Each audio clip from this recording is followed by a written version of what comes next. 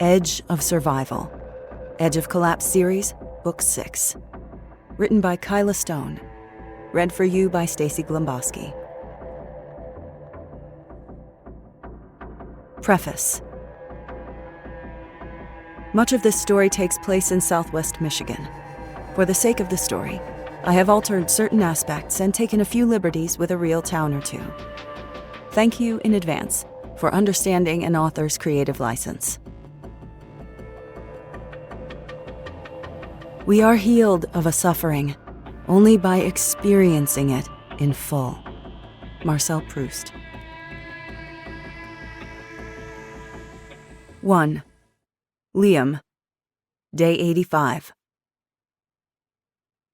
Liam Coleman studied the man through the scope of his Remington 700 30-06. At first glance, the man did not appear to be a threat, but Liam took nothing at first glance. The man was in his mid-70s, his weathered face a network of wrinkles, his blue eyes rheumy, his bald scalp shiny in the sun. He wore scuffed work boots and worn jeans beneath a heavy brown overcoat. He was also a vandal. The old man held a half-empty bottle of whiskey by the neck in one liver-spotted hand. In the other, he gripped a can of red spray paint. He was busy scrawling choice words across the side of a 2-story gray colonial with an iron turkey weather vane set atop the roof. A double-barrel shotgun leaned against the wall beside him. Glass from the house's broken windows peppered the front porch and glinted in the matted grass. Trash and debris were scattered across the patchy, overgrown front lawn. Graffiti defaced the scuffed, peeling siding. The entire house seemed to sag, defeated and desolate. It was a microcosm of the rest of the town. Mounds of trash bags piled outside buildings. Some bags had burst open, and refuse skittered across the streets and sidewalks and accumulated in the storm drains. The boutique storefronts and businesses along the main street boasted shattered windows and busted front doors. Several had burned to the ground. No movement anywhere. No signs of life but for several rats darting in and out of a gas station with windows like empty black eyes. The town was deserted, utterly empty. The man was the first person Liam had seen today. Liam shifted, flexing his sore shoulders, pebbles and twigs poking his belly. He lay on his stomach on the hard ground atop the hill, overlooking the town of Tuscola, Illinois. The evening sun hovered above the tree line, the sky burnished in golds, oranges, and reds. He had been watching the town since dawn, shifting positions several times, studying the main street, a few neighborhoods, and now the northern outskirts. Tuscola was a small rural town in the heart of Illinois' Amish and farming country in Douglas County off Interstate 57. It was about 160 miles south of Chicago and 220 miles from Fall Creek, Michigan. Liam stabilized the 30-06 on a flat rock in front of him, his M4 slung across his back. He'd brought the 30-06 for sniping, since it had more range and a stronger punch. Over his BDUs, he wore an improvised ghillie suit made from jute netting woven with grass, shrubbery, and twigs. Camo netting wound around the body and barrel of the 30-06 to camouflage it. The disguise blurred the human form and blended him perfectly with his surroundings. Anyone from town who glanced up the hill would see only trees, bushes, and rocks. Dead leaves smothered the matted brown grass. Patches of snow blanketed the ground. The air was sharp and chilly. The setting sun did nothing to warm him. As Liam watched through the scope, the old man took a drink of his whiskey and wiped his mouth with the back of his arm, then went back to work, spraying a new insult in colorful language. Liam needed information. He needed to talk to the old man. Concern for the people he cared for back in Fall Creek ate him, chiseling at his considerable concentration. Hannah Sheridan and her children, Milo and little Charlotte, Quinn and Molly, Bishop, Reynoso and Perez. He'd left Fall Creek 5 days ago, carefully rationing his fuel in the 1978 Dodge D150 he'd borrowed from a farmer and stashing it in an abandoned barn a half-mile south of his current position. Raiders had attacked him twice on the road, and he'd avoided at least double the ambushes. The term highway robbery had become literal again. Before he'd left town, he'd spent a week training the townspeople and helped the Fall Creek Police Department and various volunteers set up roadblocks and watches, establishing a protective perimeter around the outskirts of the small town. It wasn't enough. There was more to do, and he hated leaving Hannah, but this mission was necessary, for himself, for Jessa and Lincoln's sake, and for his nephew. He'd abandoned his brother's child once. He wouldn't do it again. Liam scanned for possible sniper positions. The tops of the buildings were empty. No movement, nothing out of place, no light reflections from scopes. He'd already selected the route that provided him with the best cover and concealment. As soon as it was dark, he would enter the town. He inched backward, shuffling on his belly with the rifle still in his hands until he'd slid far enough down the hill that he could stand behind the tree cover without being spotted. A crow cawed from somewhere. Icy wind rustled the branches of the oak, maple, and pine trees surrounding him as a chipmunk scuttled through snow a few yards southwest. He took it all in, saw everything, heard everything, every sense on alert. He was used to the lack of mechanical sounds. Few planes flew overhead unless they were military. Few cars on the roads anymore either. Most vehicles built after 1980 had stalled the day of the collapse. The rest had run out of gas in the following weeks. Those who had fuel conserved it wisely. Liam moved stealthily to a tree about 5 yards down the hill, removed and folded his ghillie suit, and placed it in the pack he'd hidden beneath several pine boughs. He shouldered his go bag, which contained several days of food and water, a water filter, first aid kit, more ammo, and other survival supplies, and did a quick weapon check. He had switched to his M4 for this stage of the mission. He had his Gerber Mk2 tactical knife sheathed at his hip, along with his Glock 19, outfitted with a 17-round magazine. A round always chambered made it 18. He wore a plate carrier and chest rig with 2 preloaded magazines for the sidearm and 3 for the carbine, along with night vision goggles and a few flashbangs and frag grenades confiscated from the militia's weapons depot. Liam put on his NVGs, adjusted his grip on the carbine, keeping it in the low ready position, and began his descent down the hill. His spine twinged in discomfort. He kept going, not letting the pain slow him. Liam had served 8 years as a Delta Special Forces operator before being medically discharged for a back injury, 5 crushed discs from too many jumps from choppers and airplanes conducting top-secret operations around the world. The pain in his spine was a constant ache, unless he exacerbated it. Then it was an electric shock to his spinal cord, debilitating and agonizing. Gradually, darkness fell. Night sounds filled the air. Nocturnal creatures creeping through the underbrush, the hoot of an owl. The night was his. His heart rate quickened. On high alert, every sense straining for any threat, Liam exited the trees at the base of the woods. He used the terrain to his advantage, moving from tree to tree until he reached a long, deep ditch, careful to avoid the patches of dirty snow. He followed the ditch until it came out behind a row of houses. From there, he skirted a backyard and came out on the road. A Chevy Impala was parked at the curb, covered in dead leaves and withered pine needles. Taking a knee behind it, he slowed his heart rate, breathing steadily, and listened. Nothing out of the ordinary, no signs of a threat. With great care, he made his way along the road, leapfrogging from car to car, from building to building, and crossed the street. He scanned windows and rooftops, searching for movement. Cutting the corners, he led with his weapon in a firing position until he reached the weathered gray house with the turkey weather vane. Keeping his back against the siding, he checked the rear window and opposite side windows for others inside the house. A darkened living room, an empty bedroom, a kitchen, a camp stove on the counter, a few clean dishes stacked beside it. Neater inside than the trashed exterior. Nothing moved, no shadows out of place. He crouched at the eastern corner of the house, listening. No sounds but labored breathing and the shake and spray of the paint can. The old man was hard at work. By the sound of it, he'd moved to the front of the house, next to the porch. The light from a kerosene lantern glowed softly. Liam exhaled, steadied himself, and burst into action. He swung around the side of the porch and aimed the M4. "Hands up, now!" 2. Liam, day 85. The old man turned and blinked his rheumy eyes several times, startled, but seemingly unsurprised. He raised both arms and dropped the spray can, but not the bottle, the whiskey sloshing. "I'll do what you ask," he said in a creaky voice. "Just don't make me lose my booze.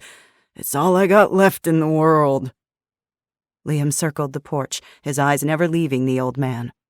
He came in close and kicked the shotgun out of the way, almost knocking over the kerosene lantern next to the man's feet. "Keep your hands up where I can see them," Liam said. The old man trembled, more from age than fear. His eyes, though, were steady. "You don't gotta kill me for the booze. I'll give it to you, though it'll break my heart to do it." "Keep the whiskey." Liam patted him down and removed a Sig Sauer P365 holstered at his hip and a folded tactical knife in his right pocket. Liam confiscated them both. He tucked the pistol into his belt and the knife in his pocket. "Whose house is this?" "My own." Liam raised his brows. "You're vandalizing your own house?" The old man gestured at the houses across the street. "It's camouflage, ain't it? Gotta blend in these days. If my house looked all clean and kept, it'd draw attention, and that's the last thing I'm aiming to do." He grimaced. "It's also excellent therapy." It made sense. The guy was wily and clever. Liam wouldn't underestimate him. He gestured with the M4. "Inside." The old man narrowed his eyes. "What for? I told ya, I got nothing." "Not planning to hurt you, but I will not wait around out here for a sniper to take me out either. Inside, now." "Makes sense. If there were any snipers out here," the man grunted. "Someone after you?" "I'm the one who gets to ask the questions." "I suppose that carbine says you're right. Let's go then." His shoulders bent with age, the old man picked up the lantern but left the spray can as he shuffled across the front yard. Liam retrieved the shotgun and followed him up the porch steps and inside the house, weapon pointed at his back. He scanned the living room. 2 floral couches, an oak coffee table strewn with photography books. On the wall, dusty photos of grown kids and a handful of grandkids. The old man saw him looking. "They're all gone now. All of them." Liam shut the door behind them. He set the shotgun in the far corner out of easy reach and prodded the man into the kitchen, sat him down in a kitchen chair, and directed him to set the alcohol on the table. He secured the man's hands behind his back with zip ties from his pack. The old man wiggled his arms, but didn't fight him. "You don't gotta do that." "I'm clearing the house." "Fine by me. You won't find nobody but ghosts." Liam checked the house, room by room. It felt cold and unused. Dust settled on every surface, spiderwebs gathering in the corners. Satisfied that it was indeed empty, ghosts excluded, he moved back to the kitchen. The old man watched him warily. "Could you be so kind as to free me now? These withered old arms of mine are going numb." Liam checked beneath the table and inside the cabinets for hidden weapons. Finding nothing, he figured honey would attract more bees than vinegar. He cut the zip ties with his Gerber. "Keep your hands on the table." The man let out a groan, stretched, and rubbed his wrists. He rested his elbows on the table and clasped the whiskey bottle with feigned, wrinkled hands. "Name's Rob McPherson. Since you're a guest in my house and all, seems we should introduce ourselves." "Liam Coleman." Liam angled himself so he could see out the kitchen window without exposing himself, while also monitoring the old man. He wished his NVGs had infrared capability.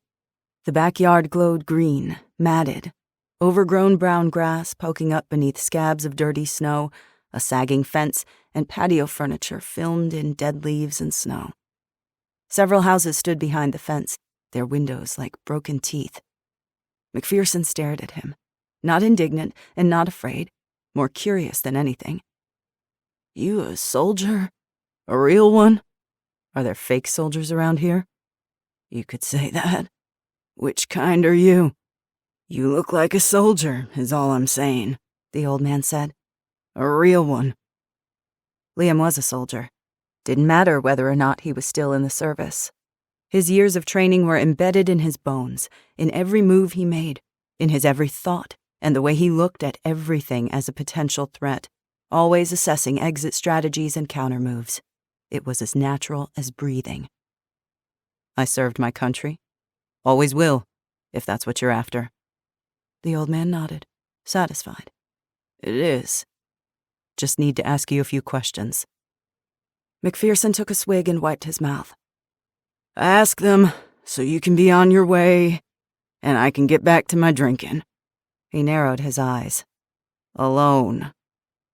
Where is everyone? What happened to this town? Same thing that's happened to every town hereabouts. And that is... You looking for someone in particular? McPherson asked instead of answering.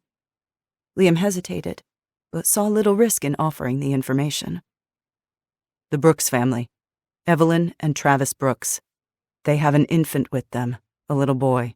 They were staying with Jasmine Brooks, Travis's aunt. McPherson rubbed his grizzled jaw and nodded. I know them. Arrived a few months ago. Good people. The tightness released in Liam's chest. They made it. They did.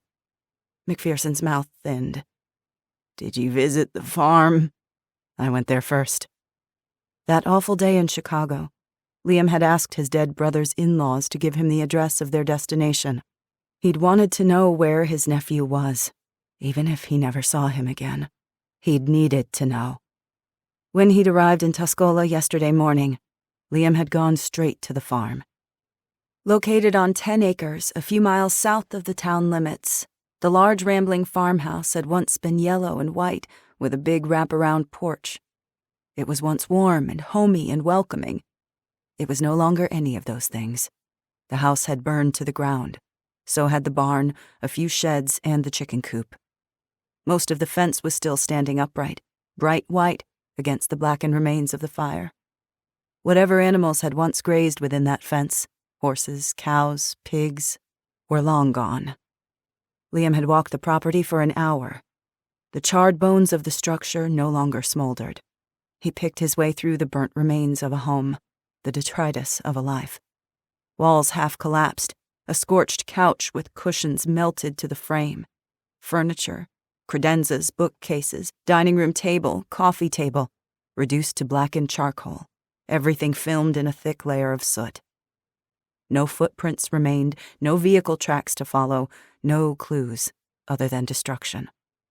Liam's chest had gone tight, anger thrumming through him. A bright splinter of rage lodged in his heart. If someone had hurt them, if anyone had dared to lay a finger on his nephew, he would find them, and he would kill them. That he didn't find any burned skeletons was his only solace. It meant they hadn't died here. Didn't mean they weren't dead somewhere else. He'd retreated to Tuscola in search of information. A full day of recon had brought him to the defaced gray house with the weather vane, to rob McPherson, his penchant for vandalism, and his fast-dwindling bottle of whiskey. Do you know what happened to them? Liam asked. Who burned it down? Not in particular, McPherson said. But in general, probably the same thing happened to them that happened to everyone else. You mean the collapse? 3 months ago, on Christmas Eve, a series of simultaneous, high-altitude nuclear detonations had caused a massive electromagnetic pulse that destroyed the power grid across most of the continental United States. It had fried the electronic systems in vehicles, aircraft, laptops, and phones, including many newer model generators, anything with a computer chip larger than an Apple Watch. In an instant, the United States had been dragged back to the 18th century. Unlike the 18th century, most people still alive lacked the knowledge or tools to survive. McPherson gave him a hard look. Worse. Liam checked the windows, looking for threats. Nothing. There was no one out there, no one at all. The entire town desolate, home to shadows and wraiths, dust and ashes. An eerie, disconcerting feeling rippled through him. He repressed a shudder. In his mind's eye, he saw Fall Creek. A similar fate could befall them just as easily.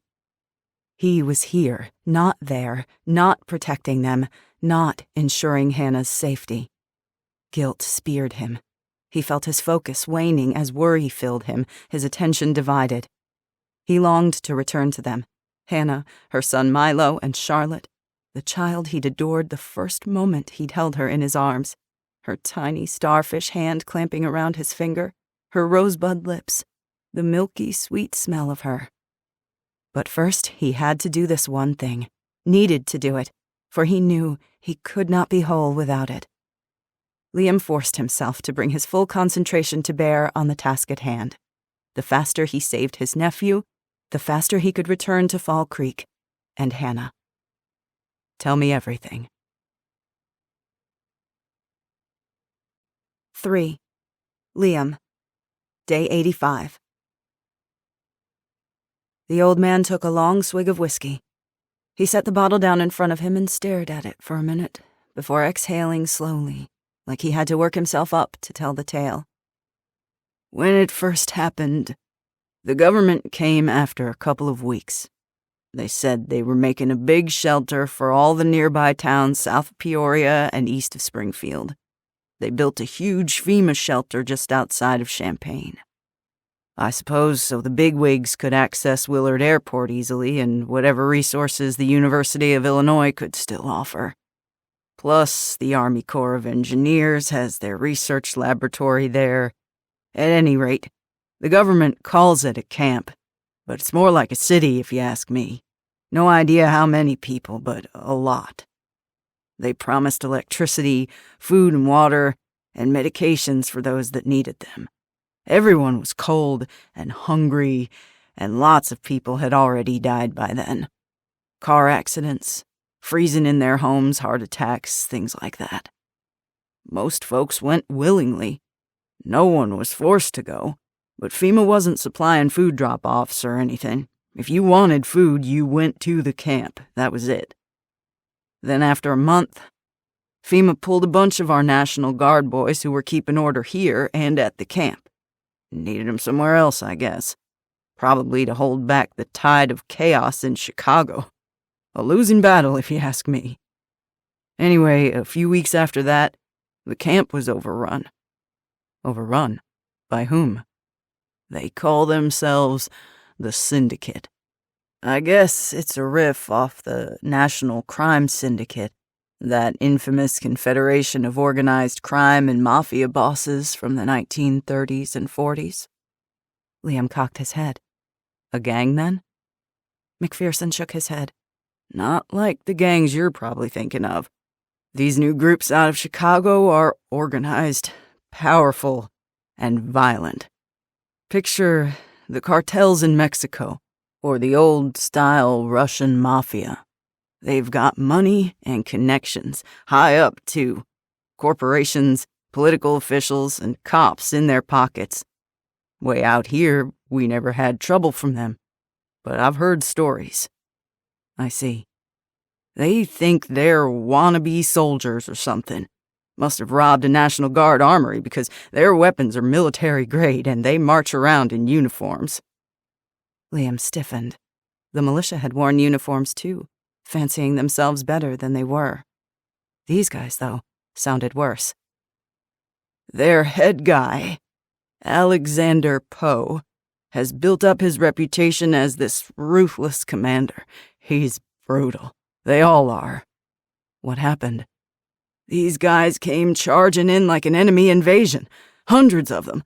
They have armored trucks and automatic weapons. We couldn't match their numbers or firepower.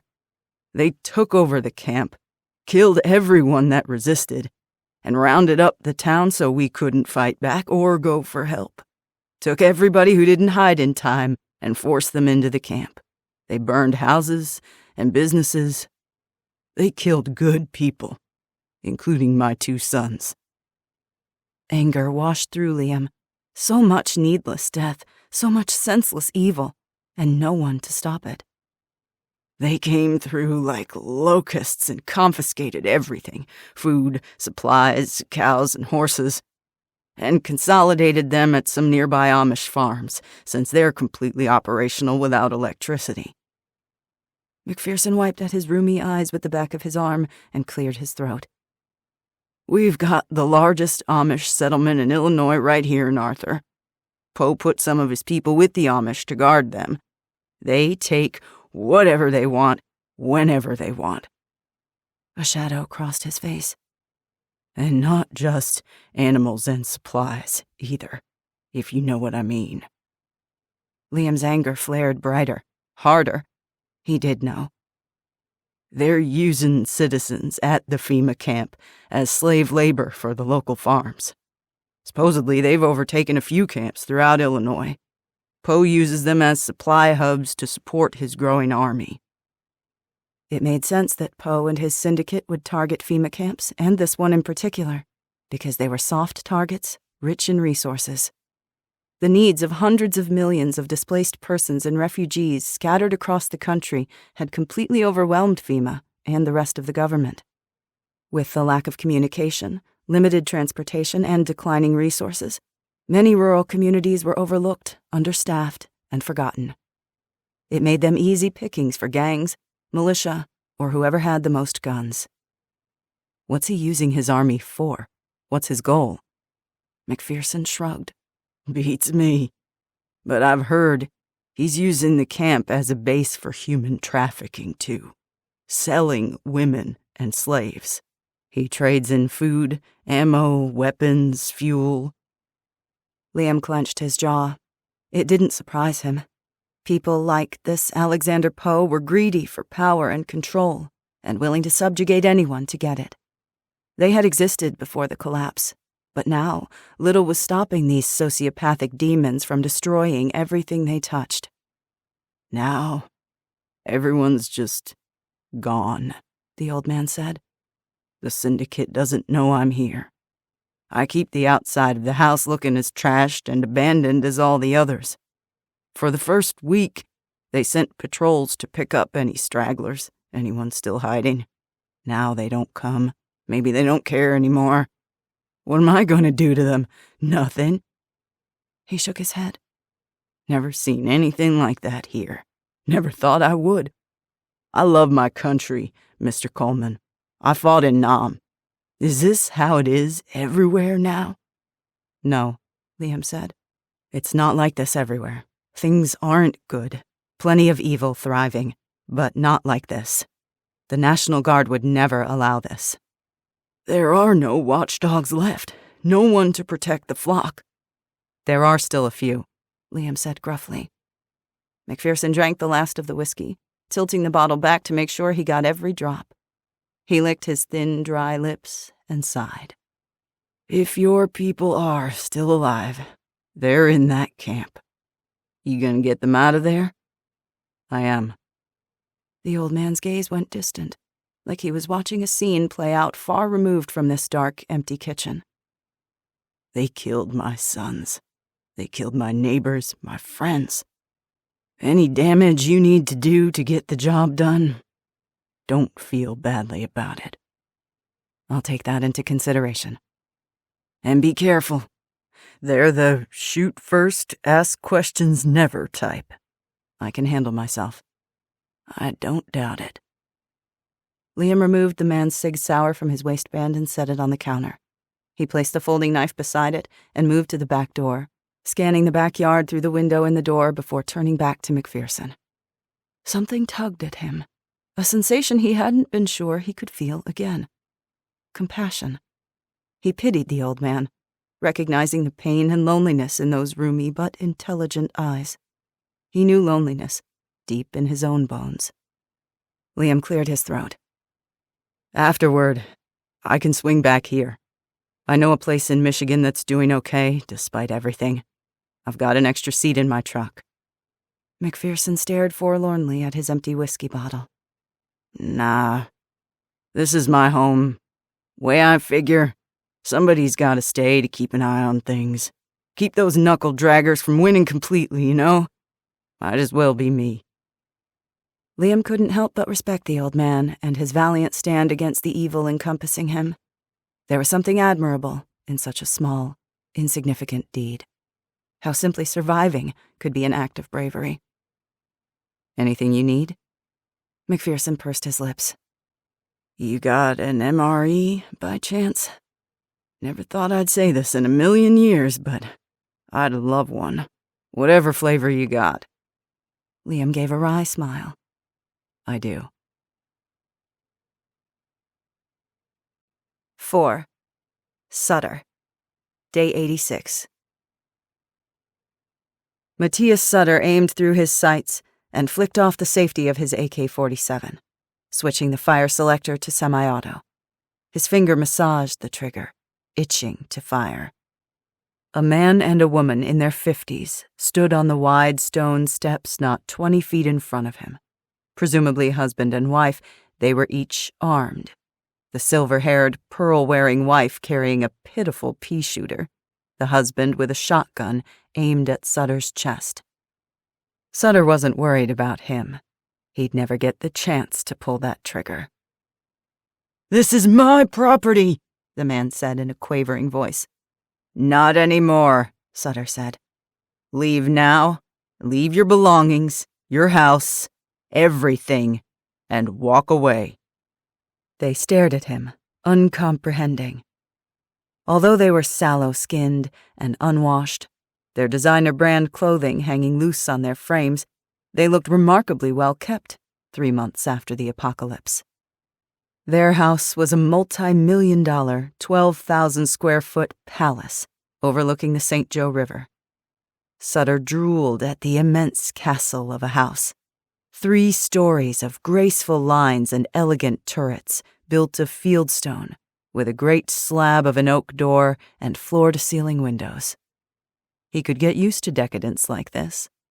Too bad that wasn't in the cards today, for him or them. "This is our home," the woman said, eyes wide with fear and hatred. "You have no right to it." Sutter shrugged. It was the response he'd expected. He'd have preferred to shoot them without the preamble, but this asinine Q&A was part of Xander Thorne's shtick. "Not my problem, lady." This was an ugly world, but it was a world he recognized, welcomed even. For the right player, it was a world full of opportunity. Just because he'd lost one opportunity didn't mean 100 others weren't waiting to present themselves, including this one right here. He had zero moral qualms about eliminating 2 strangers he didn't know and didn't give a rat's hairy behind about. It was as painless as taking out the trash. For him, anyway.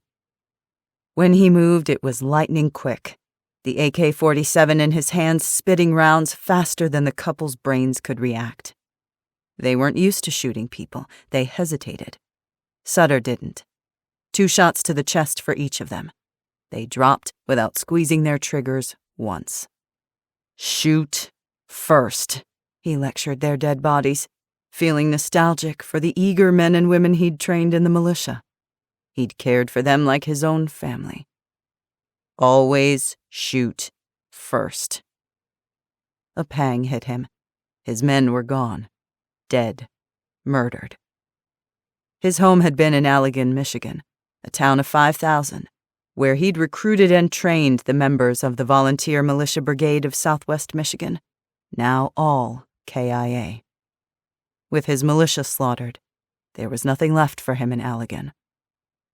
When he'd fled Fall Creek on the 1982 Suzuki Quadrunner 4-wheeler he'd stolen from Rosamond, he'd paralleled US 131, heading north.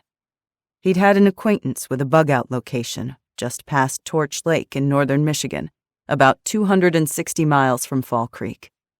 A nice 3-bedroom vacation cabin on a crystal-clear lake, stashed with a few months of food and supplies. He'd been planning to join his friend, or eliminate him, depending on the situation upon arrival, but his plans had changed abruptly when he'd stumbled upon Xander Thorne and his gang of hungry nihilists. Sutter decided not to run after all. Everything he had been ripped from him. His entire life's work obliterated in a single night.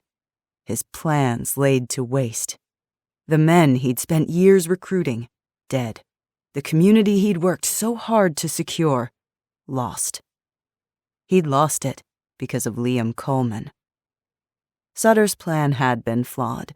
He'd waited too long, allowed Rosamond Sinclair free rein while he bided his time. Her spurious desire to be lauded and adored by her subjects had derailed them all. Sutter had seen the writing on the wall. Blinded by hubris, Rosamond had refused to recognize her fatal flaw and paid the ultimate penalty for it. His cousin was dead now, assassinated at the hands of Coleman. He was certain of it. That had been a bitter mistake, one he would not make again. No more waiting, no hesitation. Decide, then act. Leave only bodies behind. Sutter didn't waste time drowning in self-pity. He might be down, but he wasn't out. Behind him, someone coughed. Sutter didn't move, didn't take his eyes off the two bodies. He imagined Liam Coleman dead at his feet. Xander Thorne marched up beside him, several dozen tough, heavily armed young people materializing between the trees and converging on the house. Xander grinned. Well done. I pass your test? Sutter asked, unable to mask a hint of sullen resentment from creeping into his voice. He could have slipped away a dozen times in the night. 2 reasons kept him eating, sleeping, and living with 100 half-crazed gangster wannabes. First, Xander had confiscated his pack. They'd searched him for weapons, but overlooked one critical element. The sat phone Sutter had stolen from Winter Haven would be his salvation and his vengeance, if he could just get to it. Second, Xander's group was useful. They were violent, malicious, destructive, like slavering attack dogs that needed to be pointed in the right direction and unleashed. Sutter should be leading this ragtag group of thugs, not serving as the lowest rank-and-file foot soldier. They were wasting his skills, his potential. Still, he kept his tongue. It would take time to gain their trust, to manipulate himself into a leadership role. Xander nudged the bodies with the toe of his boot and grimaced in distaste. Scabs on the butthole of humanity, these two. Holed up in their castle, watching the rest of the world burn. Sutter would have loved to hole up in such opulent luxury and extravagant comfort, but he knew better than to say so. Like any cult or corporation, you towed the party line and regurgitated whatever drivel they wanted to hear. Damn parasites. Xander turned to those waiting behind him. The crowd shifted with an eager energy, grinning in anticipation, bristling with those bizarre and unsettling weapons.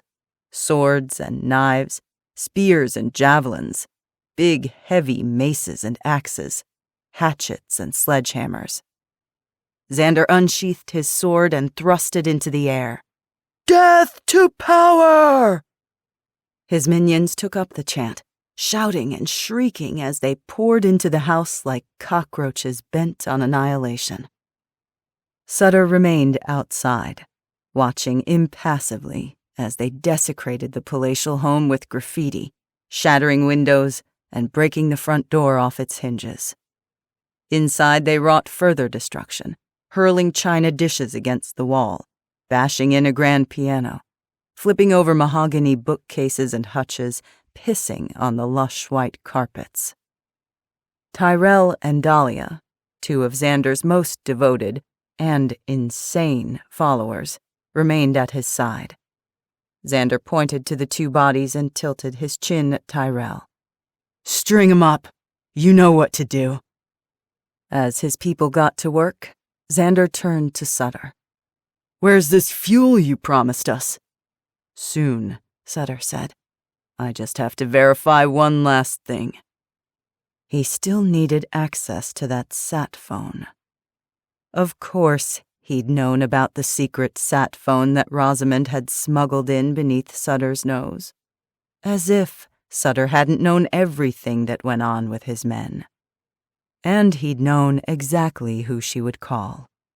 It had taken little subterfuge to get a hold of the phone and discover the number. One call was all it would take. Sutter could wait. Vengeance, after all, was a dish best served cold. 5. Hannah. Day 87. Hannah Sheridan stood back and admired her creation. The contents of her project were scattered across the kitchen table. Using the survival books on Molly's e-reader, she had taught herself to build a high-efficiency solar oven using duct tape and the reflective side of a windshield accordion solar shade. After shaping the solar shade into a funnel, she placed the funnel on top of an upside-down 5-gallon bucket with a cake rack set in the funnel's bottom. She'd wrapped a black pot in an oven bag, then placed the pot atop the rack, which would allow the sun's rays to shine down under the pot and reflect on all sides, drawing in solar heat. With the oven bag trapping the heat inside the pot, the oven could cook dinner at temperatures up to 350 degrees. Voila! More windshield shades shouldn't be hard to find. Neither should cake racks or baking bags. She and Milo could scavenge the bakery and abandoned vehicles, build more solar ovens, and barter them for needed supplies at trade day. Someday soon, spring would arrive, and the sun would shine again. Not bad for an afternoon's work, right? She tickled Charlotte, who let out a peal of giggles as pure as church bells. The baby gazed up at her with her big blue eyes, all pink velvety skin and feathery brown hair sticking out beneath Liam's handmade gray and green knit hat. Every time Hannah looked at the beautiful, crooked yarn, it did something to her chest, squeezing her belly. Where was he right now? Was he safe? A knock sounded at the door. Her heart gave a little jolt. Could it be Liam? She balanced Charlotte on her left hip, who cooed and batted at anything within reach, and headed for the door. The town was protected with armed roadblocks at each of the 6 roads into town, including an additional barricade at the top of Tanglewood Drive. Still, her good hand strayed for the Ruger American .45 at her hip. She still wore her Western-style oversized silver buckle so she could rack the slide one-handed if needed. The Ruger had been a gift from a kind, fierce woman named Cece that she had sworn never to forget. Hannah opened the door to find Dave Ferris standing on her front porch. Hey, Hannah. I just wanted to check in and make sure you were doing okay. He wore a winter cap and sweater beneath his unzipped jacket, his weathered face creasing into a broad smile. Behind him, a bicycle leaned against the mailbox. Now that people were running out of precious fuel, bikes had come back in vogue. She smiled warmly. "We're all right, thank you." She'd always liked Dave.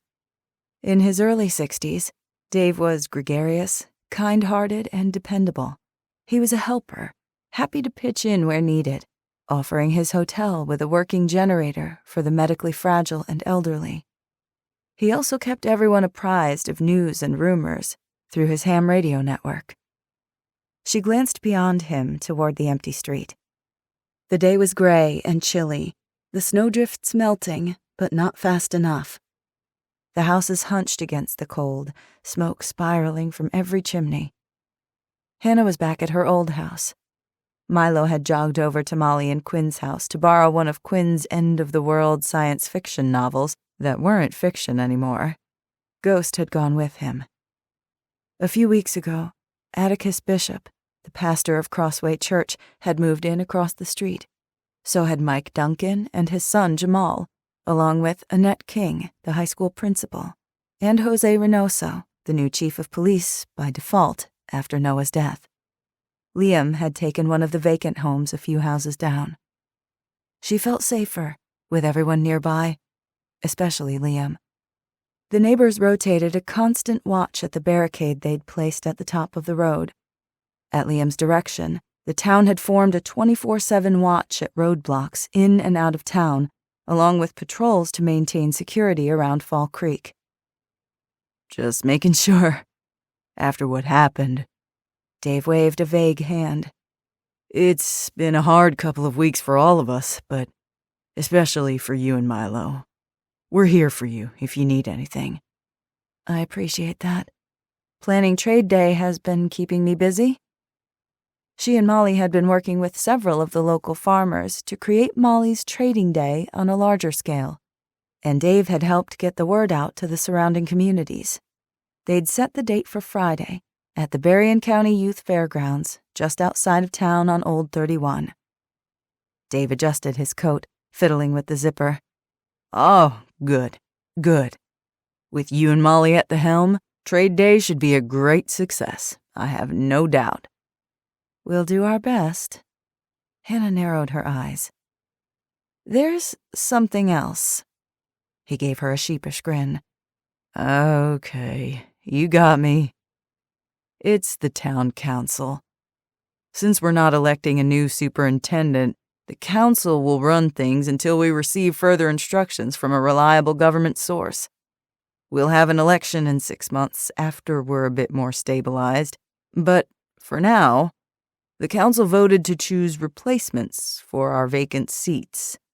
The majority felt you'd be a beneficial voice for the council, so we voted you in last night. Hannah raised her eyebrows. I don't get a say in it? Dave winked. We're confident that you'll say yes. But I don't have any experience. You care about this town. You're a natural. The way you spoke out at the last town hall meeting, it was going downhill fast, but you and Bishop brought it back. You helped figure out a solution and got most everyone on board. Hannah blushed. The meeting 2 weeks ago had been rife with discord. A few fistfights nearly broke out. No one in Fall Creek could agree on what to do with the families of the militia. The families were crammed into 3 Winter Haven houses under constant guard. Every day, 87 women, children, and elderly strangers needed food, shelter, and toiletries. They were a drain on precious resources. It had divided the town. Anger, resentment, and grief simmered, about to boil over. People had shouted and pointed fingers, some weeping, others threatening violence. She could still hear the cacophony of discordant voices growing louder and more vehement. Why are we still wasting resources on the outsiders? They're eating our food. We're on the verge of starvation, and they're living in luxury. We should drive them out, let them fend for themselves and see how they like it. Hang them all, I say. That's inhumane. They're women and children. That would make us murderers. Better us than them. We let them stay in our midst, they'll slaughter us in our sleep. We should let them stay. What happened isn't their fault. They're innocent. Over my dead body. We should go in there ourselves and take care of the problem. A box of 9mm rounds should do it. Aghast, Hannah had watched the proceedings as they unraveled into chaos. This was not the Fall Creek she knew and loved. They'd held it together this long. They'd outlasted a corrupt tyrant and a sadistic militia. If they didn't come together now, they were doomed. That couldn't happen. Before she could think better of it, Hannah had stood abruptly, shoving back her chair and whistling through her fingers. Bishop added a booming command for everyone to shut their traps. Maybe it was because she was still an oddity in the community, a fascinating source of rumors and hearsay. But when she spoke, the people quieted. They listened to her. Instinctively, she knew that they couldn't accept a group of hostile outsiders, most of whom resented and despised the Fall Creek residents for killing their husbands and fathers, wives and mothers. Likewise, Fall Creek had suffered its own losses at the hands of the militia. The town was grief-stricken, crippled, and needed space and time to heal, Allowing the militia families to stay would not only be dangerous, it would also tear the town asunder with animosity, suspicion, and bitterness. They had to go. When she suggested the town use one of the old diesel buses to transport the families to the FEMA shelter pickup zone, it was generally accepted as the best of several mediocre options. The trip would require critical fuel resources, but it would remove the families to a safe and distant location, ensuring they couldn't easily return to seek vengeance. And those who were truly innocent, the children, would be cared for and not left to starve. Sometimes, the least bad choice was the only choice. Some grumbled unhappily, but the vote passed. While Reynoso and his security teams kept watch in Fall Creek, Liam and Bishop had chaperoned the transport to the FEMA pickup location north of St. Joseph off Old 31, where Red Cross volunteers would transfer the families to the nearest FEMA regional center in Portage, just south of Kalamazoo. It had been a harrowing but successful trip. The militia families were gone, and only James Luther remained as a prisoner. Dave cleared his throat, bringing her back to the present. "It's all thanks to you," he said, as if bound and determined to convince her, no matter her thoughts on the matter. "You stood up to Rosamond and eradicated her reign once and for all." Quinn was there, too. Truth be told, Quinn was the one who put a stop to her, not me. Dave grinned. "She's a spitfire, no debate on that count. But she's a little young yet for a town council seat." He leaned in and tickled Charlotte's feet, eliciting a gleeful shriek and a spate of giggles before returning his fervent gaze to Hannah. "You've earned your place. And also, we need you." Hannah's cheeks went hot. She'd spent 5 years locked in a concrete room, isolated and cut off from society, from friends, neighbors, and family. She had craved belonging like a shipwrecked sailor starving for a morsel of bread. She'd found that here. She wanted to get involved, to help. Although she'd never thought of herself as a leader, that didn't mean she couldn't step into the role and learn as she went. "I'm willing to help, however the town sees fit." Dave's grin broadened, his cheeks crinkling beneath the bristly salt and pepper beard he'd grown over the last few months. "It's settled then." Charlotte squirmed on her hip, and she adjusted her grip on the baby's chubby thighs. "Thank you." "Don't thank me. It's a terrible job. But someone's got to do it, right? At least you won't be lonely. Bishop just accepted a council seat as well." "An excellent choice." "We asked Liam, too. He declined. I bet you already knew that, though." The corners of her mouth twitched. Liam Coleman isn't much for committees. Dave rolled his eyes. "He said the same thing, only not as nicely.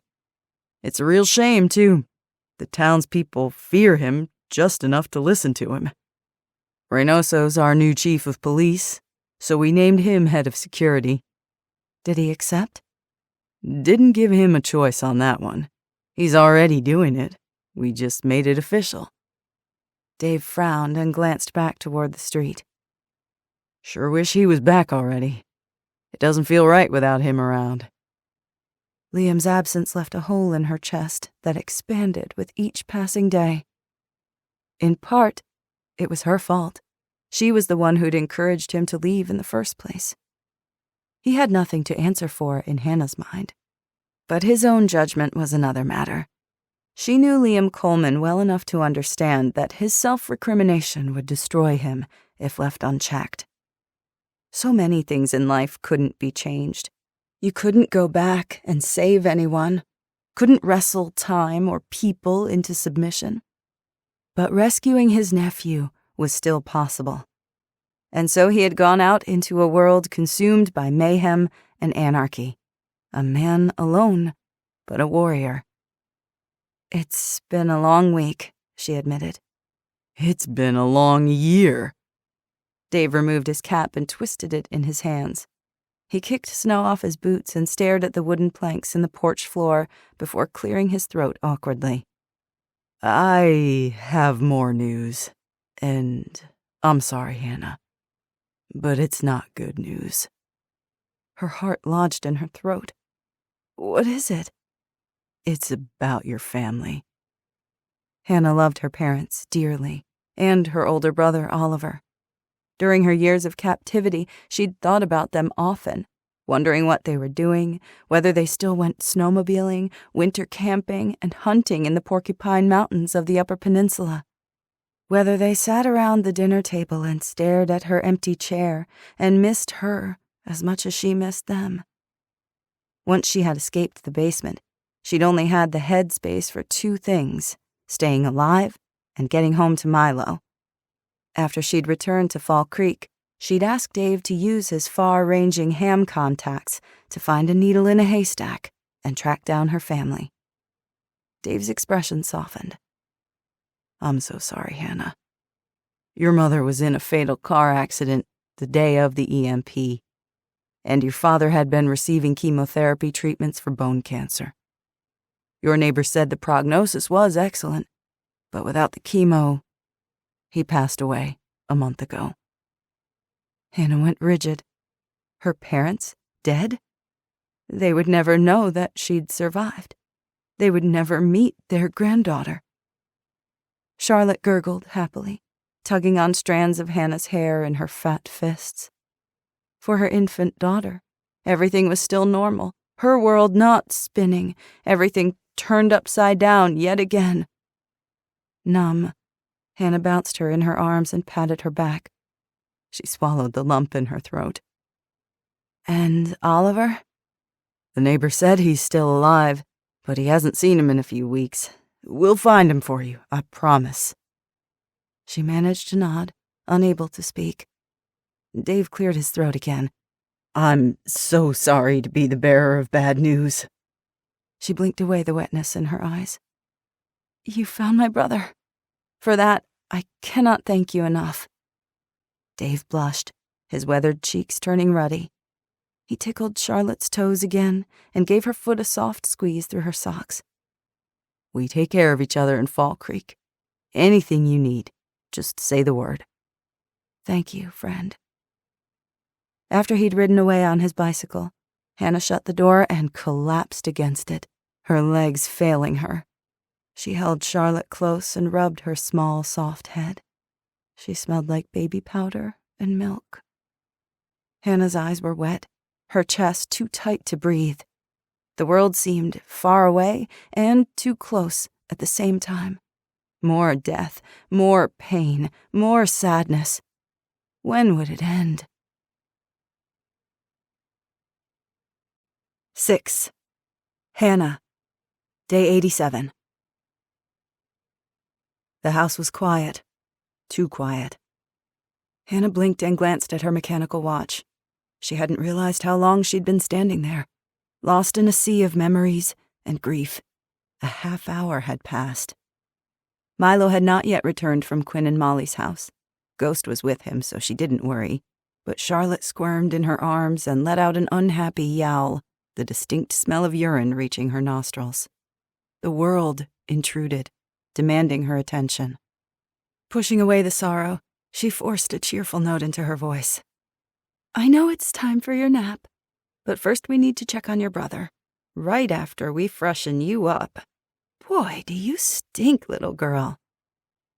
Humming Prince's When Doves Cry, Hannah changed Charlotte into a fresh cloth diaper and dumped the used one in a nearby bucket to take care of later.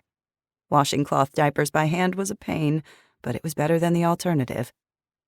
Sliding her into a fresh blue onesie featuring dancing puppies, she sat back and took in her daughter's full head of chocolate brown hair, her velvety skin, her tiny fingers and toes with their pink shell nails. She tickled her daughter's tummy and blew on her neck. Charlotte squealed in delight. How beautiful she was, how perfect and vibrant and alive. Once she was clean, Hannah tucked her into a blue jacket and a second layer of socks. The weather mid-March in Michigan could vary wildly. Temperatures were in the low 30s, cloudy and brisk, drifts of slushy snow still blanketing the ground. With Charlotte in tow, she exited the house wearing a jacket with the Ruger in her pocket. No matter how safe she felt, it went with her everywhere. The chilly air stung her cheeks. The street was quiet. Other than the sentries at the barricade, everyone was busy working, either preparing for trade day, volunteering for various security patrols, or working the community garden they'd started at the middle school baseball field. She had a key to Molly's house, as did Milo, since he was always vacillating between the two households. Letting herself in, she wandered down the hallway to Quinn's room. Valkyrie, the sleek black cat who was usually outside hunting, wound around her legs, purring. Milo lay on the messy, unmade bed, the earbuds from the iPod tucked into his ears. Typical of a teenager's room, clothes, books, and drawing bric-a-brac scattered everywhere. Not so typical were the sharpened flechettes on the dresser and the box of ammo on the nightstand. Ghost napped in the center of the wood floor, several cats piled on top of him like he was an Afghan rug. "Who died?" Milo asked. Hannah shot him an alarmed look. "What makes you say that?" He gave a little shrug. "Everybody's dying." Her chest squeezed. She laid Charlotte down beside Ghost, who snorted in his sleep and instinctively curved his paws around her small form. She cooed and reached for him, curling and uncurling her tiny fists in the fur of his neck and chest. With Charlotte happily occupied, Hannah sat on the edge of the bed beside Milo. "It feels that way sometimes." He gazed at her beneath his mop of unruly black curls, his dark eyes bloodshot and red-rimmed. He'd hidden in here to cry in privacy, she realized. Hannah didn't want to tell Milo about his grandparents. He didn't need to know yet, and it would only make things worse for him. He'd lost his father 3 weeks ago. Since Noah's death, he'd been quiet and withdrawn. Most nights he woke up crying or plagued by nightmares. It took hours to calm him, if he calmed at all. "Don't worry. Everyone here is okay. It's all right." He blinked, the tension easing in his face. "What are you listening to?" "Elvis. Can't help falling in love. Quinn pretends she doesn't like it because it's all romancy, but it's her favorite." With a sigh, Hannah let her gaze drift around Quinn's room, taking in the monsters, aliens, and mythical creatures the girl had so painstakingly painted. She had incredible talent. The paintings were detailed, lifelike, and terrifying. "Where is Quinn, anyway?" That pained little shrug again. It gave away so little, and so much. "She's never around anymore." "I'm sorry, honey. Everyone deals with grief in their own way. She doesn't want to play with me." "She's not trying to hurt you, I promise. She just needs some time." Hannah made a mental note to talk to Quinn again. She'd spent 5 years unable to mother a child. Now she felt responsible for 3. And Milo wasn't wrong. She'd hardly seen the girl in weeks. Where Milo was lost and weepy, Quinn was hard and angry, withdrawing further into herself with every passing day. Noah had left waves of devastation in his wake. They were all still reeling. Milo blinked hard and stared at the ceiling. "Okay." He was only 8, and so slight, so small and fragile, yet he'd been through so much. His beautiful olive skin that highlighted his Venezuelan heritage was still pale from his bout with adrenal crisis and the 5-day coma. They had a few more months of the hydrocortisone medication that controlled his Addison's disease, but they'd used the last emergency injection. Finding more was high on the list of priorities. She leaned over and rubbed his shoulder. He hated being asked if he was feeling okay, so she tried to suss out his health in other ways. "Are you hungry? Molly is helping with the new community garden, but when she's finished, she promised to help us make potato skins in the solar oven." "Mom?" "Yeah, honey? Was Dad a bad person?" Hannah went still. "Why would you think that?" Milo turned his head and stared at the wall.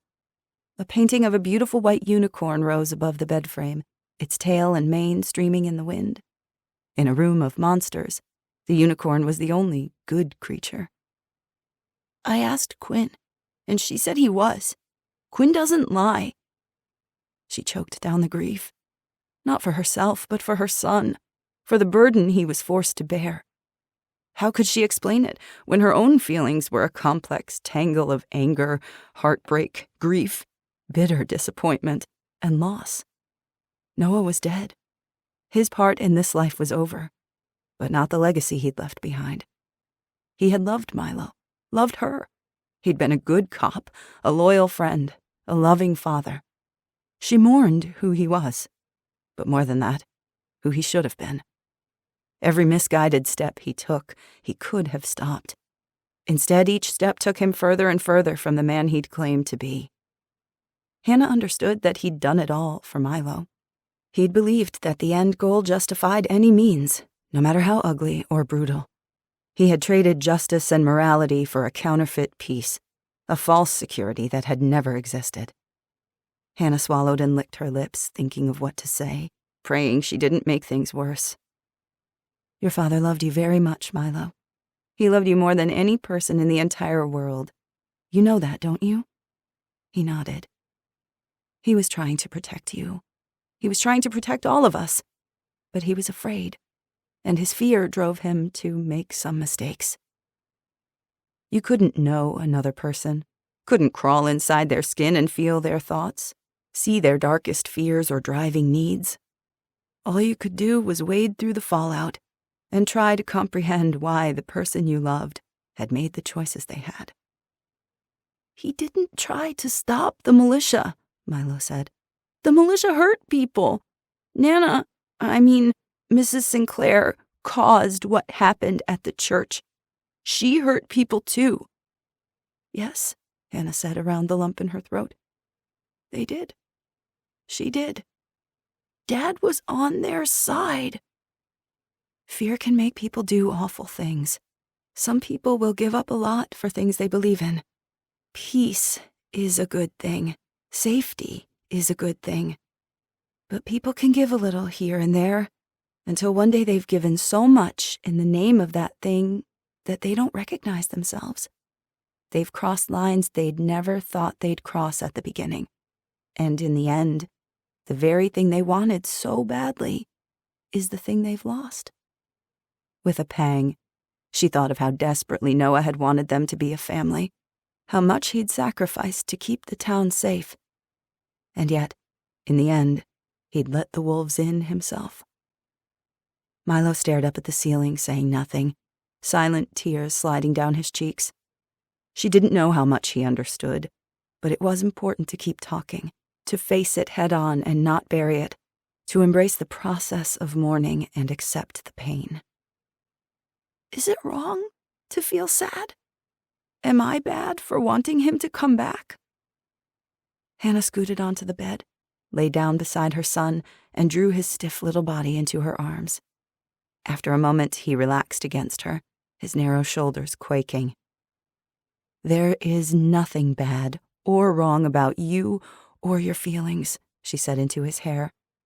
He smelled like dirt and pine cones and baking soda shampoo. She felt his heartbeat, his warmth, every precious breath as his chest hitched. Your dad was your dad. You loved him and he loved you, full stop. You'll understand more when you're older, but for right now, that's all that matters.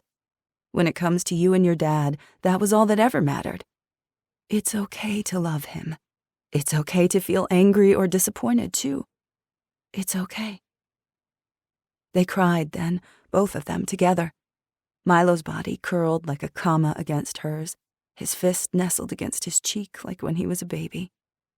And then she sang to him, filling the room with her pure voice, surrounding him with music, something good and lovely and bright to chase away the darkness. She sang their favorites, Guns N' Roses' Sweet Child of Mine, Elton John's Your Song, U2's One, and of course, Blackbird by the Beatles.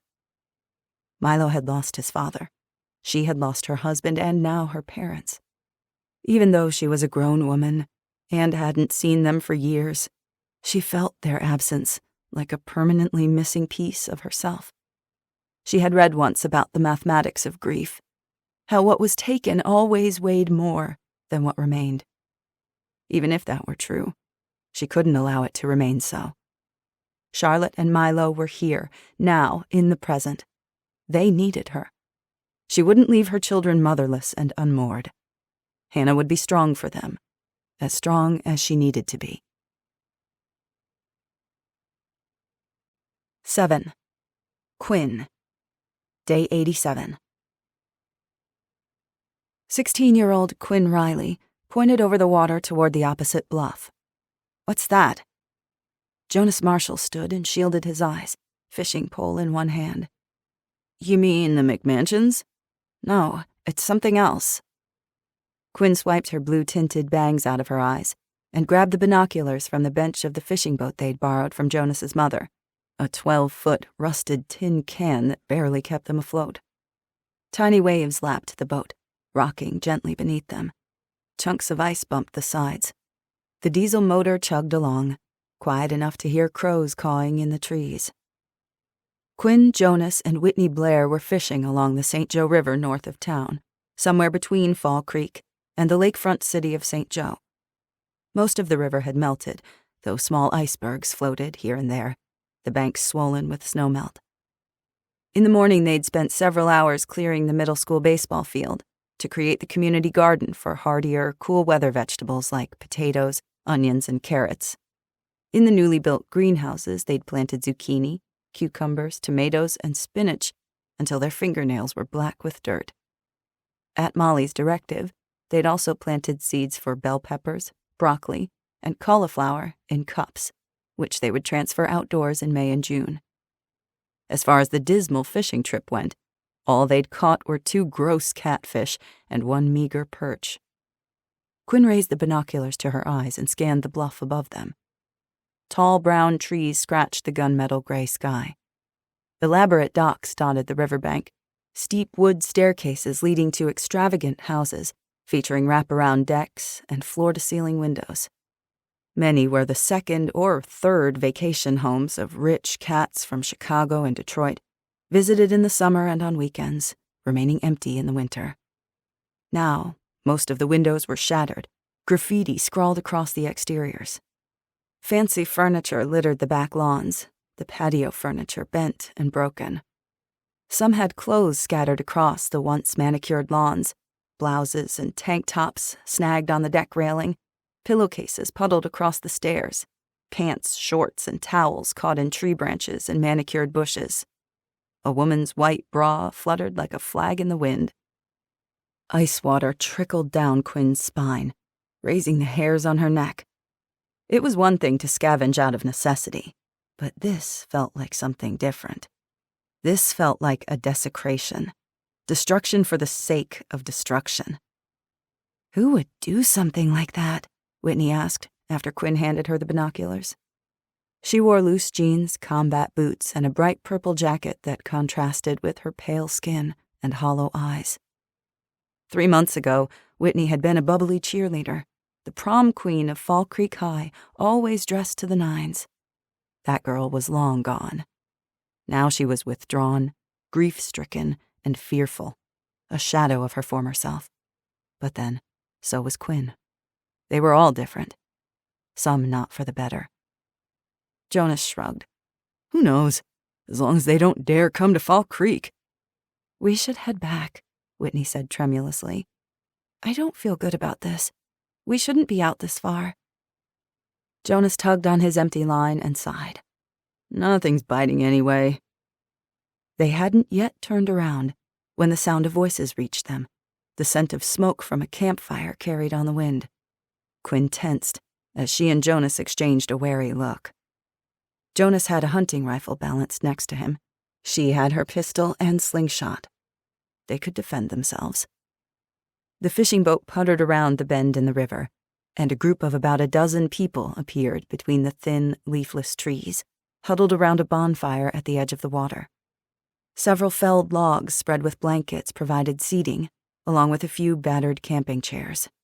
Trash, empty bottles, and pop cans littered the muddy, trampled clearing. This hideaway had been well used. A few guys turned to face them as the boat motored closer. They stood at the edge of the water, skipping rocks. She recognized their burgundy and gold Wolverine jackets, fellow high schoolers from Fall Creek. One of them hurled a rock much too large for skipping. It sailed through the air, narrowly missing Whitney. Water splashed the hull as the rock sank to the bottom of the river. "Watch it," Jonas said. The teens laughed and raised their mugs and glasses. A few hooted and waved to Jonas. "Let us on! Give us a ride! Where you been, man? Don't you want to hang with us anymore?" Two girls rose from their log seats and stared at the little boat, their gazes lasering in on Whitney and Quinn.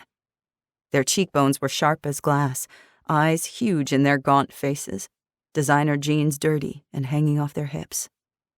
The popular girls in school were always competing to be the skinniest waif, as if achieving beanpole thinness was the epitome of human accomplishment. Well, now they'd gotten their wish. Were they finally satisfied?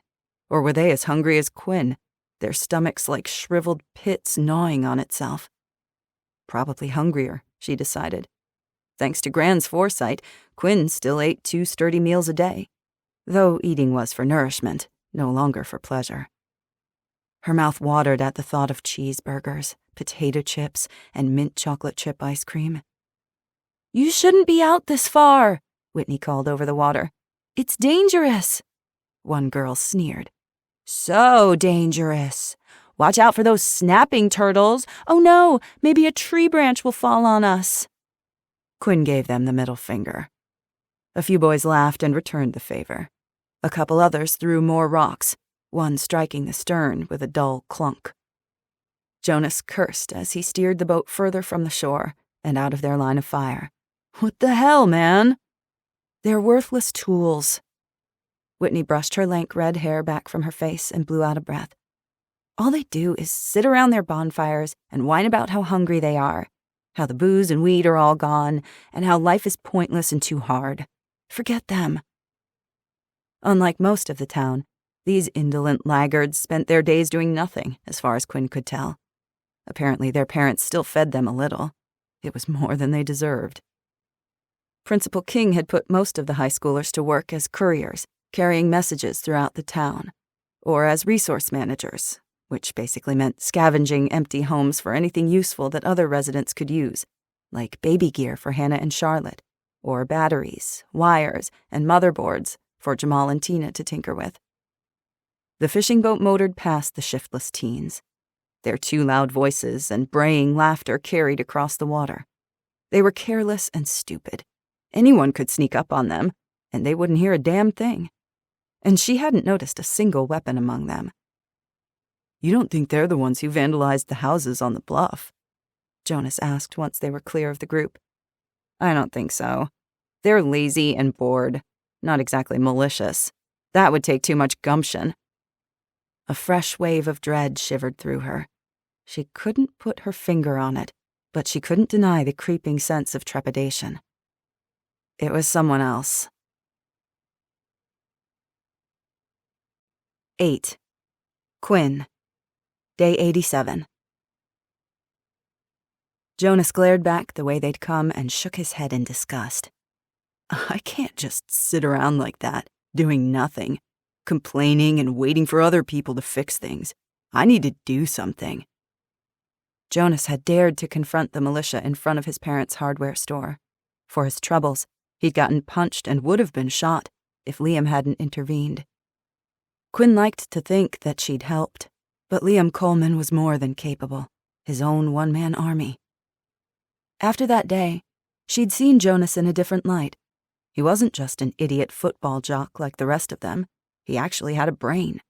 A hot-headed, impetuous one, but still. She respected him for that. Liked him, even. He and Whitney had both aided in fighting the community distribution center fire, sprinting into the burning, smoke-filled middle school again and again to recover supplies, pushing themselves past the point of exhaustion along with Quinn. Quinn, Jonas, and Whitney shared little in common, except for one thing. The militia had killed one of their parents. They lapsed into silence for several minutes, Quinn worrying at her eyebrow ring as she stared at the water. Only the boat broke the reflection of the trees and sky, shattering and refracting the images into thousands of pieces. The air was brisk but windless, the barren trees still. My mom is like that now. Whitney gazed across the far bank, where several geese glided along the shoreline. She didn't look at Jonas or Quinn. She's too depressed to get up and just lays in bed all day. Our house it's filthy. There are bugs everywhere, spiders and flies. It stinks. I hate it. People wanted the world to go back to the way it was. They wanted the distractions of Netflix and social media, the ease of fast food and restaurants and Starbucks, the comforts of music and grocery stores, delivery services and Amazon on demand, jobs and church and bars, movie theaters and bowling alleys. Hell, everyone wanted cars that worked and hot showers, a house that wasn't freezing. Electricity was an amazing invention. Living without it sucked hairy coconuts. But some people wanted what they'd lost so badly, they couldn't adjust to now. They couldn't wrap their heads around their new reality, and it was screwing with their brains. With no shrink standing by to dispense anxiety and antidepressant meds, things were getting worse. Quinn understood it. She understood it better than she wanted to. The temptation to crawl into your bed in your sweatpants and bury yourself beneath a mountain of blankets, to tune out the broken world and sleep the rest of your miserable life away, to make the pain stop. "That sucks," Jonas said. "My mom's a wreck, too. My dad dying really hit her hard." His voice caught as he jigged his fishing rod listlessly. "It's like she's so angry. She hated the militia and hates them even more now, but there's nothing else she can do about it. Nothing will bring him back. The house is just so quiet without him." During the weeks the militia had controlled Fall Creek, they had killed 19 townspeople, including the police officer, Owen Truitt, and Wayne Marshall, Jonas's dad. DeSoto had shot and killed Whitney's father when he'd attempted to steal a Winter Haven house, just like Sutter had shot and killed Quinn's mother. Noah had died too, right in front of her. She'd tried to warn him, to save him, but she'd failed. She blinked hard, fighting away the sudden flood of wetness behind her eyes. This was the part where she should open up, to share her innermost feelings. But she couldn't do it. It was too much, too real, too close to the surface. Her stomach knotted, suddenly queasy. She'd agreed to come out here to forget, to escape her own head for a few hours. It wasn't working. She was clinging to the side of a cliff, holding on by the tips of her fingers, and she didn't know how to keep herself from falling. "At least they're all dead," Whitney said. "I'm glad they're dead. Sometimes I wish I'd killed one of them myself." "Careful what you wish for," Quinn muttered. Jonas shot her a confused look. She said nothing. What was there to say? They didn't know she'd been the one to kill Rosamond Sinclair. They didn't know she had been seconds too late to save Noah. Whitney sniffed. "I'm glad Mrs. Sinclair is dead, and Chief Sheridan, too. If they'd never let the militia in, our dads wouldn't have died. Your mom either, Quinn." Quinn's brain played a vicious game of Russian roulette. Noah, dead on the floor. Rosamond sinking to her knees, grasping at her bloodied throat. How the woman's hands fluttered helplessly, like white moths against the bright red blood. How dark it had looked, splattered across the polished Brazilian wood planks, dark like oil. So slick and wet, almost like the paint Gramps used to buy her. How she'd slipped in it as she fell by Noah's side, begging him to live, to come back, to earn another chance to make things right. A black pit opened in her stomach. It was hard to breathe. Everything was close, too close. The water on every side, lapping against the sides of the boat, trapping her. Abruptly, Quinn stood, the boat rocking. "I need to go." Jonas set down the fishing rod. "You okay?" She wasn't okay. She was so far from okay, it was on another planet. "I want to leave. Take me back." Whitney scrunched up her beautiful, too thin face, already contrite, though she hadn't done a thing wrong. The wrong was inside Quinn. "Did I say something? I didn't mean to. Take me back." She was shaking. The boat rocked precariously beneath her feet. Now! If Jonas didn't start driving the damn boat, she'd jump in and swim to shore. Never mind that the water was still freezing and she'd catch hypothermia. Jonas saw it in her face. She would do it. Okay, we'll go back. Head to shore. I'll walk. Whitney balked. Why would you want to walk? We can take you home in the boat. She'd have to hike at least 5 miles through the woods in the cold, but that beat another second stuck in this tin can with other people.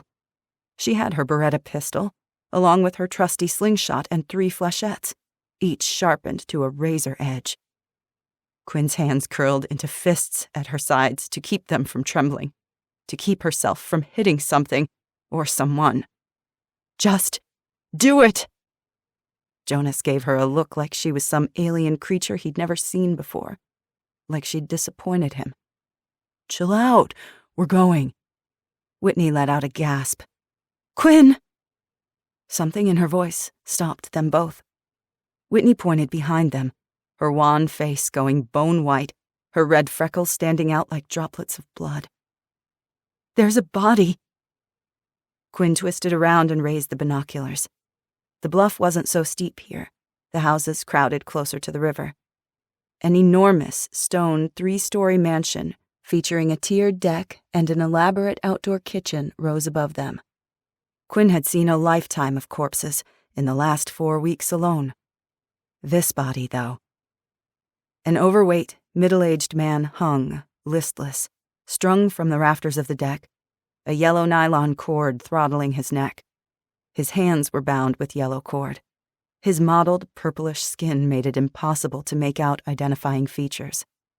Something was tacked to his chest, a waterlogged cardboard square with letters scrawled in black spray paint. I can't make out the words. Whitney's voice squeaked in panic. What does it say? Death to power. Quinn's chest turned to ice. Saying the words aloud sent a chill tunneling straight through her. We need to go. Now. They might have defeated the militia, but that didn't mean they were safe. Something else was out there. Something bad. 9. Liam. Day 88. It didn't take Liam long to find FEMA Center number 109. A hastily constructed facility near the grounds of Willard Airport in Champaign, a mid-sized university city in central Illinois. It took far longer to find the people he was searching for. Ghillie suit in place, he'd spent the last 2 days reconning the camp, glassing the area, climbing trees before dawn to get enough elevation to see clearly, and moving positions every few hours to get eyes on a different section of the camp. FEMA had constructed the facilities upon wide-open fields. Only a few positions allowed him enough tree cover to gain close access. He tracked patrols, security shifts, and stationary guard positions, and studied the movement and daily schedule of the civilians. The old man was right. FEMA Center number 109 was as large as a city. Dozens of huge white tents, plus hundreds, thousands of modular buildings like single-wide trailers were set in a grid pattern and surrounded by a tall chain-link fence lined with concertina wire. The Syndicate thugs carried long guns and wore BDUs, the name tapes and patches removed from their uniforms. They looked like soldiers, intentionally preying upon a civilian's natural inclination to respect and obey American armed forces. Guards patrolled the perimeter on an hourly circuit. 2 sentries were posted in static positions every 500 yards. Dozens more maintained order within the fence. They were well armed and organized, but they lacked the rigorous discipline of the military. They were not soldiers. Liam would exploit that. The civilians looked tired, weak, and worn out. They edged out of the way when a guard stomped past, many flinching. They feared the Syndicate. He witnessed several guards beating and tormenting civilians. One struck a man who responded slowly to an order. 2 others knocked a tray from a woman's hands and laughed when she knelt to pick the food off the ground. Leering guards harassed women and teenage girls. Once, A guard yanked a woman into a nearby storage building. From the slump to her shoulders, the bruises on her face and arms, and the way she shrank from him, he could tell that this was not the first or last time. Every hour he watched, Liam's anger grew, rage simmering just beneath the surface of his tightly controlled demeanor. If he'd had his spec op team with him, he'd already be storming the camp, putting an end to this brutality, or burning the whole place to the ground. But he couldn't do any of that. He was just one man, and so he forced himself to focus on his mission, on saving who he could save. He took breaks only to answer the call of nature, or open a can of beans and inhale the contents cold. He'd refilled his water bottles at McPherson's house from a hand pump attached to his well. Liam had left 4 MREs with the old man. The rest he needed for himself. It was a good thing he'd brought supplies for several days. He would wait for as long as it took. Mid-morning on the 3rd day, he found them. He was tucked in the fork of a thick oak, about 25 feet off the ground, glassing another section of the endless grid. He'd rewoven his ghillie suit to include leaves and branches. He froze, mid-scan, down a row between the tents, which led to a section of showers and bathrooms. A woman shuffled along the path, slim build, warm brown skin, short black hair streaked with gray. Pulse thudding in his throat, he followed her with the binoculars until he was certain. The last time Liam had seen Mrs. Brooks was the day of the EMP, when he'd delivered her grandson. She'd been smartly dressed, her graying hair stylishly bobbed, her makeup perfect. More than that, she'd stood tall and confident. Now she shambled in her oversized sweatpants and wrinkled khaki jacket, her shoulders bent with an air of despair. Her hair was mussed and ragged, and dark shadows rimmed her eyes, her face worn with exhaustion and stress. In her arms, she cradled an infant, dressed in a little blue coat and a long-sleeved onesie printed with footballs and helmets. His nephew. Liam's heart clenched like a fist. Memories of that terrible day seared his mind. The plummeting plane, the careening wreckage, the dead bodies everywhere. His twin brother lying in the street, unmoving. Jessa on the bed, blood staining her legs, her chest, the sheets beneath her. Save him, Liam. Save my baby. It had been the right thing to bring the infant to his grandparents, but Liam should have escorted them to Tuscola himself and ensured their safety. Relinquishing his nephew had felt like a giant hand tearing a hole in his heart. Shattered by grief, loss, and regret, he'd made a foolish decision. He'd allowed them to leave Chicago on their own. His courage had never failed him in a moment of combat, not once. But when it came to people and relationships and their messy complexity, he was not brave. He'd allowed that grief, that fear, to sever his connection with his nephew. Liam couldn't do anything to change the past. He'd lost what he'd lost. Lincoln and Jessa weren't coming back. Jessa's voice no longer spoke to him from beyond the grave. He didn't need her like he once had. He felt her, though, felt the love she'd had for this child burning inside him. With the binoculars, Liam followed Mrs. Brooks and memorized the location of the modular building she entered. A pole with a sign scrawled, Quadrant 4, Zone C, Row 15, helped orientate him. The Brooks' trailer was located 5 buildings directly south of the pole. He waited and watched a while longer. At 1900 hours, both Mr. and Mrs. Brooks emerged from their trailer. Mr. Brooks carried the baby in a sling, facing inward. Liam couldn't get a good glimpse of the child's face before they disappeared between the buildings. He'd seen enough. What he needed now was a few hours of rest. Lights out was at 2200 hours. He retreated until he'd put a good half-mile between himself and the camp, before unzipping his pack again and pulling out a tarp and spreading it on the ground beneath a tree. He used his pack as a pillow, his M4 resting across his chest. The waiting was the worst. The fighting, the adrenaline-fused battle, that wasn't the part he dreaded. He was made for that. It was the quiet, that unnamed dread, the unknown. Those were the things that messed with his head. His pulse thudded against his skull. His thoughts turned again to Hannah. With her, the nightmares didn't go away, but they lessened. Without her presence, his ghosts haunted him with renewed and relentless fury. She was his lifeline back to the world of the living. He didn't sleep, but allowed himself to drift into a state of half-awareness, almost like meditation. He imagined her smile, the way the light lit up her green eyes, and then he forced himself to shut down every thought. He stilled his body, aware only of his physical senses, alert only to a potential threat. Time passed. He rested. At 22:45 hours, he sat up, drank some water, packed his things, adjusted his plate carrier, and did a systems check. He would get them out of that hellhole tonight. Sneak in, grab them, and sneak out. He was only one man with 3 souls to protect and defend. This time, Liam would not fail. 10. Hannah.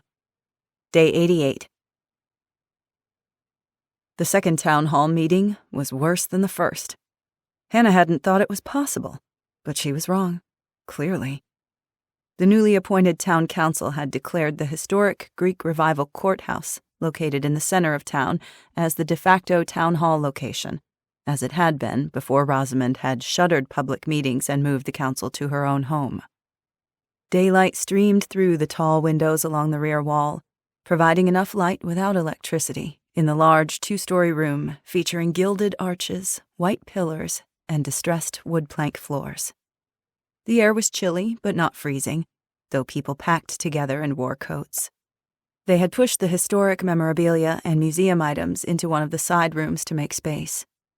Earlier, Dave had organized volunteers to set up a couple hundred metal folding chairs. Every seat was taken, with a few dozen people wedged in the back and more cramming the aisles. The council members sat at 2 side-by-side rectangular tables on the wooden platform at the front of the room.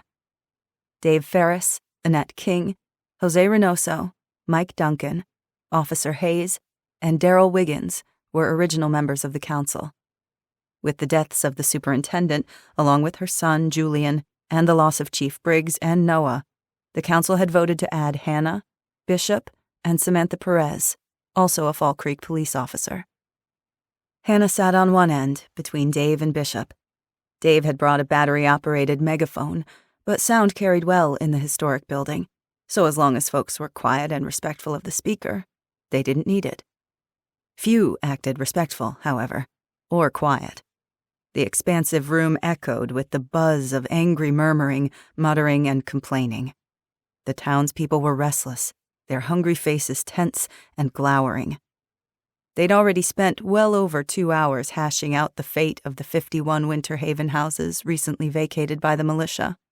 50, after Noah's house burned to the ground. The small, self-sufficient neighborhood ran on solar panels, hardened against the EMP attack, outfitted with separate communal well water and septic systems. As far as anyone knew, this was the only community in southwest Michigan that still had power, possibly all of Michigan, which made it a pretty prize and a target. Everyone in Fall Creek wanted in. They wanted working washing machines, hot showers, flushing toilets, stoves and ovens to cook what little food they had left, and lights that turned on at the flick of a switch. All the things society had taken for granted for decades, suddenly gone. Whatever negatives electricity had brought with it, toxic social media and the ubiquitous, addictive nature of technology, life was extremely hard without it. Eventually, after much disagreement and discussion, they'd hammered out a tenuous proposal. Those families that had owned Winter Haven houses prior to Rosamond's takeover were allowed to return to their homes. That left 23 available houses.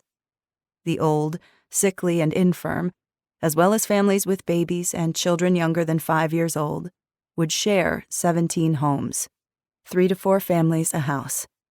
Each house was a good 6,000 to 8,000 square feet, boasting 5 or 6 bedrooms and as many bathrooms, most with finished walkout basements. Fall Creek residents would use the remaining 5 homes on a rotating basis for showers, use of washers and dryers, refrigerated food items, recharging batteries, communication headquarters, etc. The schedule was still being hammered out. Hannah could already foresee it as a source of tension and squabbles, but it seemed like the most equitable option. For now.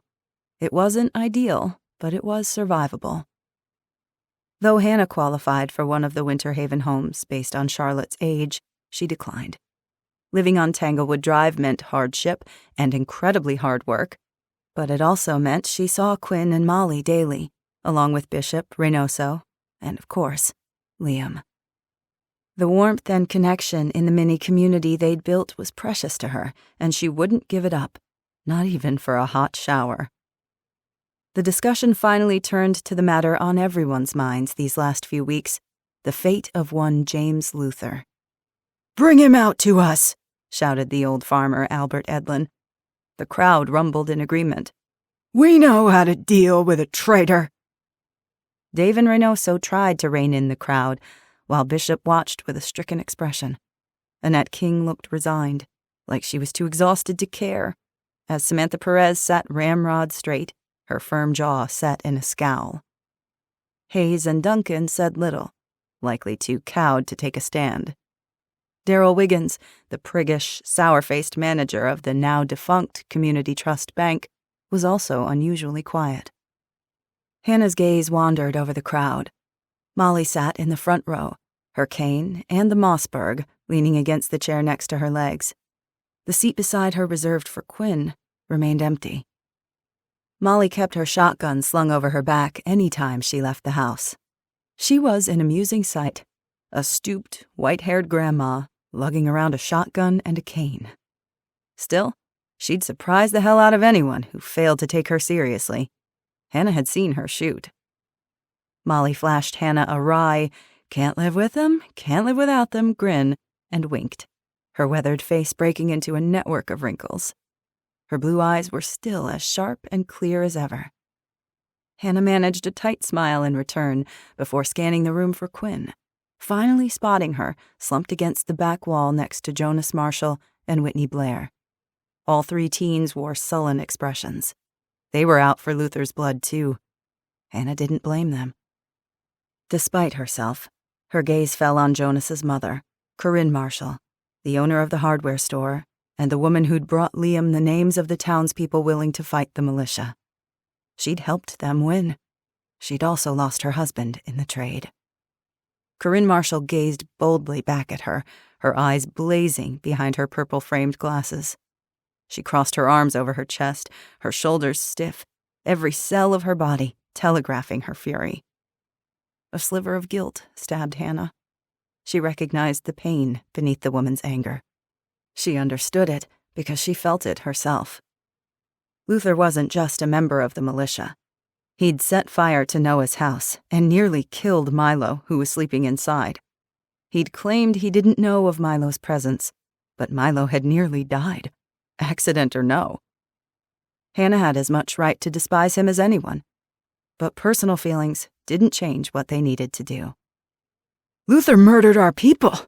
He needs to die," Dwayne Lawson bellowed. The rumble of the crowd's displeasure grew louder, more reckless. Why is he still here, being fed and sheltered when I can't get a second can of green beans? How is that fair? "Death by firing squad." Why waste the bullets? String him up. "Hang him." If you won't do it, we will. Dave and Annette exchanged uneasy glances. Reynoso pushed back his chair, getting ready to call his security team to wade into the fray and physically pacify people. That would only make the situation worse. Her hands went clammy, her mouth going dry. Someone needed to intervene. Someone needed to do something. Like last time, it might as well be Hannah. She let out a loud whistle, stood, and clapped her hands. "Your attention, please!" Startled, the people quieted, if only briefly. She would have their attention for only a few moments. She needed to act. She spoke loud and clear. "We will not kill James Luther." "What the hell?" Corinne cried, rising to her feet in outrage. Why not? We gave him our word. Liam Coleman and I stand by that. Mutterings of disgust roiled through the room. A few people cursed. That's BS, Sandra Perkins yelled. We made a deal, Hannah said. Luther's life for the weapons depot. We won with those weapons, and we won without losing even more lives. Corinne's face contorted. A deal with the devil doesn't count. We will not drag that man out into the streets and murder him, Hannah repeated, her pulse thudding loud in her ears. It will not happen. I'm sorry for your loss, Annette said. Truly, we all are. Corinne turned her scathing gaze onto Annette, so much grief and fury boiling off her that the principal flinched. Sorry? You're sorry? Sorry won't bring my husband back, now will it? Sorry won't give me and my son justice. Corinne, Dave started. We understand. Clearly, you understand nothing. Corinne jumped to her feet. We willingly fought against Rosamond, Sutter, and the militia. We were willing to fight and die. We gave everything. Now you're going to spare that monster? He killed our people. Now we kill him. That's justice. I don't disagree, Perez said. The minute those psychopaths opened fire on civilians, they lost their right to be human. We should dispose of him like the trash that he is. The room erupted into chaos. Enough! Bishop didn't need a megaphone. His deep baritone voice slammed through the noise, shocking people into silence. Corinne and Jonas, he said, still loud but gentle. I understand your pain and your anger. To every family member that has lost a loved one to the militia, we know your grief.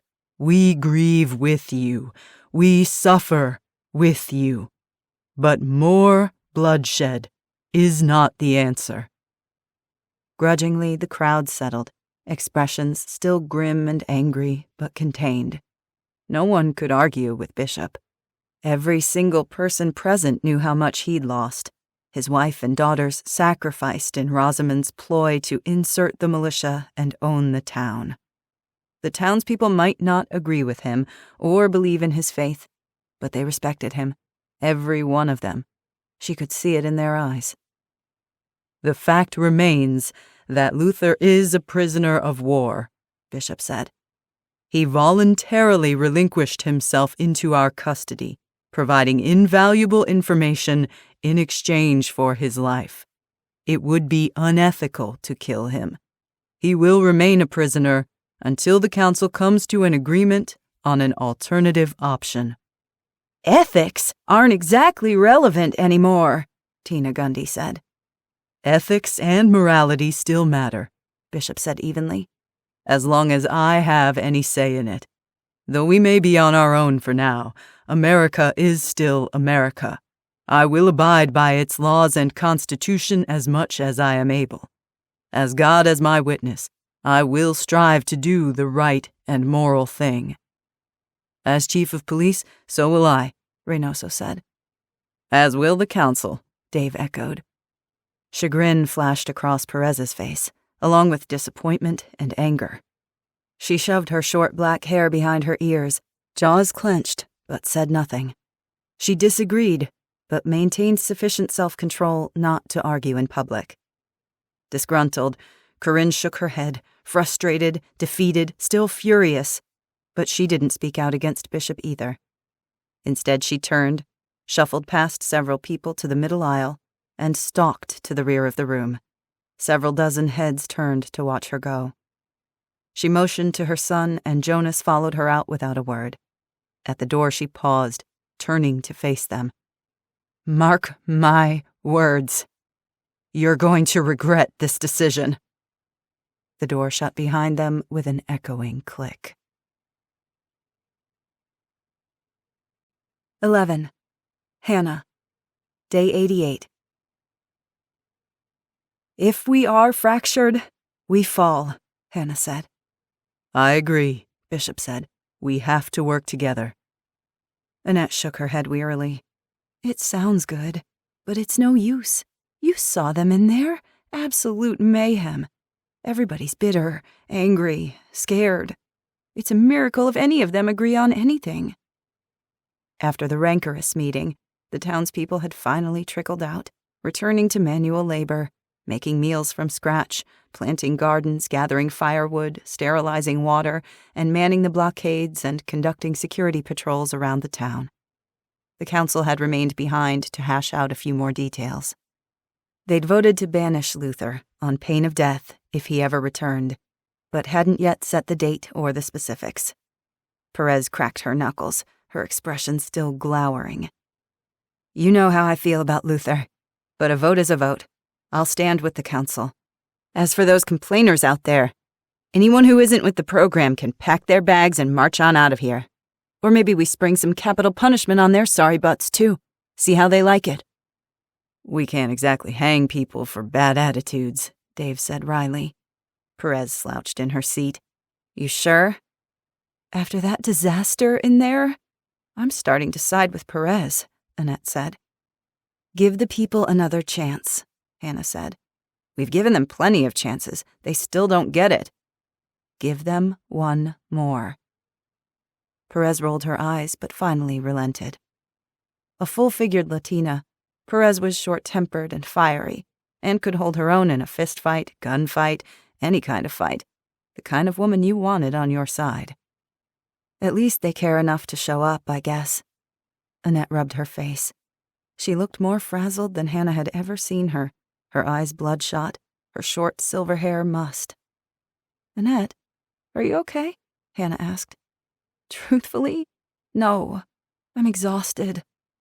Running the shelter is worse than herding cats or managing classrooms of recalcitrant teenagers. The people are apathetic.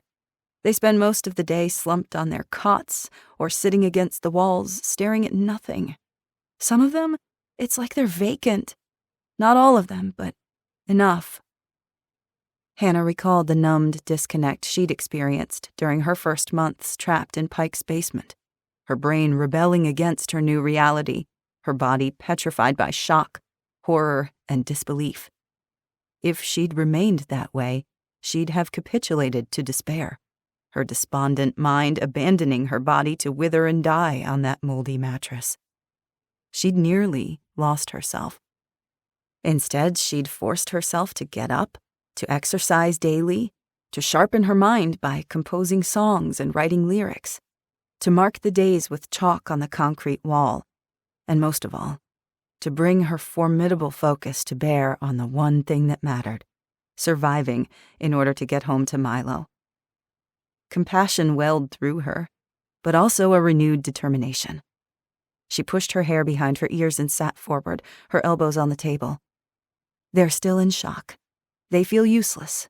Worse, they're becoming hopeless. We need to get them up and moving, working for something, taking responsibility for themselves. How? Bishop asked. We close the shelter. What? Wiggins sputtered. You can't do that. Bishop shot her a hard look, frowning. That doesn't seem like a good idea. In a few weeks, we'll be near the end of April and past the freezing point. They can return to their homes. They'll feel better just sleeping in their own beds, instead of those cots all crammed together like sardines. Able-bodied people need to work for food. We can't afford to give away supplies for free. And they need it, too. They need to feel like they're a part of something, like they have a bit of control back. Even if it's just a little, it will help. Annette sighed heavily. I suppose we can try anything. I was about to quit anyway. We need you, Annette, Dave said, aghast. I'll still help. I just need a break. We asked too much of one person, Bishop said. Annette needs to take care of herself. If we all work together, pitch in, and take responsibility for this town, we can do it. Dave reached out to squeeze Annette's hand. She looked a bit taken aback, but then gave him a tentative smile in return. We can even thrive. Hannah watched them for a moment, hope beating in tandem with her heart. Despite their struggles, despite the stress and the infighting, people could connect. They could find each other. Friends, family, lovers. People needed each other now more than ever. I don't care what you do with those people, Wiggins said darkly. At least we're swimming in supplies. There's plenty to go around. Not that much, Reynoso said in his typical placid manner. A former Marine in his 40s, Jose Reynoso was a reticent man, loyal and pragmatic, and built like a tank. Especially after we give back to the Community Alliance. Wiggins blanched. What? That can't still be on the table. It is. Bishop ran a hand through his afro. The big man wore his favorite black leather jacket over a tangerine orange Hawaiian shirt dotted with yellow pineapples. We can't keep the stolen supplies. They aren't ours. Wiggins glared at him. Like hell! Our people fought and died in that battle you were so keen on, Pastor. Where was the so-called Community Alliance? Nowhere. We fought for those supplies, and we won them, fair and square. They abdicated their claim on anything when they refused to fight. Perez shot him a pointed look. I don't recall your presence in the fighting either. Wiggins' face turned a bright shade of purple. His mouth opened like a fish, no sound coming out. He shot daggers at Bishop, then Hannah, before practically spitting the words, I would have gladly taken up arms. Unfortunately, I was otherwise detained. Wiggins hadn't forgiven Hannah, Liam, and Bishop for restraining him in his own home and holding him at gunpoint. They hadn't trusted the former banker not to warn the militia of the impending attack. Once the fighting was over, they'd released him. He'd hurled a plethora of colorful insults at them that night, and several times since. Over the last few weeks, his anger had reduced from a boil to a simmer, though Hannah didn't doubt that Wiggins despised them, and Quinn too. He certainly held no fondness for Ghost. As much as I hate to admit it, Wiggins isn't entirely wrong, Perez said. We desperately need that food. Giving it away? It feels wrong. Mike Duncan shifted in his seat and cleared his throat. Altruism is well and good, Pastor, but shouldn't we be thinking of ourselves first? I feel for our neighbors, but we have needs too. We need to take care of our own. The owner of the now defunct gas station, he was a reserved man and spoke little, but he'd fought alongside Reynoso in the battle and earned a permanent limp because of a bullet to his thigh. It wasn't ours in the first place, Bishop reminded them. We are simply returning what the militia stole. It's the right thing to do. Anything less would make us complicit in their suffering. Duncan nodded reluctantly. I suppose that's true. Besides, we've already told them we're giving it back, Dave said. That's how we got them to agree to come to trade day at the fairgrounds. They're coming then? Annette asked. In part due to Dave's diplomacy, Hannah said. And Hannah's, Dave said. We've both been working hard. As part of organizing the county-wide event at the youth fairgrounds, Dave and Hannah had contacted local community leaders in Niles, Stevensville, Buchanan, St. Joe, Dowagiac, Watervliet, and Coloma, including Mick Sellers, the leader of the Community Alliance, to discuss sharing security and supply needs. Benton Harbor had been overrun by gangs, so they had steered well clear of the city limits. Dave scratched at his beard. It wasn't easy to get them to commit to anything. Flynn and some of the others still blame us for the militia's raids. Returning the supplies will build trust and cooperation between our communities. Don't see why we need them anyway, Perez said. We can take care of ourselves. We've proven that. Against 50, Bishop said. What about when it's against 100, 200?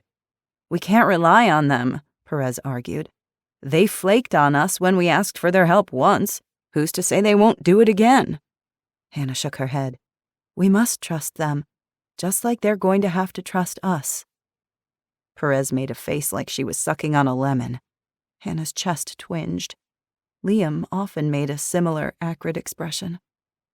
He wasn't a fan of the proposed alliance either. The man was incredibly stubborn. He'd still do everything alone if given half a chance. He hated to rely on others, especially anyone he didn't know and trust. Hannah didn't blame him, but she knew in her heart that this was the right thing to do. The communities had to stand together. There was no other option. If Trade Day was successful, if the Alliance meeting went well, her heart beat faster. They could make a difference, a real difference. They could build something here that would endure through the collapse and beyond. "We need something good," Bishop said. "People need something to work toward, a goal. They need hope." Hannah smiled. Then let's give it to them. 12. Quinn. Day 88. Ready for the last load? Hannah asked. As if we have a choice, Quinn quipped, rolling her eyes. They'd already finished 2 loads of clothes, which were hanging on the clothesline strung between a couple of maple trees in Gran's backyard. She and Hannah had been busy washing 2 households' worth of laundry. They used 2 5-gallon pails. Quinn had cut out a 1.5-inch hole in each lid. The first bucket was for washing, the second for rinsing. Both were filled with water, with soap added to the first bucket, and a 1/2 cup of vinegar poured into the rinse bucket as a softener. She'd placed a toilet plunger with small holes punched into the rubber cup through each lid. Using the plunger, Hannah agitated the dirty laundry vigorously by pushing and pulling the plunger for about 10 minutes. The wet, sudsy laundry was transferred to Quinn's bucket of clean water, which she agitated for 5 minutes before dumping the water, refilling it from the well pump, and plunging the clothes again until they were rinsed. It sure beat kneeling over the tub and hand-scrubbing each item with Gran's old-fashioned washboard and a bar of soap. The Winter Haven houses had electricity for their washers and dryers, but with all this dreary weather, power was limited. Besides, Gran insisted they know how to do it the old-fashioned way, and Hannah agreed. If we've learned anything, it's not to rely on something that might disappear tomorrow, Gran had said. As much as Quinn hated it, she knew Gran was right. Charlotte lay on her back on a blanket Hannah had spread on the back patio a few yards away. Ghost lounged beside her, dozing with his head on his paws, soaking up the delicious sun. He'd gone squirrel hunting earlier in the morning, the remains of which had been proudly deposited by the back steps. During a break, Hannah made funny faces at Charlotte, who let loose a burst of giggles as bright and pure as pearls on a string. Hannah's hair was pulled back in a ponytail, her green eyes tinged with sadness as she gazed at her daughter. Charlotte is already changing so much, so fast. I forget what she looked like just a few weeks ago. I wish I could document her somehow, capture this special time for her. Quinn's chest tightened, guilt pricking her. The portraits she'd drawn of Charlotte were still sitting on her dresser, unfinished. It wasn't just the lack of time. She'd lost the desire to draw and paint. She'd lost the desire to do pretty much anything, her heart too consumed with worry, grief, and rage. I miss pictures too, she forced out, thinking of the millions of photos that vanished the moment phones died forever. Maybe I miss disposable diapers most of all. Hannah shook off the sadness and gave a self-deprecating laugh. For such a tiny creature, her bowel movements are impressive. The cloth diapers just never end. Quinn had changed her share of Charlotte's diapers and agreed completely. Tell me about it. At least we have soap. Eventually they'd have to create their own soap from scratch, using wood ash to make lye and mixing it with rendered animal fat. Luckily, they weren't there yet. Quinn was suddenly grateful for Gran's huge stash of baking soda. Hannah sloshed the dirty laundry with the plunger, her jaw clenched in concentration, her injured fingers clasping the handle awkwardly. It looked like it hurt. I can do that, Quinn offered. At least she could be good for something. Laziness had never been one of her character flaws. Hannah shook her head. The pain means it's working, right? It gets a little easier every time, like it's a dead thing coming back to life. She wiped her forehead with the back of her arm and tilted her chin at Quinn. You ready for trade day tomorrow? While they did the laundry, Milo had gone with Gran to work on the community garden at the middle school baseball field. Mike Duncan and Robert Vinson were building several greenhouses with lumber, plywood, and repurposed windows donated from the hardware store, while the principal had scrounged up a few hydroponic towers she'd discovered in the science teacher's classroom. The towers used aquaponics to grow seedlings in water without soil. Jamal, Mike's son, thought he could build some homemade grow towers using PVC pipes. Bishop, Reynoso, and several of the others were busy manning the barricades and roadblocks. At 16, Quinn couldn't participate. Yet. We're ready. We loaded Gran's homemade applesauce and jarred peaches and tomato sauce into the Orange Julius this morning. Quinn tried to drum up some internal excitement, but she couldn't. These days, she couldn't seem to feel much of anything. Except for anger. She never ran out of anger. Once the clothes were mostly dry, Quinn used a broom handle to beat them, then snapped each item a few times when they were fully dry before folding them. Fabric didn't come out clothes-dryer soft, but it helped with the stiffness. Gran was right, as always. After a few minutes, Hannah glanced at her, brows lowered in concern. Quinn, since we're alone, I wanted to make sure you're okay. She went rigid. Everything's fine. I'm fine. We've all been so busy, and no one's ever alone anymore, are they? Other people are always around. I haven't been able to check in with you. Her eyes burned. She tightened her grip on the agitator and pulled and pushed until her biceps felt like they were on fire. I'm strong. I don't need anyone to check on me. It has nothing to do with strength. We all need some help from time to time. Give your help to someone who needs it, like Milo. He's the one without a dad now. I will. I am. Hannah hesitated. Milo isn't the only one hurting. Quinn concentrated on the birds chirping, on Charlotte's giggles, on the chilly breeze tunneling through her sweater. At the edge of the yard, all the trees stood in a row, thick, tall trunks, branches like empty arms, stretching for something they'd never be able to reach. You experienced trauma, Quinn. Having to kill Rosamond? What Noah did? How he died? Right after it happened, everyone focused on Milo's coma, but we haven't forgotten about you. I promise. I haven't forgotten about you.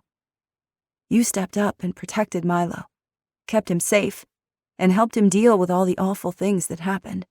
But who's helping you? Quinn dropped her gaze to the bucket, her stomach doing nervous somersaults. She felt Hannah's worried eyes on her, like how a mother might look at a wayward child she was afraid might bolt. Longing pricked her. Quinn tried her best to ignore it, and failed miserably. Her mother, Octavia, had been in the business of causing harm, not healing it. Careless with other people's hearts, she was never the one to bandage the wounds she'd inflicted. Gramps was the one Quinn confided in, the one who'd offered his shoulder to cry on, who'd sat in the Orange Julius and listened patiently to her little girl complaints. Gran was all Quinn had left. She knew Gran loved her, but Gran wasn't one to spill her guts or have heart-to-hearts about anything. The closest they'd ever come to talking about the hard stuff was after Octavia died. It was the only time she'd ever seen Gran cry. She both wanted to confide in Hannah and dreaded it. Both drawn to Hannah's tender concern and terrified of it. Hannah studied her. You can talk to me, you know. I am talking to you. About anything. About everything. Quinn didn't speak. She wasn't sure that she could. How Noah died? I don't want to talk about him. Her words came fast and jerky, a smoldering ember in her chest, her cheeks hot. It wasn't fair, or right, how it happened. When someone you care about makes bad decisions, it can be tough to process, to figure out how you feel about it all. Hannah hesitated. I know. I'm going through it too. Quinn's throat thickened. I'm fine. It's okay to feel. I said I'm fine. Hannah nodded slowly, reluctantly. Okay, I understand. Hannah probably did understand. Noah had been her husband. She had more of a right to grieve than Quinn did, more right to anger, pain, and betrayal. Even so, that knowledge didn't change a thing inside Quinn, didn't loosen the bitter knot in her gut, or dissolve the darkness hardening in her chest. Half the time, she felt numb, disconnected, empty. The other half, she was incandescent with rage. A brutal anger, so sharp she felt it cutting her up from the inside, scarring her, mutating her into something she didn't recognize. In the last 2 weeks, the dark thing inside her hadn't gone away. It hadn't gotten better. It had grown bigger, darker, uglier. And it filled her with a bottomless terror. 13. Quinn. Day 88. Charlotte let out a vexed wail as she batted one of her toys out of reach. Her fat little arms flailed for it, but she couldn't yet flip over or crawl. On his feet at Charlotte's first cry, Ghost shook the leaves and twigs from his fluffy coat and circled the blanket anxiously, nosing her little body to discover the source of her unhappiness. Ghost panted his warm doggy breath into her face. Charlotte's distress transformed into coos and giggles. Hannah abandoned the laundry bucket to retrieve the baby's toy, check her diaper, and whisper a few sweet nothings into her pink seashell ear. Watching them, Quinn's heart squeezed. She felt like crying for absolutely no reason, which just made her angrier at herself. Once Charlotte was situated, Hannah returned to the laundry and Quinn's side. They worked for several more minutes in silence. She looks like you, Quinn said after a while. It's a small blessing, but one I treasure. Wincing, Hannah stopped agitating the pole and rubbed her injured hand. While I was pregnant, for the longest time, I couldn't love her. I associated her with Pike, with the awful things that he did to me. But the night she was born, I almost died. I had to fight my way back, and when I did, I saw her for the gift that she is. She's mine, not his. She was never his. She met Quinn's gaze. For me, she is proof that beauty can come from ashes. You killed Pike, Quinn blurted out before she could stop herself. Her cheeks heated. I'm sorry. I shouldn't bring it up. I have a big mouth. Gran's always getting after me. Hannah didn't flinch or shrink away. Her gaze never wavered. It's okay. It's not a taboo subject. It happened. It's part of my story. Quinn hesitated, glancing away and searching the trees.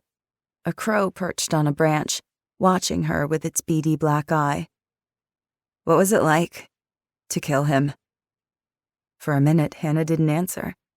Quinn worried that she wouldn't respond, that no matter what she'd claimed, Quinn had offended her. Terrifying, Hannah said finally. But you did it anyway. Hannah's smile was pained, hinting at the scars she'd endured. But there was strength in her, too, a core of iron that radiated from her whole being. Fear can't be defeated, but it can be beaten over and over again, if you've got something worth fighting for. Quinn wanted that strength, that fortitude and toughness that Hannah exuded. How could someone remain so kind after such brutality? Quinn had never killed anyone before that night 2 weeks ago. Within an hour, 4 human beings were dead because of her. The militiamen she'd eliminated from a distance at night, so she never saw their faces or glimpsed their pain. Rosamond Sinclair was up close and personal. Rosamond's death was the one that haunted her. Rosamond and Noah. It wasn't like in the movies, Hannah said, where the heroine exacts revenge and walks away unscathed. Taking a life does something, means something, no matter who it is. Gavin Pike was a monstrous man. He deserved to die. He needed to die. It was self-defense and it was justice. But it still took something from me. Quinn said nothing. Near the woodpile, Valkyrie was on the prowl, hunting for mice. But Loki kept jumping in and ruining her plans. She hissed her displeasure and swiped at him with her claws. Loki meowed loudly and danced out of her way, only to follow her and foil her next ambush, too. Loki was a lousy hunter. Valkyrie, on the other hand, was born for it. Killing a person changes you, Hannah said. There's no getting around it. She hated that Rosamond lurked in her mind and stalked her nightmares. She hated that Noah's crumpled form was the first thing she saw in the morning and the last thing she saw at night. I still have nightmares, too. I still see his face. Hannah's voice was so soft over the breeze, and Charlotte's coos and gurgles, Quinn had to strain to hear it. It takes time to work through it, all the emotions and nightmares. You feel different than you think you should feel, than you want to feel. Is that how it is for you? Quinn managed a faint nod. It's okay to feel upset about it, Hannah said gently. Everything I imagine you're feeling right now, it's normal. But never forget that Rosamond brought her death upon herself. She gave you no choice. Do you understand? You did what you had to do. You did the right thing. They didn't speak for a moment. Hannah's gaze softened. Tears sparkled in her green eyes like emeralds. We're survivors, Quinn. You and me. We do what we have to do. She felt it, like an electric current linking her to Hannah, the same current that connected her to Bishop, the bond between people who'd lost so much. A loss that obliterates you, undoes your life, unspools your very self, until you look in the mirror and the face you see isn't yours anymore. You can talk to me, Quinn. I promise. It's okay to ask for help. She couldn't do it. Couldn't ask for help or talk about it. She couldn't even name it, the something going wrong inside her, how she could feel herself slipping away and something new creeping in, how she didn't know how to stop it, or even if she wanted to. Quinn dropped the plunger handle and backed away, a scream locked behind her teeth. I have to go. Quinn, I'm sorry. The laundry wasn't finished. It was rinsed, but everything needed to be wrung out and hung on the clothesline, or the towels and sheets would get moldy. I'm sorry about the laundry. I'll do all Charlotte's diapers next time, I promise. I'm sorry. She didn't scratch Ghost's chin or hug Charlotte goodbye. Eyes burning, hot tears strangling her throat. Quinn turned and stumbled across Hannah's backyard. Not toward her own house, but away, into the woods, heading anywhere but here. 14. Liam. Day 88. Liam shouldered his pack and lowered his NVGs over his eyes. He made his way through the trees as soundlessly as possible, mapping out his steps, avoiding twigs in his path, and stepping heel to toe over the damp leaves, matted grass, and snow. The moon was out, the air brittle and cold. The night sky was cloudless, the stars bright shards. A silvery glow limned the trees, the branches, each gleaming patch of snow. The moonlight meant he was more exposed. He needed to be careful. Before the edge of the tree line, he paused and checked his watch. 22:58. The patrol passed by the section of fence at 2300 hours, again at 2400 hours, and every hour after that. He took out his binoculars and glassed the area to find the patrol was right on time. 2 guards with M4s on slings trudged along the inside perimeter of the fence, their flashlight beams sweeping back and forth. Security floodlights powered by a generator interspersed the fence. This section was located equidistant from the farthest lights, which made it the darkest area of the entire fence line. A few hundred yards east, inside the perimeter, the sentries posted at the static position leaned against the fence. One smoked a cigarette. The second one appeared to be sleeping, his head tilted back, eyes closed. Liam waited in complete silence, hardly breathing. Once the patrol had passed, he examined the area one last time before moving out into the 30 yards of open space between the tree line and the fence. He kept low and moved fast, running at a crouch. His back twinged in protest, but he didn't slow. He arrived at the fence and squatted, dropped the M4 on its sling, and reached for his pack and pulled out the wire cutters. He rarely packed tools in his go bag, but for this trip, he'd brought several just-in-case items. He glanced toward the sentries, who weren't paying attention. It was imperative he eliminate the sentries on his egress route. Speed was of the essence. Every sense alert, he focused on a single strand of wire, since it required the fewest cuts.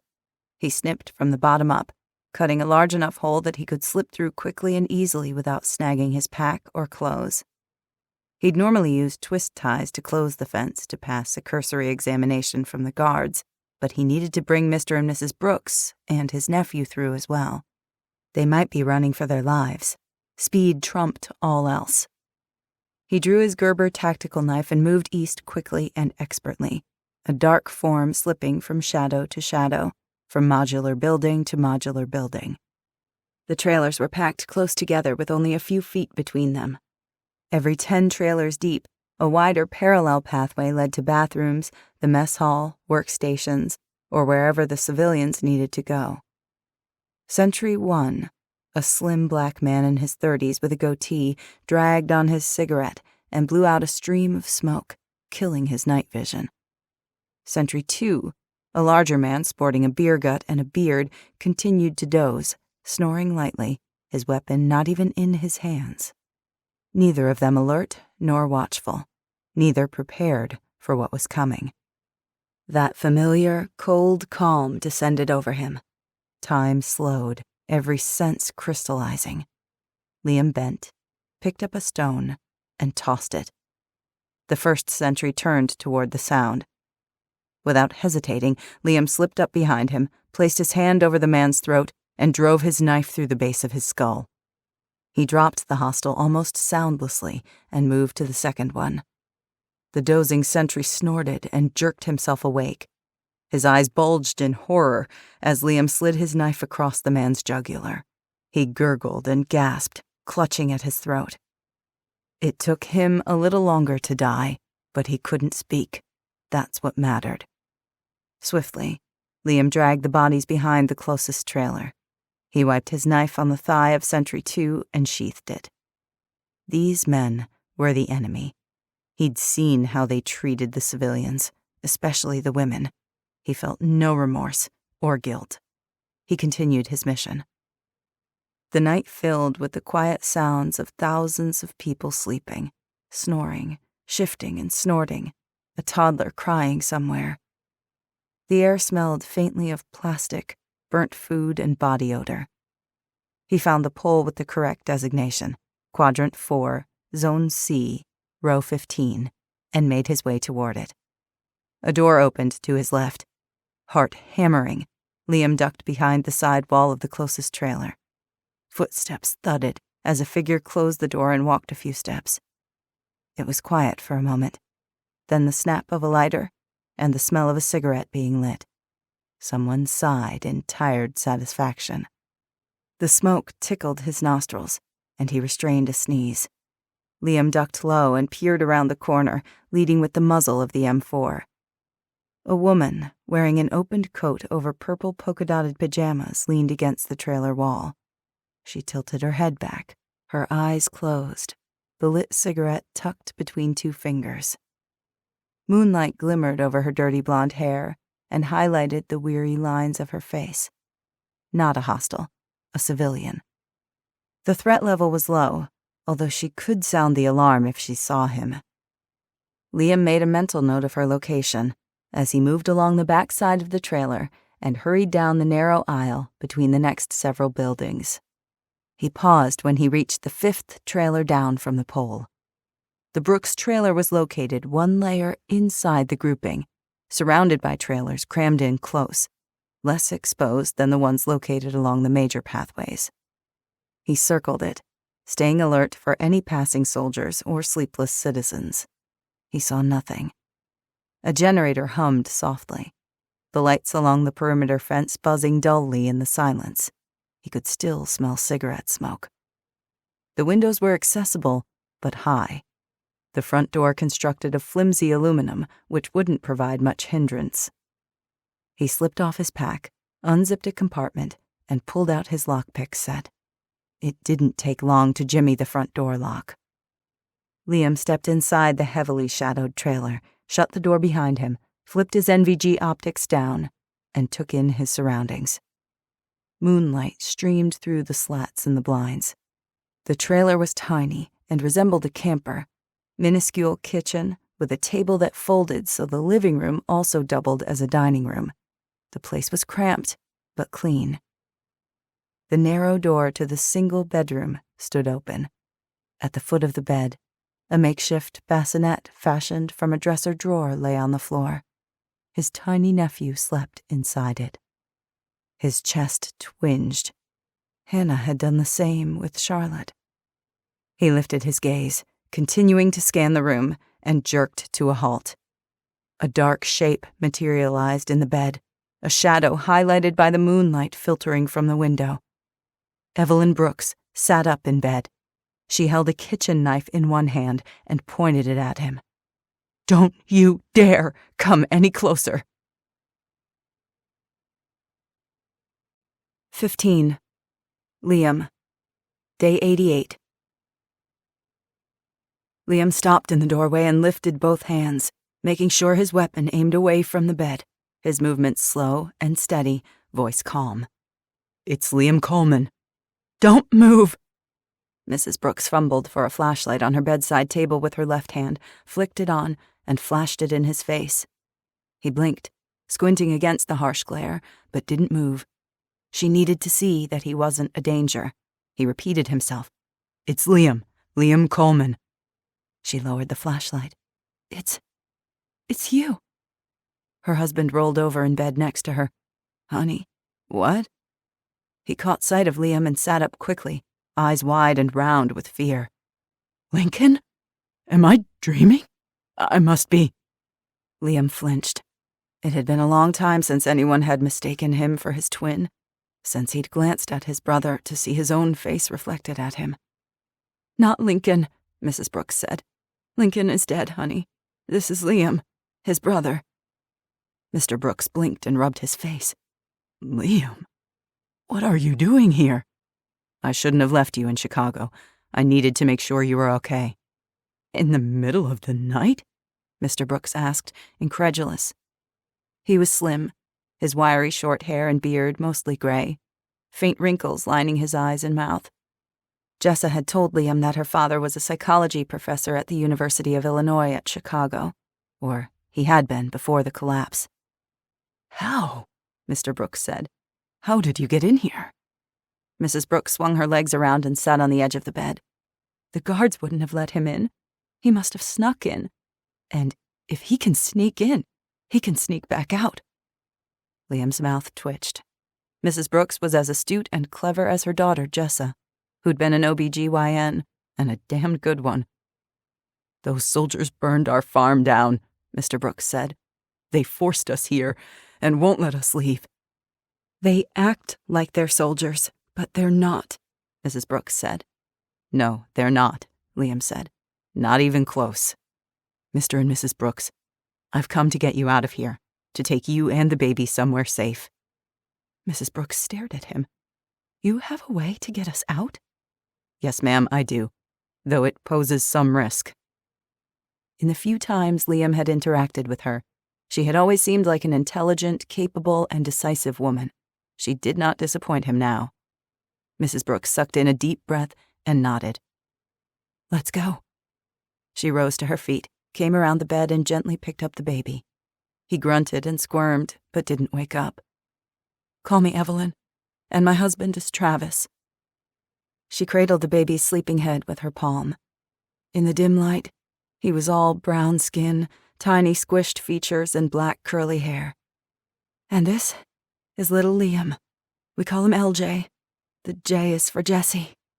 She gave a tight, pained smile. "Like Jessa." The name was perfect, but he couldn't say so. Emotion surged in his chest, thickening his throat. Gratitude, relief, love, loss, and regret. Emotions he couldn't afford to feel right now. He longed to hold his nephew again, but this was not the time. He settled for a quick, closer look. The infant was small for 3 months old. Even in the dark, Liam could see he was much too thin, especially compared to Charlotte, who was growing chubbier by the day. The baby waved pencil-thin arms and gave a pitiful little yelp in his sleep. His gut twisted. Is he okay? Something flashed in Mrs. Brooks's eyes. "They promised us formula, but the rations are pathetic. The babies who can't nurse are basically starving. The only supplies we have left are what we brought with us. I've done everything I can, but this sector alone has lost 4 infants in the last 3 weeks." "He's sickly," Travis said. "Most of the babies and young children are. Pneumonia, tuberculosis, strep throat. The soldiers just laugh. There are no doctors here, no medicine." "It's bronchitis," Evelyn said, fear in her voice. "And it's getting worse." Anger flashed through Liam like an electric current. If he had the firepower to light up this place without harming civilians, he'd do it in a heartbeat. He cleared his throat, forcing himself to focus on the mission. "We need to go. Get dressed and pack what the baby needs. Hurry, before the patrol returns." Evelyn frowned. "What happens if they discover us? They've hurt people who've tried to leave. They take people away and no one ever sees them again. Travis's aunt, she had diabetes. They wouldn't give her the proper amount of insulin. She died in here. They didn't care. I already told you about the babies. And the young girls and women?" "I know," Liam said. "I'll take care of it. Be as quiet as possible and follow my lead." "We will." Travis stuffed a bottle, a couple of cloth diapers, a few rags, and a single dented can of formula into a backpack. "We don't want to stay here a minute longer than we have to." Evelyn dressed the baby in a coat and hat, then tucked him into a baby carrier and wrapped the straps around her shoulders and waist. LJ coughed weakly and whimpered. Tension torqued through Liam. What if he cries? Evelyn held up a pacifier. "I have this, but it's no guarantee. Babies cry." Liam nodded tightly.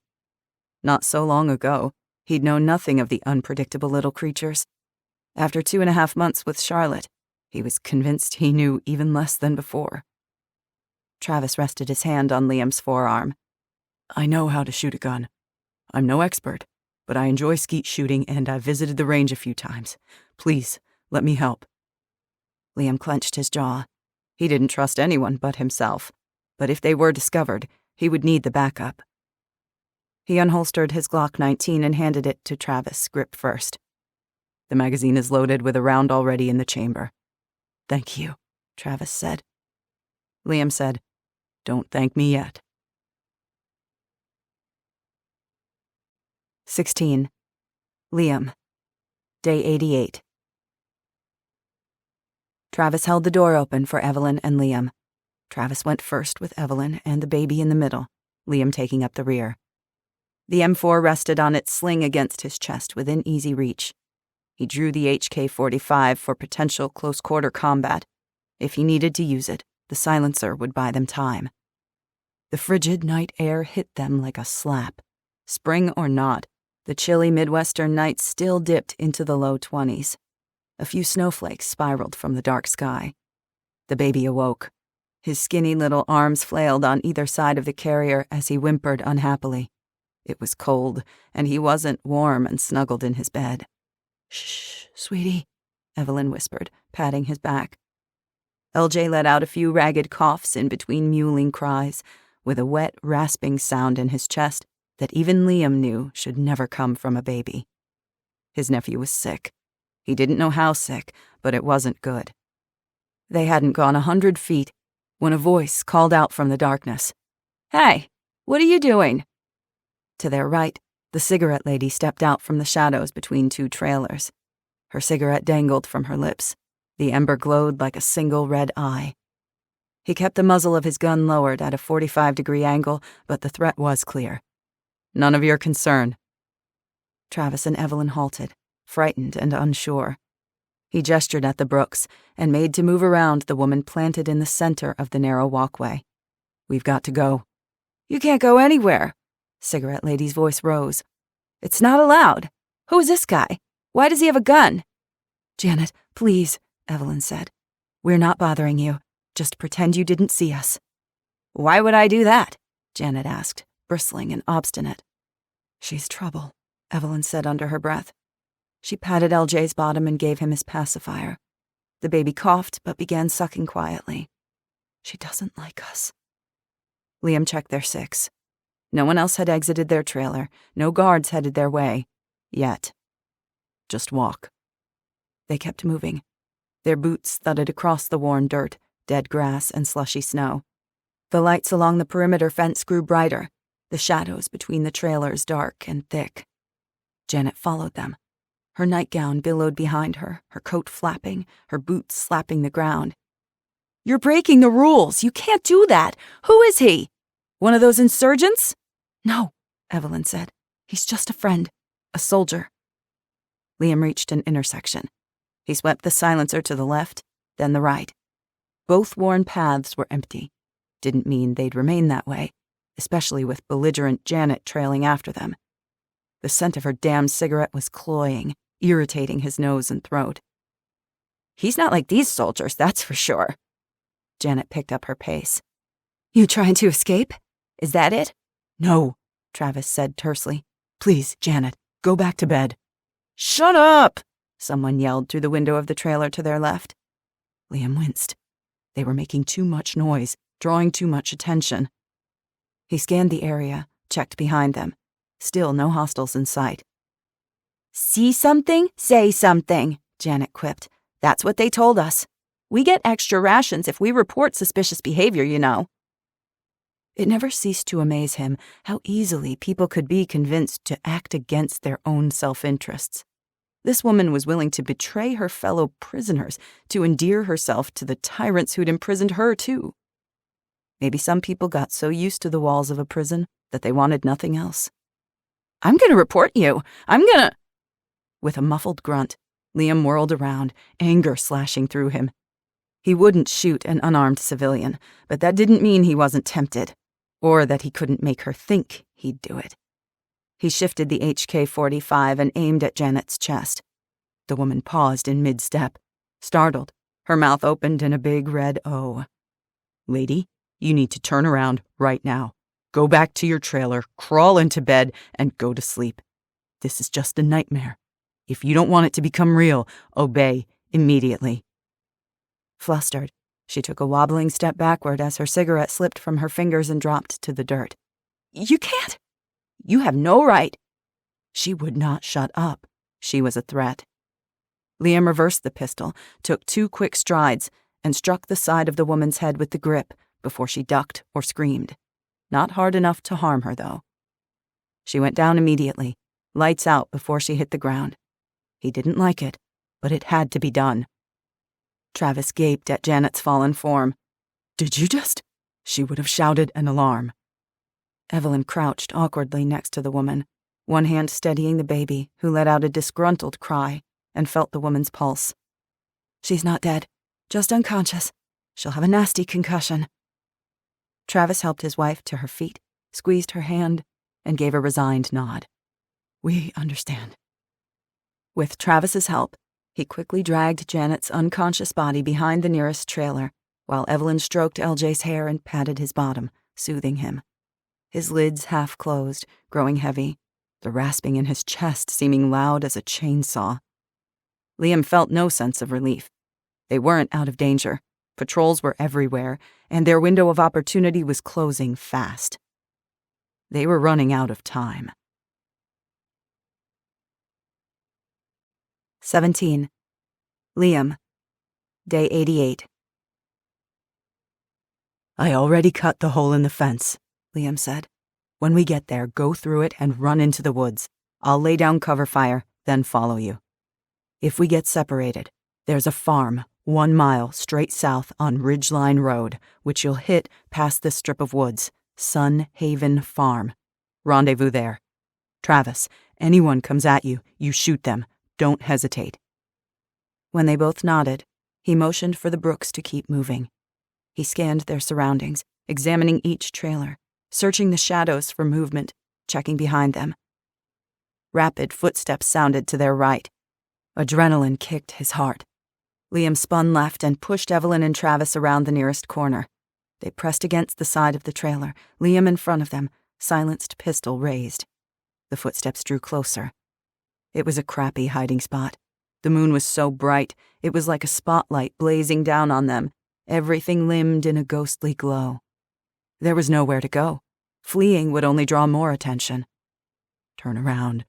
Turn around, Liam chanted inside his head. The footsteps didn't turn around.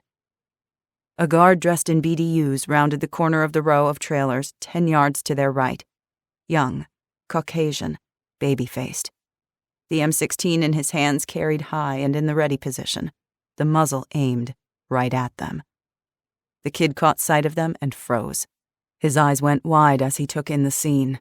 Liam armed to the teeth, a woman with an infant, her husband huddled protectively beside her, also armed. Liam's finger rested on the trigger. The silencer wasn't completely silent. Someone might hear it. Worse, if the kid got a shot off, every thug in the camp would come running. Still, he was prepared to fire at the smallest movement, the faintest finger twitch. If the guy narrowed his eyes, he was dead. If he opened his mouth to shout a warning, he was dead. Liam would not allow harm to come to his nephew or to Jess's parents. He would die before he let that happen. The hostile stared at them, startled and unsure. He didn't lower the weapon. He didn't move a muscle. Liam stared back, heart pounding. Someone snored in the trailer next to them. LJ made soft, snuffing noises, coughing wetly. The tension stretched taut as a rubber band about to snap. I heard something, the hostile said. You're trying to escape. Please, Evelyn said. We just want to leave, that's all. You're not supposed to leave. We won't cause any trouble, Travis said. We don't want to be here.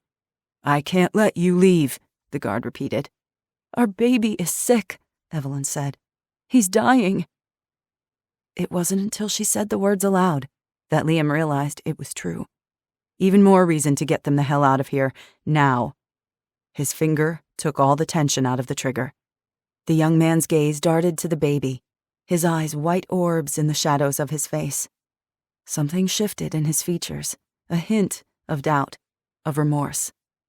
And then his shoulders tensed, the muzzle of his rifle lifting a fraction of an inch. Liam fired. 2 short taps. The round spat from the silencer and drilled the guard in the chest. As he staggered back, M16 flailing, a 3rd round punctured his left orbital socket and slammed through his brain matter. The hostile dropped to the damp ground, dead. Evelyn gasped and clapped a hand over her mouth, Travis hugging his wife and grandson close. For an endless, agonizing moment, no one moved. Muscles tensed, ears straining, listening hard for a sign that the muffled gunshots had alerted anyone to their presence. A few trailers over, someone snored loudly. A shuffling noise, then a grunt. No alarms, no approaching footsteps. He dared not take the time to hide the body. They had only minutes before the sentry shift change.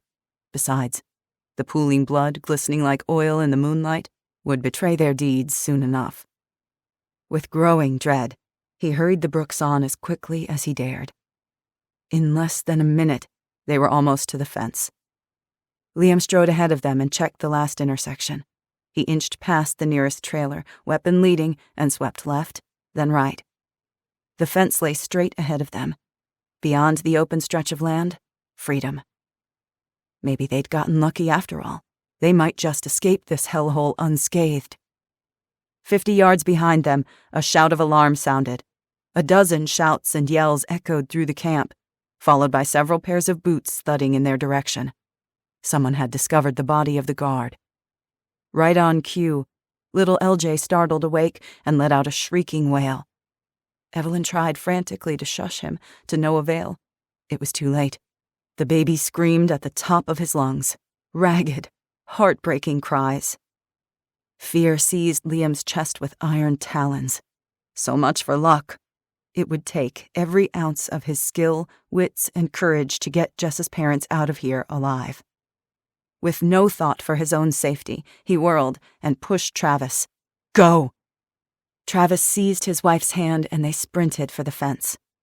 Liam took up a defensive position behind a trailer and covered the Brooks, holstering the HK-45 and lifting the M4 in one fluid motion. The trailer provided concealment, but little cover. He couldn't get pinned down here, or he was in serious trouble. When they reached the fence, Evelyn knelt, graceful even with a 15-pound baby attached to her chest. She pulled the chain link apart while Travis scooted through on his hands and knees. He twisted around and held it open for her. LJ's jagged cries grew louder. Didn't matter how sick he was. In the stillness, they were loud as trumpet blasts, alerting every armed thug within a quarter-mile radius. A flashlight beam pinned them in place. "Hey, you there! Stop right now!" a deep voice shouted. 18. Liam. Day 88. 2 guards ran toward them from the east. 100 yards away, maybe less. Several more came at them from the west. Hostiles, about to flank them on both sides. There was no time for hesitation or indecision. Every second meant life or death. Blood rushed in Liam's ears, his heart about to hammer out of his chest. He pushed down the rising panic and willed himself to focus. His charges weren't the ones who would die. Not today. Not this time. Liam flipped his NVGs down, pulled the M4 to his cheek and adjusted the selector to 3-round bursts. With skill and precision, he aimed, exhaled, and fired. The first man fell, then a second and third. Several came running to take their place. 4 more hostiles appeared along the central path perpendicular to the fence. Muzzle flashes lit up the night. The rat-a-tat of automatic gunfire split the air. Rounds zinged past Liam's head, punched into the trailer walls behind him with pings and thunks. A bullet struck the ground a foot from his boots, clods of dirt spraying his shins. Without a moment's hesitation, he surged from behind the trailer, seized a frag grenade from his chest rig, and tossed it. It sailed 20 yards toward the oncoming hostiles. He leapt back behind the trailer for cover. The explosion lit up the night. The ground shook beneath his boots, the flimsy trailer wall rattling against his back. Shrieks of agony splintered the air. More screams. Trailer doors flung open as people stumbled from their beds and fled in terror. Evelyn yelped. Out of the corner of his eye, Liam glimpsed her wriggling, caught half through the fence. LJ let out wet, hiccuping cries as Travis squatted on the other side, yanking her arm and attempting to jerk her through. She was stuck fast. A jagged end of chain link had hooked the shoulder strap of the baby carrier. With her arms and torso already through the hole, Evelyn couldn't reach back and untangle it, and neither could Travis. Fear pierced Liam, arrowed straight through his heart. He didn't need to think it through. It was not a choice. He'd give his life 1,000 times for Lincoln and Jess's child, as he would for Hannah, for Milo, and Charlotte. Time slowed. Action unfolded frame by frame. Liam moved, not by thought, but muscle memory, his years of training taking over. Liam tossed another grenade, broke cover, and moved into the wide pathway, aiming and firing short bursts. A half-dozen hostiles were already down, ripped apart by the frags. They wouldn't be getting up. Dropping to the ground, he rolled, coming to his knees in a crouch in front of Evelyn and his nephew. He was completely exposed. But incoming rounds would strike him, not them. That's what mattered.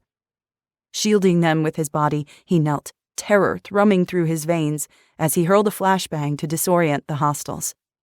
He turned away, covering his eyes and opening his mouth. The explosive bang slammed into his eardrums.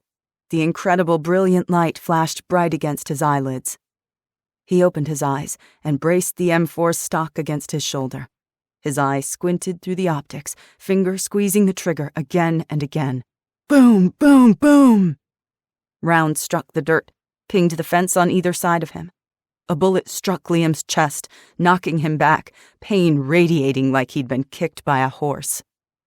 The plate carrier protected him from penetration, but not the punch of the round. It'd leave an ugly bruise. Bruises he could live with.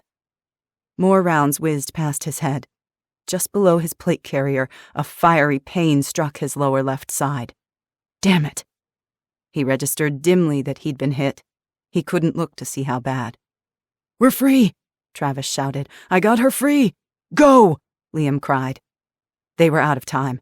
More hostiles were coming, running from several directions. 12 of them, 24. Too many of them. In seconds, they'd overwhelm him. Adrenaline surging. Liam hurled another flashbang to cover their retreat. The hostiles fell back, momentarily blinded, disoriented, and stunned. They stumbled around dizzily, like they were drunk, clutching at their ears and faces. One man screamed and fumbled at the flash burns on his thighs. They'd come to in 10 to 15 seconds, though they wouldn't be able to see or hear clearly for a while. Switching to full auto, Liam let loose a barrage of firepower. Gritting his teeth, he pushed himself to his feet, the adrenaline momentarily masking the extent of his injury. As he backed up, Liam mowed down any hostile in sight. His ears ringing, he turned and flung himself through the hole in the fence. Like broken teeth, the jagged ends of the chain link scratched his cheek and neck, scraped his clothes, and nearly snagged on his pack. With a savage growl, he ripped through. He leapt to his feet and spun around, searching for enemy targets. He backed away, laying down cover fire on any stragglers. Behind him, the Brooks fled into the night. They raced toward the woods 30 yards away, out in the open, exposed. He had to make sure they were clear. Liam fired another short burst. He felt the bolt lock back and did a tactical reload. A few stray rounds fired after him, none too close. Now was his chance to escape. He turned and ran after the Brooks, stumbling, white-hot pain radiating from his ribs, an explosion of agony that stole his breath from his lungs. He reached the woods just as the hostiles opened fire again. Dirt sprayed as bullets struck the ground yards to his left and right. Liam pressed himself against the thick trunk of an oak tree and inhaled sharply, steadying his heart rate. He was alone. As instructed, Evelyn and Travis had gone on ahead of him. He needed to stop their pursuers, give them time. Problem was, he was running out of time himself. Slick, wet blood leaked from the hole in his side. It drenched the front of his shirt and his vest. His legs were going weak and rubbery. With a sharp breath, he put the pain in a box and forced himself to press on, just a little longer. He needed his broken, battered body to endure until he knew they were safe. He leaned out from the tree and swept the fence line with a barrage of firepower. 2 more hostiles went down, then 3 more. After a minute, return fire ceased. More would come. He needed to retreat before they organized and flanked him. Squatting, Liam grabbed his IFAC first aid kit from his chest rig and slapped a Celox blood clotting pad on the wound and wrapped it with an Israeli trauma bandage. It would have to do. His nephew wasn't safe yet. 19. Liam. Day 88. Liam rose heavily. Gasping from pain, mingled with weariness, he turned and disappeared into the trees. He did another tactical reload as he ran, his hands slick with his own blood, slipping on the metal as he slapped in the fresh magazine and jammed the spent one into a pouch on his chest rig. Even wounded, even with his back injury, he was incredibly fit. He loped through the trees at a steady pace, his teeth gritted, praying the adrenaline would continue blocking the worst of the pain. He was the only thing that stood between his brother's family and certain death. He had to stay on his feet, no matter what. The moon had disappeared behind a raft of thick clouds. The forest was dark and shadowed. Frost-tinged dead leaves crunched beneath his boots. The cool air smelled like damp earth and pine and sap. Over it all, he inhaled the hot, coppery scent of his own blood. Every minute, he stopped to listen over his pounding heart. He strained his ears for the telltale warning that he was being tracked. A rustle of leaves, a twig cracking, the soft crunch of boots on snow. A random gunshot sounded, but it was distant. Gradually, the shouting faded. Despite the pain, he forced himself to pick up the pace. If Poe was anything short of an idiot, he'd have a reaction force gearing up to search for them. He sensed the net closing around them, the trap's jaws snapping shut.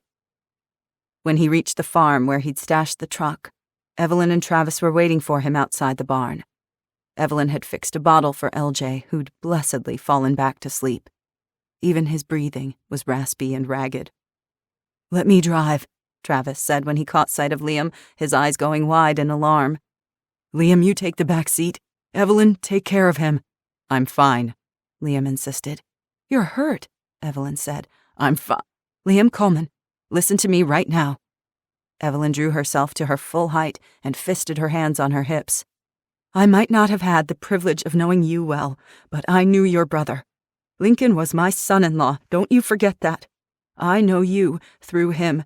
He told me you've spent your entire life taking care of people and forget you need care yourself. You've been shot. Now let me help you." His shoulders sagged. He didn't have any fight left in him. He couldn't have argued with Evelyn even if he'd wanted to. She reminded him too much of Jessa. He'd never been able to say no to Jessa, just like he couldn't refuse Hannah. The pain was fast sapping his stamina. The adrenaline dump had left him shaky and lightheaded. He had little choice. A few seconds more and he'd be a puddle on the forest floor. "Fine." He tugged his keys from his pocket and tossed them to Travis. "I see where Jessa got her stubbornness. 100% of it." Travis flicked on a bright LED flashlight and started for the barn. Liam winced as he reached for a side pouch on his go bag and withdrew a small flashlight with a red filter to aid night vision. He handed it to Travis. "Use this. It'll draw less attention." He took a step and faltered. Waves of dizziness washed over him as his legs threatened to give out.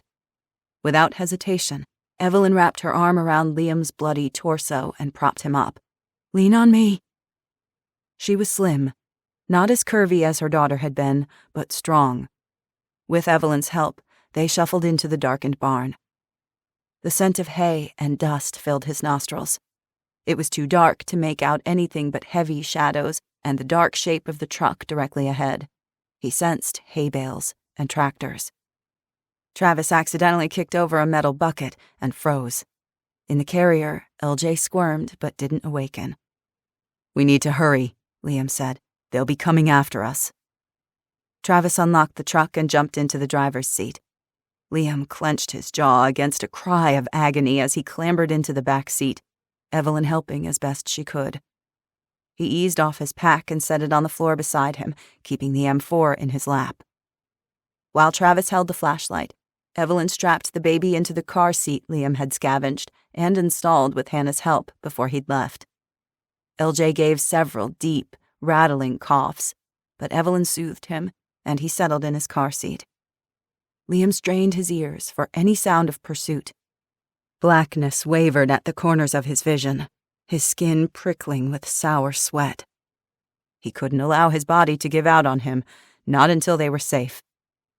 He'd planned to booby-trap their escape route with grenades or drop a tree to block their pursuers' vehicles, but his injury changed everything. There was no time. He was dizzy, nearly unconscious. Evelyn sat sideways in the middle of the seat next to him, bracing herself awkwardly, with one leg against the back of the passenger seat. She shone the flashlight on Liam's wound, her eyes narrowing.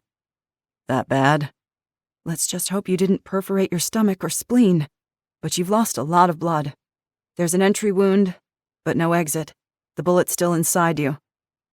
She cleared her throat and pointed at his pack. You have a first aid kit in there? We're going to need it. No time. The longer we wait, the more vehicles they'll have on the roads to block us in. We have to go. Liam, you need immediate medical care. Distant shouts echoed through the forest, followed by dogs barking. Liam's heart tightened like a fist. Go! Travis sucked in an alarmed breath. Should we just hide here until they leave? They'd have to search 100 barns to find us. They've got hunting dogs. They'll track us right here. Plus, they'll see our tracks in the snow. The rumble of an engine reached them, then another and another. They're coming, Liam wheezed. Behind the wheel, Travis froze. What do I do? Liam said, Drive! 20.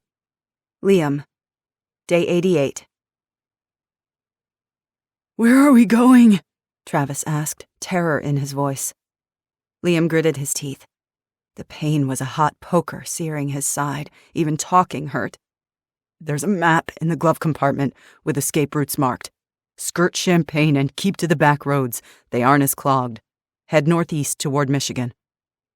Travis started the engine and it coughed and choked before roaring to life. He backed out of the barn, spun, and tore down the driveway, chunks of snow and gravel spitting from beneath the tires.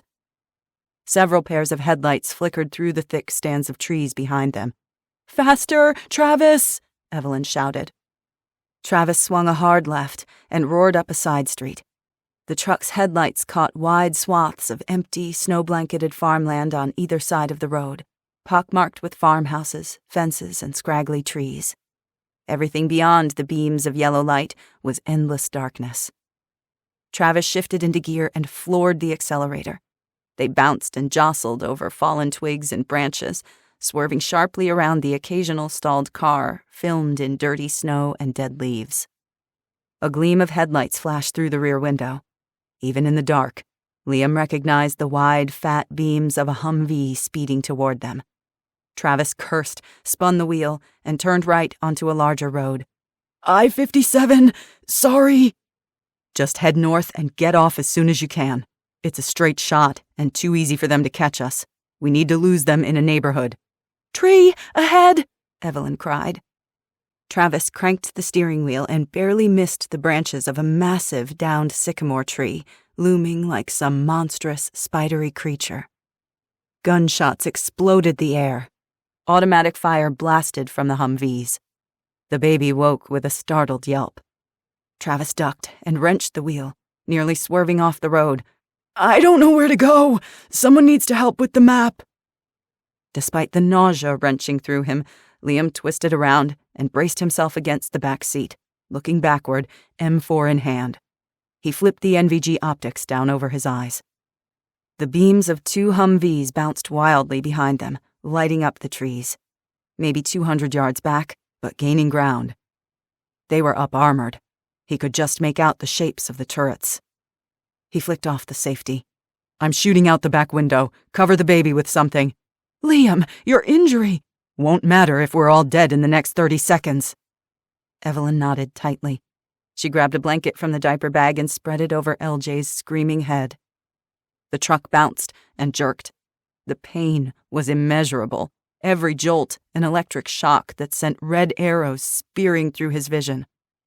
Liam fired 3 controlled bursts, the gunfire explosive in close quarters. The freezing wind buffeted him, howling in his ears, drowning out the baby's terrified shrieks. No one could spare a second to comfort him. They had to stay alive first. The Humvees kept coming. With his NVGs, Liam made out a hostile rising to man the turret of the first Humvee. His lungs constricted. They wouldn't survive a hit from the M2 50 caliber machine gun. With an effective range of 2,000 yards and 750 to 850 rounds per minute, they'd be instantly eviscerated. Liam fired at the gunner, but missed. Get us off this road, now! There's a neighborhood to the right, just past the overpass bridge, Evelyn yelled. Travis shook his head frantically. There's no road! It's a berm, Evelyn said over the baby's screams. The bushes don't look that big. Just go. Liam fired, again and again. The gunner ducked. Now! Travis jerked the wheel to the right, barely letting up on the gas. The truck squealed, the tires lifting off the road, jarring them so violently that both Liam and Evelyn were thrown against the seats. LJ shrieked in protest. Behind them, the M2 unleashed a thunderous roar. Liam glimpsed chunks of asphalt blasting from the road, caught frozen for an instant in the twin yellow beams like a slow-motion disaster movie. And then Travis turned up a grassy slope, bumping and tearing through underbrush, twigs and thorns scraping the truck's sides, and rammed through a wooden privacy fence at 40 miles per hour. They crashed into the backyard of a brick bungalow. With Liam facing the rear, he caught flashes of the detritus as the truck plowed over a patio set, plastic chairs flying, the folded umbrella thumping over the hood and roof before striking the bed of the truck and landing, khaki fabric whipping wildly. A second later, they broke through the opposite side of the fence, raced across the driveway, and bounced over the curb onto a residential street. Liam could barely hear over the roar of the wind, his eyes straining for a flicker of yellow headlights in pursuit. The rush of the air dried out his eyes, partially blinding him. He blinked, and there they were, the Humvee bouncing from the backyard onto the road behind them as Travis banked into a sharp 90-degree corner. Turn off the headlights! What? Then I can't see! I'll crash! We'll never lose them otherwise! Liam tore off his bump helmet with the optics and thrust it at Evelyn. Give it to your husband. With the NVGs, Travis could avoid driving head first into an obstacle that might kill them. Within a few blocks, he was blowing through four-way stops and darkened traffic signals. Evelyn clutched the map with white-knuckled fingers, shouting instructions. Somehow, she kept them from turning onto a dead-end street or cul-de-sac. Travis sped up, increasing to dangerous speeds, turning at every block, nearly tipping the truck, almost crashing into stop signs and stalled vehicles in the center of the road. With a metallic screech, he sideswiped a minivan, losing the driver's side mirror. In the tight corners, narrow roads, and clustered houses, the gunners couldn't get close enough for a clear shot, especially without the truck's headlights drawing them like a beacon. The glowing eyes of the Humvees stalking them grew further and further behind. After an eternity, they flickered and winked out for good. "They're gone," Evelyn said. "I don't see them anymore." Keep watching. Doesn't mean they won't show up. And keep driving. Evelyn managed to soothe LJ while simultaneously directing her husband.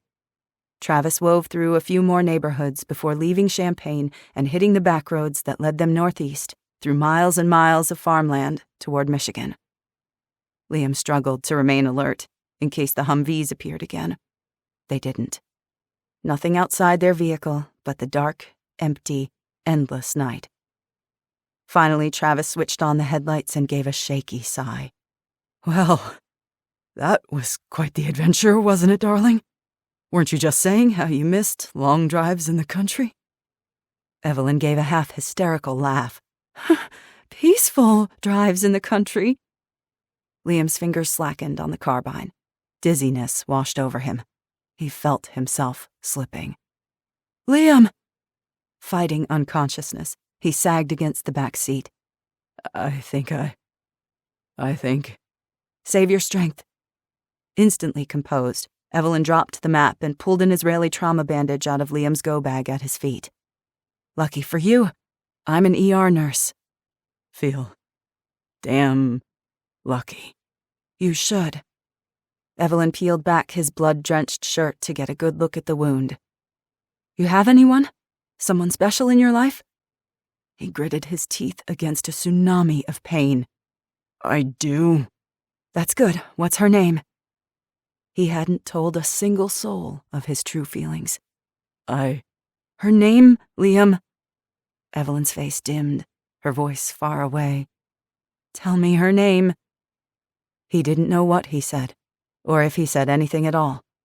His ears rang like a struck bell, his brain mush, everything going fuzzy and distant. He was drifting on waves of pain, yet one image fixed in his mind like the spark of an ember in a sea of darkness. One face. Just before he blacked out, Evelyn said, "Stay alive, Liam. Stay alive for Hannah." 21.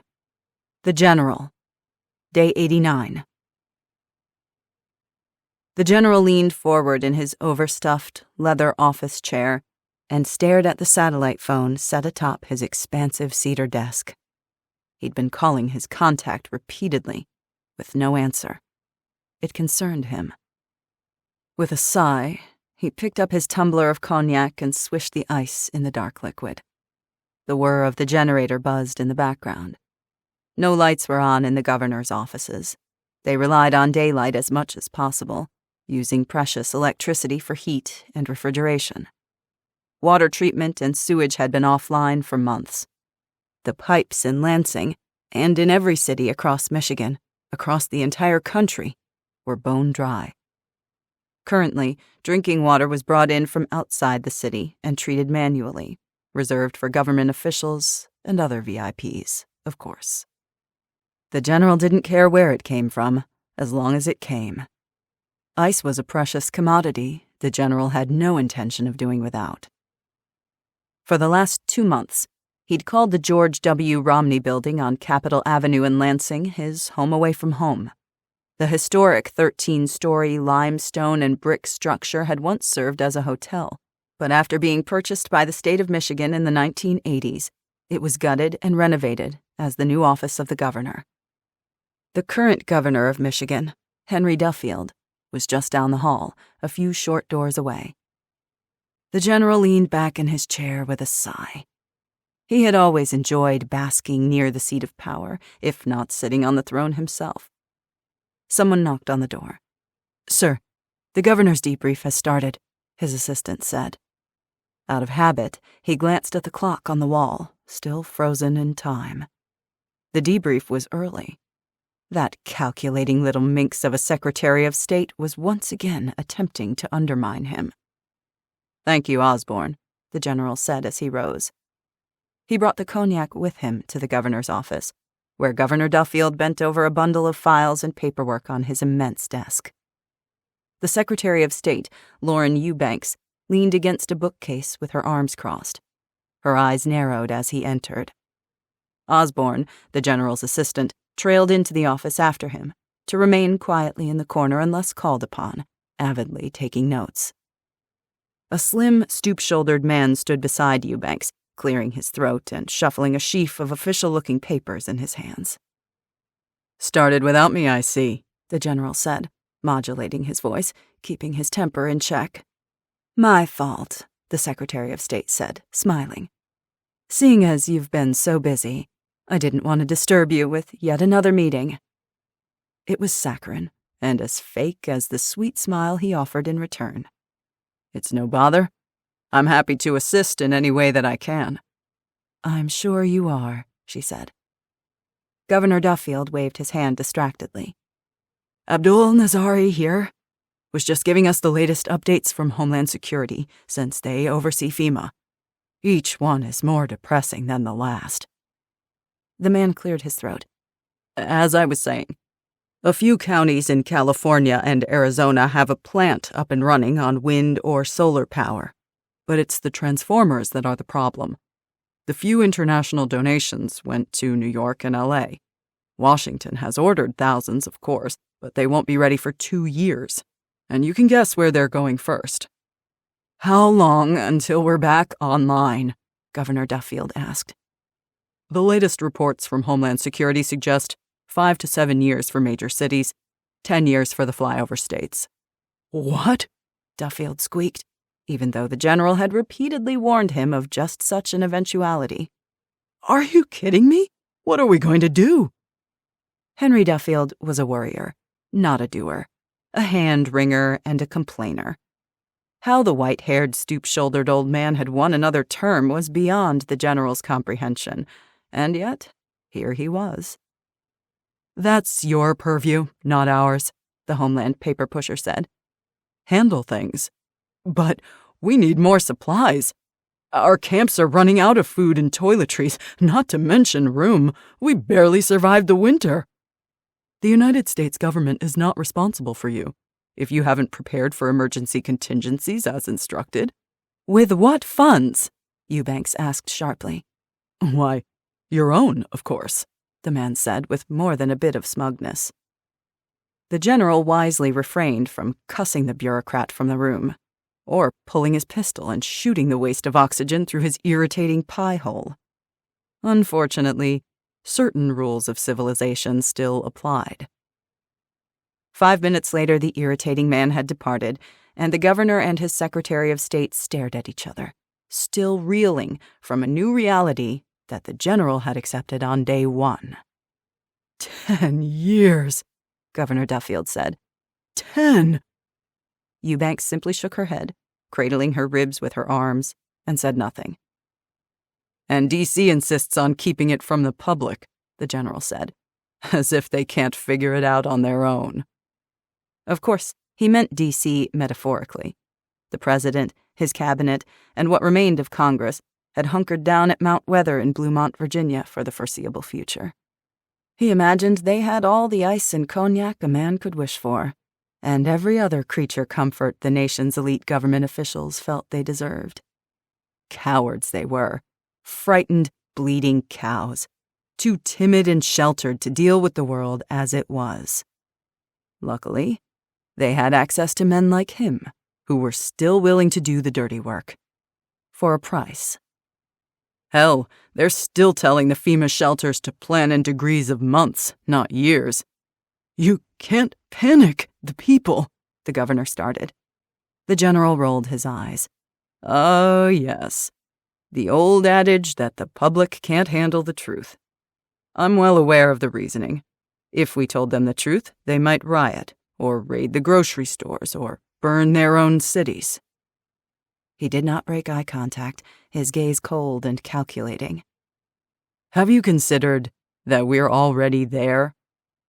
Governor Duffield shifted uncomfortably and coughed into his handkerchief.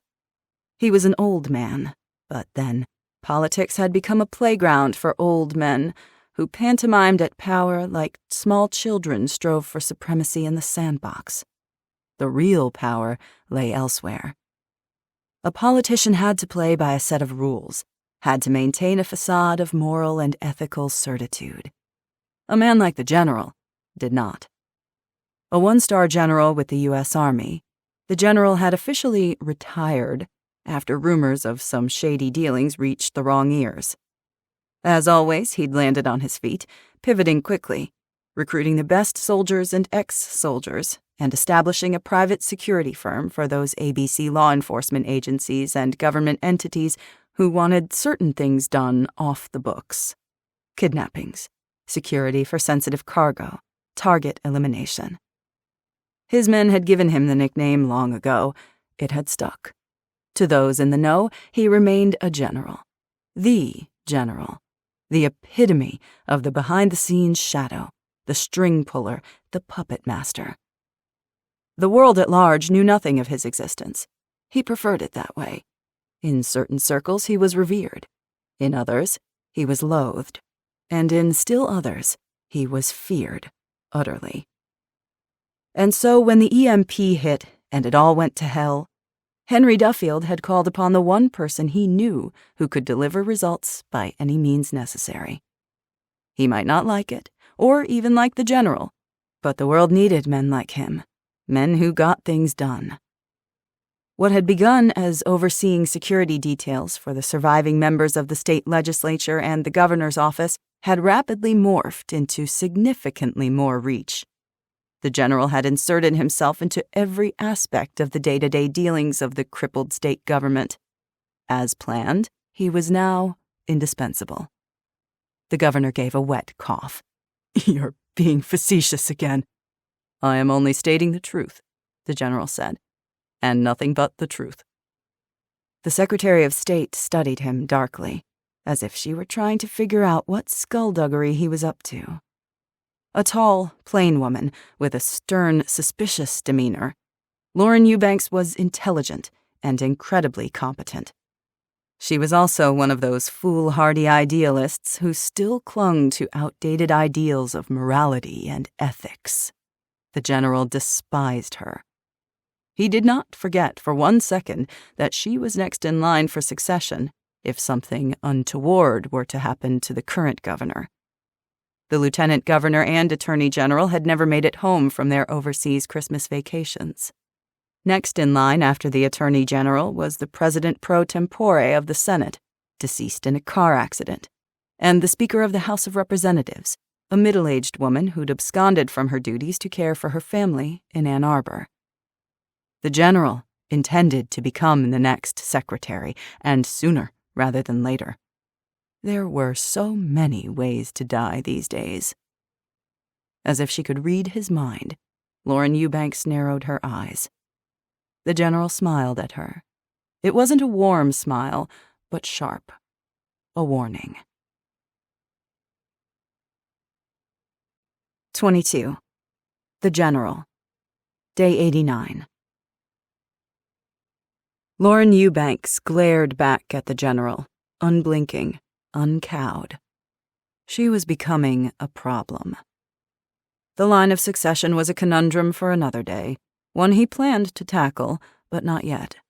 Patience, after all, was a virtue, as was cunning, which he had in spades. Duffield cracked his gnarled knuckles, a few age spots marring the back of his hands, and glanced away. "What are we going to do?"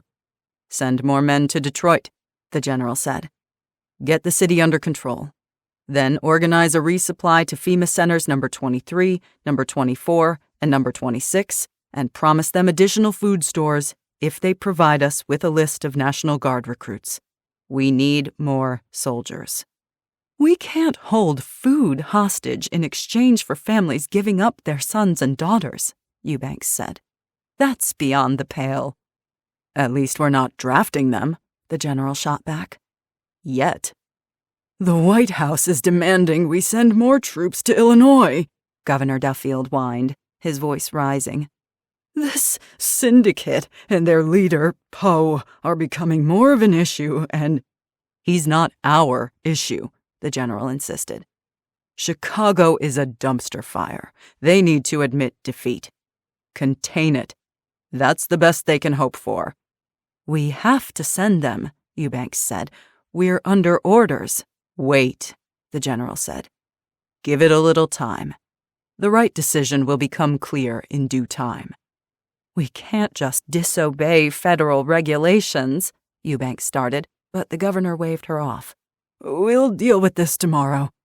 "But—" "I'm tired, Lauren." Eubanks pursed her lips, reluctant, but nodded. "Sir."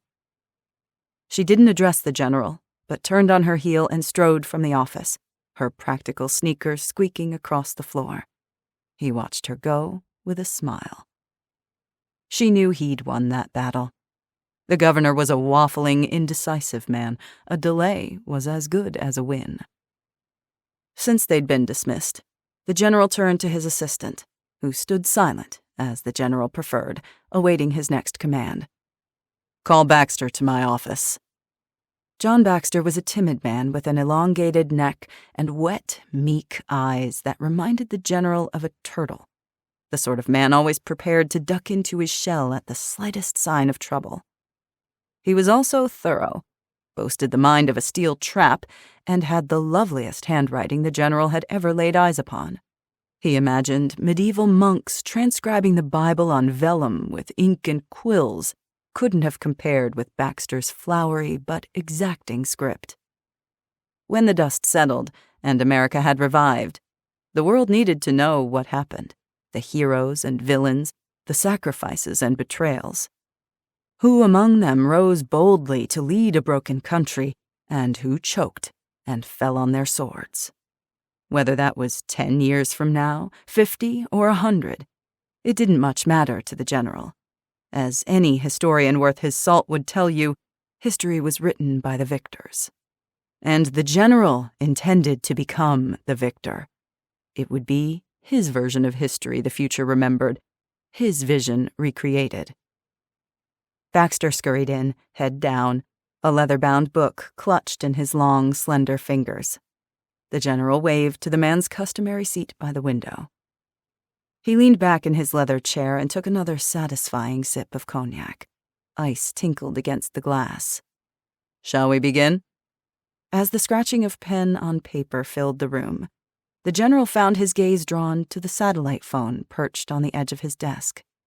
She still had not called, and he had no one close by to check on her. He made multiple calls a day, remaining in contact with his various team leaders stationed throughout the state. His closest paramilitary contacts were in Grand Rapids. They had their hands full with a raging gang war and a FEMA shelter suffering from dysentery outbreaks due to lack of proper sanitation. A flicker of unease flared through him. He closed his eyes, opened them. Everything was the same. The desk, the leather chair, the floor-to-ceiling bookcases, the large window overlooking the once gilded grounds of the ornate Capitol building across the street. He took another swig of liquor.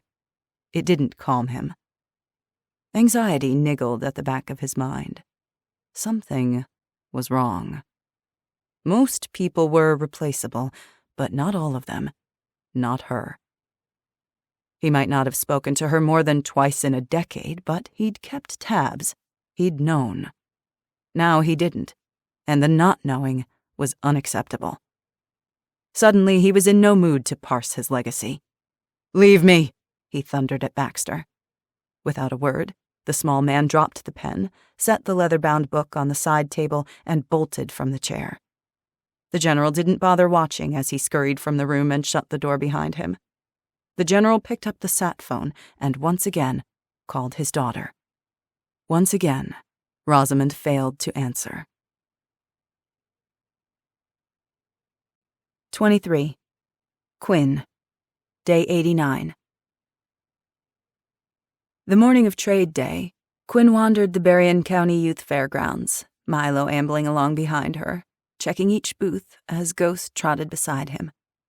Several white rectangular buildings loomed in front of them, stacked side by side and constructed of metal with concrete floors and large open doors at either end. In years past, the buildings had housed thousands of art projects, student paintings, photos, and crafts, the expo buildings reserved for local businesses to advertise their wares, offering stickers and lollipops to passers-by. A few hundred people strolled from building to building and clustered in small groups to chat and catch up on news and rumors. "Which building next?" she asked with forced brightness. Milo made a show of studying them all, then pointed to the last building in the row, furthest away. "That one." "Of course," she muttered. Quinn was watching Milo for the day. Usually she didn't mind. Milo was like the little brother she'd never had, and she adored him. Lately, when she looked at Milo's wan face and sad eyes, she saw Noah. He reminded her of that night, of everything that had happened.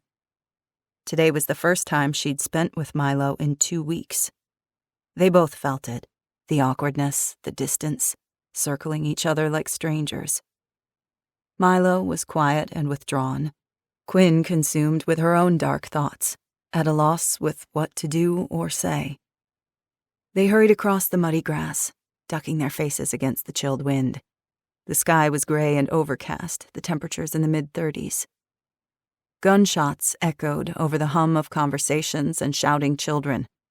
Reynoso and a few Fall Creek officers had set up a makeshift range out of hay bales to conduct sessions throughout the day. BYOB, bring your own bullets. The fair rides were normally at the west end of the fairgrounds. Now it was an empty, weedy brown field, snowdrifts piled here and there. Where were the huge metal monstrosities? The Ferris wheel, gravitron, carousel, bumper cars, the pendulum pirate ship, the drop tower. Probably gathering dust in some enormous warehouse, never to be used again. At least, not for a decade, maybe 2. Might as well be forever. Things like county fairs wouldn't be anyone's priority for a while. With every step, memories struck her. Visits with Gran and Gramps every year to see the rabbits, chickens, and goats, and watched the equine show competitions like dressage, the beautiful horses prancing around the ring with their braided manes, supple shining coats, and flowing tails. And of course, gobbling elephant ears as large as her head, her fingers dusty with powdered sugar, her mouth sticky from cotton candy and caramel apples, and giant turkey legs dripping with fat. At 7, she'd thrown up on the tilt-a-whirl. At 9, she'd won first place in art for drawing Princess Ariadne fighting the Minotaur instead of Theseus. She still had the blue ribbon tucked away in her sock drawer. Another, darker memory infiltrated her mind. When she was 10, she'd waited for Octavia to pick her up from the fairgrounds after a friend's mother had dropped them off earlier that morning. One by one, her friends' parents had arrived to take their precious children back to their safe, warm, cozy homes, until Quinn was the only one left. Night fell, the fair closed, the turnstiles squeaking as hundreds of guests filed out in a rush, and then the workers locked up and left, all overlooking the little girl sitting on a hay bale off to the side of the entrance, licking ice cream off her fingers and trying not to cry. After several frantic phone calls, and the discovery that Octavia was on a bender, in no shape to mother anyone, Gramps had eventually come.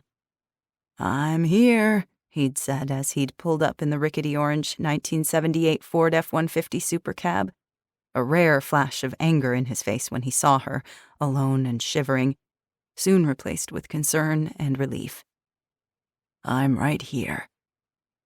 They hadn't spoken on the way home, but how she'd loved the orange Julius that night, the rumble of the engine vibrating her frayed seat, the familiar smell of Gramps, the sturdy, reliable shape of him in the dim glow of the passing headlights. So many memories, some good, some bad. That time gone forever, no matter how much she wanted it back. Shattered with Gramps' death, with the EMP that stole so much in a single, silent, invisible breath. She rubbed her eyebrow ring and picked up her pace, pushing the bleak memories out of her head as she glanced at the crumpled paper in her hands. Gran had directed her to make a list of items available for trade, since Gran herself was busy selling her famous canned applesauce, peaches, and strawberry jam while she watched baby Charlotte for Hannah. Quinn and Milo stepped inside the last long white building, Ghost trotting close to their heels. Hannah had instructed the great peer to watch after the boy, and the dog seemed to understand, never straying further than a few yards from Milo's side. Inside, it was like a giant flea market. Folks from Fall Creek and nearby towns displayed their wares on folding tables, prices hand-scrawled on pieces of cardboard or construction paper and taped to the tops or sides of the tables. No one wanted money. It was a barter system now. Beans, bullets, and Band-Aids were the 3 Bs that Gramps always said would be valuable if the world went dark. He was right, as always. Becky Grisone, the owner of Tress's hair salon, had shears, combs, and spray bottles displayed on a couple of tables. She'd dragged in one of her salon chairs and was cutting a woman's waist-length hair to her chin. A line of people waited behind her, carrying plastic shopping bags with a few cans or boxes of food to trade for a good haircut. It was smart to go short. Less hair meant less shampoo and soap. Plus, with hygiene harder and harder to keep up, lice was making a major comeback. Maybe Quinn should consider a cut of her own, though she'd trimmed her bangs herself with grand shears. A blue mohawk might be cool, though most of the blue had faded to black. A few booths down, Jamal Duncan and Tina Gundy, whose father had owned Gundy's Auto Repair, had an array of mechanical junk spread across several tables, stuffed in cardboard boxes and scattered across the floor. Car batteries, coils of wire, chargers, and lawnmower engines. Jamal had helped Fall Creek set up repeaters to extend their communications range. An engineering major, he was quite the genius with electronics, and his tinkering had brought several radios and a few generators back into working order. Word had gotten out, and people were bringing in car batteries, handheld radios, portable generators, and solar chargers for Tina and Jamal to fix in exchange for toiletries and food. Quinn stopped at Mr. Atkinson's booth for some of his homegrown honey, which he traded for Gran's peaches. His wife made amazing peach cobbler and various pies. Julia Verne Smith had made handmade soap from ash and pig fat. Corinne Marshall had some precious seeds, which she exchanged for a few of Mrs. Dorson's chickens. Ghost sniffed at everything, his bright brown eyes missing nothing. He was so tall, his wagging tail brushing tubes of Neosporin and boxes of Band-Aids. At the next booth, he knocked small pots of rosemary and basil seedlings right off the table. No one yelled at him. He drew weary smiles from adults and cries of adulation from the kids, who came running in all directions to pat his head, fondle his ears, and scratch beneath his chin. Ghost indulged their adoration with the serene tolerance of a prince. Quinn marveled at his incredible patience with those he deemed his charges. He treated the littlest ones with utmost gentleness, even when they inadvertently stepped on his paws or tugged on his tail, while he playfully nudged or pushed the older kids, inciting them to chase him, or vice versa. "Great dog you've got there," said a middle-aged woman at a booth selling homemade candles and eggs. Her sign said she was trading for bleach, soap, and toothpaste. Milo beamed with pride. It was the happiest Quinn had seen him since Noah died. "Thanks, lady." "You ever want to sell that dog? I'll trade whatever you ask. I'd give up my best Lane hens for that beautiful boy, all of them." Milo frowned. "He's not for sale." The woman shrugged, but gave Ghost another yearning glance. "Just throwing it out there." They kept moving, Quinn making a list of trades that she and Gran would come back for with a trailer to carry everything. A few booths later, Milo leaned in and studied a kerosene lantern. According to the sign, the owner needed beta blockers for his heart condition. Milo chewed on his lower lip. "You should have a booth, Quinn." "And what would I trade? People won't need homemade hand warmers for long." "Your drawings." "No one wants monster drawings, Milo." He gave her a shy glance through the dark curls falling into his eyes. "In the olden days, all the rich kings and queens would commission painters to paint portraits of themselves, so their family wouldn't forget about them." There was something lost and wistful in his voice. Her heart clenched. She understood what he was asking for, even if he couldn't come out and say it. He wanted a picture of his dad. She blinked, a sudden pressure behind her eyes, her hands forming fists at her sides. Everything in her recoiled at the thought, anger mixed with something dark and painful. And yet, Milo's forlorn gaze pierced her to the core. "I'll think about it," she forced out around the lump in her throat. She could feel him studying her, his big solemn eyes on her face, pleading with her, beseeching, begging for something that she couldn't give him. "Want to listen to music later?" he asked, so quiet she almost didn't hear him. She busied herself examining a soy candle, picking it up and weighing it in her hands, inspecting the wick length, pretending she gave a damn about any of this.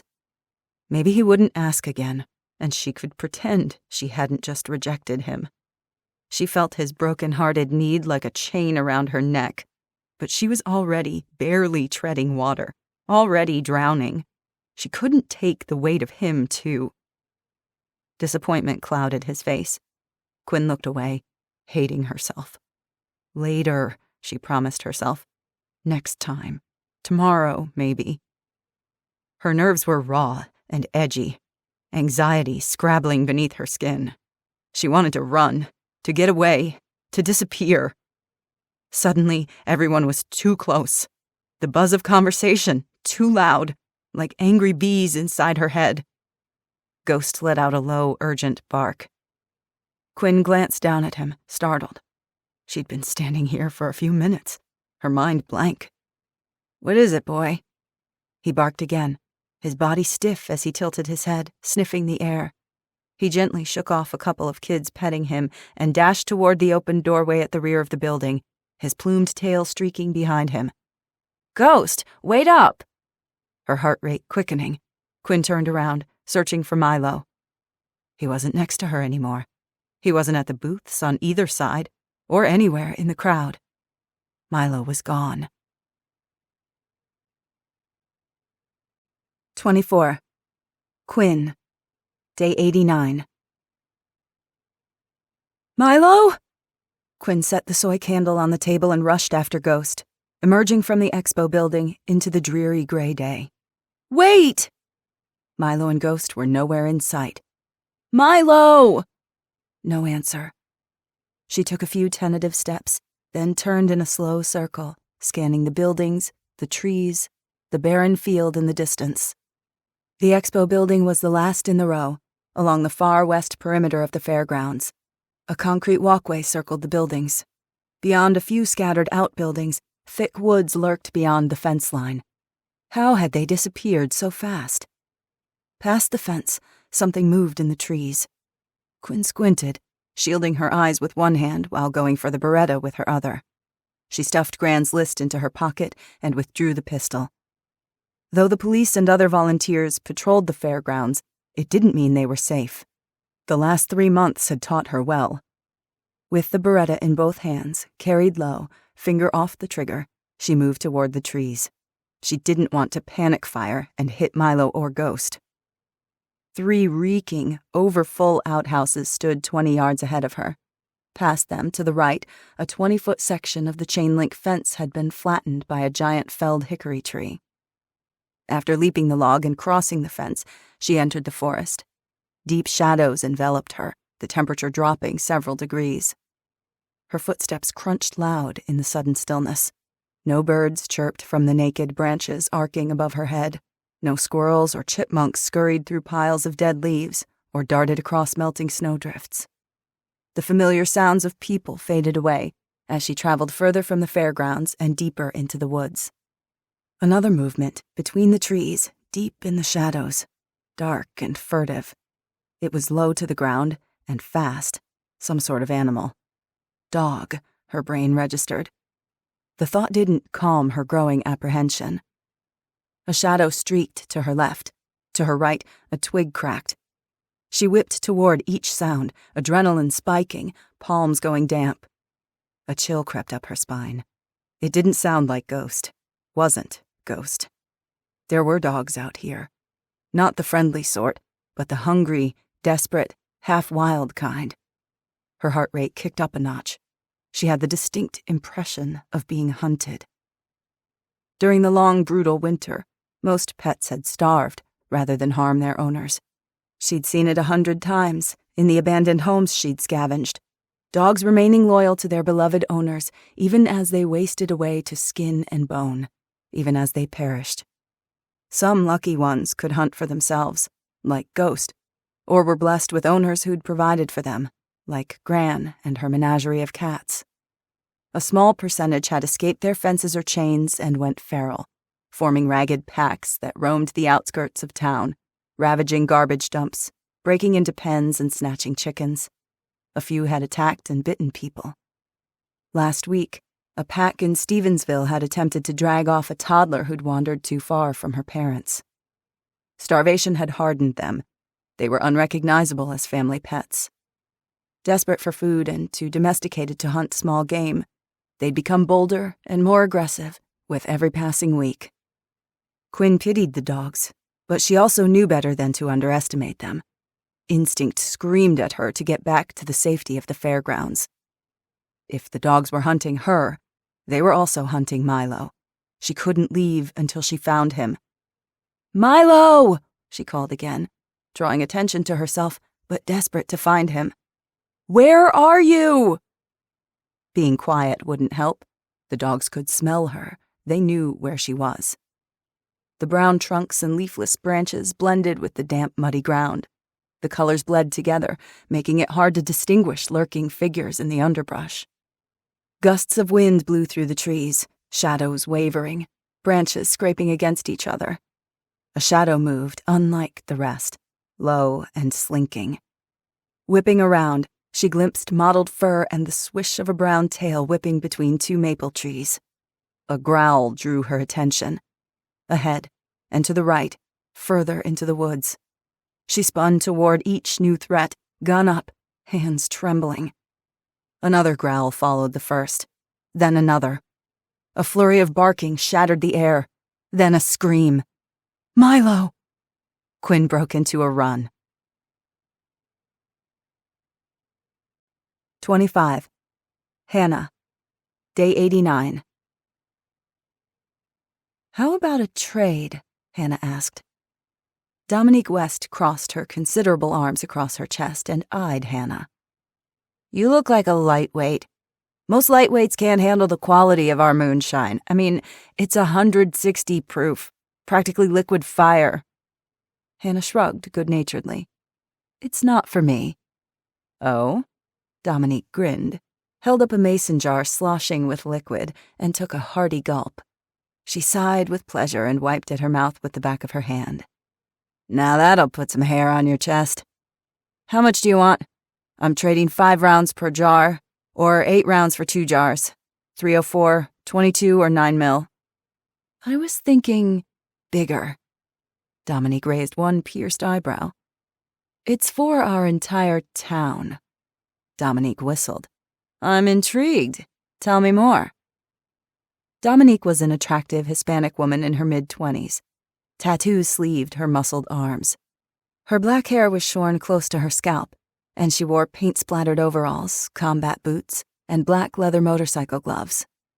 Ever since the collapse, she'd been running a successful moonshine business. Hannah, however, was interested in more than getting drunk.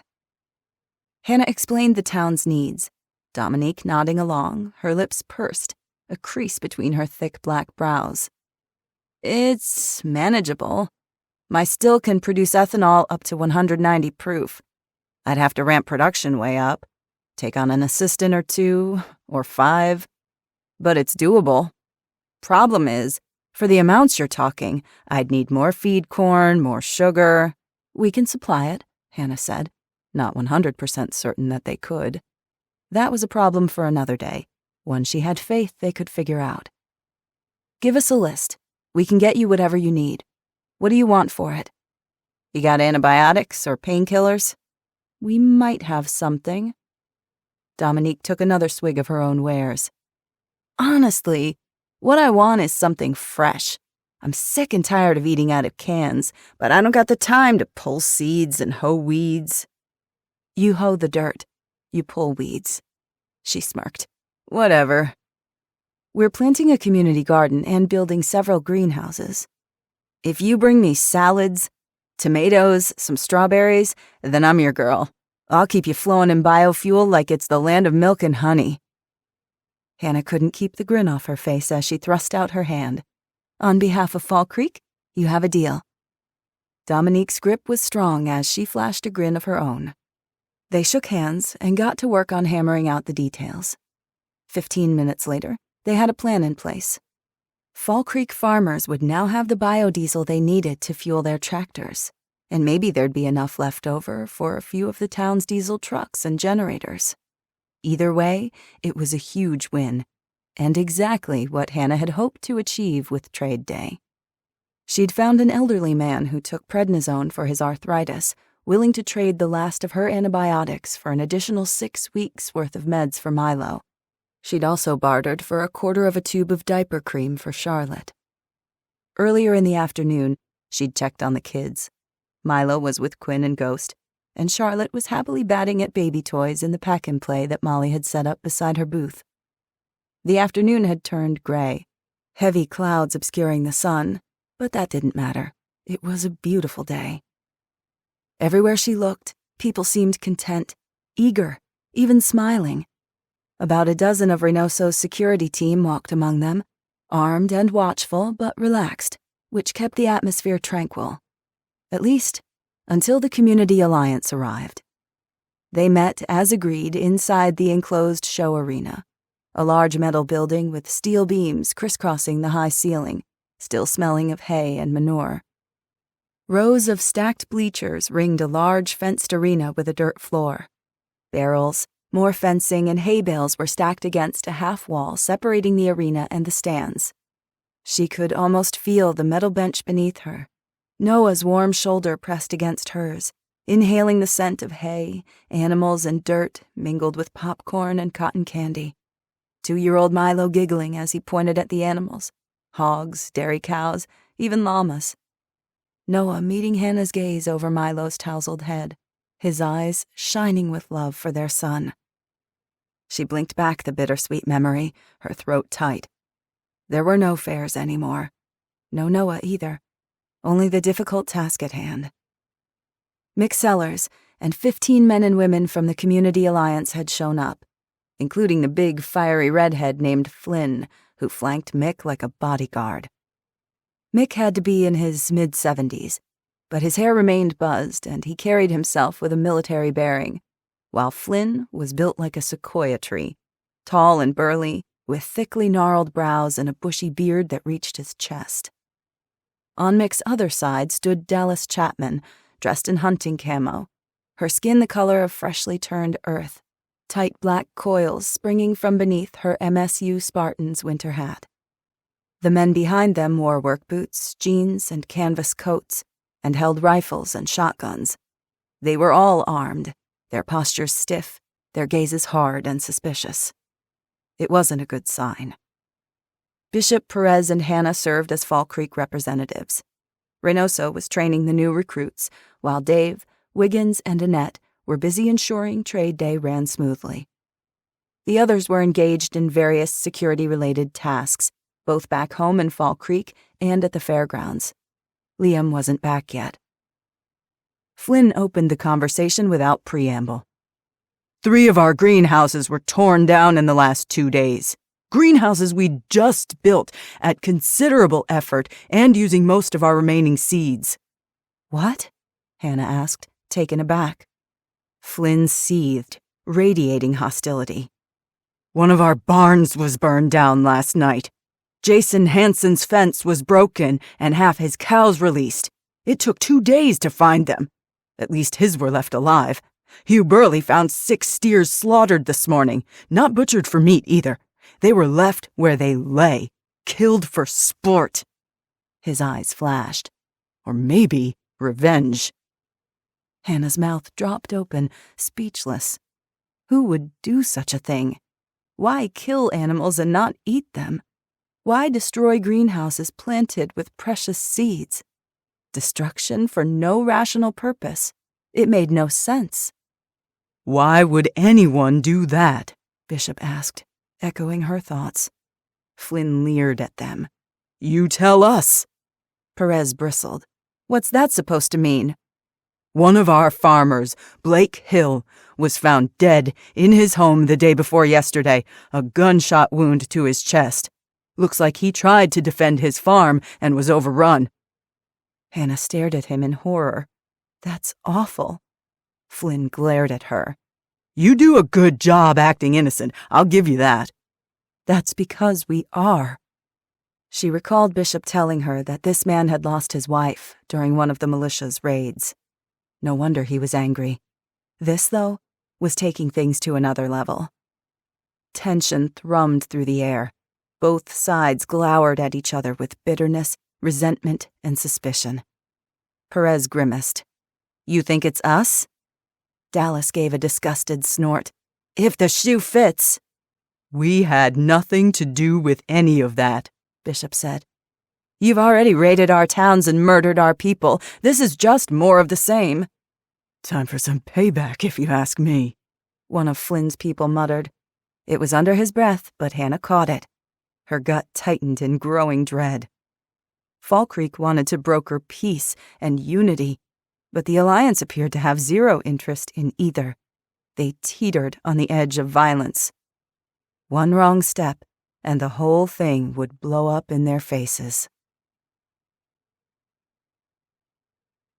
26. Quinn. Day 89. Don't move, Quinn cried. She sprinted past a cluster of birch trees, staggering through thick underbrush, thorns snagging at her clothes, and burst into a small clearing. She took in the scene in a fraction of a second. Her guts turned to water. Milo huddled, backed against the trunk of a spruce tree. A dozen dogs circled him, lurking between the trees, creeping closer and closer. The dogs stared at him, hunger rendering them fearless and bold, their heads up, ears cocked, muscles bunched and bulging as they prowled the perimeter. They were gaunt, each rib in sharp relief, their once gentle faces pinched by desperation and that instinctive, relentless will to survive. Some people had gone feral. It only made sense that dogs would too. Kill to survive, eat to live. Every animal knew it. It was the law of nature. They wouldn't survive without prey. Today, Milo was that prey. They would have attacked Milo already, would have ripped his tiny body to shreds in seconds, if not for Ghost. The fearless Great Pyrenees leapt in front of Milo, white fur bristling, wheeling to face each new threat, snarling a vicious warning to any dog who dared to sneak too close. One-on-one, Ghost could take any of them. With his muscled torso and thick fur, he was twice the size of the next largest dog, a skinny, barrel-chested Rottweiler. They came at Ghost in 2s and 3s, never one alone. Snarling and barking, growling, lips peeled back to reveal razor-sharp canines. As one charged his front, 2 more lunged in to nip at his ribs. Ghost whirled and snapped his jaws inches from their throats. They scampered back with startled yelps. But they'd learned pack behavior. The dogs were working together, like wolves. "Get out of here!" Quinn screamed. Fear and revulsion churning in her gut, she shifted her gun into one hand, picked up a large stick, and hurled it at the nearest dog. "Git! Go away! Stop it!" It struck a brown pit bull in the hind leg. The dog shied away with a whimpered snarl. A golden retriever who'd been circling the spruce tree to get behind Milo let out a frightened yelp and fled, scurrying south through a thick tangle of underbrush. Quinn sprinted to Milo's side. "Get behind me!" Milo stared at her with sheer terror in his eyes. "Don't hurt them!" She thrust his small body behind hers and faced the snarling dogs. "Just a tiny problem with that, small fry. They very much want to hurt us." She felt little concern for herself, only the kid. She had to get him out of here. The boughs of the spruce spread far above their heads, the branches too high to climb. The nearest trees were tall and skinny. Their limbs would break beneath even Milo's weight. She risked a second to twist around the spruce's trunk and glance behind them, blinking against her blurring, panicked vision. Trees and bushes and more trees. Everything looked the same.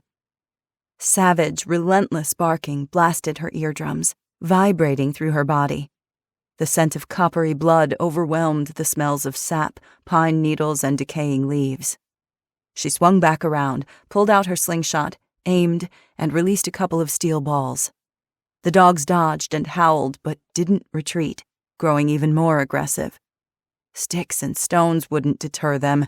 Her slingshot couldn't take them down either. If they attempted to run, they were dead meat. Ghost couldn't stop all of them. They could smell her fear, Milo's fear. Even she could smell it. A sour metal tinge to her skin, her breath. Stay calm. Think. Figure it out. Think. Dismay filled her as she lifted the Beretta in a 2-hand grip. She felt the same as Milo. Even as they attacked, she dreaded killing them. In so many ways, this wasn't their fault. She understood their desperation, their hunger. At the same time, she couldn't let them hurt Milo. And Ghost? No freaking way. A German shepherd lurched forward, about to pounce upon Ghost from the right. Quinn fired, missed, fired again. The round punched into the dog's ribcage. The dog let out a howl as its hind legs sagged and it collapsed.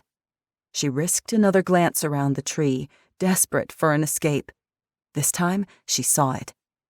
"There's an oak tree, 5 yards behind us, a few degrees to the right, low branches, forked like a slingshot. You can climb it." Milo's voice squeaked. "But what about you?" "Run for it, Milo." "I'm not leaving. Just do it," she shouted. Milo's boots crunched dead leaves and twigs as he slipped around the spruce, footsteps thudding as he ran back toward the safety of the oak. One retriever caught sight of the fleeing boy and tore after him, teeth bared. Adrenaline spiking, Quinn fired and missed. They were so damn fast. With a curse, she spun, trying to track ahead of the animal, and fired twice more in quick succession.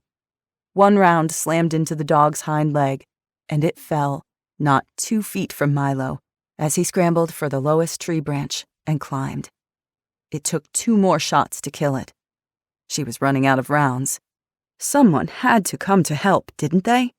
Wouldn't the crowds at the fairgrounds hear the gunshots and come running? Her stomach sank as she remembered Reynoso's firing range. No one would recognize the difference between those shots and Quinn's. They were on their own.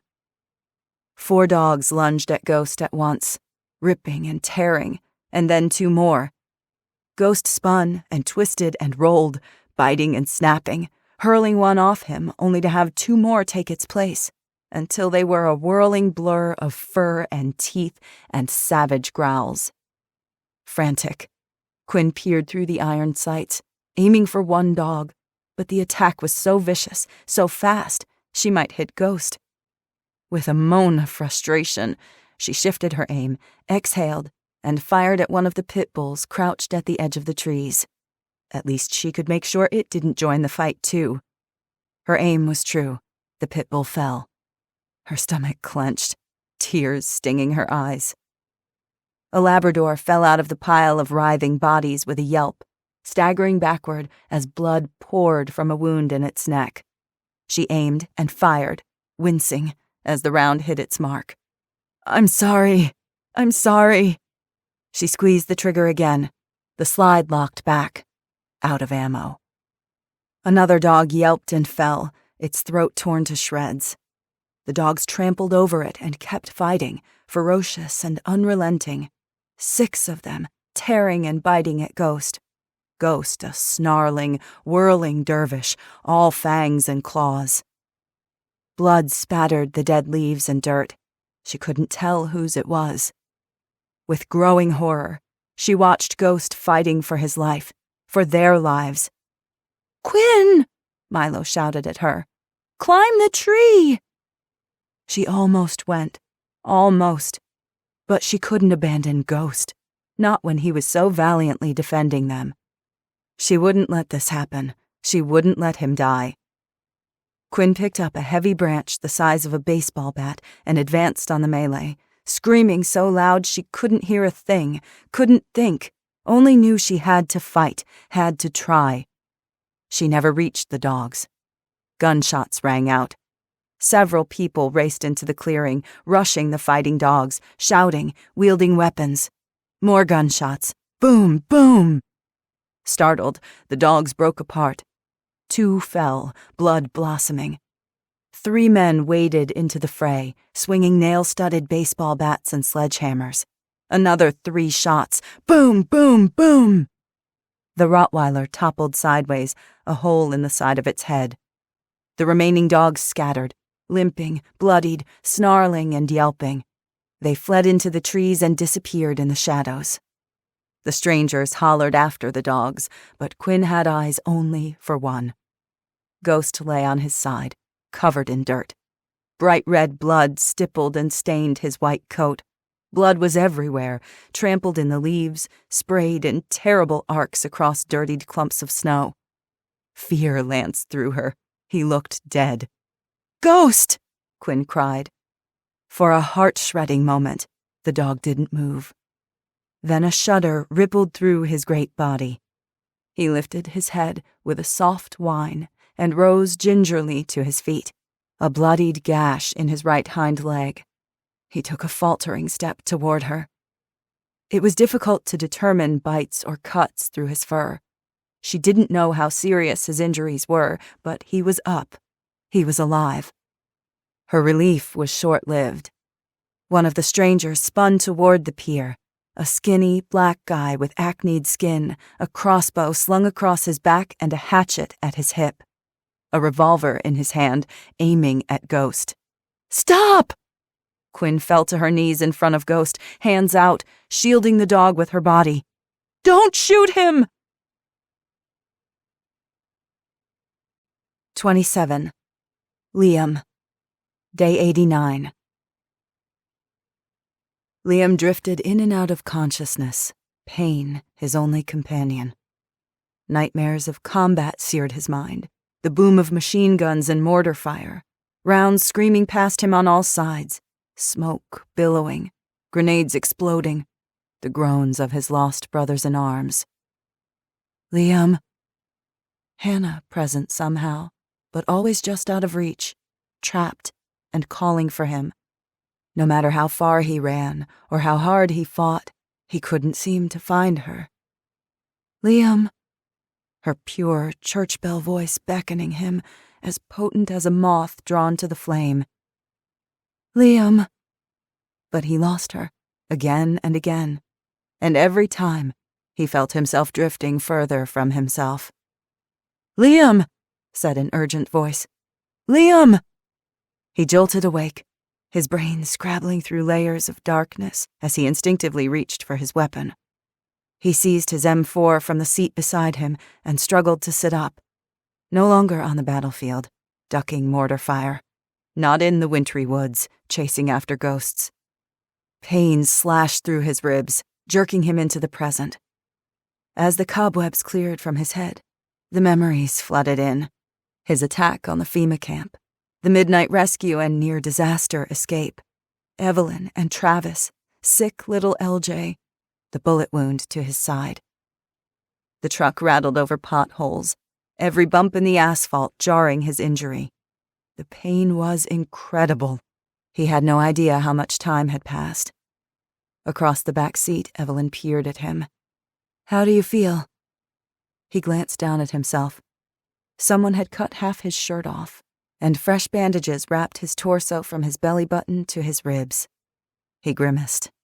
Still alive. Good enough. Evelyn pursed her lips. I cleaned it up as best I could and packed the wound. Without access to modern medicine, things can turn nasty fast. I need to examine you in a sterile environment and get that bullet out, preferably with medical instruments and not in the back seat of a truck. The cab was chilly, but not freezing. Khaki fabric had been taped over the broken window with duct tape. Liam recognized the remnants of the patio umbrella from the brick bungalow's backyard. Travis must have stopped to rig it up. I used your knife and duct tape from your pack, Evelyn said unapologetically. We had to keep LJ and you from getting too cold. He gave a rueful smile. Of course it had been Evelyn. It worked. Evelyn handed him a water bottle. Forcing himself into a seated position with gritted teeth, he drank and scanned their surroundings. The mid-morning sun hung bright in the blue sky. Mud and slushy snow blanketed the ground. Flat farmland pockmarked with occasional farmhouses set far from the road surrounded them on either side.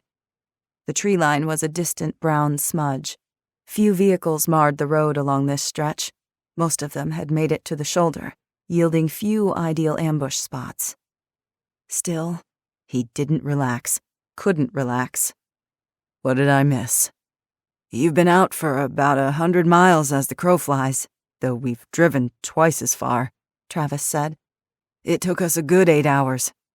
We bypassed St. Anne's a bit ago, heading north on 17. Liam did the calculations in his head. They were still about 120 miles from Fall Creek. I had to deviate a bit, but I stayed off the major roads, including I-57.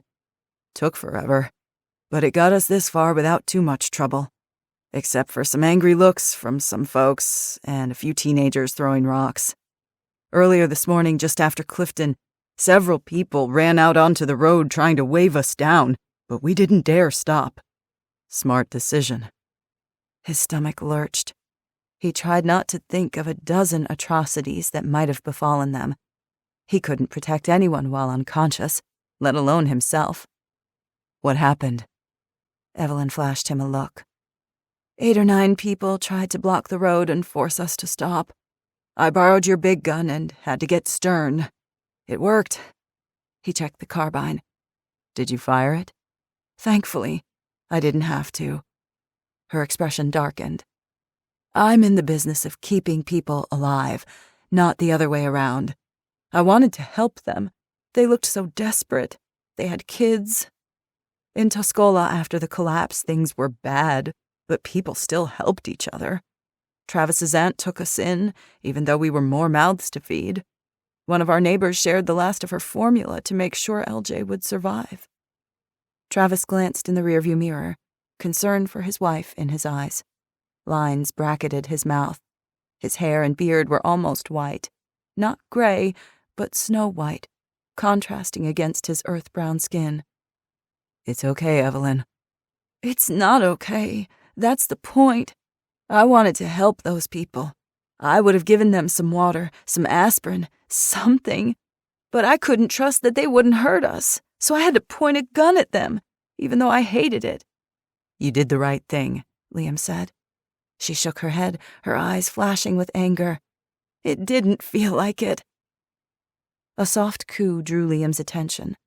LJ twisted in his car seat, his eyes on Liam, his skinny arms reaching for the buttstock of the M4. That is not a chew toy, Evelyn said.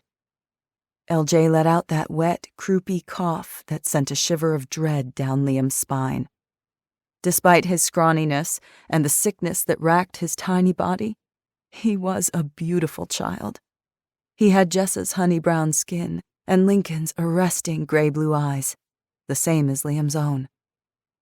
Once in Fall Creek, they would get him the nourishment and medical attention he needed. LJ would thrive. He would make sure of it. We'll help someone else when it's not so risky for all of us, Travis said. Evelyn brushed the flecks of spittle from LJ's chin and gave him an affectionate pat on his curly head. I know. Liam glanced at Travis behind the wheel, then Evelyn. They were good people. He'd saved them, but they'd both picked up the slack when he couldn't. They'd kept their heads without panicking. He wasn't used to feeling beholden to someone or counting on anyone but himself. As a kid, he'd learned not to depend on adults. Only Lincoln had been there for him. He closed his eyes at the sudden flare of grief. Lincoln was gone. Thank you for driving, for stopping the bleeding. It was Evelyn. Travis gave a modest shrug. In all honesty, I nearly pissed my pants. He was just waiting for his moment to shine, Evelyn said with obvious pride. He's always loved cars. Classics. I love classics, like a 1959 Cadillac Eldorado or the 1961 Jaguar E-Type. Possibly a 1964 Aston Martin DB5. I'm talking leisurely summer drives, not a lethal race in the dead of night being chased by armored vehicles boasting guns bigger than me. Evelyn beamed at him. We got out. That's what counts. Thanks to you, Liam. Flustered, Liam made a show of studying the scenery outside the window. He sniffed. Something smelled singed. Ahead and to the west, smoke billowed into the sky above a cluster of distant buildings. Looks like the entire town is burning. We passed a few others like that, Evelyn said. It's awful. Several minutes later, Liam caught sight of something up ahead. He stiffened. Roadblock. Several hundred yards down the road, concrete barriers and spools of concertina wire narrowed the road to a single lane.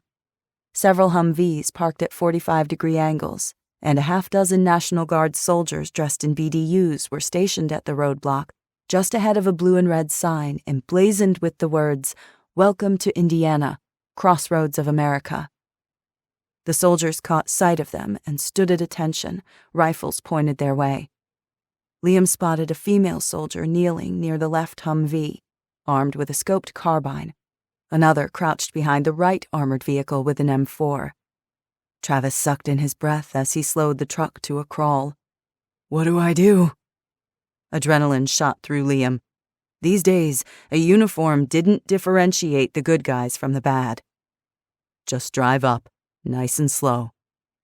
Travis gripped the steering wheel, drumming his fingers with nervous energy. What do we tell them? Liam glanced at his nephew. He was safe now. Safe to grow up free, not in a cage. Everyone trapped at FEMA Center number 109 deserved the same. Liam was only one man. He couldn't save everyone. If any functioning government remained, maybe they could. He didn't trust the government, but he still trusted the military, or at least, he wanted to. The truth. Liam lowered the M4 to the floorboard. No use in hiding it, but flaunting it wasn't the best idea either. This could go sideways at the drop of a hat. Whatever you do, stay calm. And if I give the word, hit the gas and drive. 28. Liam. Day 89. At the checkpoint, Travis hit the brakes.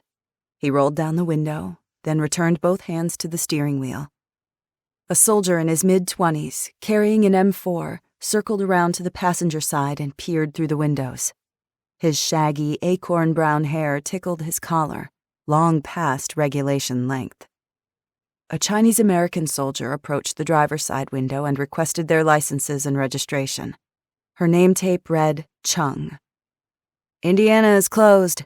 No one gets in." Evelyn raised her brows. "Closed? Executive order from the governor, ma'am. We must redirect refugees from Illinois to the nearest FEMA emergency center in their home state. The closest one is number 109 in Champaign," Travis said. "We know. We just came from there." "You've got an injured passenger." The male soldier narrowed his eyes. His name tape read Collins. "Is that a gunshot wound?" "Yes," Liam said. "Sustained during our escape from the camp." Collins lifted his rifle a few inches. 2 guardsmen came up behind him to offer backup, their weapons in the low-ready position. "Escape? What do you mean?" The Brooks told their story. Travis did most of the talking, as he was the calmer of the two, with Evelyn adding a bit here and there. Altogether, they were incredibly convincing. The soldiers attempted to remain neutral, but Liam read their dismay, indignation, and growing outrage as the Brooks described the atrocities they'd witnessed and endured. American citizens held against their will, civilians starved and abused. One guardsman stepped aside and murmured into his radio. Collins spat on the road. "Illinois is foobar." Chung grimaced at the crass military term, meaning things were screwed up beyond all recognition. "Just about. You wouldn't believe the things happening all over the country. We've heard rumors about shelters being overrun, but we haven't received confirmation until now." "What about this Alexander Poe guy?" Liam asked. "Poe and his syndicate took over Chicago within a few weeks of the collapse," Collins said. "The federal government ordered the National Guard elsewhere, so there weren't enough soldiers to protect the city. Some say it was a calculated decision to let Chicago burn to consolidate troops to save New York and D.C. instead. But Poe hasn't been content with Chicago. He keeps spreading, like the world's nastiest virus." "We're contacting our commanding officer," Chung said. "We'll do something. I don't know what, but we can't let this continue. Poe keeps amassing more territory and more men, like he's intent on taking over Illinois. If he does, I doubt he'll stop there." "Men like that don't stop," Liam said. She nodded, pursing her lips in a way that reminded him a bit of Quinn. "Indiana is a mess, too. If he heads toward us, we're in trouble." Colin swept his gaze over the barren cornfield across the road before returning his attention to the truck. "In a nutshell, the Fed's efforts to restore law and order and power are concentrated on the coasts. They've abandoned the Midwest at this point." "But you're here," Travis pointed out. Collins straightened his shoulders. "Lieutenant Governor Wright Mays, governor now, since Governor Rison never made it home, she kept back some Indiana National Guard units. So did Michigan. Illinois sent all their soldiers, believing the feds would provide aid when they needed it. They didn't. California, Washington, and Oregon have formed a federation," Chung said. "They're hoarding local resources and keeping their guardsmen and military assets for themselves, defying federal regulations. Texas is doing the same. They've restored partial power in a few areas since they have their own grid infrastructure, But good luck fleeing to Texas. They're turning away non-residents at gunpoint. I can't believe things are degenerating so fast, Evelyn said. I mean, we saw it happen in Venezuela and other countries, but here? I never thought this could happen here. A guardsman brought over 3 water bottles. Lukewarm, but that didn't matter. Travis took them with a nod of gratitude. Thank you. What was your muster? Liam asked. 50%, Chung said. Most of us showed up to the armory with our families. It's crowded, but we make sure the kids have food and shelter. These days, it's more than most people have. Collins scratched his jaw. We're losing people every day, though. Everyone's having the same problem. The military, first responders, police, doctors and nurses, everyone. When the world's going to hell, most people care more about helping their loved ones than doing their job. Can't say I blame them, though it makes our task harder. Thanks for the information, Travis said. Chung pursed her lips. I wish we could do more. Her gaze flicked from Travis to the baby in the back seat. I'm sorry for what happened to you, but our orders haven't changed. We can't accept refugees from Illinois. Evelyn snorted. Refugees? Seriously? Evelyn, Travis said, his voice soft. Evelyn sat back with a huff. Come on, we're all Americans. We're on the same side here. It's not their fault. Travis shot the guards an apologetic look. We get it. Sorry, Chung said again. I'm not from Illinois. Grimacing at every movement, Liam fumbled in his go bag and pulled out his driver's license. We're headed to Michigan. I'm a resident. We have no desire to stay in Indiana. We have a safe place to go, Fall Creek. So if you'll just let us pass through, we'll be on our way. Chung nodded vigorously, looking relieved. We can do that. She narrowed her eyes. Southwest Michigan, right? You've got a nuclear reactor over there? Cook Nuclear in Stevensville, Liam said. And the Palisades plant, further north, near South Haven. Chung's expression turned somber. Braidwood, one of the plants serving Chicago, melted down. Evelyn's face went ashen. What? It experienced a core meltdown the day of the EMP. The emergency shutdown sequence is an electronic system, so the pulse fried it before the signal was sent to the generators. Braidwood had just upgraded their generators to an all-new, high-tech smart system. It got zapped too. No one expected the generators to shut down or the containment structure to fail. We don't have the full story. Likely we never will, Collins said. Far as we've heard, none of the engineers made it out alive. Evelyn stifled a gasp. LJ started coughing again, and she fumbled for a bottle to soothe him. He gave several barking coughs before he settled. How many casualties? Travis asked. Hundreds. Could be thousands. Don't know if anyone has even gone into the hot zone yet, Collins said grimly. All I know is I wouldn't be caught dead within a 20-mile radius of that plant. Everyone that could, fled.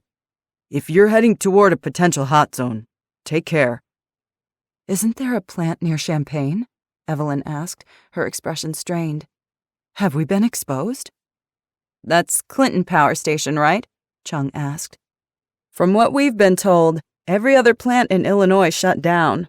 Or if they didn't, the concrete containment structures contained the radiation. Liam nodded, his gut tightening. Dave Ferris had mentioned Cook Nuclear Power Plant, which was located only 15 miles from Fall Creek. He made a mental note to check out the reactors. No one would feel, smell, or see a radioactive leak until it was too late. Thank you for your help, Travis said. We don't want to take up more of your time. If we're going to reach our destination by dark, we should go. Collins and Chung stepped back. We've cleared most of I-94 and have been working with local authorities, those still showing up anyway, to patrol what we can. Still, keep your eyes open. It's every man for himself. Liam grimaced. The pain was getting worse. What he wouldn't give for some morphine, or even a few shots of whiskey. Been that way for a while. Collins dropped his gaze to the M4 at Liam's feet and gave a half smile. Looks like you can take care of yourselves. Chung waved to the National Guardsmen manning the blockade. They moved back, clearing a path for the vehicle to slip through. Chung looked at LJ again and frowned. What happened to you? What's happening? We won't let it continue. Not while America still has blood running through her veins, and she does, I assure you. Things are hard. They'll be hard for years. But we are still free. We won't give up, Evelyn said. Chung smiled wearily. Damn straight. 29. Liam. Day 89. Travis drove along I-94 at 30 miles per hour, mindful of ambushes and wary of obstacles in the road that might pop a tire or cause an accident. This was neither the time nor the place to stop. An hour ago they'd paused only to refuel from a jerry can Liam had stashed in the back. Flat barren fields and scraggly trees shorn of their leaves stretched on either side of the road. The highways of Indiana weren't clogged like the big cities. It wasn't difficult to weave between the occasional stalled car. Despite the cold and the throbbing pain in his side, Liam kept the M4 at the ready, sweeping his gaze across both sides of the highway for threats. Travis drove, his complete focus on the road ahead. Evelyn entertained LJ, changed his diaper, and fed him the last of their thin, watery formula while keeping an eye out. As they passed through one small town after another, Evelyn and Travis stared in dull, wide-eyed horror. Liam had witnessed the destruction on the way in. It didn't make the sight any easier. Streets were strewn with piles of trash, glass, bricks, splinters of wood, and other detritus scattered everywhere. In several towns, buildings were scorched husks, others broken, bullet-scarred, and gutted. They witnessed more than a few bodies lying untended, left to rot where they'd fallen. Liam grimaced at the stink of decaying corpses, the fetid stench mingling with a stew of excrement and other bodily fluids. As the warmer weather thawed the frozen ground, it also thawed the corpses of animals and humans alike. Diseases like dysentery and even cholera would spread like wildfire. The last 100 miles were uneventful. A few stragglers on the road eyed them with desperate greed, but Liam's M4 dissuaded anyone from attempting an attack. With every passing mile, Liam's anxiety and anticipation grew. For days he'd been cut off from Hannah and Charlotte and the others, from the connection and warmth he craved. He longed to see her face, to hear her laugh, to feel her warm, gentle hands massaging the pain from his back, from his soul. Her presence tugged him back from the abyss. After a few hours, they crossed the unobstructed border into Michigan, the Indiana Guardsmen waving them through without stopping. An hour after that, they reached the last bend in the road, the bridge over Fall Creek appearing in the distance. Liam's heart swelled in his chest. Despite the stab of agony beneath his ribs, he sat up straighter. Fall Creek was a small town like any other. From the outside, it was nothing special. But within its borders lived the people he cared for. This is it. His voice choked with emotions, relief, impatience, gratitude, and something else, something he hadn't expected to feel again, but knew was true with every beat of his heart. This, truly, was where he belonged. 30. Hannah. Day 89. That wasn't us, Bishop said to Flynn with a calmness that Hannah didn't feel. We already told you it was the militia. We didn't know what they were doing, and when we found out, we fought them at an incredible cost, including the lives of several of our own people. Dallas crossed her arms over her chest. Convenient excuse, if you ask me. Perez took a menacing step forward. What the hell did you just say? Okay. We came here to discuss terms, Mick started, attempting to keep the peace among his group, but it wasn't working. We're not brokering any terms with you people, a man spat. Perez looked furious enough to claw someone's eyes out. No kidding. And where were you when we fought the militia, huh? We asked for your help, and you were nowhere to be found. Left us high and dry. I tried, Mick said. Tried isn't good enough. For all we knew, you could have been on the militia's side and ambushed us, Flynn said. We protect our own. Why would we risk anything for you? Exactly, Perez said. Don't expect us to help you the next time you come calling either. We will, Hannah said, reining in her frustration. That's what the Community Alliance is about, isn't it? She shot a pointed look at Mick, then Flynn. Communities coming together to help each other, to defend each other against stronger threats. That's what we're interested in. Working with you to form a larger, stronger group. Strengthen numbers. No way, Flynn shot back. We're not working with Fall Creek. No way in hell. Flynn and his men had arrived with their hackles up, angry and itching for a fight. They were out for blood. Everyone was on edge, nerves raw. She was grateful Ghost was with Milo and Quinn. The pier would have taken a bite out of at least one of them. Perez was bad enough. She was champing at the bit to do the same. Give us our supplies, Dallas said. You know, all the stuff you stole. Bishop's features went taut, his jaw bulging, though he kept his baritone voice composed. As we've explained, we didn't steal it. Who says we're giving you anything? Perez snapped. Flynn's face purpled. That was the agreement. It's the reason we came. Not to fraternize with thieves and liars. You owe us. Perez stiffened. We don't owe you a damn thing. A distant buzzing filled Hannah's ears. It felt like watching a slow-motion train wreck the passengers couldn't see coming. There was nothing she could do to stop it. It was all going to fall apart. Everything they'd fought and sacrificed for. What Owen Truitt, Wayne Marshall, and even Noah had died for. They hadn't overthrown a tyrant only to succumb to infighting, petty disagreements, and mistrust. They were better than that. Humanity was better than that. She knew it, felt it deep in her bones. They just needed to open their eyes and see the truth. But how to make them see it? How could she make a difference? After all, she'd tried and failed with Noah. A fresh bout of grief savaged her heart. She pushed aside the pain and focused on the present. No matter how they distrusted each other, the way forward was together. Stop it, she yelled. They didn't hear her. Flynn continued to shout at Perez, jabbing his finger in her face. Perez shoved him back, fury in her eyes. The men behind Flynn moved forward, hands reaching for the butts of their pistols at their hips. Perez drew her service pistol. Don't you move! Flynn raised his shotgun and aimed at Perez. His men pointed weapons at Bishop and Hannah. Bishop's pistol was drawn, but remained low at his side. Wait a minute, Mick cried, but his people weren't listening to him anymore. Weapons down, Bishop shouted.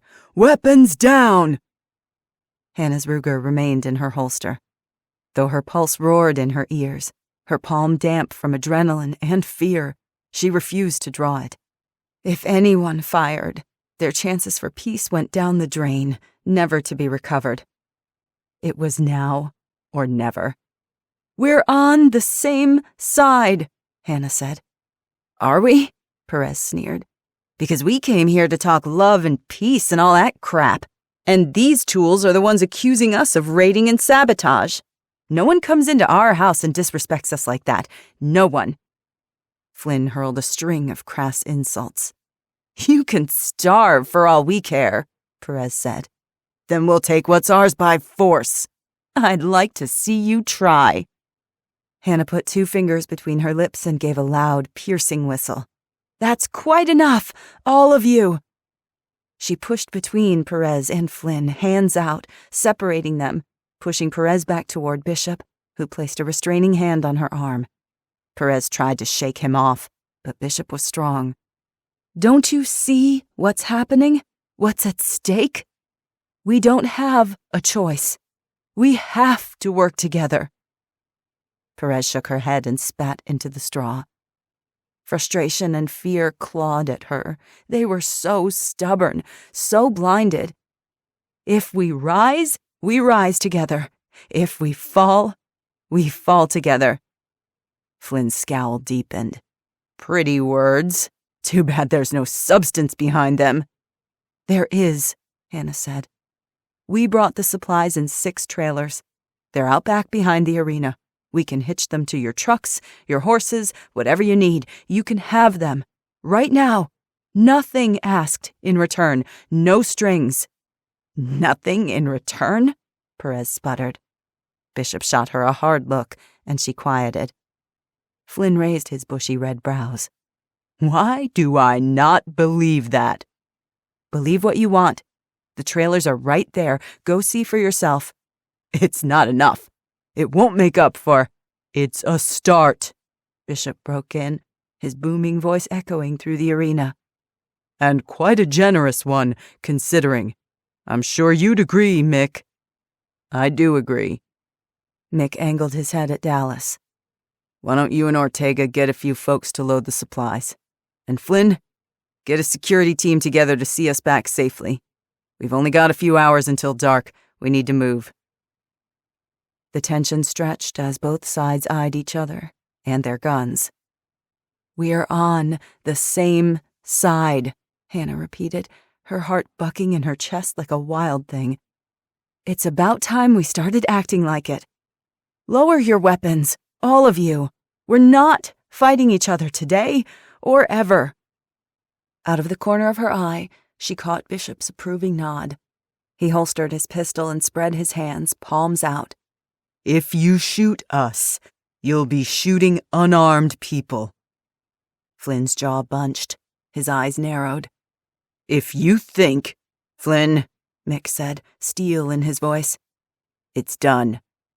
Mick's right. Dallas put her hand on Flynn's arm. Come on. We've got what we came for. Defeated, Flynn's shoulders slumped, his big body deflating. With another mumbled curse, he lowered his shotgun. His men followed suit. With a scowl, Perez aimed her service pistol at the ground but didn't holster it, just in case.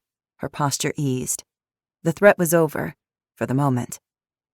Hannah let out the breath she didn't remember holding.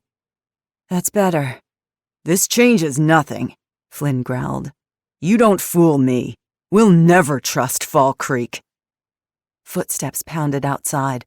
As one, everyone turned toward the sound, hands again moving toward weapons. Dave Ferris burst into the arena, panting hard, his face red from exertion. It's Liam! Pure relief flooded Hannah's veins. He's back. Dave glanced at her, dismay in his eyes. He is, but he's hurt. 31. Quinn. Day 89. The feral dogs were gone, but Quinn had no time to feel grateful. She found herself surrounded by another sort of threat. At least 4 dozen people crowded the small clearing, ranging out to form a loose half-ring around her, just like the dogs. They wore regular clothing, jeans, cargo pants, leather jackets, combat boots, but were all armed, bristling with bizarre weapons, spears, crossbows, scythes, clubs, and axes. At first, Quinn thought they were adults. Most were older than her, but a few looked her age, like the skinny black guy standing in the center of the group. They were in their early 20s, a few in their teens. Most of the guys boasted shaved heads, while the girls shaved the sides of their skulls and left the center long, worn either as a thick, single braid or several locks that tumbled down their backs. They'd just rescued her, but their expressions were grim, suspicious, almost outright hostile. The group watched her, shuffling and murmuring, a strange, eager glint in their eyes that took her a second to read.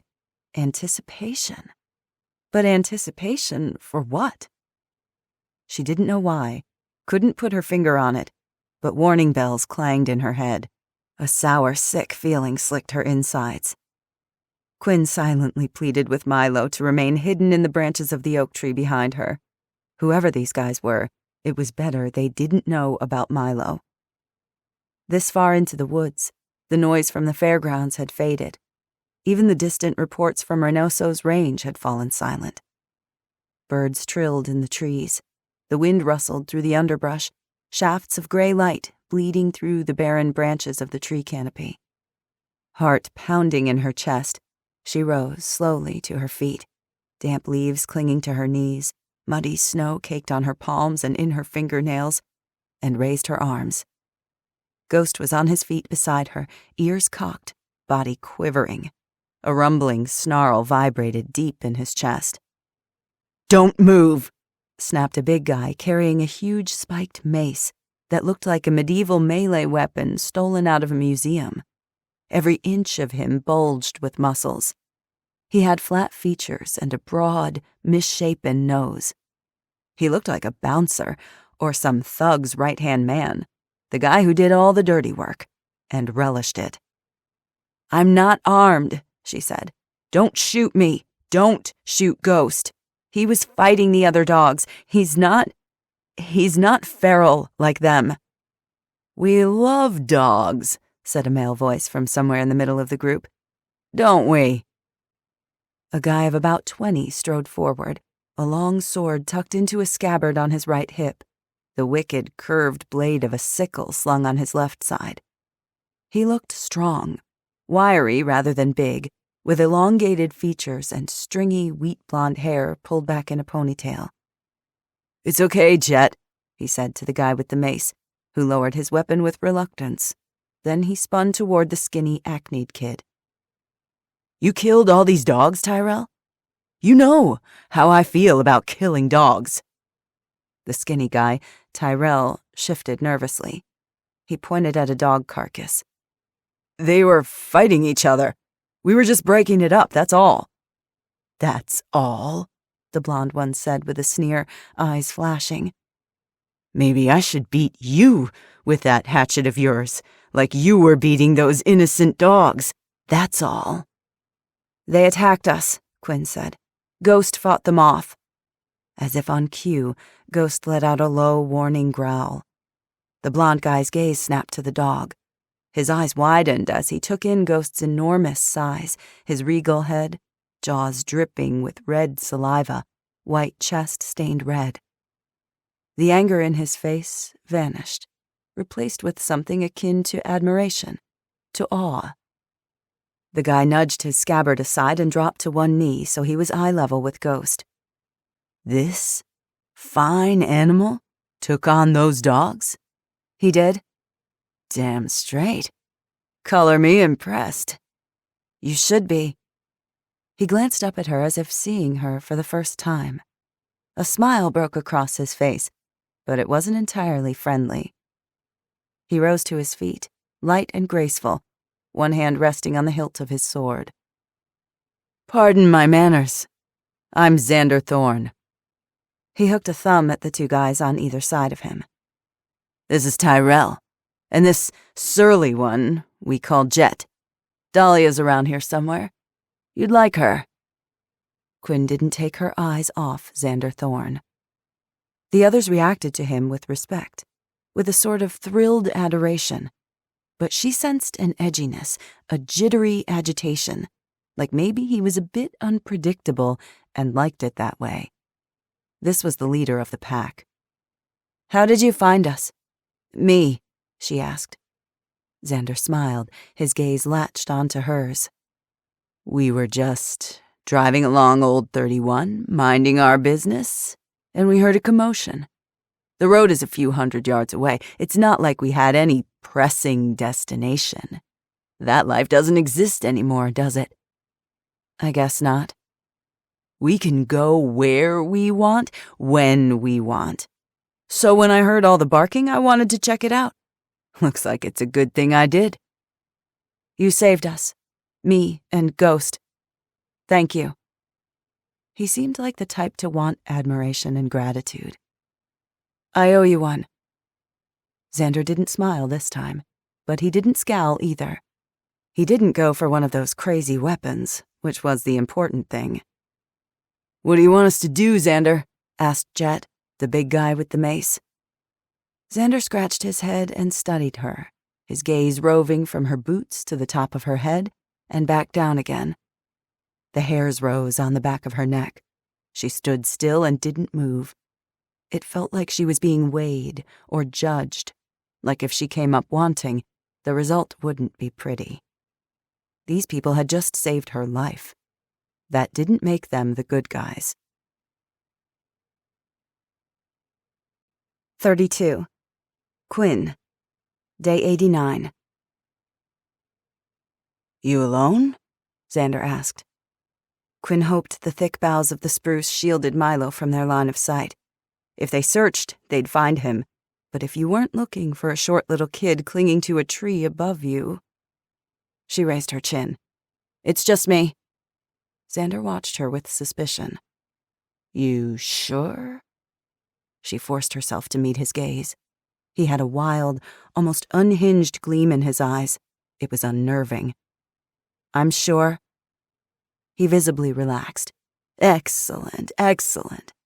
Well then, since you're a lover of dogs as I am, I'm going to give you a pass." He didn't say a pass from what. Quinn knew better than to ask. The group behind him offered a mixture of responses: relief, disappointment, excitement. Her neck prickled. "Can I lower my hands now? I've got a Beretta without ammo and a slingshot in my pocket." He cocked an eyebrow. "A slingshot? We don't have one of those in our arsenal." "It'll take out an eye if you're good, or leave a nasty bruise. Not much more than that." She left out the part about the flechettes. He grinned and gestured at the various weapons bristling behind him. "We have an affinity for creative weaponry, if you haven't noticed. Swords, maces, ancient knives, spears." A part of her wanted to laugh at the ridiculousness of it, but instinct warned her that these people took their whole getup very, very seriously. To mock it would be the wrong move. "I noticed." His grin broadened. "Can I pet your dog?" She dropped her gaze to Ghost. His body was stiff, his hackles raised. Though he was injured, his leg leaking blood, he hadn't moved from his protective position between her and the strange group. "He's had a rough day," Quinn said. "He's kind of worked up." "We all are. I get it." Xander squatted a couple yards away and stared at Ghost. Ghost stared back. Xander beamed at him, his narrow face lighting up. For a moment, that wild gleam in his eyes dimmed, and he appeared normal, just a boy enjoying a dog, if not for the medieval weaponry attached to his belt. Jet cleared his throat. "Xander." With a sigh, Xander rose and stepped back. His gaze returned to Quinn, and he tilted his head as he examined her.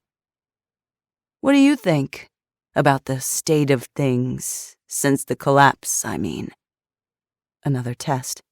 She still didn't know the consequences of failing, but the way Jet gripped his mace like he couldn't wait to use it, or maybe expected to, set her on edge.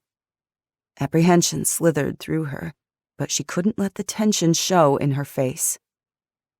"The world sucks. Everything sucks. What else is new?" She could see by his expression that it was the right answer. He rubbed his hands together like he relished this moment, the tension, the test, whatever it meant. "And electricity?" "I'm doing fine without it." "You miss it?" A subtle intake of breath. The group watched her warily. How she answered this question was important. She eyed them. They were scruffy, dirty, unwashed. She could smell the stench of BO from here. And those primitive old-school weapons? There was something different about them, something off. She gave the unexpected answer. "Not really, no." The forest let out its breath. Some in the crowd nodded their heads. Others stared at her with blank, mild expressions. The right answer, then. Still, she didn't relax, her muscles tense, her nerves strung tight. Xander's smile remained fixed, but his eyes went hot and bright. The world before was a lie, all illusions and denial. Electricity blinded us, technology numbed us, but no longer. His voice rose with a lyrical, almost mesmerizing cadence, his group nodding, hanging on his every word. We're tearing it all down, brick by brick, light bulb by light bulb. Death to power, one girl said with a maniacal grin. Death to power, several of them chanted. A few let out eerie howls, raising their battle axes and rifles affixed with bayonets, punching fists high in the air. Every hair on the back of Quinn's neck stood on end. Where had she heard that phrase before? Or seen it? The body, twisting in the wind, the cardboard sign pinned to his dead chest. Her stomach knotted, a cold sweat breaking out on her brow. As if sensing her fear, Ghost's hackles raised, and he growled low and deep. The others were too busy chanting and howling to hear him. Keeping her expression placid, she put her hand on his flank, calming him. Easy, easy. No sudden moves. Milo was still hiding away, unseen. They needed to get out of here, alive and intact, right fricking now. Xander watched her with hawk-like intensity. You got a problem with that? As far as I'm concerned, she said, the world can burn. It was far too easy to say the words, to feel like she meant it. The darkness inside her burned bright as a lit match. He scratched at his greasy scalp and nodded to himself. His gaze flicked to Jet on his right and Tyrell to his left. Tyrell gave an enthusiastic nod. Jet could have been a statue for how little he moved. Whatever Xander was looking for, he must have found it. Congratulations. I like you and your dog. We're always looking for new recruits, like-minded souls and all that. It sucks to be alone out here. He gestured to the group behind him. A few raised machetes, crossbows, and daggers. Several gave bright, friendly smiles, but there was an intensity about them, something rabid. She returned her attention to Xander, cautious and watchful, analyzing his words, his posture, his eyes. It seemed to be an invitation rather than a demand. She could walk away, and they would let her. Probably. With a casual shrug, she forced a smile. Not really a group type. I prefer being alone. Disappointment crossed his face, but he didn't argue. You change your mind in the next couple weeks? We're holed up at the Vortex Headquarters in St. Joe. Vortex Corporation was a famous nationwide company that produced appliances, refrigerators, dishwashers, and dryers, stoves, and microwaves. Seems apt, you know? A paradigm of industry and technology, now utterly useless. His eyes flashed. We enjoy the irony. She nodded, her sense of foreboding increasing. Ghost remained in front of her, a low growl vibrating from his chest. Xander whistled to his group and pointed back the way they'd come. Let's go! As the group turned to leave, those at the front spread apart and a momentary space opened, revealing someone standing at the back of the crowd, a man she hadn't noticed before. As he turned to follow the others, he glanced over his shoulder at her. A man in his 30s, bald and built like a bulldozer, with broad shoulders and bulging arms, thighs like tree trunks. It was his dark, cunning eyes that drew her, caught her like a fly in a web, her body going stone cold as recognition slammed through her. Sutter. 33. Hannah. Day 89.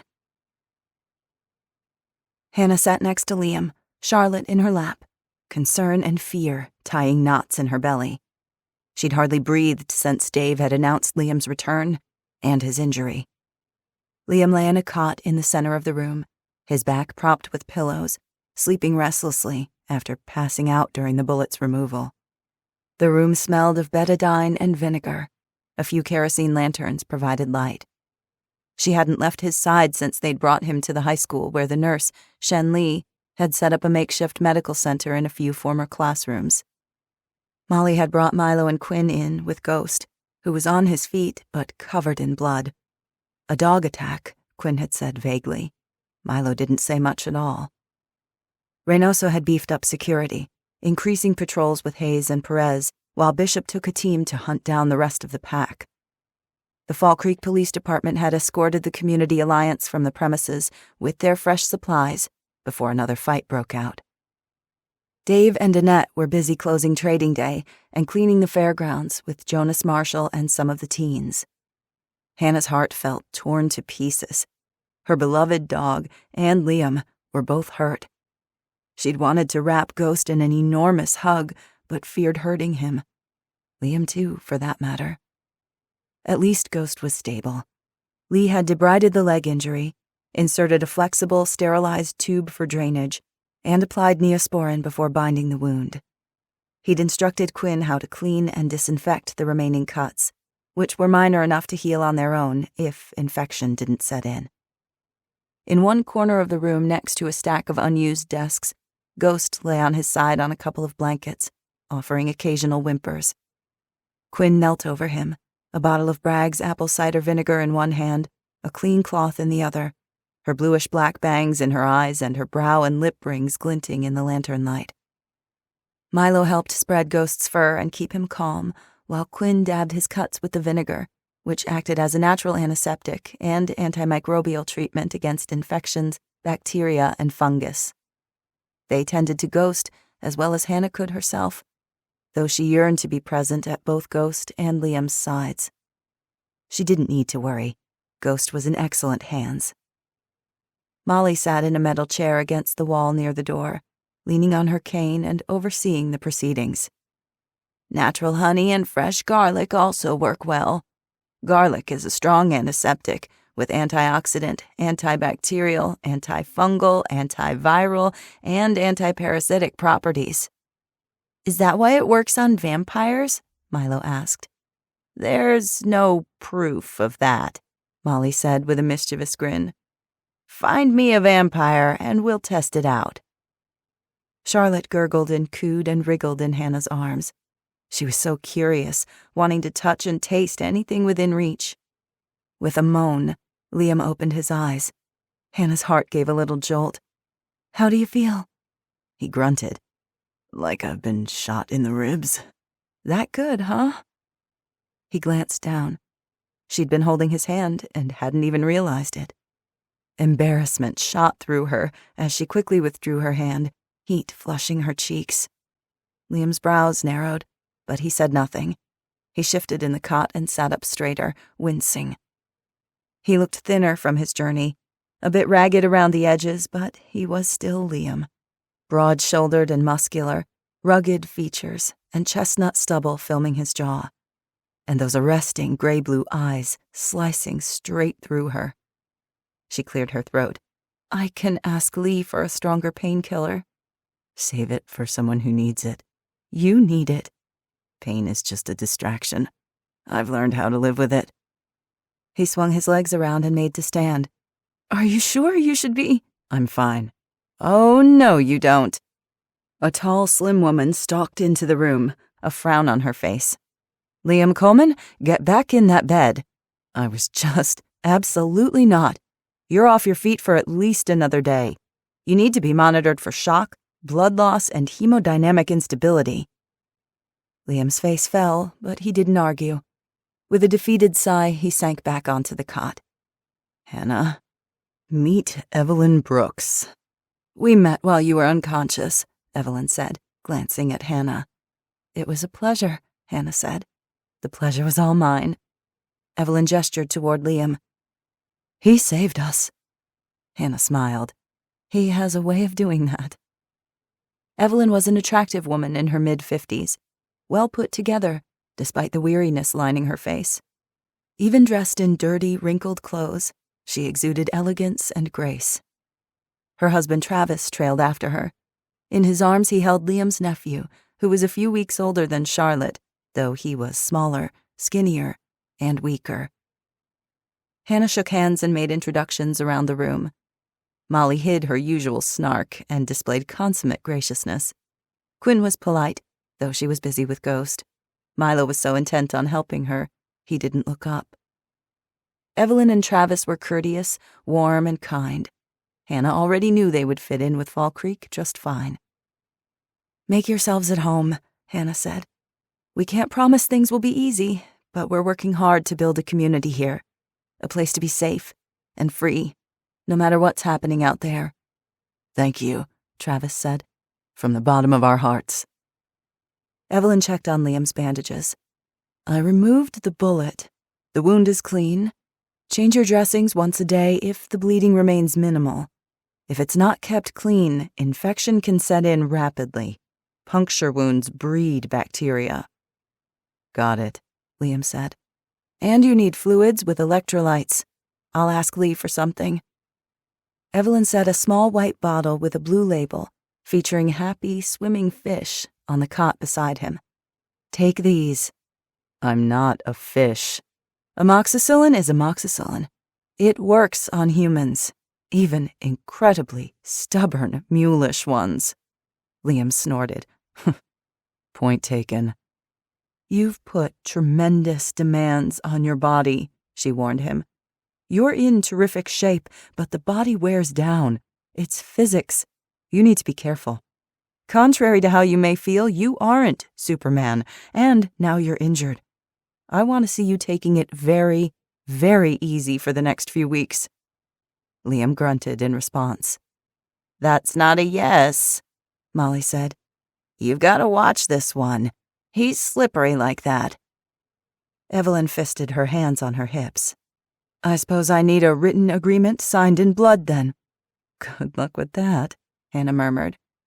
"Might have to tie him to the bed." Molly leaned on her cane and flashed him a wicked grin. "I have some zip ties, or duct tape. Also, paracord works quite well." "You have experience tying men to beds?" Hannah asked. Molly winked. "I sure do. One of the greatest moments of my life, matter of fact." From the floor, Milo glanced up at them with a confused expression. Fortunately, the reference had gone right over his head. Quinn gave no sign that she was listening. So focused on Ghost, she didn't hear them. Or maybe it was something else. Evelyn shook her finger at Liam. "I mean it. The bullet tore through muscle and fasciae. If you aren't careful, you can make it worse. Much worse. I don't have the tools, facilities, or anesthesia to perform emergency surgery on you. At least not one you'd have a decent chance of recovering from. It is imperative that you take care of yourself before we get to that point." "Heard you the first time," Liam grumbled, refusing to meet Evelyn's gaze. Evelyn turned to Hannah. "If he won't listen to me, maybe he'll listen to you." Hannah lifted her chin. "I'll do my best." Ignoring them both, Liam held out his hand to Charlotte, who cooed and batted at his fingers. "She's already so much bigger." "Babies grow fast. She's doing good, happy and healthy." "May I hold her?" Hannah's heart squeezed.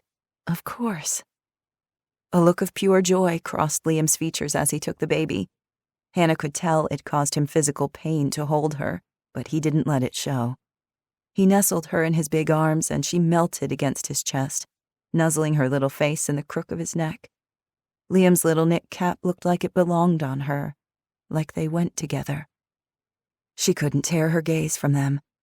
There was something about a powerful man cradling a fragile baby that undid her, heart and soul.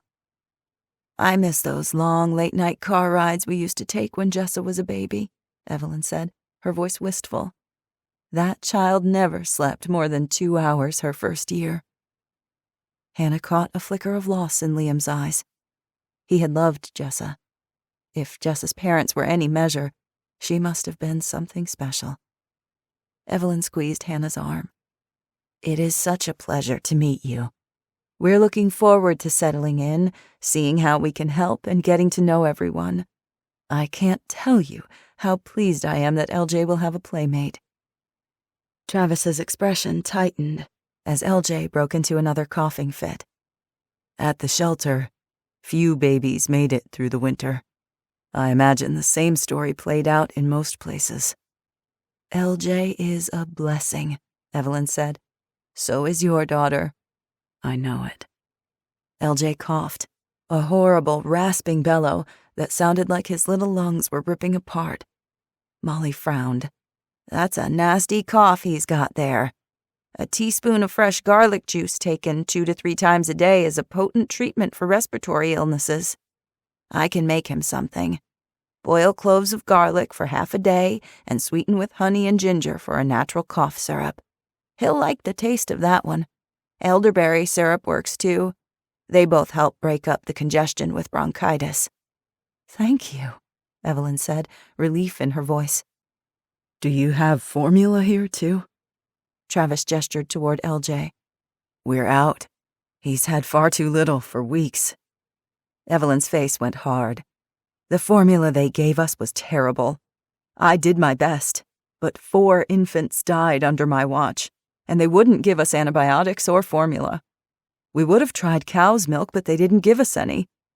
I mashed what I could, but toward the end, they were barely feeding any of us. Molly made a tisk sound with her tongue. We can fix that problem right as rain. Commercial baby formula wasn't even a thing before the 1950s. How do you think all those babies survived? Babies can drink evaporated milk.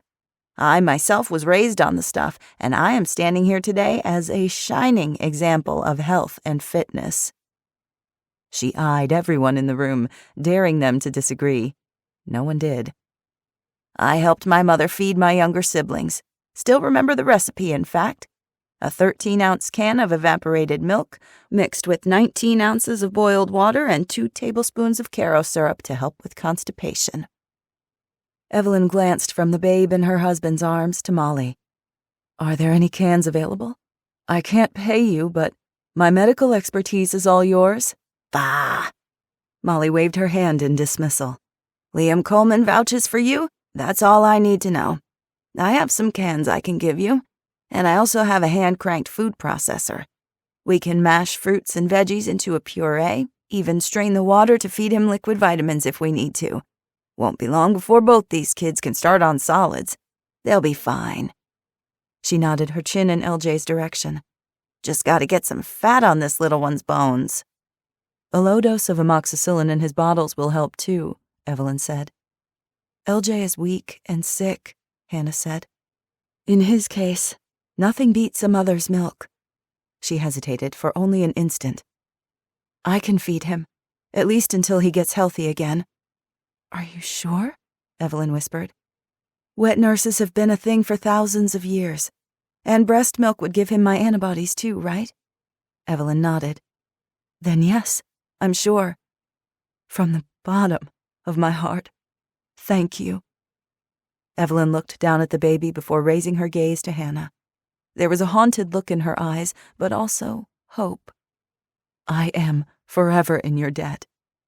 You kept Liam alive, Hannah said, her throat thick. I believe it's the other way around. Hannah took the baby in her arms and stepped out into the darkened, locker-lined hallway for privacy. As long as she ate well, she should have enough supply for both babies until LJ put on some weight and his health improved.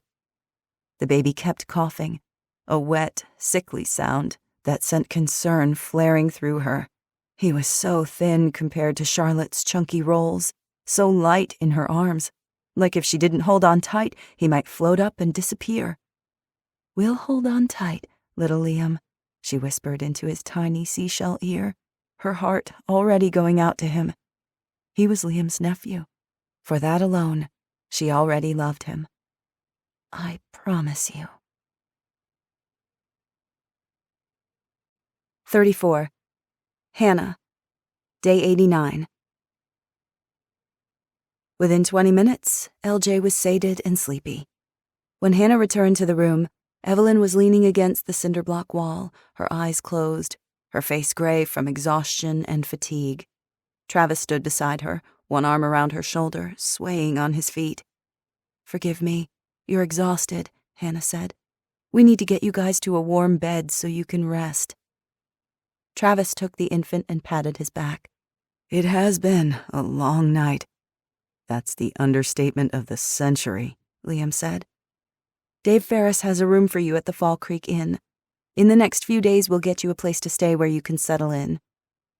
Hannah glanced at LJ again, who was sleeping in Travis's arms, letting out ragged little snorts as his chest rose and fell. "We have a great street. The neighbors take care of each other." Molly sniffed. "It was great, before the riffraff started moving in." "No fair mocking the wounded." Liam gave a rare half-smile, half-grimace. "Rules of engagement and all that." Molly turned her attention to Quinn, who'd finished daubing the apple cider vinegar on Ghost's cuts and scratches. "Time for us to be getting home, too. We've got our new hall to organize." Reluctantly, Quinn patted Ghost's head and rose. There was something in her eyes, a distant, 1,000-yard stare. "You okay, Quinn?" Hannah asked. Quinn gave a non-committal shrug, revealing nothing. Hannah wanted to hold the girl down and pry it out of her, but it had been a long and stressful day for everyone. The truth was, her focus was on Liam. Later, she told herself. She'd check in with Quinn again tomorrow. Molly flashed Hannah a knowing look and winked. "We'll bring Milo with us, so you just take all the time you need with Liam, dear." Hannah blushed. Quinn, who'd normally roll her eyes to the heavens and heave a dramatic sigh, showed no sign she'd noticed other people in the room. 5 minutes later, Dave swung by to pick up the Brooks and take them to the inn. Molly, Quinn, and Milo left with great fanfare after Milo had hugged and kissed Ghost a dozen times. Molly had promised to bring some evaporated milk over for LJ. Lee stopped in to give Liam some Advil and grab some fresh sheets from the cupboard for another patient. After he'd gone, they were alone but for Charlotte and Ghost, who'd curled up on the blankets Quinn had laid out for him at the foot of the cot. Liam stroked Charlotte's silky fine hair. The baby nuzzled into his neck with satisfied little coos. "What did I miss? A lot, it seems." Hannah sat on the edge of the cot, careful not to disturb him, and told him everything. Trading day, the town hall meetings degenerating into contentious arguments over the fate of James Luther, the hostilities with the Community Alliance, and the destruction wrought by unseen forces. "And if that's not enough, I'm worried about Quinn." "She's getting worse." A statement, not a question. "I've tried talking to her, but I don't think she heard a thing I said." "Maybe something else will help. Something besides talking. I'll go see her tomorrow." "When you're healthy, and not before. You heard Evelyn." He rolled his eyes, but with a long-suffering air. "The world won't wait." "It'll wait for you." "I doubt it." Charlotte squirmed and let out a hungry cry. Liam handed her back with a wry grin. "Can't help with that, little one." Hannah nursed Charlotte discreetly as they continued to talk, discussing everything that had happened to Liam on his journey. Liam's rugged face hardened, his eyes steel.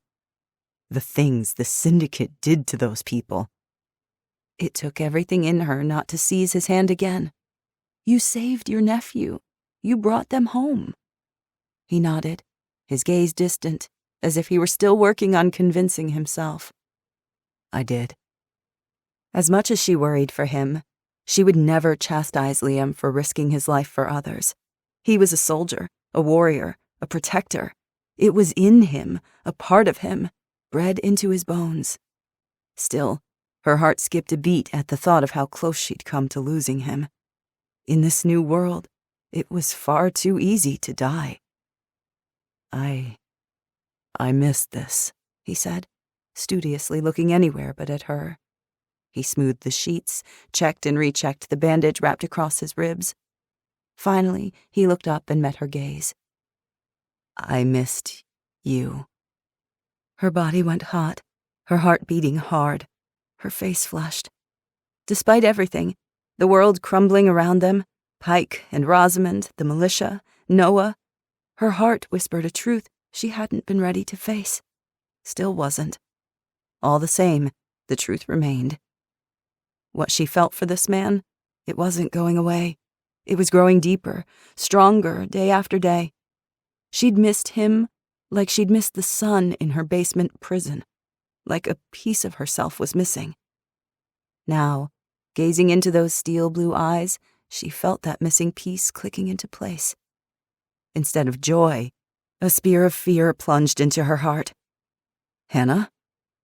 Pike's face flashed behind her eyes, the thin red line of his mouth, the click, click, click of that horrible lighter loud in her ears. Are you okay? She hadn't realized she'd stood up, that she was backing away, her mouth dry, palms damp, face on fire. Ghost hobbled to his feet, alert to her distress. She tightened her arms around Charlotte. I'm sorry. I have to go. I'm sorry. Hannah turned and fled, Ghost at her side. 35. Sutter. Day 92. Sutter gripped the satellite phone and turned from the bonfire. It had taken days before Xander had trusted him enough to return his things, days more before he could drift from the perimeter of the crowd without a dozen suspicious eyes and weapons pinning him. He'd spent the last week as the camp's requisite servant, cooking meals, cleaning up after the filthy, lazy thugs. They were warming to him, but Xander was bound and determined to keep him in his place.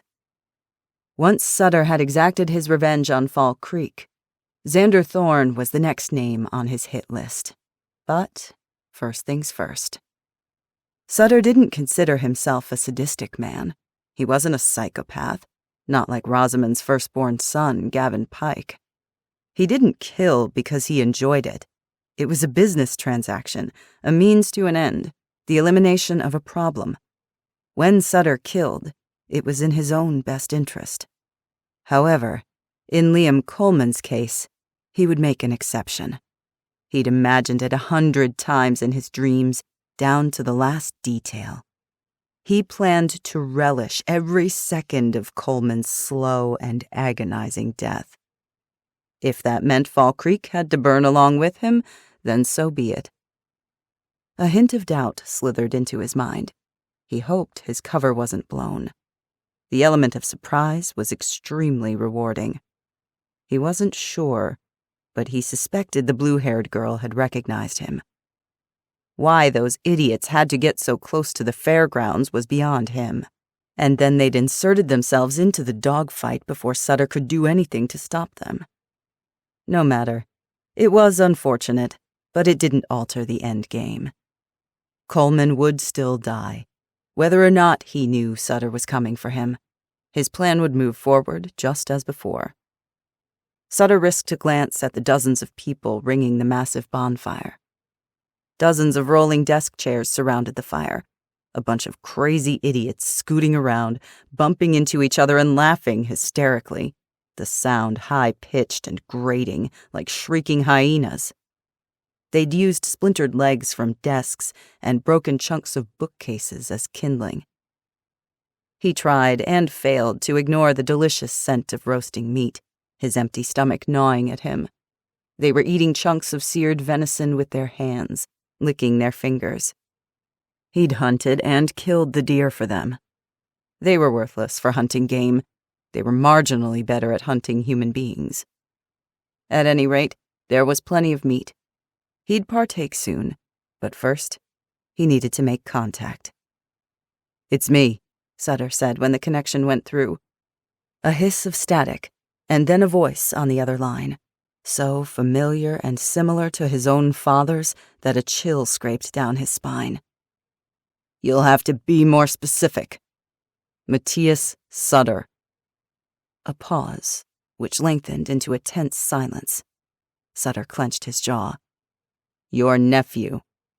"How the hell did you get this number?"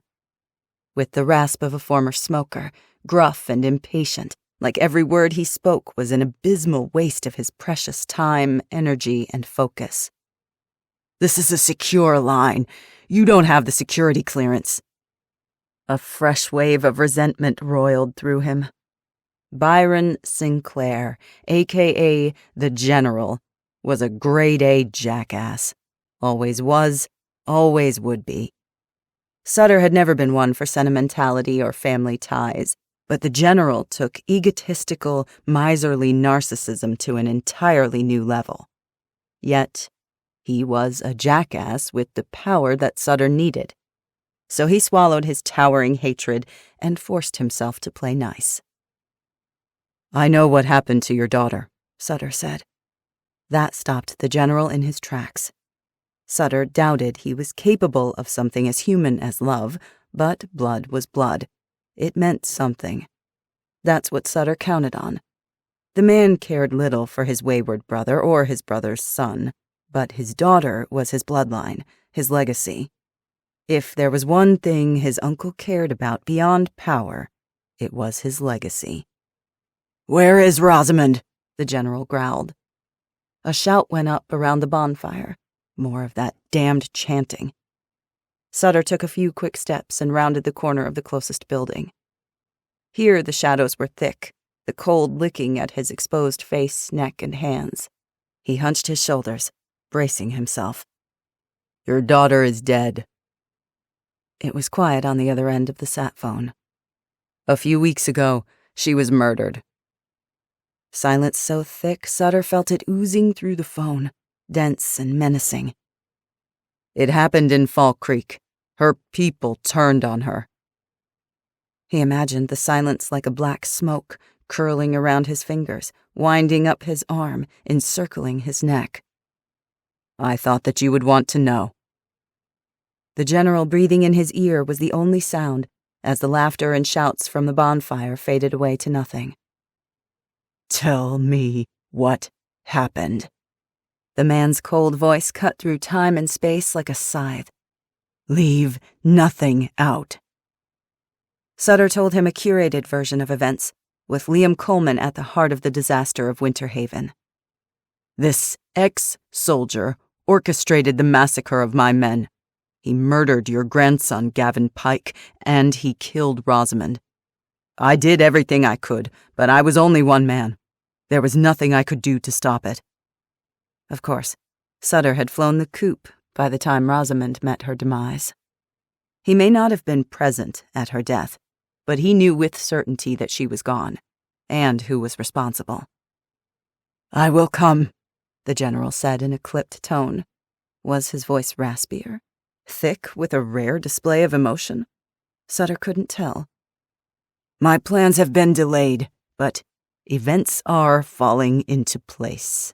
A few last boxes to tick, and I will depart soon. Until then, continue to harass the town without outright attacking it. When I arrive, I will contact you with further instructions. Send me your current location via GPS coordinates. Do not allow anyone access to this communication device. Do you understand?" Sutter bristled. The general spoke like he believed Sutter was too stupid to think on his feet. Little did he know. "You got an army with you? You'll need it." "Do not concern yourself with my resources. Rest assured, I will arrive prepared." A pause. "More prepared than you were." Sutter flinched at the insult. Acrid resentment burned through him, a loathing so palpable he could taste its bitterness on his tongue. He forced himself to focus on the prize, Coleman's death, the plum of Winter Haven once again in hand, even a possible promotion as the general's most valuable associate. "I'm sure you appreciate the crucial intel I've just shared," he said. Silence again on the other end. "I expect to be duly rewarded." "I reward my men in accordance with their value." As if Sutter hadn't already proved his value 100 times over. He flexed the thick, calloused fingers of his free hand, imagining Coleman caught in his trap. No way out, no escape. He squeezed his hand into a fist until his ragged fingernails bit into his palms. "Is that all? I'm rather busy." A curt dismissal, eerily similar to Rosamond's style. Sutter gritted his teeth. There was one more thing he needed to know, but Sutter had no intention of telling him, not until the general treated him the way he deserved. That's it," he lied. 36. Quinn. Day 95. Quinn sighed. "Tell me we're almost finished." "I don't lie," Liam said. For the last hour, they'd built a cinderblock rocket stove on the backyard patio of the Brooks' new home on Tanglewood Drive. The house had no wood stove, but now they could cook meals outside all season long. Liam had made a base of pavers scavenged from someone's shed. Then it was a matter of laying a horizontal block and standing another vertically on the pavers, then using a mix of pavers and cinder block to form an H from above. "We used a rocket stove for camping," Quinn said. "Not like this one, though." Liam gestured at the different parts. The design relies on the L-shaped tunnel created in the hollow cinder blocks. The rushing air fans the flames and combusts the fuel, generating an incredibly hot burn. Liam bent and pointed. Stuff the horizontal tube with anything that burns, sticks, grass, even dried dog crap. It creates clean, almost pure heat with little smoke. Quinn topped the H with a final cinder block and placed a grill grate across the top.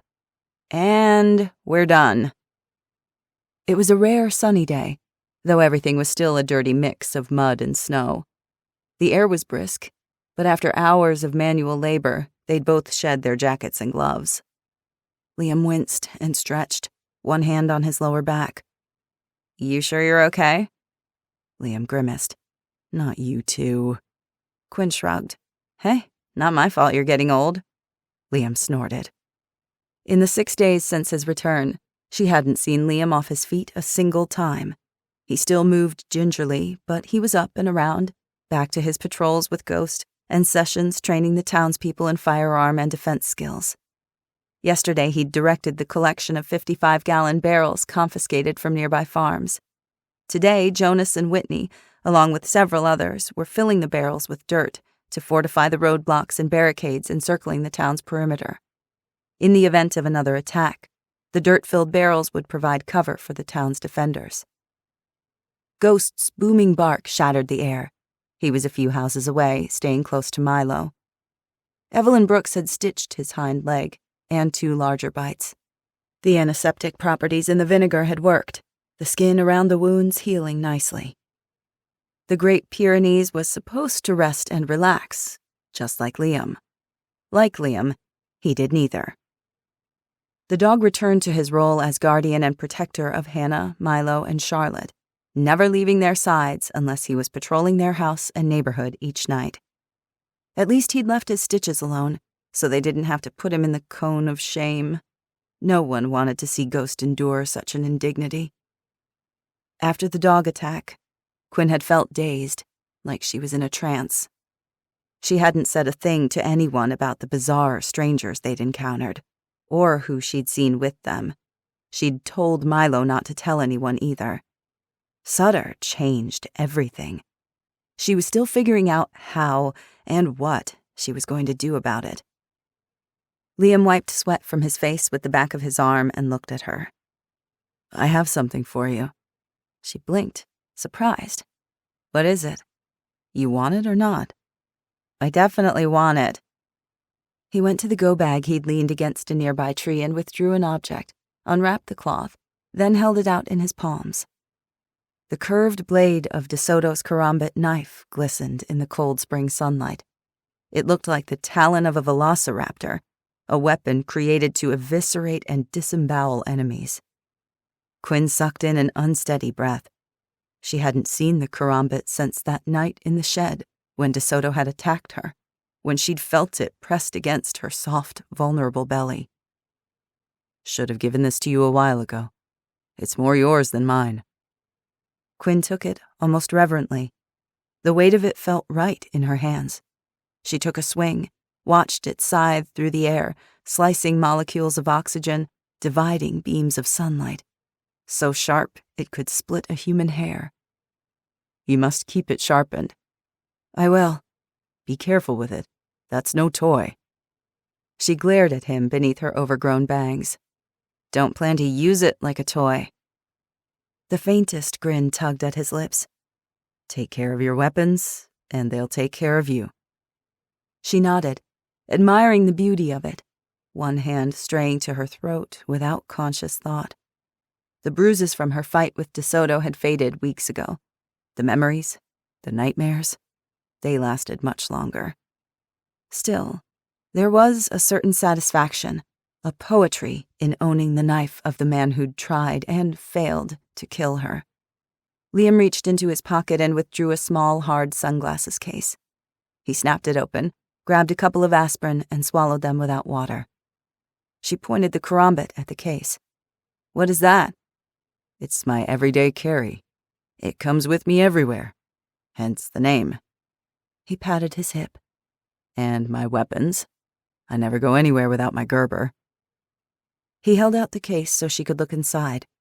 Instead of a pair of sunglasses, it contained a multi-tool, stainless steel tactical pen, a small LED flashlight, 2 lighters, a folding knife, a handkerchief wound with paracord, and a lock-picking set.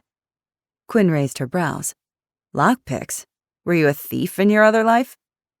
"You never know when you'll need to get into or out of a building. Best be prepared for anything."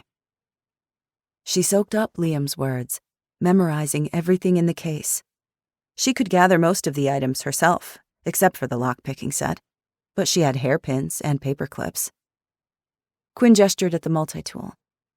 "Gramps had one of those in his workshop, in one of his drawers." Her heart twinged at a memory of herself at 5 or 6, sitting in the garage workshop on a stool, while Gramps showed her each of his tools and how to use them. Light glowed from the single light bulb above them, the air thick with oil, grease, and dust. Gramps had spent most of his free time there, working on odds and ends, jimmy-rigging the air conditioner, building a chicken coop, or fixing an oil leak in the truck. Once she'd hit middle school, she'd lost interest and rarely joined him. She should have spent every spare second with him. Quinn pushed away the memory. As soon as she got back to her house, she was going to make her own everyday carry case. She and Gran already had go bags. Gramps had always kept one in the orange Julius. But he'd designed them for a day or two stranded in a snowstorm, rather than long-term survival or self-defense. Liam snapped the case shut and stuck it in his pocket. He turned to face her, an unreadable expression on his face. "So, you ready or not?" She thought he meant building another rocket stove, or splitting endless firewood, or maybe more back-breaking hours digging latrines for the people in town who didn't have septic systems. "For what?" He stared at her. "What do you think you're here for?" She folded her arms over her chest, on the defensive. "Did you bring me out here to have another talk?" Like words could fix her. Everyone kept asking her if she was okay. Hannah, Gran, Bishop, even the principal. They asked her about Noah, about Rosamond.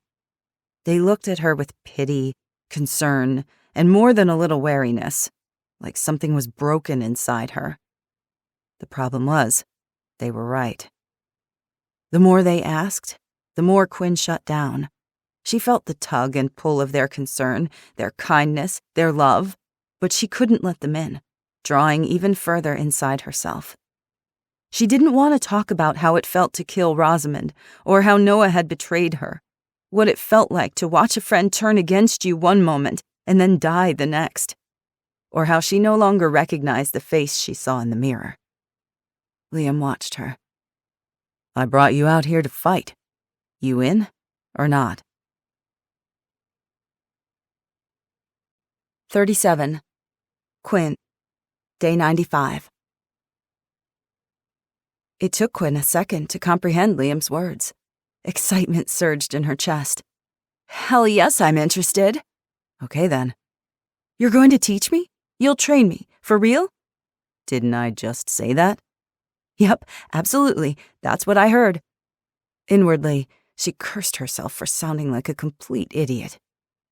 He looked at her with those steady, disconcerting eyes that made her feel like he could see every part of her she was desperate to hide.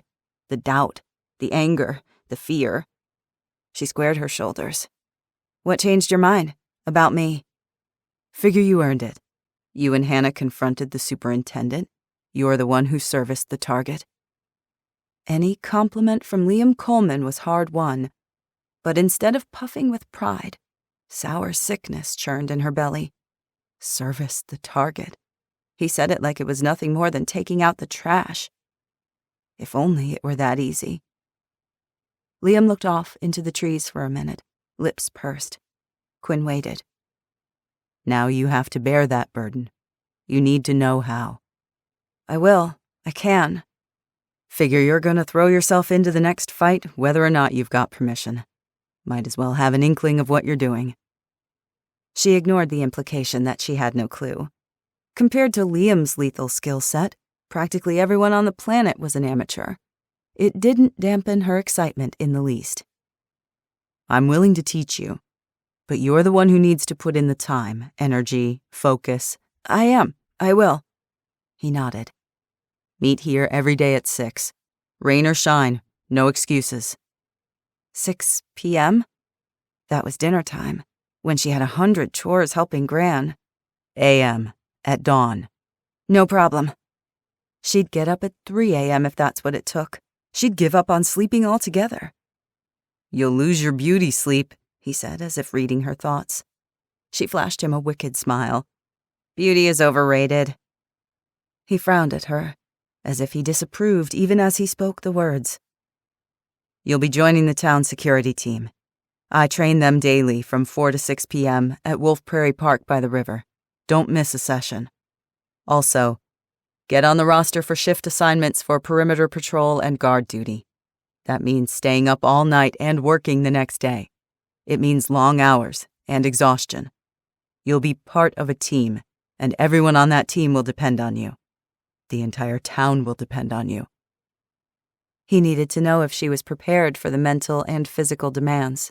She was. She knew she was. Gramps had taken her hunting since she was a little girl. She could split logs with the best of them. Plus, she'd been hauling 5-gallon buckets of water from the well every morning for the last 3 months. Whatever she still needed to learn, she was more than up to the challenge. Her enthusiasm grew in leaps and bounds, and so did her determination. I can handle it. He studied her for a minute, as if examining her for weaknesses, for cracks in her armor. Quinn raised her chin and glared right back. She wouldn't show him any. She was fine. Absolutely 100% fine. You certain? There's no shame in taking more time. She yanked her tangled blue-black hair into a ponytail and grinned. I'm sure. He nodded to himself, as if deciding something. We'll start with the knife. You already have a satisfactory grasp of firearms, and will gain skills in the group training sessions. You need to know how to defend yourself when you're out of ammo, or find yourself in a close combat situation. Given your size and strength disadvantage against your opponents, hey! Now is not the time to stroke egos. You're what, 5'2" and a $110 dripping wet? Your likely attackers in any scenario are grown men who outweigh you by 100 pounds. Their arm span will be greater than yours, which means you're in their strike zone before they're in yours. Bravado will get you shot, gutted, and worse. Quinn swallowed. Yeah, okay. Hand-to-hand combat is a last-ditch defense.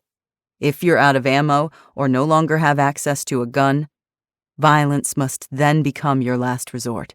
Do you understand? I cannot stress this enough. If you can avoid a physical altercation or flee, do so. Got it. I mean it. I got it. The karambit is a longer knife, which will help you. It creates space, though with that curved blade, it's tough to conceal. His eyes narrowed as he studied her stance.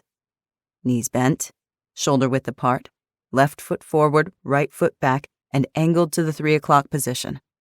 Keep your weight centered over your hips so you're balanced, able to strike without being pushed over. After an eternity practicing proper form, fighting stance, and how to hold the knife 100 times each, Liam picked up a stick about a foot long and the width of his wrist. Raise your left arm, elbow bent, your palm like an edge aimed toward your assailant. He demonstrated, Step into your strike, driving off your rear right foot, staying centered and balanced. She imitated him, taking it all in, studying his movements, committing his every word to memory. Got it. He wielded the stick like a knife and beckoned her. Come at me. Really? He nodded. What if I hurt you? The corners of his mouth twitched, the Liam version of a smile. You're welcome to try. Quinn tightened her grip on her new knife. Oh, I will. 38. Quinn. Day 95. They fought for hours. Liam said little other than to give grunts of disappointment or affirmation. Mostly disappointment. When he spoke, it was to correct her. Widen your stance. Stay balanced. Your footwork is half the battle. Hide the blade as long as you can, and when it's time to strike, don't hesitate. Speed and surprise are vital. Every time she rushed him, he sidestepped or batted her knife harmlessly to the side. He kicked her feet out from under her or knocked her flat on her back with a simple push or sleight of hand she hadn't seen coming. Your grip is off. Grip it, but not too tight, so your hand has flex to slash. Flex! Again and again, he struck her lightly in the stomach, the chest, the thighs with the stick, highlighting the vulnerable spots she'd left open to attack. Each time, he said, "You're dead." She responded with, "Again," and clambered to her feet. As the afternoon wore on, the sunlight faded, slanting across the yard, throwing longer and longer shadows. You're overreaching every time, Liam said. When you slash, keep control and don't overreach. It puts you off balance. You'll be disarmed as easy as taking candy from a baby. Liam might knock her down 100 times today, but she was bound and determined to get back up 101 times. And eventually, someday, she'd knock him down herself. Your elbows are flaring. Remember, when you slash, move your upper body, turning into the movement, keeping your elbows close to your side. Your entire body will generate power through that torque. Swish through the first slicing cut, then slash on the return, like an inverted 8 motion. She summoned every ounce of her anger, her hurt, her fury, and launched it at Liam. Growling in frustration, she ran at him, slicing and slashing as he'd taught her with every ounce of ferocity she could muster. A middling effort, he shrugged. Do it again. She did. Liam deflected the attack and shoved her to the side, swatting her right bicep with his stick. You fight like a wildcat, all teeth and claws, no control, no thinking. She wheeled around to face him. Isn't that a good thing? You rush in. You're reckless. You fight with your heart, not your head. I'm trying. Try harder. She didn't have the energy to nod. Pay attention. See what vital target the assailant leaves open. He'll always leave something open. He'll underestimate you. It's the only advantage you're going to get, so you better be cunning enough to use it. Go for the major arteries. Anything less won't do the damage you need it to. He pointed to various points on his own body. The carotid artery. Due to the tough cartilage in the throat, you must cut deep with a sharp blade. It's better to stab straight through the neck and yank sideways. The brachial artery is in the upper arm. Shove the knife underneath your assailant's armpit and angle toward the heart. He studied her for a moment, mouth a thin line. Given your size, your best bet against a larger opponent is the femoral. Aim to slash the top inside of the thigh, here and here. Also, the popliteal artery is an extension of the femoral. Stab into the back of the knees like this. The popliteal is close to the surface and will cause rapid blood loss. And then they were fighting again, her attacking, him defending, and then vice versa. Training took every ounce of her focus and concentration, and then some. It pushed back the darkness, at least for a little while. For the last few hours, she'd almost felt like herself again. Almost. After Liam had knocked her on her butt for the 200th time, she didn't get up as fast. In fact, she didn't get up at all. She gasped for air, chest heaving, her lungs on fire, every muscle aching. Bruises already bloomed across her belly, torso, arms, and shoulders. Liam loomed over her. Break time. She stared up at the rectangle of sky above her, the clouds now white instead of gray, and tinged with shades of pink, purple, and apricot as the sun sank below the tree line to the west. The air was growing colder, but she didn't feel it. She'd stripped to her t-shirt an hour ago. You're losing focus. Liam sat on the edge of a large stump and checked the bandages beneath his shirt, barely winded. You're already forgetting what I taught you. You're going to let Luther go. The words burst out of her before she could think better of it. It had been weighing on her mind since the stupid town hall meeting. Yesterday, Dave Ferris had announced that the council would release James Luther tomorrow afternoon, banishing him from Fall Creek on pain of death. Hannah and Bishop wouldn't change their minds. Liam, though, was different. Liam was a soldier, a warrior. He did what needed to be done. If anyone could alter the vote, it was him. Liam gazed off into the trees, his expression stony. That's not my call. Like hell it's not. You saved this town. What you say goes. This isn't a dictatorship. I'm not even on the town council. For now, the council decides. And you're just going to stand there and watch a murderer get off scot-free? If that's how the council votes. That's a steaming bucket load of crap and you know it. Neither spoke for a long moment. The strength returned to her exhausted limbs, even as anger built inside her, hot and dangerous as a live wire. You should have killed him. I told you. That's not for me to decide. You should have killed him. You know it's true. Something's bothering you. He said it like a statement, not a question. Something more than Luther. Doubt curdled in her gut. She almost told him, nearly blurted out what had happened with the dog attack, with the bizarre, menacing strangers. And Sutter. Liam's return had served as the perfect distraction. No one had asked questions about Quinn and Milo's story. It had been easy to lie. Maybe too easy. Guilt pricked her as she watched Liam. She wasn't a liar, and she'd hated asking Milo to play along. But she knew what they would say, knew what Liam would say. Let the adults deal with Sutter. Someone with more skill, more experience, someone bigger, older, better. Or maybe they wouldn't do anything with Sutter at all. The stupid town council wasn't doing a damn thing about Luther. They were going to let him go. She couldn't trust them anymore.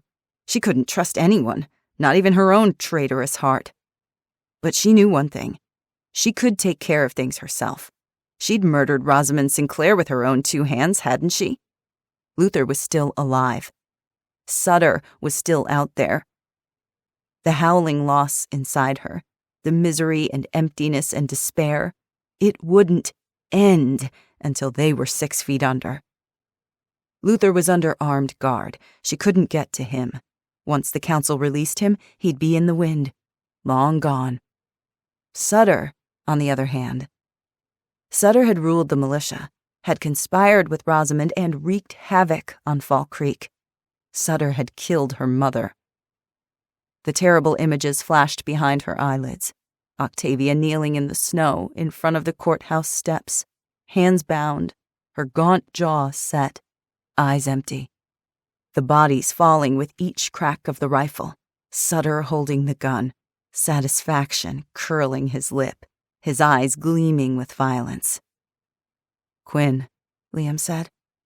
She felt it, that dangerous undercurrent just beneath her feet, darkness waiting to swallow her whole, that low buzzing beneath her skin, cutting like 1,000 paper cuts. She knew then what she would do, why she had resisted telling anyone about what she'd seen. The beginnings of a plan emerged in her head, rough and formless, shifting like oil on water, a seed of something, shaping itself into life. It would fix whatever had broken inside her. Quinn, you finished for today? Quinn blinked, refocusing on Liam, on the blade in her hand, on the trees, the yard, the wood piled against the shed. She could sleep for a week on the cold, hard ground, but she didn't. She wouldn't. There was too much to do. She climbed to her feet. Matthias Sutter was a dead man walking. And she was the one who would kill him. Ignoring the agony in her muscles, Quinn adjusted her feet, tensed her thighs, and lowered into a fighting stance. Again. 39. Liam. Day 97.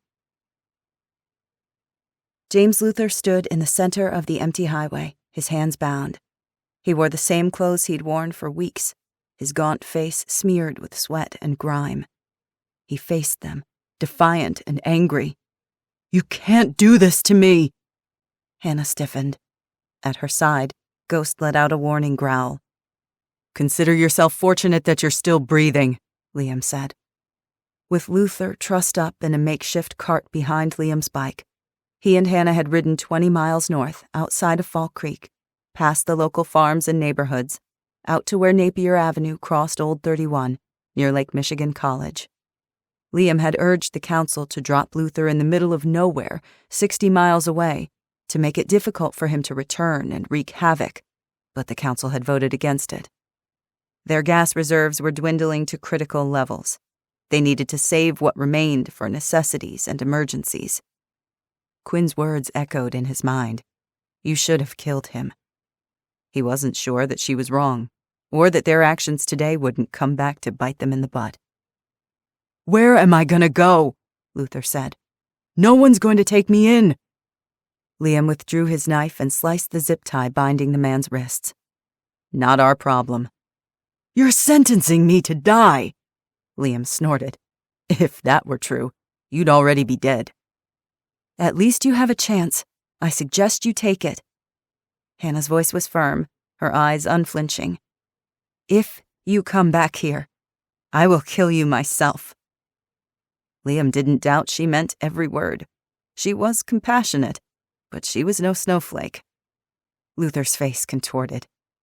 "You said you were different from the militia." "We are." "You're as faithless, though, aren't you? A liar and a cheat. You swore to me. You gave your word." Hannah winced, but her chin remained lifted. "I'm not a saint. I never said I was." Luther glared at Hannah like he trusted her about as far as he could throw her, but he was in no position to argue. He had nothing, and he knew it. He should pray for their mercy, though he didn't deserve an ounce of Hannah's kindness. "Talk to her like that again, and you'll be walking out of here with a broken arm," Liam said. A promise, not a warning.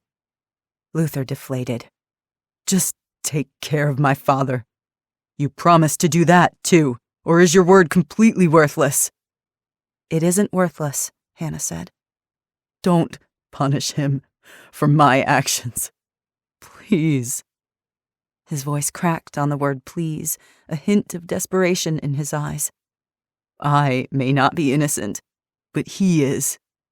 "I promise I will take care of your father," Hannah said, with a benevolence and grace that surprised Liam, though it shouldn't have. He marveled at her generosity. To show kindness in the face of hatred revealed strength and courage, not weakness. Hatred was the easiest path, though it wasn't a path without great cost, which Hannah understood better than most. So did Liam. Her compassion was even more admirable, considering the hell she'd endured.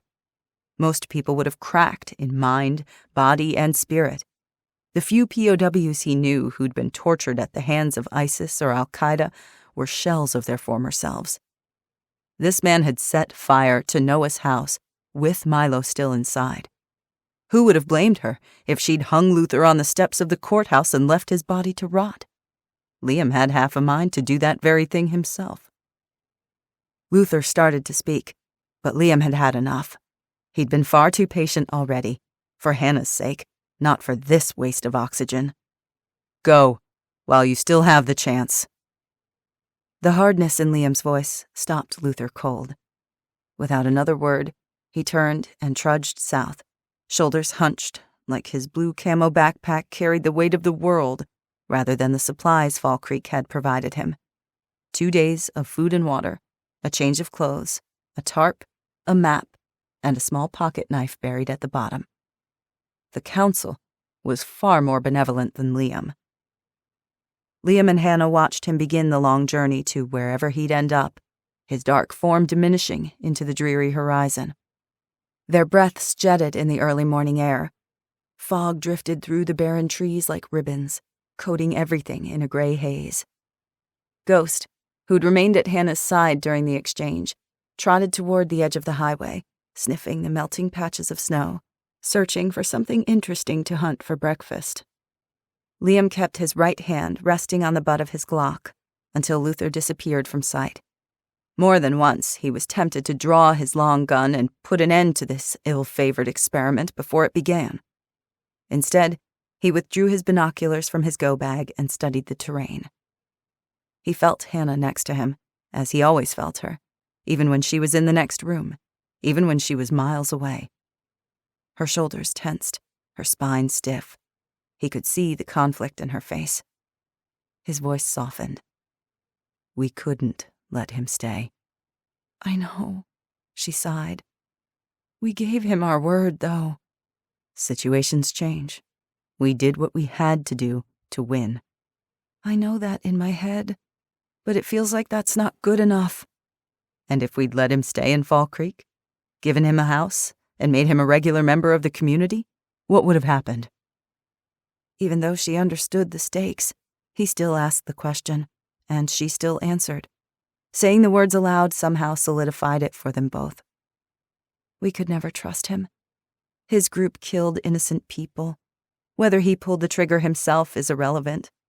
The families of the dead want justice, revenge. As long as he remained here, violence and death would follow him. We're trying to bring Fall Creek together, and his presence would only divide us. You did the best you could, in difficult circumstances.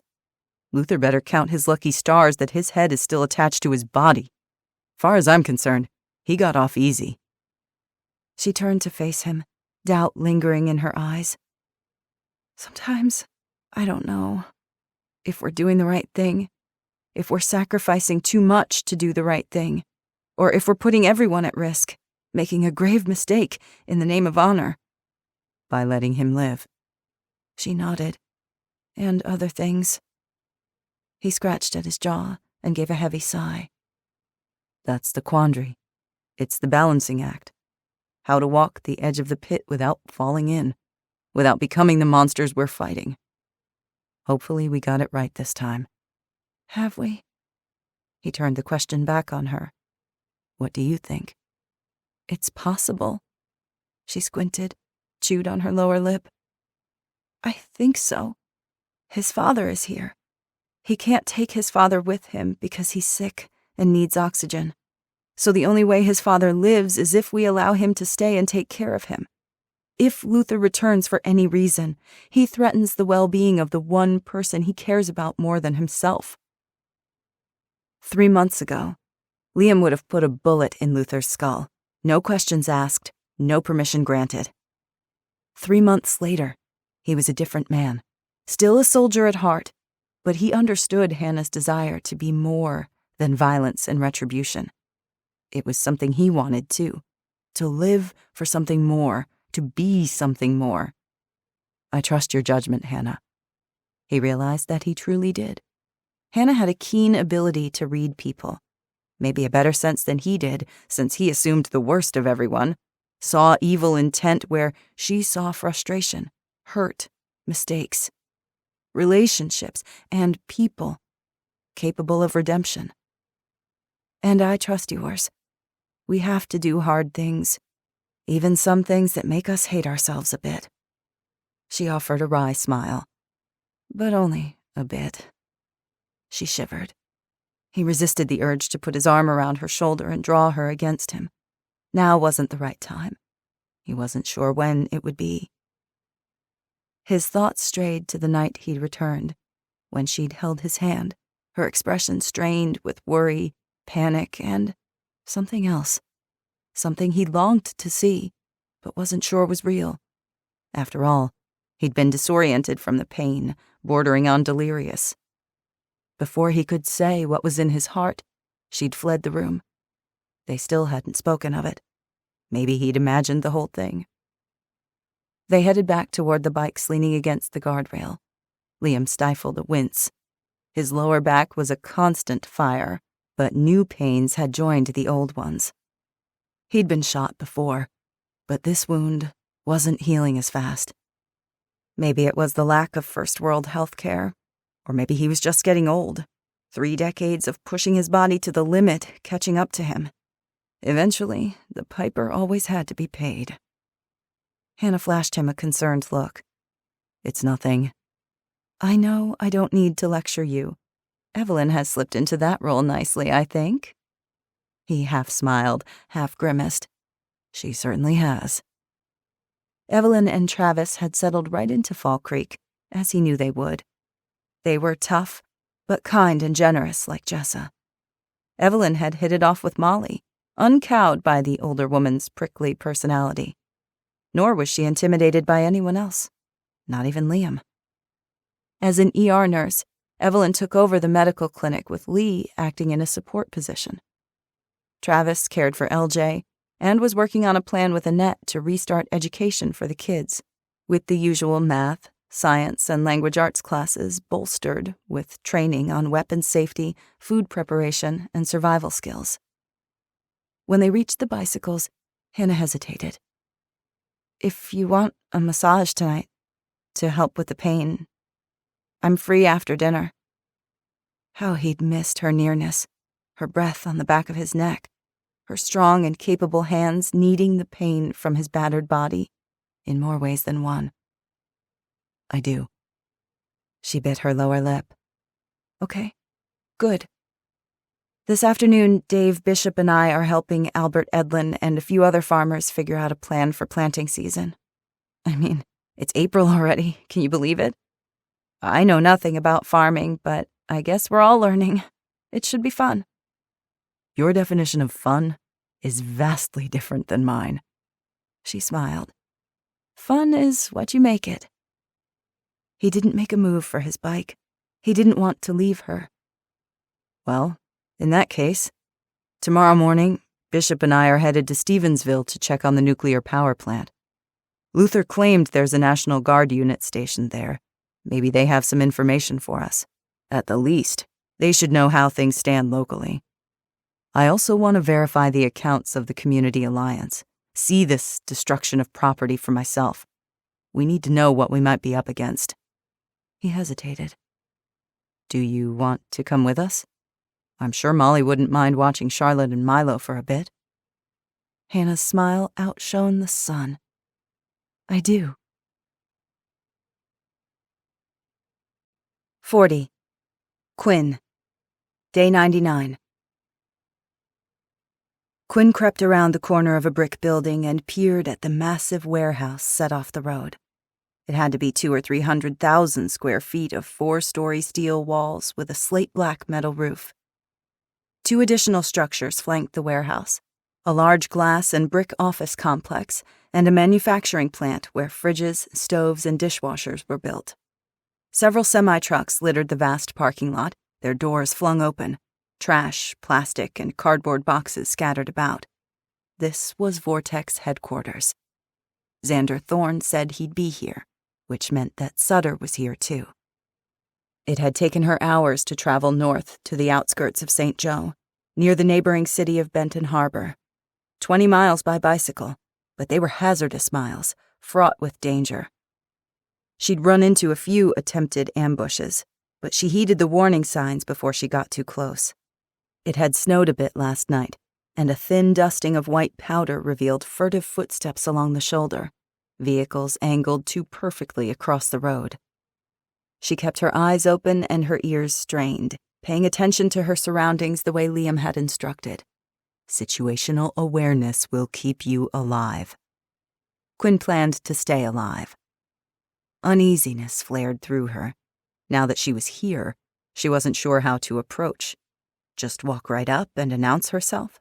Shout her presence before anyone shot her, on accident or otherwise? She shivered and drew her scarf around her neck, flexing her gloved fingers to keep warm. It was noon, by the sun's placement high in the sky, maybe 40 degrees, but the sharp wind cut at her face and tunneled straight through her coat and jeans. She glimpsed movement in front of the building, but it was still too far to see. What Quinn wouldn't give for a pair of binoculars. She'd packed everything she thought she'd need in her own go-bag.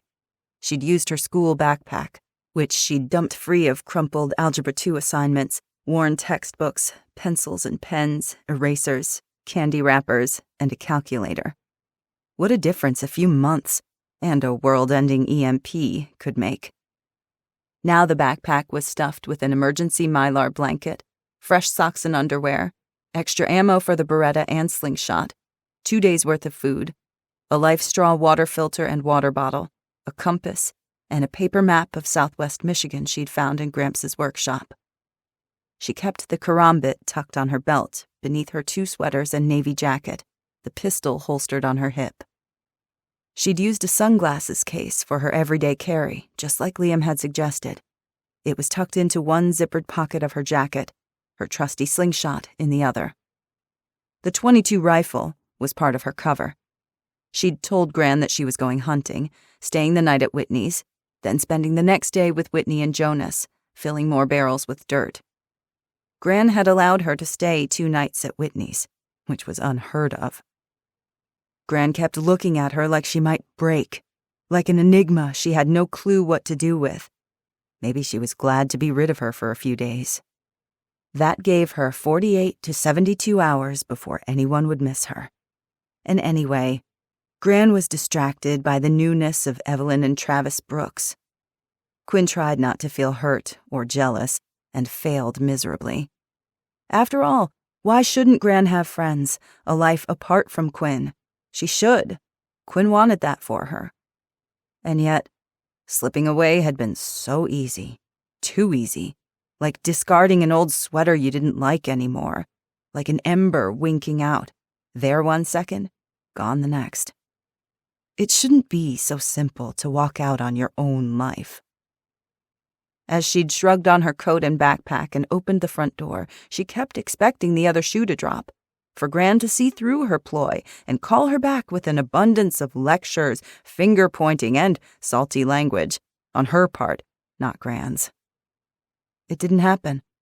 Thor and Loki wound around her legs, offering up plaintive meows, while Gran muttered curses at the lack of kitty litter. And then Quinn was shutting the door and striding down the steps to where her bike waited for her, leaning against the useless mailbox. She'd wanted to stop by and see Milo, but she resisted. Milo, of all people, knew her better than anyone. He also knew her secret.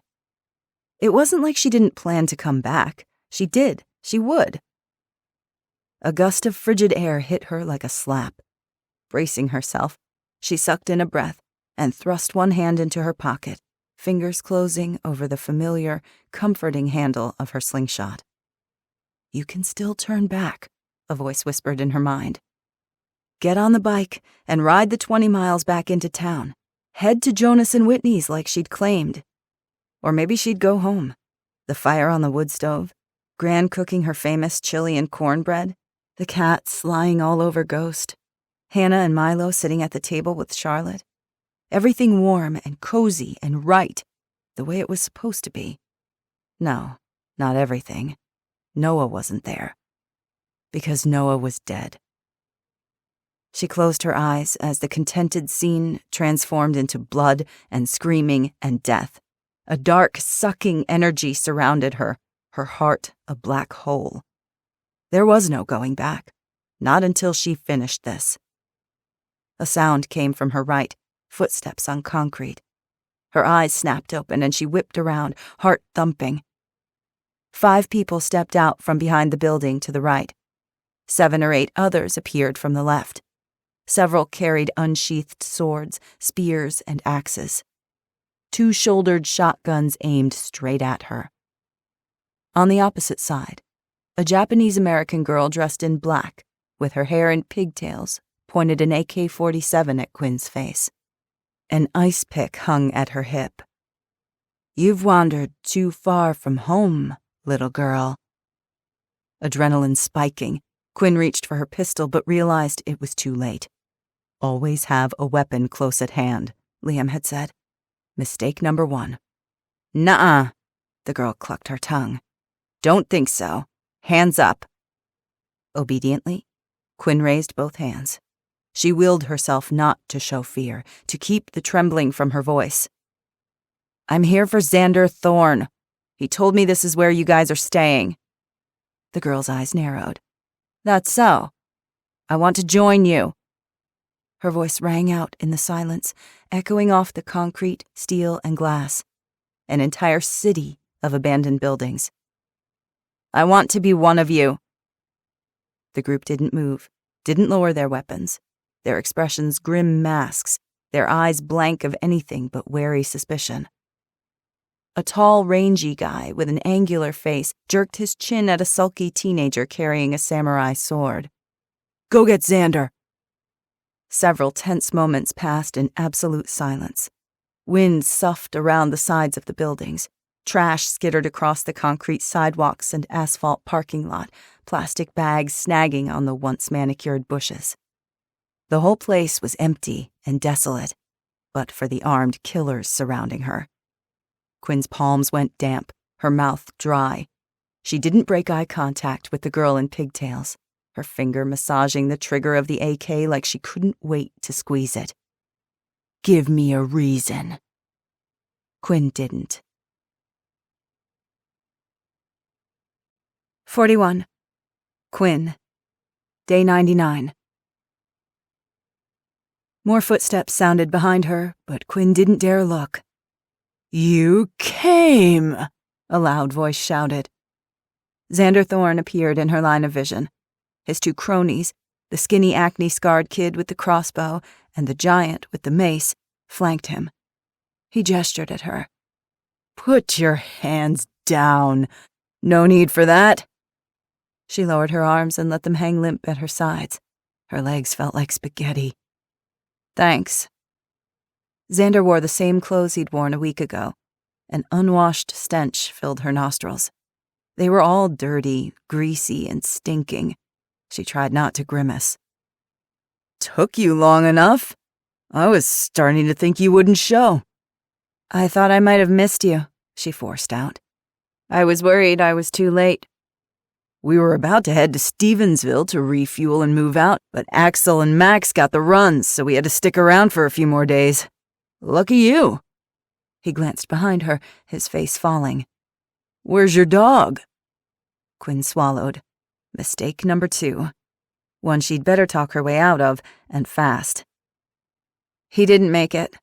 After the feral dogs attacked him, he was weak. And then yesterday, a gang surrounded us and—" She let her voice trail off, her eyes watering. It was easy enough with the wind in her face. Xander released a string of curses. "Damn it!" "I'm here," she said. "I want to join you." He scowled. "I wanted that dog." "What do I have to do to get one of those weapons?" she asked, trying to distract him. His clouded expression cleared and he gave a sharp laugh. "I like your enthusiasm. I've got a good feeling about you. Come on in, and I'll show you around." He gestured to the rest of his group, who lowered their weapons. "We're gonna blow your mind, girl. Blow it wide open." She followed Xander as they skirted a couple of small office buildings to reach the giant warehouse. Inside, it was murky, the huge building dimly lit by high-placed industrial windows. She had a sense of vastness as she glimpsed cavernous aisles and massive shelving units towering 2 or 3 stories above her, stretching into the distance. Piles of scaffolding, bundles of wires, metal brackets, and other crap lined the walls. Forklifts hunched like silent mechanical beasts. Beyond the shelves was a processing facility with loading bays and docks for shipments that would never happen. The warehouse reeked of something stale, maybe rotting food from the break-room fridge. Massive cobwebs gilded the corners, and piles of leaves and trash littered the concrete floor. It already had a dusty, disused, deserted feel to it, their footsteps and voices echoing like some ancient, abandoned cathedral. A group of 20 people entered the warehouse through one of the loading bays and headed toward them, followed by another 15 streaming from a side office. 40 more crowded in the center, leaning on pallets or sitting in rolling chairs they'd confiscated from cubicles and offices.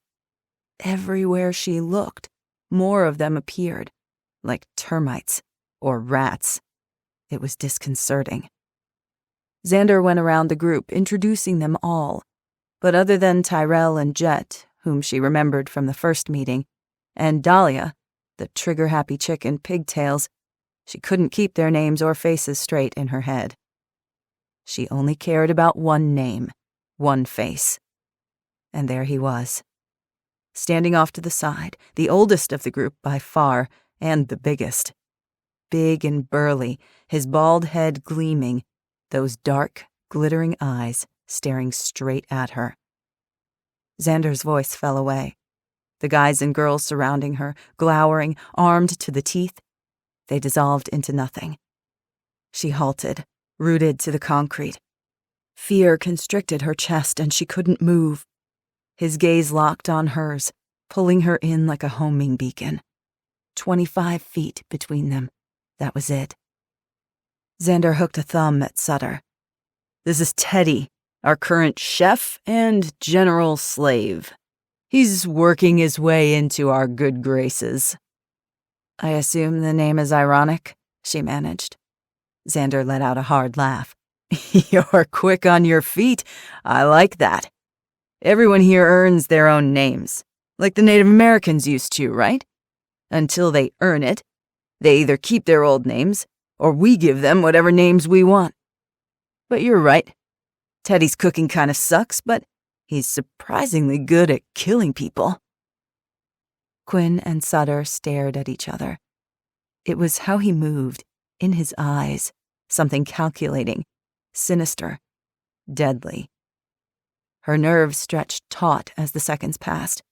For a tense, electric minute, she waited for him to say something, to out her true motives. These freaks would turn on her in a heartbeat. They'd slice her into 100 pieces before she got within a yard of Sutter. He wasn't stupid. He knew why she was here. But if he hung her out to dry, it'd blow the cover story he must have concocted as well. She knew it was something. He wouldn't submit to a gang of misfit killers without a reason. Sutter said nothing, did nothing, his glare and clenched jaw telegraphing his recognition and his anger. The razor blades in his gaze promised pain. Quinn returned his gaze without flinching, making her own promise, retribution. She considered rushing him, going for the Beretta or the hidden karambit blade. Maybe she could reach him before Xander put that sword through her spine. Maybe she could stab him before he strangled her with his bare hands. But she wouldn't escape with her life. Quinn had no plans to sacrifice herself for the likes of Matthias Sutter. She was going to kill him, and then she was getting the hell out. She would have to be careful and smart. It was a dangerous game she was playing, where the prey was also the predator, and they both knew the hunt was on. Sutter smiled at her, the smile of a cat about to swallow the canary. Quinn was no canary. She smiled back. Oblivious, Xander thrust his fist in the air with a victorious hoot. "Welcome, recruit!" He spun around, almost giddy with joy, his arms stretched toward the cavernous ceiling high above them, a long sword in one hand, a medieval hatchet in the other. "Welcome to the New World." 42. Hannah. Day 99. "We're here," Bishop said from the back seat. Hannah tensed as Liam pulled the Orange Julius into the drive leading to Cook Nuclear Power Plant in Stevensville, only 14 miles from Fall Creek. Surprisingly, the gatehouse was manned, the gate closed. Several large concrete buildings clustered behind the tall, razor-wired fencing. 2 enormous concrete cylindrical domes rose above a brown rectangular structure. Behind the plant, a blue sliver of Lake Michigan glinted. Liam had put his M4 on the seat beside Hannah, so as not to present a threat, but his right hand rested on the Glock at his hip. Eyes open. Stay alert. Everyone was tense, jumpy, nerves on edge. Though they hadn't run into any hazards on the journey here, peril lurked everywhere. That morning, Flynn had contacted Bishop on the radio, seething with rage. 2 greenhouses in Coloma had been destroyed. A vineyard in Dowagiac was mowed down and ripped to shreds, and 2 farmers who'd attempted to protect their property had paid the ultimate price. Liam had ordered the townspeople in Fall Creek to remain within the perimeter and organized regular patrols to check in on the farms outside the township limits. Milo and Charlotte were back in Fall Creek at the Brooks' new home with Molly, while Reynoso and Perez oversaw the town's security teams. Hannah was safest with Liam at her side. Now she watched through the windshield as a soldier dressed in BDUs stepped out of the gatehouse carrying an M4 in the low-ready position. He approached the truck and gestured with the gun. Everybody out! Show me your hands! They exited the vehicle as directed. Liam and Bishop raised their hands, Liam's long rifle still in the truck. Hannah lifted her arms, forcing herself to unclench her crooked fingers. A strong breeze tugged at her hair and clothes. This close to Lake Michigan, the air carried the refreshing scents of fresh water, sand, and fish. A few seagulls wheeled overhead, squawking and squealing. "We're friendlies," Bishop said. "Our friend Dave Ferris spoke to one of the engineers about our visit, Yamini Varma." The soldier nodded. "She told us. I still need to see your IDs." Hannah no longer had her driver's license, though Liam and Bishop still carried their useless wallets through sheer force of habit. Hannah held her breath, but the soldier allowed them through on foot. They slipped beneath the gate as he directed them toward the large brown building to the right. RVs and travel trailers filled the parking lot complexes. Shade tents, outdoor rugs, and picnic tables were everywhere, with dozens of camping chairs circling fire pits. Drying clothes hung from clotheslines strung between vehicles. Rain barrels beside several RVs collected water for drinking and bathing. A short, curvy Indian woman in her late 40s strode toward them, flanked by 2 National Guardsmen who didn't look a day over 20. Her hair was scraped into a bun, her movements brisk and confident, her thick brows curving over intelligent eyes. She thrust out her hand. "I'm Yamini Varma. Thanks for coming." "Are you in charge here?" Bishop asked. She flashed them a tired smile. "As the lead nuclear engineer, I suppose you could say that, though we all answer to our armed forces friends." The 2 guardsmen took a seat on a nearby bench a few yards away, monitoring things while offering privacy. "Do you live here?" Hannah asked, though the answer was obvious. Yamini gestured toward the parking lot. "The day of the collapse, we saw the writing on the wall. Most of the engineers collected their families, brought their RVs, and set up shop. We knew we'd need to work around the clock, and traveling home would use up our fuel, not to mention the dangers of the open road. Once the governor dispatched the guard unit to secure the plant, we had even more reason to stay. It's safe here, or as safe as we're going to get for a while." "How are the reactors?" Liam asked, then described the nuclear hot zone he'd heard about in Illinois. Hannah gazed up at the twin reactors, acid in the back of her throat. She couldn't imagine the horrors those poor people had experienced. How close had Southwest Michigan come to the same terrible fate? Yamini rubbed her eyes, shaking her head. How tragic. That never should have happened. All U.S. nuclear plants are able to withstand a station blackout with 0 core damage. The emergency diesels start automatically, stimulating the automatic, safe shutdown of the plant. Control rods dropped into the core, water pumped into the reactor to reduce heat. The fuel is encased in a primary and secondary containment structure designed to withstand a potential core melt. She waved her hand behind him. In our case, the automatic safety shutdown, or SCRAM, was activated correctly, though a manual override was required. Each reactor has multiple locomotive-sized diesel engines as backup. Many plants are only required to have enough diesel to run the generators for 7 days, believe it or not. Here we had 30 days. Of course, we've needed a continuous supply to continue the cooling operations. So, as long as you have fuel, the reactors are safe? Hannah asked. She nodded. Lansing is still keeping us supplied, so far. But even if we run out, the reactors have been cooled long enough to avoid a meltdown. The containment structures will keep any radiation from leaking. We're primarily concerned with maintaining the plant, so it's ready when the time comes. If the plants are still working, what's the big holdup? Bishop asked. What do we need to get power up and running, at least locally? It's not the plant itself, so much as the transformers. Each transformer weighs 400 tons, takes 2 years to build, and costs $7 million apiece. Give or take $1 million. So there aren't a lot of spares lying around. Not to mention, they're almost exclusively made overseas.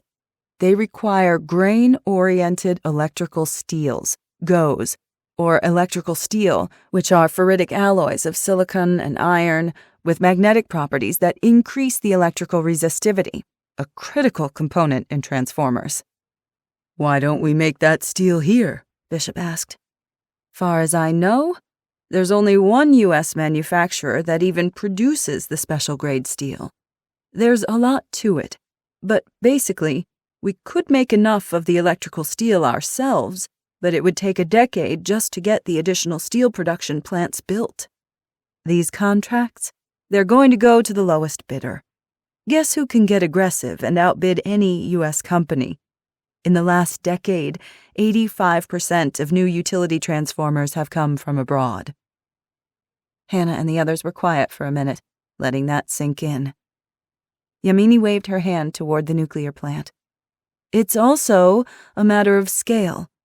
The U.S. grid consists of over 700 electric power facilities, over 700,000 miles of high-voltage transmission lines, 56,000 substations, and over 6.5 million miles of local lines.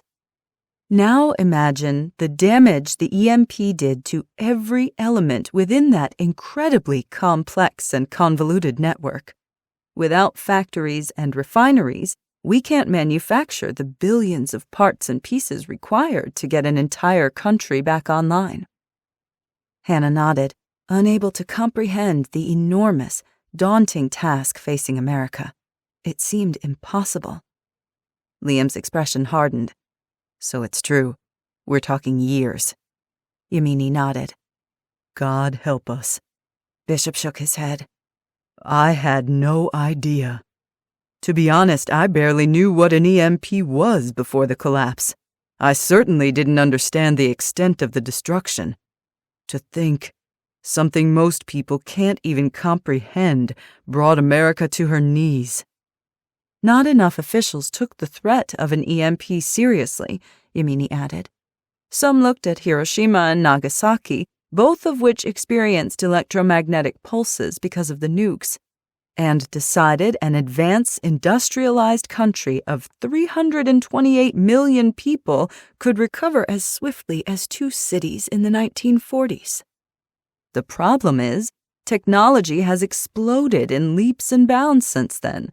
Electricity is crucial to every aspect of our lives, at work, at home, in our cars, computers, and phones. As the use of microelectronics, with ever-increasing sensitivity to EMPs, became ubiquitous, our vulnerability increased. Several crows clustered on a branch, black against the gray sky and brown trees. A few sparrows flitted here and there. A squirrel perched on a mound of snow, chattering to itself. Hannah shivered and wrapped her arms around her rib cage. What would this country look like when the lights finally came back on? Would anyone even recognize it? And now here we are, Hannah said. And now here we are. Yamini glanced at her watch. If you'll excuse me, I have some things to attend to, but I believe the captain of our guard unit wishes to speak to you as well. I'll give you a tour soon. At any rate, I hope I was helpful. She looked up, meeting each of their gazes, her smile genuine. Thanks again for checking in. It's been a difficult and lonely time, but it's good to know that life is continuing beyond these gates. It gives us hope." Bishop shook her hand. Hope is something we're all sorely in need of. 43. Hannah. Day 99. "Is that the ugly mug I think it is?" someone shouted. A uniformed man broke apart from a group of National Guardsmen patrolling the perimeter fence and jogged toward them. Liam frowned as he approached. "Maybe so, but you're older and uglier than I remember." The man threw his head back and gave a hearty laugh. He was in his 40s, dressed in fatigues, with gray threaded through his short black hair. Built like a fire hydrant, he was short but brawny, with a large nose, thick brows, and a wide, generous smile. Liam's eyes brightened, his rugged face pleasantly startled. Hannah glanced between them. "I take it you know each other?" "Unfortunately," Liam said wryly. "We knew each other when we were young and handsome," the soldier said. "Pretty sure you were never handsome." The soldier laughed again, warm and gregarious. Hannah liked him. He had an appealing face, tough and weathered, but open and friendly, too. Liam hooked his thumb at him. "This is Captain Charlie Hamilton with the prestigious Army Rangers. Worked a few missions in-country with him in Syria and Iran. Spent some time training together at Fort Benning." He eyed the captain up and down, eyes narrowing but without an ounce of malice. "Those Beach Boys had it made." "Thought I escaped," Hamilton said merrily. "But I got pulled back into service after the collapse to mind these youngsters. Hardly more than boys, if you ask me." He sighed and wiped a hand across his face. "But we're managing, considering." "How's the family?" Liam asked. A shadow crossed his face. "The wife died of cancer 2 years ago. My son married a French lawyer and lives overseas in Britain, thank God. Though it's turning into a dumpster fire everywhere, at least they have electricity. And your brother? How's the look-alike?" Liam's mouth thinned. He gave a single shake of his head. "A hell of a time," Hamilton said in a sober voice. Then his expression cleared, and he was grinning again. "Damn, it's good to see a familiar face, even an ugly one. Hell, even a Delta. You should have been a Ranger, you know." They chatted and joked for several minutes, asking about various mutual friends in the service, catching up and jawing and insulting each other. "What are your mission parameters?" Liam asked finally. "How long are you stationed here?" "Until we hear orders otherwise. We're here to protect the plant and the engineers, period. We've got explicit orders from Brass not to engage in local turf wars." "Turf wars?" Hannah said, incredulous. "Is that what they're calling what's happening here?" "Does the government have a clue what's going on?" Bishop asked. "They do. We do. Civilians are being slaughtered in gang violence, raids by marauders, and starving neighbors are turning on each other. Fields being destroyed, businesses burned to the ground, but we can't engage." He shot Liam a remorseful look. "I hate it, but if something happens to our plant, it won't matter when we get the transformers. Cook alone provided power to 1.5 million people. We've got to be ready to rebuild as soon as we can, and our presence is necessary. We've already had a few attempted break-ins, people trying to steal our tankers. A few days ago, a gang tried to set fire to one of the buildings." "Why would anyone want to damage a power plant?" Bishop asked. "Power is what we need." Hamilton shrugged. "People are crazy. I hear there are a few groups going all cultish, drinking the Kool-Aid and claiming electricity and tech destroyed our country in the first place. So they're going around making a royal mess of things." "We'll get to the bottom of it," Bishop said. "With Coleman, you've got a shot. You're damn lucky to have a Spec Ops soldier on your side." "We know it," Bishop said quietly. "God's watching out for us." "Next time you chat with him, put in a good word for me, would you?" Bishop nodded. "Of course." Hamilton shielded his face with his hand and checked on his men, something pensive in his eyes. "Any chance I can steal you, brother? I could use a man with your elite skill set. The state of Michigan sure could. Liam shook his head. I figured. You should know, the government is calling all retired and former military to join back up to quell unrest at home. They're desperate for the Corps of Engineers to work on the infrastructure, getting transformers up and running, restoring power to the refineries. There's plenty to do. Liam said, I belong where I am. Hannah bit her lip, her cheeks going hot. She felt Bishop's eyes on her and studiously avoided his gaze, turning her attention to the civilians huddled in the parking lot. There had to be over 50 families, with men, women, and children of all ages. A dozen kids dashed here and there, playing tag, their clothes ratty, faces thin and smudged with dirt. They look hungry, Bishop said, echoing her thoughts. Captain Hamilton gave a grim nod. The last few weeks have been rough. We've got fuel, but that's about it. FEMA was supposed to resupply us last week, but they never showed. We keep getting the runaround. Frankly, I think they've run out, but they don't want to admit that we're on our own. What are you going to do? Hannah asked. We don't know, Hamilton said. They implied we had the right to take what we needed from the local populace. He shot them another guilty look. They were the local populace. But everyone is starving. I couldn't justify taking a morsel from the mouth of a hungry kid. Yamini's done a great job with the civilians, keeping them on task, working together, giving them a purpose. We've been rationing and making do. Bishop gave Hannah a pointed glance. She nodded. These people were doing good in the world, the engineers and soldiers both.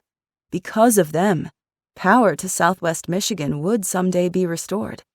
The power plant hadn't melted down. Fall Creek likely owed these people their lives. I think we can help you, Hannah said. Oh? Liam flashed her a look. We don't have enough for ourselves. She gave him a confident smile, maybe more confident than she felt. We'll make it work. Hannah pointed back to where they'd parked the orange Julius. We've got some supplies in the truck bed. If you don't mind, we'll feed the kids today and come back tomorrow with more. That'd be fine, Hamilton said. It's not much, mostly rice and beans. Hamilton looked like he'd died and gone to heaven. A meal fit for a prince. Wait until I tell the civilians. They'll be thrilled. Bishop grinned from ear to ear. Good to hear. Consider this delivery a gift, Hannah said. In the future, maybe we could trade for ammo, medicine, or other supplies if you have them. Absolutely, yes. We're open to that. The captain shook his head, his eyes shiny. Not enough kindness in the world these days. We can't do much to thank you, but we can top off your truck before you go. FEMA may forget to feed us, but they do make sure we've got the fuel to cool the reactors. He flashed a wry smile. At least, so far. Bishop shook Hamilton's hand. Thanks, brother. Nothing we can do about what's going on out there, but there's something we can do here. God is in control. We do what we can. That's all that can be asked of us. Captain Hamilton nodded. Stay frosty. Always, Liam said. As they headed back through the gate toward the orange Julius, Liam scanned the buildings as they walked, taking in the windows, the rooftops, the shadowed doorways, his eyes roving over the clusters of people. She could tell he was checking for weapons, furtive movements, anything out of the ordinary. The man never relaxed. He was always on guard, always protecting her and everyone else. Liam slowed his stride to match Hannah's, allowing Bishop to get ahead of them. I saw what you did there. She gave him her best innocent look. Whatever do you mean? That wasn't just altruism back there. It's good to make friends, Liam. In case you haven't noticed, it's like feudal states at the best of times, the Wild West at the worst. The more allies we can make, the better. I don't expect anything from them anytime soon, maybe never. But they're doing something good. They're working to help all of us. A little help in return is the least we could do. Even though it costs us. Yes, even then. Especially then. He nodded slowly, his lips curling at the corners. She turned away to hide the heat in her cheeks and cleared her throat. Sometimes the stars align, and the right thing to do is also the smart thing to do. For a minute they didn't speak. Birds twittered in the trees. Children's shouts echoed from the parking lot, the charcoal smell of campfires drifting on the breeze. "Did you know about Hamilton?" Liam asked. "I had no idea that you knew someone here. That was a happy surprise." He flashed her a smile, a real, genuine smile. Yeah, it was. 44. The General. Day 99. The General turned over a glass tumbler and grabbed a bottle of single malt scotch from his sideboard. Scotch was getting scarce these days. A ready supply was yet another perk of the job, and one of the myriad reasons to make sure he held on to it at any cost. The General poured in 3 fingers' worth, and then added a handful of ice from the generator-powered beverage fridge he'd placed in his office the first week. Once, he'd been an alcoholic. It had been a major cause, though not the only one, of his messy divorce, the forced early retirement from the Army, and the loss of his prestige in the highbrow circles in Washington. He still allowed himself the occasional indulgence, but his will was iron, his ambition immense. Though lately he'd accepted a second drink, then a third. Ever since his enlightening conversation with Matthias Sutter. Ever since he'd discovered that his only child was dead. He pushed that awareness down into some dark, cobwebbed corner of his mind. The time would come to acknowledge it. That time was not now. "A drink, Henry?"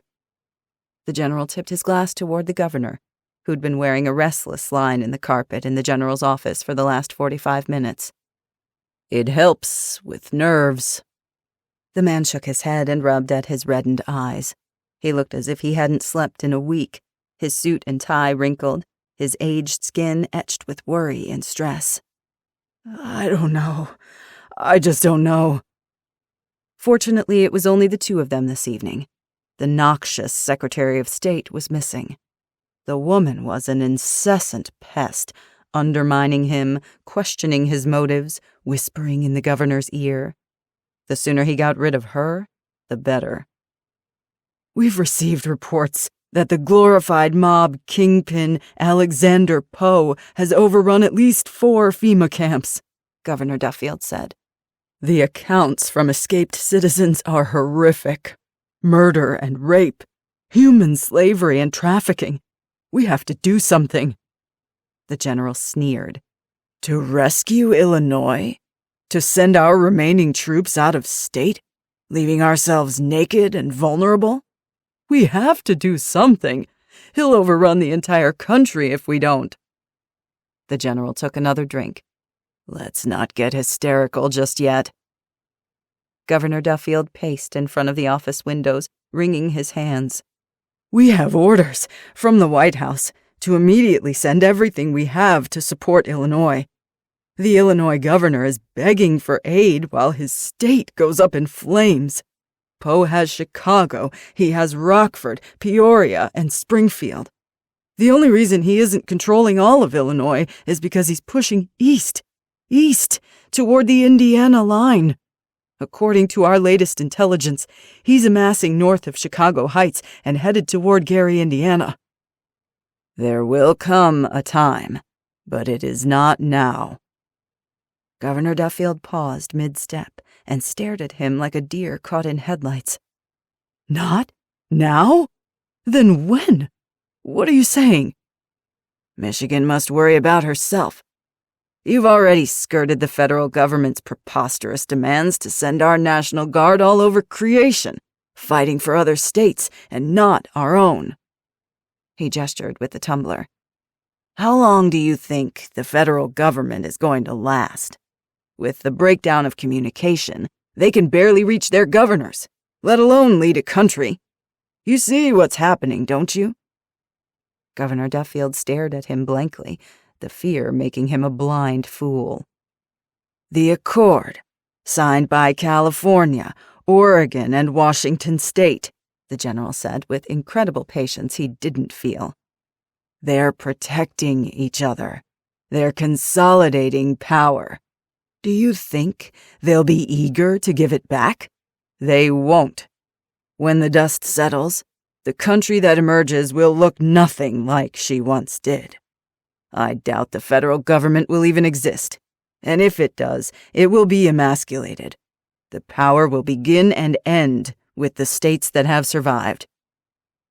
Swirling the cubes in the glass, he brought the drink to his lips and took a long pull. He closed his eyes and set the drink down, savoring the taste, swirling the liquid on his tongue. After a prolonged moment, he opened his eyes and exhaled, relishing the satisfaction. Governor Duffield watched him with quiet panic. The general set down his glass. "Few, if any, of the power players before the EMP will be the ones holding the reins when it comes back online. The question is, will you continue to be beholden to the feds, a desperate and terrified group of old, doddering, obsolete men grasping for a past that's long gone? Or do you want to be the one rising from the ashes?" The governor licked his lips, gave a nervous shudder, and gazed out the window.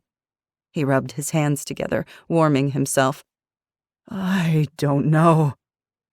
To conserve energy, the generators were switched off for the evening.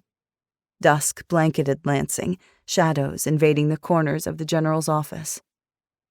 "Keep your soldiers here. Let Illinois burn. When the time is right, offer your aid. For a price." "What about when the chaos in Illinois spills into Michigan? Chicago is right around the corner. All they have to do is—" "They won't." "How do you know?" "We will protect Michigan. And when the time is right, and only then, the entire Midwest. But not until we are the ones in a position of power." His aim was to keep the mayhem across the border at a controlled boil, a boil that stayed within the pot. An Illinois in turmoil could only benefit Michigan. The governor of Illinois, Jim Strawn, and the new governor of Indiana, Susan Wright May, were the only players in the Midwest who posed any kind of threat. The mayor of Chicago was on vacation in Cancun when the EMP struck. He was as good as dead, his city burning. The general didn't care about Ohio, Wisconsin, or Missouri. He could deal with them later. Sometimes it is better to undermine your enemies covertly rather than hitting them straight on. Governor Duffield scratched at his sagging jowls, frowning. "What does Lauren think?" The general struggled to contain his disgust. He imagined throttling the woman's pale white neck with his bare hands. Instead, he smiled, immensely pleased the woman was absent, unable to throw a wrench in his machinations. "The Secretary of State has many strengths. How to navigate this brave new world and come out on top is not one of them. Defying the federal government is a crime. It's political suicide, isn't it?" Governor Duffield wanted to be convinced, so the general would convince him. "The White House doesn't understand the local forces at play, or the increasing threats facing us. They have their own war overseas to fight. But this fine state will no longer exist if we do not act now to salvage what we can." "How?" "Let me be clear. Poe is coming, and he will bring devastation in his wake. If we go out to meet him under federal or Illinois jurisdiction, we will lose our men, and the advantage. Then Poe will roll over us like a tsunami, and we too shall fall to him. However, I propose a different tactic. We shore up our own resources, strengthen our forces, choose when and how to meet him when he crosses the Michigan border. Let Illinois waste its resources on weakening Poe and his syndicate. Then he and the governor would sweep in and mop up the stragglers and cement their control of the Midwest. The general took a step toward Governor Duffield and rested a benevolent hand on his forearm. Don't worry about this. You have enough to deal with. Give it to me. I will ensure the safety of this state. Give me the authority, and you will not regret it. I can't do that. Congress would need to. Congress is dead. The old ways of doing things are dead. You have the power. You get to decide. A hint of doubt lingered in the spiderweb lines of his face. Tell me you have a plan. Give me soldiers, and I will save Michigan. Be assured, your name will go down in history. How future generations remember it is 100% determined by what you do now. Reluctantly, Governor Duffield nodded.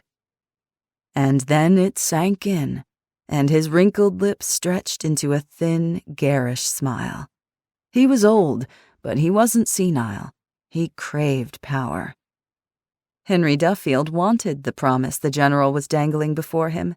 In exchange, he would give the general whatever he wanted. Tell me what you need, Governor Duffield said. The general thought of his dead daughter. He thought of his legacy. For a little longer, he would keep his cards close to his chest. Then, and only then, would he spring his trap. The general smiled. 45. Quinn. Day 100. Things were different than Quinn thought they would be. They drove in a caravan of 25 vehicles, infiltrating the outskirts of St. Joe, stopping at a lighting store to smash $10,000 chandeliers with razor-studded maces, knocking over clothing racks and ripping silk dresses with spears at a boutique clothing store, smashing computers and laptops with hammers at an electronics store, shredding paintings in an art gallery. With each new shop or business, the group worked themselves into a frenzy, inducing themselves into a feverish state. Their eyes glazed, their movements jerky and unhinged. They hollered and shrieked in frenetic glee. They seemed to love savagely destroying everything within sight for no reason. Maybe that was the allure of it. No reason, no meaning, no right or wrong. It liberated you, Xander had told her. Everything society had taught them was a lie. Tear down the lie, and they were free to do and be whoever they wanted. They slammed through a fancy coffee shop called the Roasted Bean, the kind that offered chai lattes, gluten-free brownies, organic muffins, and fair trade coffee roasted by hand. They demolished whatever they could get their hands on, wrenching stainless steel appliances from walls and counters and hurling them through the plate glass windows before desecrating every wall with graffiti. Death to power was scribbled and scrawled and painted over and over on every surface. As she watched them, Quinn couldn't help but shudder. She remembered the ransacked mansions along the river, the body swinging from the tree, those same words painted on the cardboard sign pinned to the corpse's chest. This part was stupid, silly, pointless, and asinine. They were capable of much, much worse. Quinn glanced around, feeling jumpy, her nerves on edge. She scanned the entrance to the Roasted Bean for Sutter as she pounded a booth with a sledgehammer. Last she'd seen him, he'd joined up with Jet and Rocco down the street, shattering the windows of a carpet and tile flooring store. She had to keep her eyes peeled, couldn't let herself get distracted for even a second. At any moment, he might sneak up behind her and slide a blade between her ribs. If she wasn't careful, she wouldn't see him coming. She gritted her teeth as the Formica table caved beneath her blows, the cheery yellow booth shattering into jagged chunks.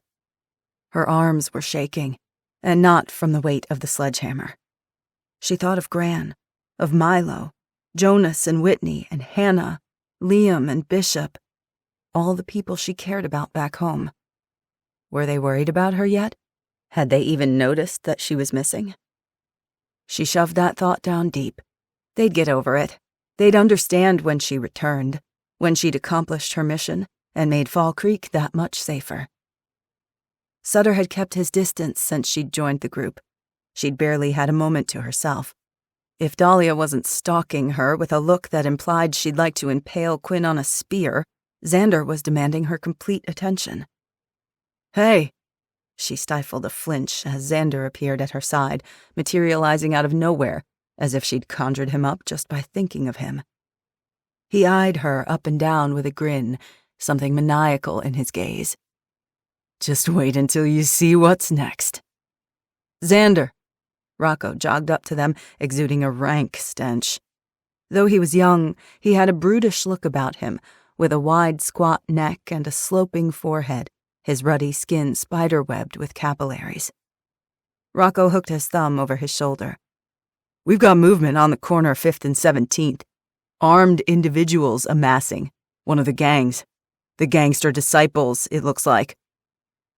Despite their brash posturing, even Xander wasn't insane enough to tangle with the gangs that waged territorial wars over Benton Harbor, which often spilled into the neighboring city of St. Joseph. For that reason, Xander had set up scouts to warn them well in advance. Xander turned to his people. "Head to the beach!" They whooped in response, dropped whatever they were doing, and streamed from the coffee shop like ants from a kicked nest. Rocco spoke into his handheld walkie, and the rest came running, jumping into their trucks and gunning their engines. Xander sent a large contingent to the marina a few blocks away, including Sutter. "Ride with me," Xander said to Quinn. She nodded. The more Xander trusted her, the sooner she'd be able to move among them with ease. Stepping over jagged glass shards as she exited the building, she searched the street for Sutter but didn't see him. Frustration mingled with relief. In his presence, she was all nerves, her senses on high alert, apprehension fraying her concentration. It was necessary, but exhausting. 2 minutes later, they headed for Silver Beach in downtown St. Joseph. The beach was nestled between the Lake Michigan shoreline and downtown, with the mouth of the St. Joe River winding like a snake at the north end of the park. They roared past the quaint downtown with its brick street, lined with cute coastal tourist stores, beachy boutiques, and specialty dessert shops like Kilwin's, her favorite destination for ice cream. The windows now broken, trash strewn everywhere, the stench of sewage clouding the air. "You still have gas," Quinn said, impressed. "It's getting harder to get a hold of," Xander said, his eyes straight ahead. "Teddy told us about the mother load stored at the power plant. He didn't tell us about the soldiers stationed there. We keep getting driven back." "Oh. There's another place, too, in case this one doesn't work out. Teddy's working a plan. He's got military experience, you know." Quinn said nothing, not trusting her voice. They passed the Children's Museum, the glassed-in carousel, and the famed Silver Beach Pizza, a popular restaurant that was once an old train depot. She'd eaten there a dozen times. Now it was silent and dark. They took Broad Street to the beachfront parking lot. Jet and 3 guys remained at the lot, guarding the car, while 2 trailed behind them, acting as bodyguards. "Come on." Xander beckoned to her without bothering to make sure that she would follow. He expected her to. She did. The wind whipped her hair into her eyes, sand spraying her face, as they hiked over a small dune between the parking lot and the north half of the beach. Beach grass swished beneath her boots. Gulls squawked above her, wheeling into a sky the color of burnt umber. She inhaled deeply, the scent of dead fish and campfire smoke filling her nostrils. Ugly graffiti defaced the bathrooms, picnic pavilions, and concession stands. People slumped in the bathroom doorways, wrapped in blankets. The woman's entrance was covered with a tarp. "Do not enter," scrawled in red paint across the wrinkled fabric. People were living inside the bathrooms. Without speaking, Quinn and Xander crested the dune. Quinn halted, taken aback. She'd visited this beach 100 times. Never had she seen it like this. Never had it felt so vast, so incredibly beautiful. Lake Michigan spread before them in all her glory. Blue water stretched to the horizon as far as the eye could see. To the north, the pier stretched into the lake, a long concrete catwalk ending in 2 towers. The rear tower, a 3-story square steel structure with a red pyramid roof, circular lantern room, and a black iron parapet. Above the lighthouse, the sun was a red ball of fire descending into the Great Lake, licking the water with flames, streaking the clouds with ribbons of pinks, reds, scarlets, and tangerine.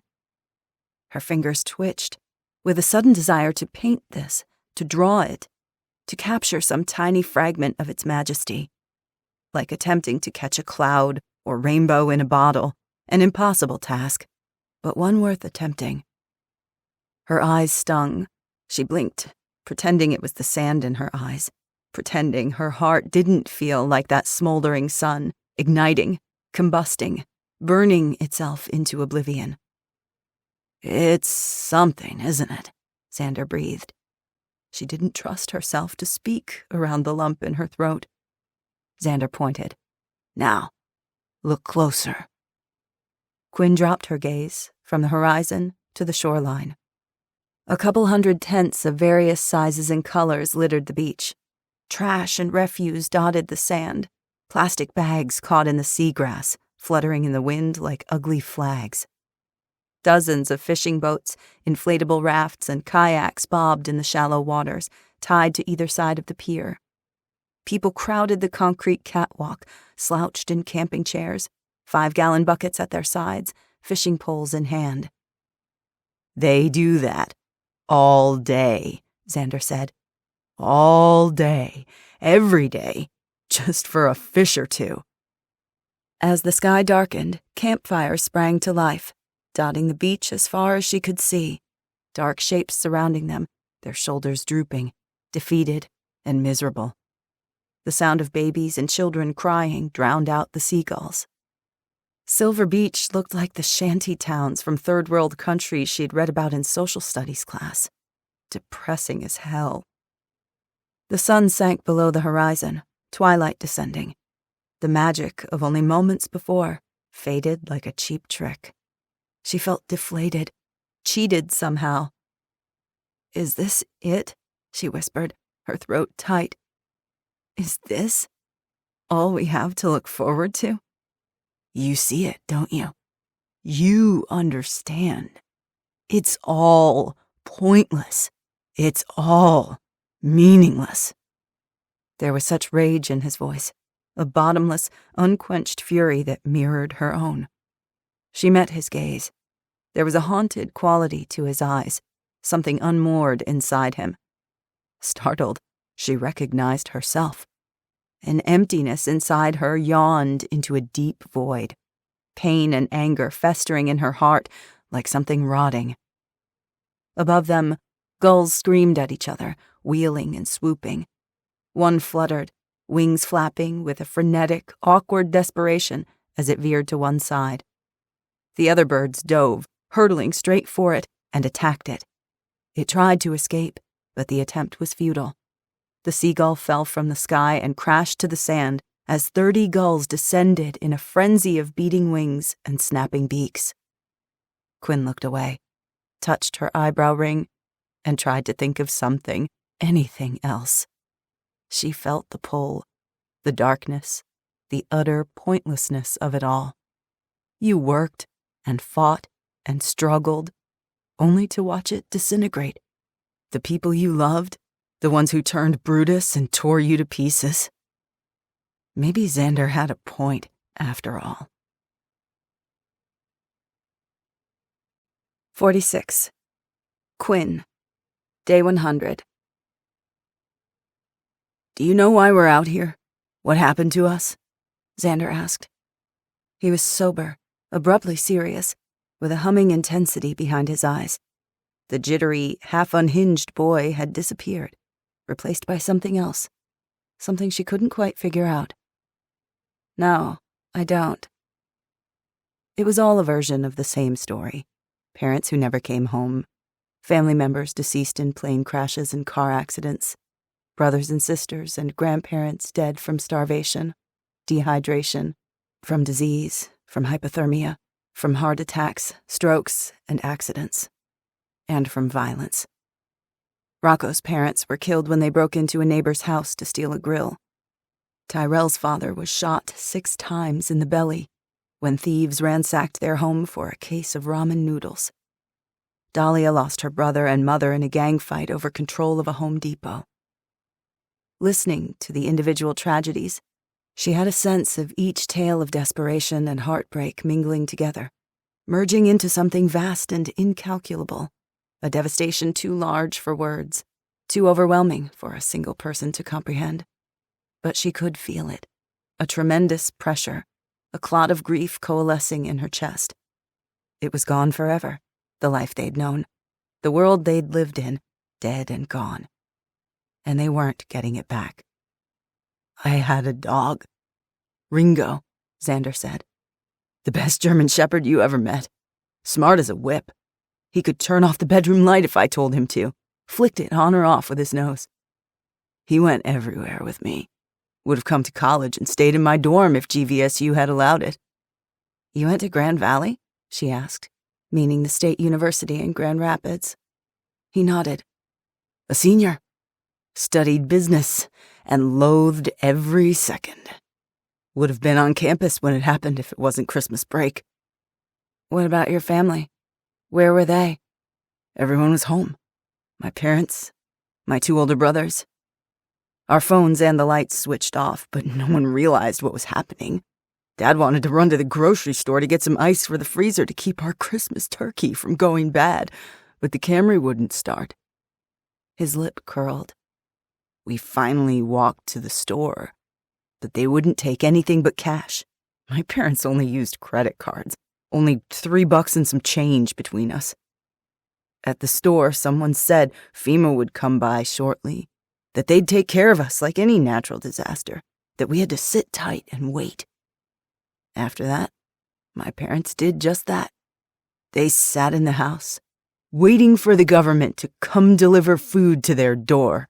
For weeks, shivering and freezing, no power, no water, everything frozen. They wouldn't even go to the neighbors or the gas station down the block to take what they needed by force.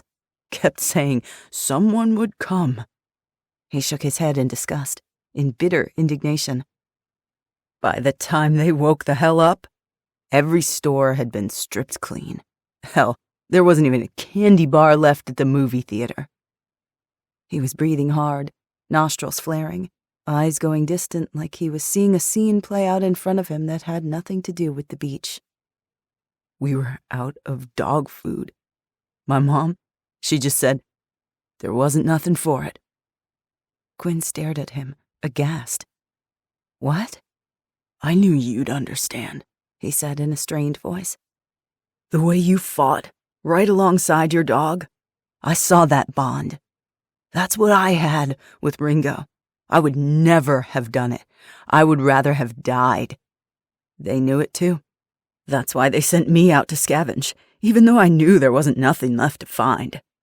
I went, and when I came back, they had dinner waiting." Her stomach churned, acid rising in her throat. Of course it would happen. If you were starving, and it was a choice between your family pet and your children. She set her jaw. She couldn't imagine sacrificing Ghost. Couldn't do it. The dog would gladly lay himself down for his family, offering every noble, chivalrous bone in his body. He'd demonstrated his selfless loyalty again and again. Something like pity sparked in her chest. "What did you do?"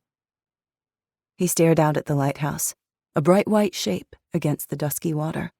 No lights anywhere, no beacon to guide wayward sailors home. "Something snapped inside me. I had so much anger. I knew if I stayed, I would have done something. Hurt my own parents, maybe, I don't know. I collected my things and I left. Told them they wouldn't see me again. They were no longer my family." He shuddered, as if coming out of a fugue. They're dead now anyway. No way they survived. I'm sorry, Quinn said, because what else was there to say? His face hardened. That time of my life is over.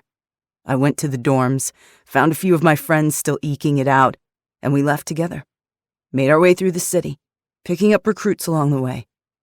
The stronger we got, the easier it was. I don't think about the before. This is how we live now. This is the best way. Xander was lost, depressed, and angry. They all were. Hell, so was she. Maybe they weren't so different from her after all. She wasn't crazy, though. Not yet. Why? She asked, genuinely wanting to know. Because of what it gives you. You think any government ever had our best interests at heart? Any law? Any agency or company? It was all to keep us down, to make us slaves, to steal the American dream right out from under us.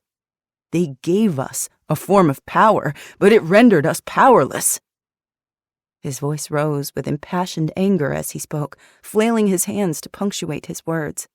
He seemed eager to explain, to get her on his side. He wanted her to believe. This is how we take that power back, how we make the world ours. By destroying everything? Not everything, just everything that would enslave us, tempt us, pull us back into servitude. The sheep still cling to the old things, the dead dreams, the corner office, the blind climb of ambition, cushy jobs and fancy houses and weekends on the yacht. They want their phones and tablets and TVs to come back so they can deaden themselves, numb themselves, like a drug addict to their drug. She resisted, rolling her eyes. So you're trying to help people then? No, it's not our job to wake them up.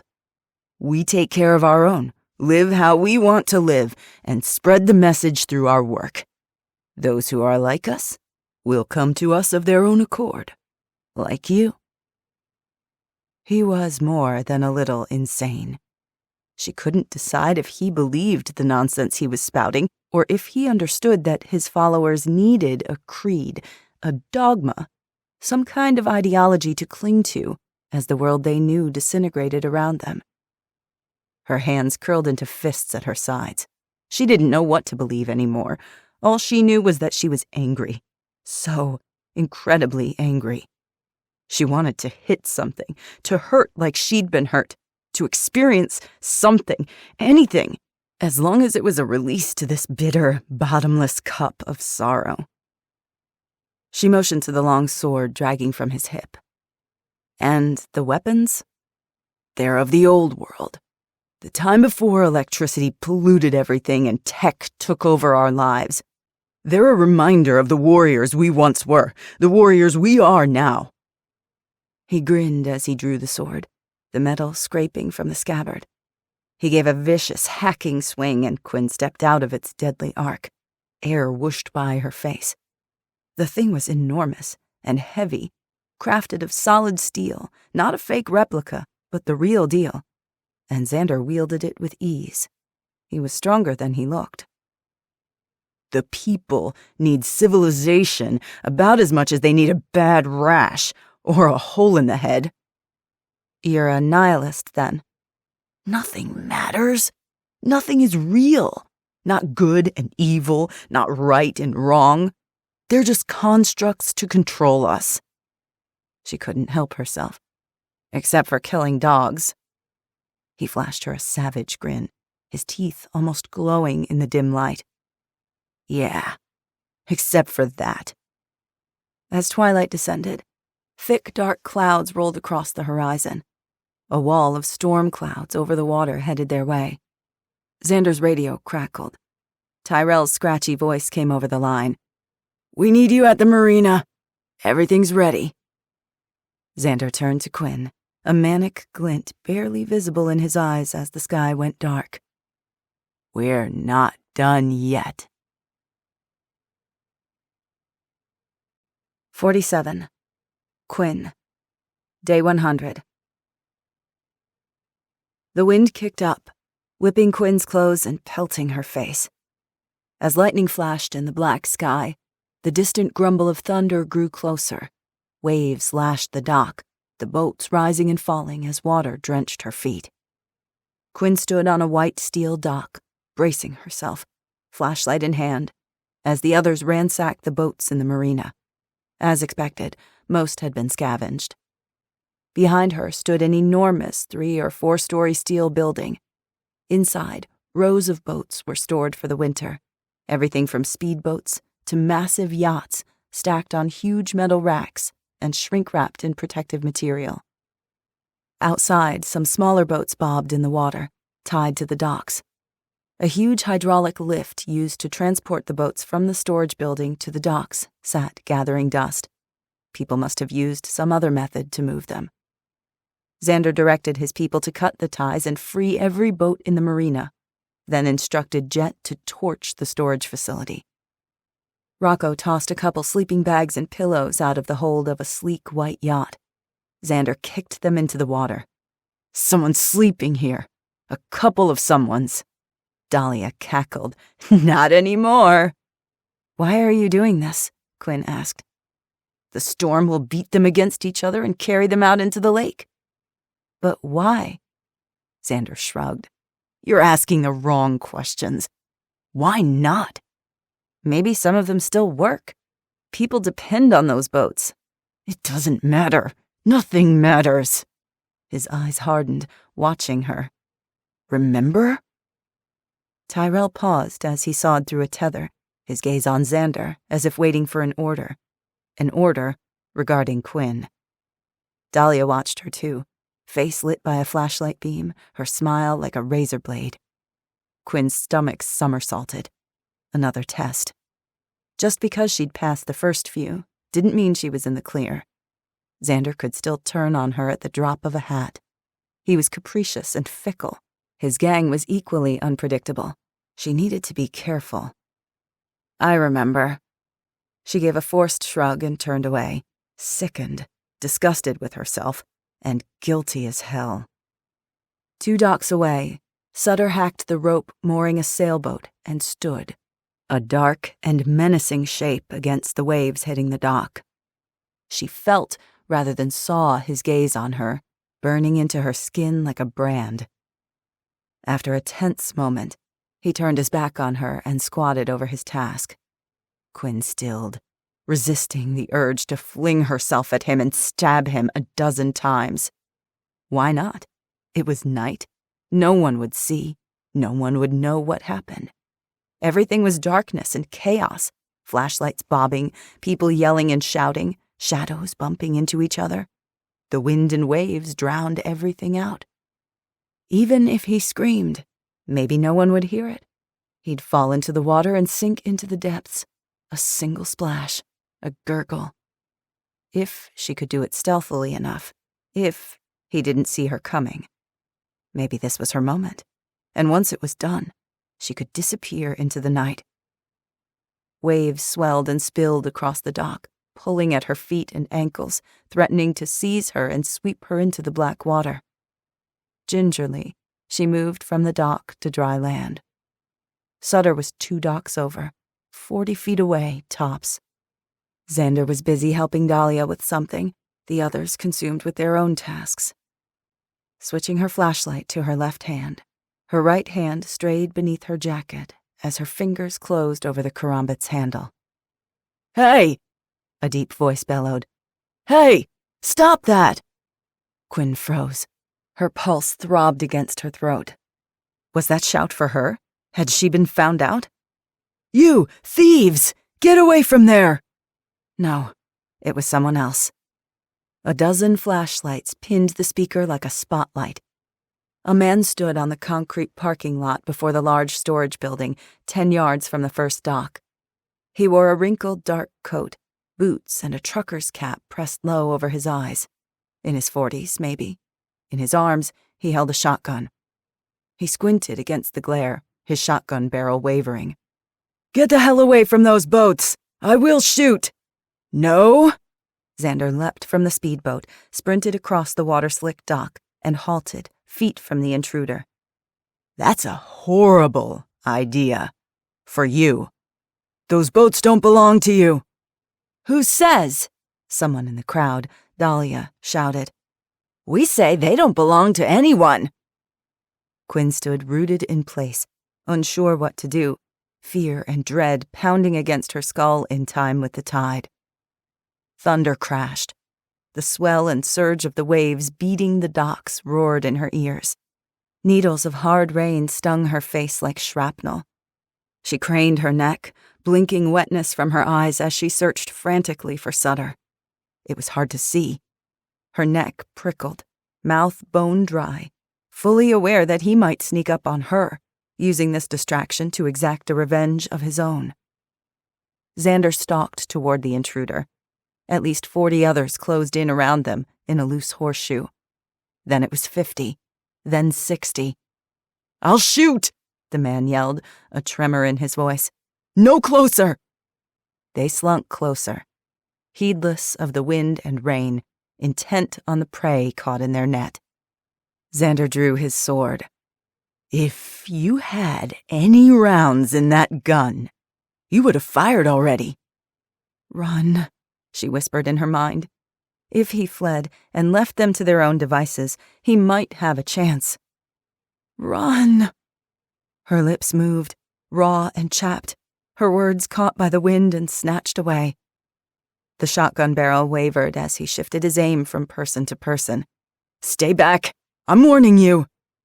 Dahlia laughed and swept her flashlight across the jostling crowd. The beam caught a familiar shape, a hulking shadow, near Xander. Sutter was with the group then, not stalking her in the darkness. This time. Leave this place! The man cried. It's ours now, Xander said evenly. You don't need this stuff. It won't help you. Quinn couldn't make out individual expressions, except the man's. The whites of his eyes wide and round, his mouth hanging open like his jaw had come unhinged. He was utterly terrified. What do we do with anyone who isn't with us, who fights us? Xander shouted. Distraught, the man scanned the crowd, searching for an ally, for someone to help him. He found none. No mercy, no clemency. Those are our boats. It's my job to protect this place. Get him. Quinn barely heard Xander's words over the thrashing wind and her own throbbing pulse, but the others did. Get him! They pounced like a pack of wolves, shouting and snarling, wielding their melee weapons. She couldn't see details. She didn't want to. Blurred, shifting shapes in the dark and the rain. Grunts, dull, wet thuds, shrieks of pain mingled with pleas of mercy that went unanswered. Stop! Her mind screamed, but no sound came out. To try to stop this would mean certain death. The pack would smell blood in the water and turn on her as surely as the gulls had turned on their own. So she did nothing, hating herself, her tongue thick with the metallic taste of fear. Xander shouted something. The group broke away from the vicious beating. She couldn't see the victim, though his screams rent the air, like the gulls. Too many bodies blocked her view, everything indistinct shadows and bleary light through the spitting rain. Xander gestured to the hulking figure beside him. Your turn. Flashlight swiveled toward the figure, highlighting the familiar bald head, wet and gleaming, and those glittering dark eyes as Sutter prowled into the circle. In one hand, he gripped a knife. It was over for the man. There was no hope left for him. She stood, drenched and shivering, as the heavens opened and the rain poured down. Waves crashed all around her, pounding the sand, each one stronger than the next, the storm descending with a relentless fury. The scream in her head, louder than the thunder and lashing waves, louder even than the screams of the dying man. 48. Hannah. Day 100. Hannah opened the door and let Ghost into the backyard. It was the middle of the night, maybe 2 or 3 a.m. Charlotte had nursed and sunk into a milk-drunken stupor. Still, Hannah couldn't sleep. Thick black clouds obscured the stars. She squinted, blinking to adjust her eyes, but cold, spitting rain blurred the darkness. She patted the scruff of Ghost's neck. "Go ahead, boy." While Ghost hobbled down the porch steps to find a spot to do his business, she rubbed her tired eyes with the back of her arm. Sleep hadn't come easily in years. It was always restless, pockmarked by nightmares and frequent wakings drenched in a cold sweat. When it wasn't a nightmare, it was Charlotte, hungry for another feeding, or Hannah's incessant need to check on Milo, though he was always sleeping in his bed, safe and sound. She scanned the yard, taking everything in by degrees, the way Liam had taught her. Sycamore, maple, and oak trees, their naked branches soughing in the wind. The shed, the doors padlocked shut. Between 2 pine trees, a chest-high pile of cut firewood blanketed in a blue tarp. Milo's forgotten bicycle, leaning against a rain barrel. Something moved in the trees by the shed, a shadow unlike the others. It was darker, deeper, and human-shaped. Adrenaline shot through her veins, her fear surging. In 2 seconds flat, she had the Ruger out of her jacket pocket and held in both hands, her bad hand stabilizing the shot and aimed at the intruder. With a practiced movement, she flicked the safety off with her thumb. "Don't make me shoot you! I will do it!" "I have no doubt." A familiar voice came from the shadows. Relief flooded her. She lowered the pistol. "Liam."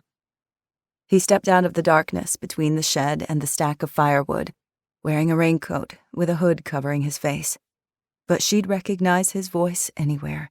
The familiar, tall, broad shape of him, the confident way he moved.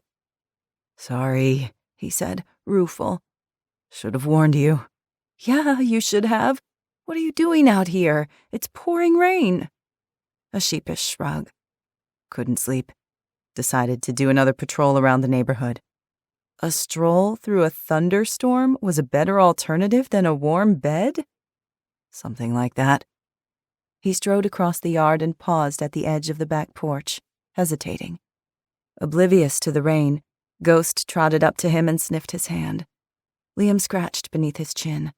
The dog let out a gratified chuff, lifting his head for a deeper scratch, and pressed his side against Liam's thigh. "You did good," Liam said. "You didn't hesitate. You acted on instinct and training."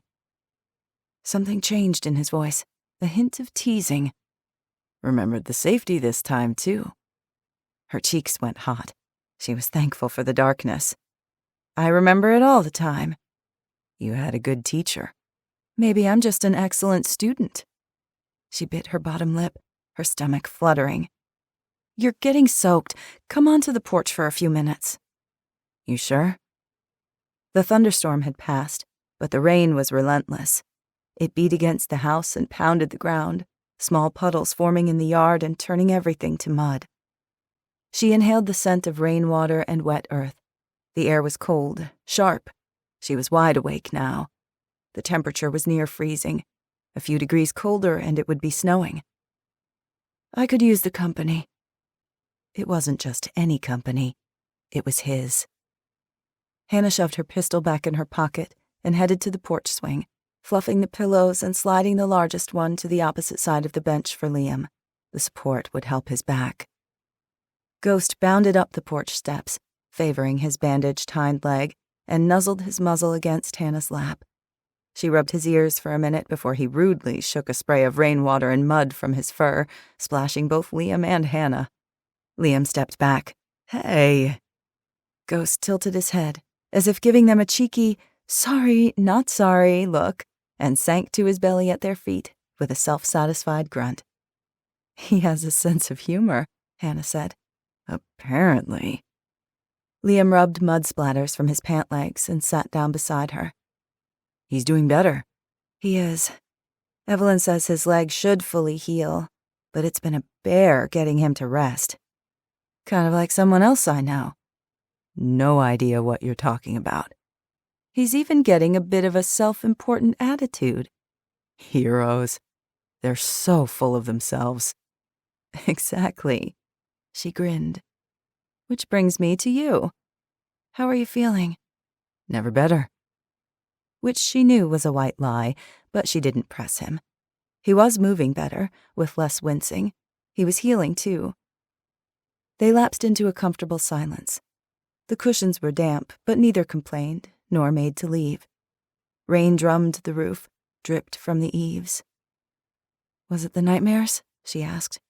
Always. Do they ever go away? Not in my experience.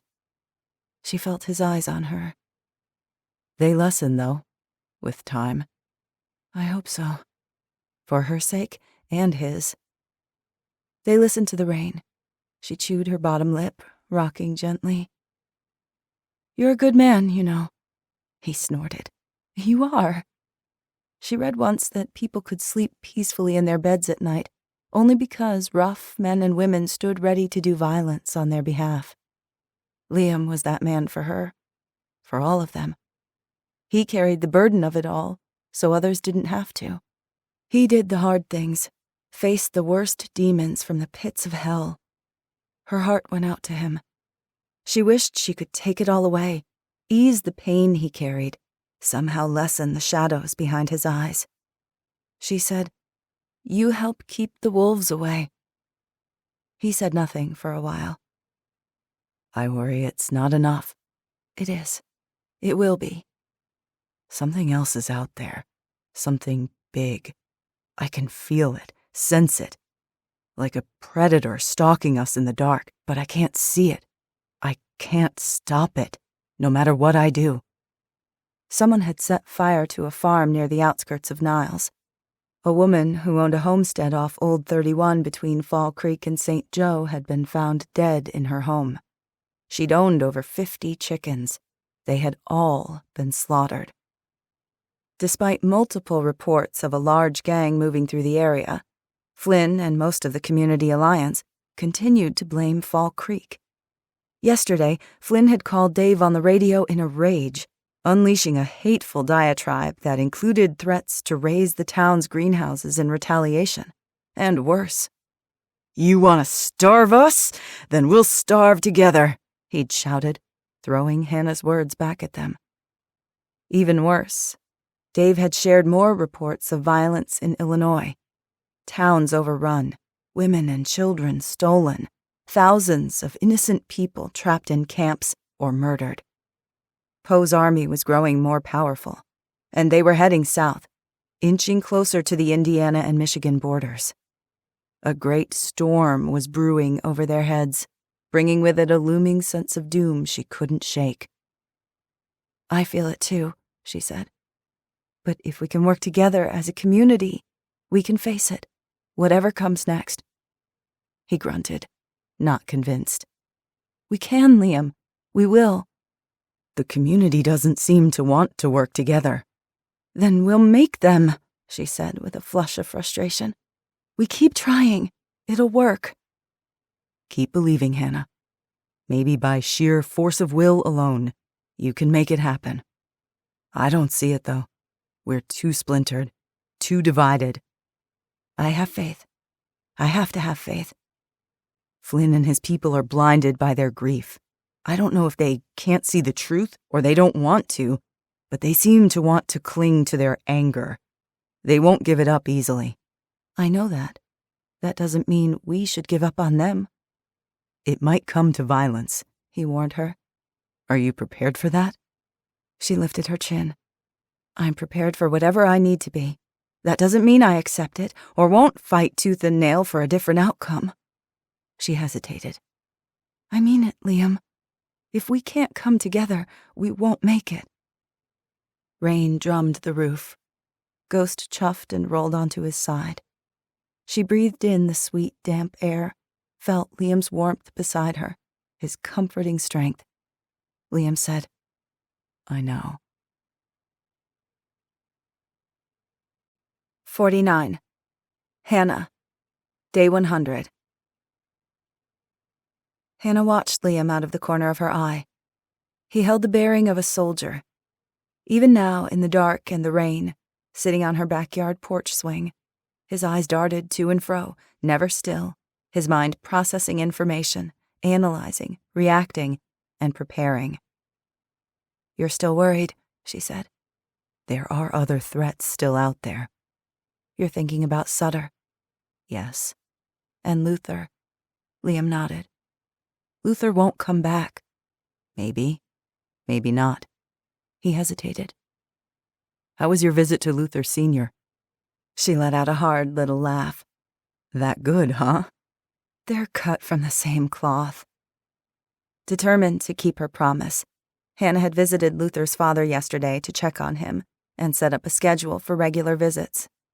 He'd greeted her with bristling anger and resentment. Not that it surprised her. At first, he'd refused the food she brought him. "I got no need for handouts. I'm doing just fine." He'd glared at her from his wheelchair. "Leave me alone." A quick survey of the empty cabinets revealed the true situation. Without intervention, he'd starve. Wheelchair-bound, with no way to leave the house on his own, he needed help. No matter how much he resented her, once she'd unwrapped the fresh bread, strawberry jam spread, and 2 boiled eggs, he'd wolfed down the meal like a starving animal. "This means nothing," he snapped. His roomy eyes narrowed. "I don't owe you people nothing." "Of course not."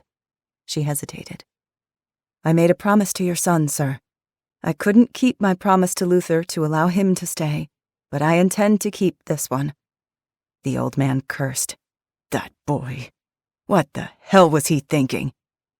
Hannah said nothing, unsure how to respond. Luther Sr. gestured at the oxygen tank next to his wheelchair and the tubes in his nose. "The oxygen will run out soon. Then what? I'm a dead man walking anyway." He sniffed derisively. "I'm not even walking, am I?" "I'm sorry, sir." "Sorry? You're sorry? What did sorry ever do for anybody? You kicked him out of the only community that can keep him alive after he gave you the key to save the town. Don't look like justice, does it?" "He's not hanging from a rope either," Hannah reminded him. Luther Sr. opened his mouth to argue, gnarled lips pulled back in a sneer, but then something in him sagged. Whether he saw the truth in her words, he didn't admit it. "I'll return tomorrow." He glared at her, bitter and resigned. "Like I told you, don't come back here." "And I'll have Evelyn Brooks check on you as well. She's an excellent nurse." He coughed, a ragged, phlegmy sound that set her teeth on edge, looking utterly miserable. "There's nothing you can do for me. Nothing." Though she intended to return as promised, he wasn't wrong. Nothing she could do could fix him, provide the proper medical care he needed, rend the rift the militia had caused, or bring back his son. Hannah's chest had contracted, filling her with pity, with compassion, and more than a bit of guilt. She'd left, feeling worse than when she'd arrived. "He's suffering," she said now. "And he's angry." "There's a lot of that going around." She knew they were both thinking of Quinn. "Yeah, there is." The chill sank through her skin, into her bones. Beneath her jacket, she wore only flannel pajamas and a hoodie. She shivered. "Here." Liam shrugged off his raincoat and draped it around her shoulders, propping the hood over her head. She couldn't see his features in the dark, could barely make out the shape of him, but she could feel him.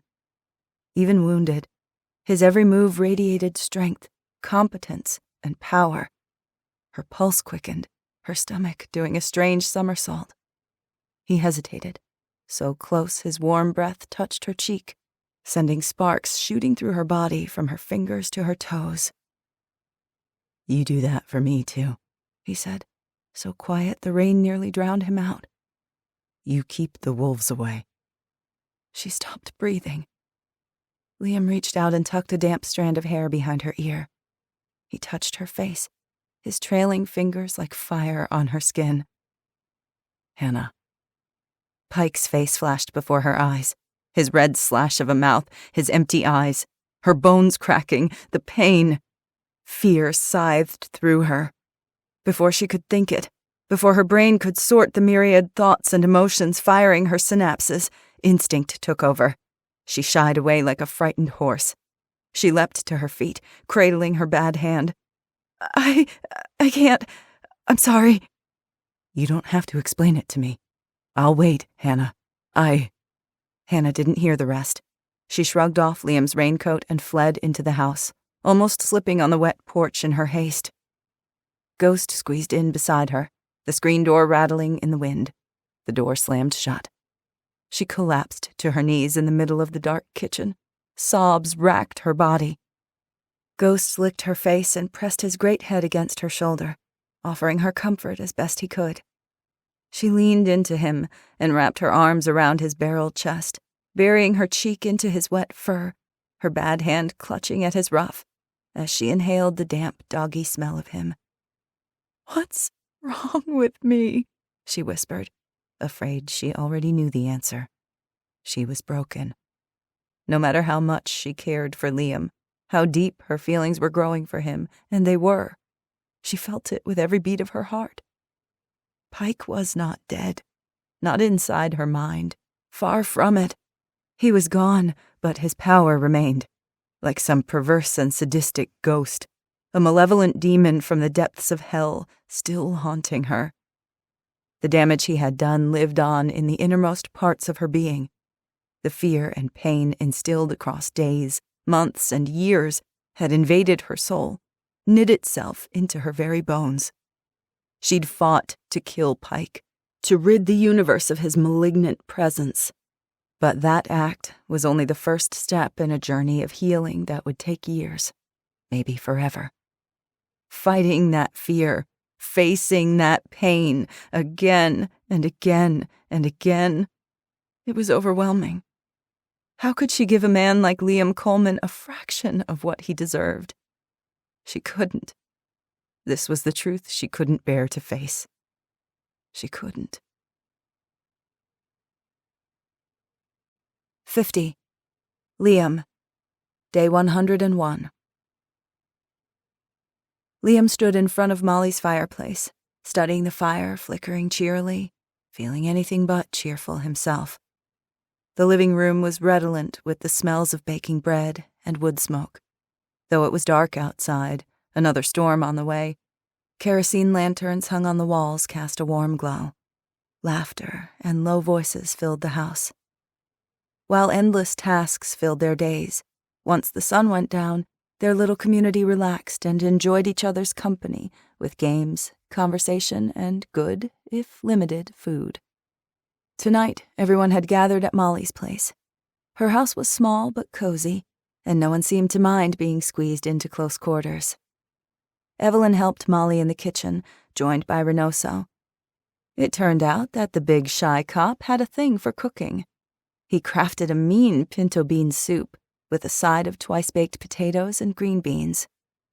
Bishop made his usual rounds, chatting with everyone, offering generous encouragement and compliments, his frequent booming laugh rising above the buzz of conversation. Dave and Annette were discussing the next trade day and the best methods to expand the community gardens. They sat close to each other on the couch, knees almost touching. Perez was engaged in an animated game of checkers with Travis. Milo had played a few games, even smiling a little, but he mostly sat in the kitchen by himself. After being passed around and loved on, the babies played on their bellies on a blanket spread in the center of the living room. Liam had spent a good part of the evening holding them both. They smelled of baby powder and sweet milk, their skin velvet soft. His heart swelled with fierce affection every time Charlotte wrapped her tiny starfish hand around his finger, or LJ giggled, blowing raspberries from his perfect rosebud mouth. In the last 2 weeks, LJ's ragged cough had improved.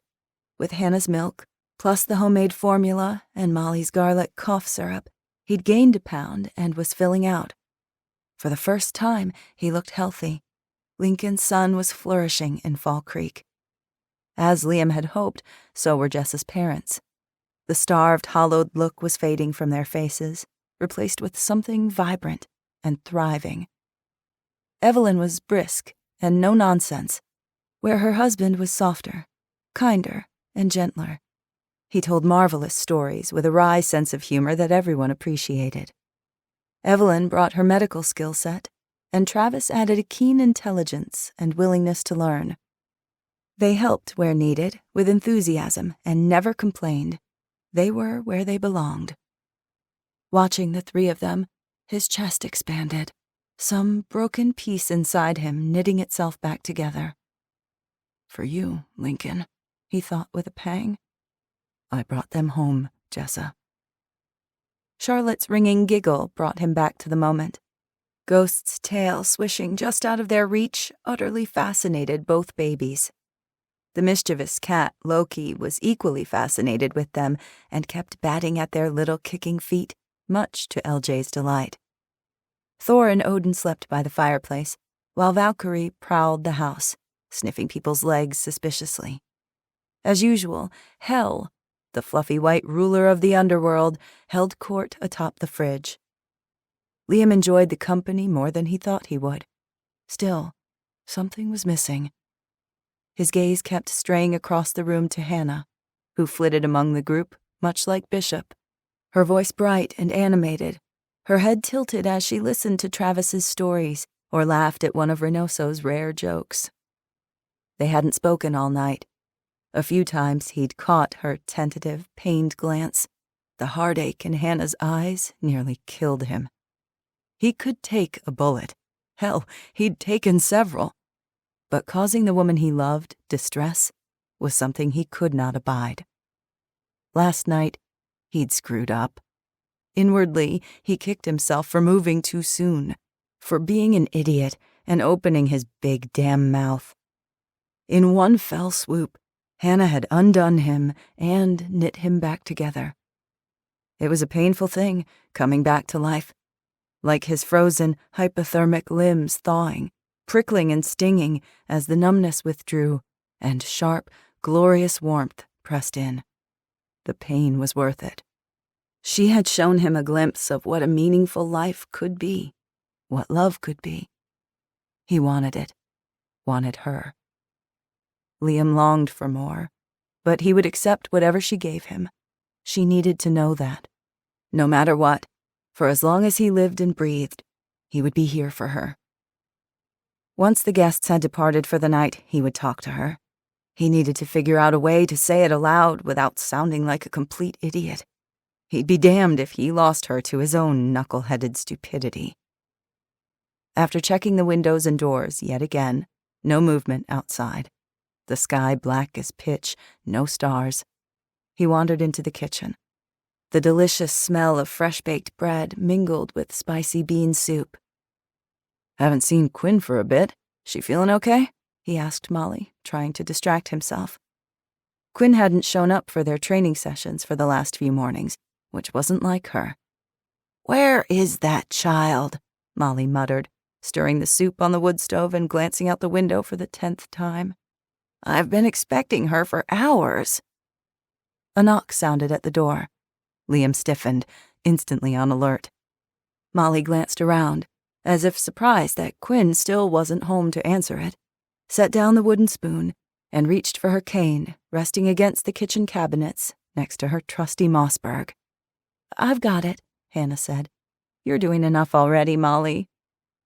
Hannah wiped her hands on a towel and strode across the living room, stepping over the cats attempting to wind around her ankles. Bishop, already at the living room window monitoring the main approach to the house, glanced back at Liam with a nod of his chin. Whoever approached wasn't a threat.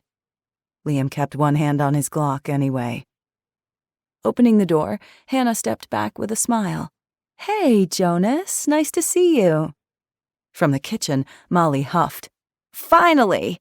Thought I'd never see my granddaughter again. She's been shirking chores all weekend. Came just in time for dinner, I see. Hope you brought a deer with you, or at least a wild turkey or two." Hannah beckoned Jonas inside and stepped out of the way. Jonas wiped his feet on the welcome mat. He wore an Old Navy hoodie, beneath an army green canvas jacket and scruffy jeans. And he was alone. His gaze darted around the room, a polite smile on his lips. Hey, Miss Molly, Miss Hannah, Mr. Coleman, Pastor Bishop. Looks like I'm missing out on a party." Molly waved her cane. "You two get your butts in here and I'll show you the party. I've got a load of dishes that won't do themselves." Jonas frowned, his brows knitting in confusion. "I stopped by to see if Quinn wanted to hang out and play some Monopoly deal. I sure won't say no to dinner, though. If you don't mind, I'll take it back to my mom." With a peevish grunt, Molly shuffled into the living room. "What the heck are you going on about, boy? Quinn's been with you and that Whitney girl for 3 days straight." Bewilderment flared across the boy's face. "What? No, she hasn't." He glanced at Liam. "She said she couldn't go hunting with us because she had too much training to do." Liam shook his head. "She hasn't trained mornings for the last 3 days, or the group security sessions in the afternoons." Molly went still. "She spent the last few nights at Whitney's. She needed a break, to be a teenager again. She was supposed to check in, but I thought she was safe. She was with you." "No," Jonas said again, still puzzled. "The last time I saw her was 4 days ago, when we dug that latrine for the Chilsons on 3rd Street. Molly's expression went hard, but her eyes revealed her growing concern. "Pardon my French, Pastor Bishop, but where in the hell is Quinn?" Everyone stared at each other in stunned silence. "Could she have run away?" Travis asked. Molly gave an adamant shake of her head. "No, no way, not my Quinn." No one said anything for a long moment. What if someone took her?" Evelyn asked. Perez set her glass of water on the coffee table, leapt to her feet, and reached for her sidearm. "Flynn and his men, they did this." Hannah paled. "What? No, they wouldn't." Dave wrung his hands in his lap. "Flynn threatened retaliation. He threatened violence. What if this is them?" Molly stared at them, alarmed. "Are you saying someone kidnapped my granddaughter?" Tension sucked the oxygen out of the room. "They wouldn't," Hannah said, less assured this time. "This is beyond them. They wouldn't do something like this." "I don't know," Reynoso said. "We can't be certain. We should—" Perez was on her feet, stalking the living room, her face a livid shade of purple. "Of course it's them. They've lost people, they blame us. They're escalating, and if we don't shut this down now, we'll have another war on our hands. It's time to end their stupid community alliance once and for all." "Now, hang on," Hannah started. "We shouldn't act in haste," Bishop said. "We don't know for certain." Liam was tired of talking. He wasn't for going in guns blazing, but he didn't plan to stand around wringing his hands either. "There's only one way to find out. Everyone, take a breath." Bishop spread his considerable arms wide, gesturing for people to remain calm. "If you head out there right now, with folks hot under the collar, who knows what might happen?" "I guess we'll just have to figure it out as we go, won't we?" Perez was at the door, shrugging on her coat, Reynoso at her heels. Molly leaned on her cane, her entire body trembling with anger and fear. "If they hurt my granddaughter, eternal damnation will not be punishment enough when I get through with them." "Even if they took her, it would be as a bargaining chip," Annette said. "They wouldn't hurt her." "You don't know that for certain," Perez said. "These people are angry, bitter, and desperate. We've seen what desperate people are capable of. Don't think they'll have honor just because we do." Hannah nodded. "We're not underestimating anyone, but we need to calm down and think for a second." Perez scowled. "No thinking necessary. Where else would she be? Who else would have taken her? They're the only threat out there, and they made their intentions extremely clear. Maybe you need to feel the same pain we have." She wheeled on Dave. "Isn't that what Flynn threatened?" Dave cleared his throat. "He said that? Yes." "Then let's go," Perez said. "Liam, Reynoso said. "What do you say?" All eyes in the room turned toward him. Jonas stood rigid at the door, looking terrified. Evelyn and Travis watched, their eyes wide. LJ had fallen asleep on Travis's chest. Evelyn bounced Charlotte on her lap. Through it all, Milo slumped at the kitchen table, his shoulders hunched, his hands clasped in his lap, not saying a word. He stared down at the table, his gaze unfocused. Hannah had noticed, too. She glanced back at him, concern in her eyes. Liam held up a hand. "Wait."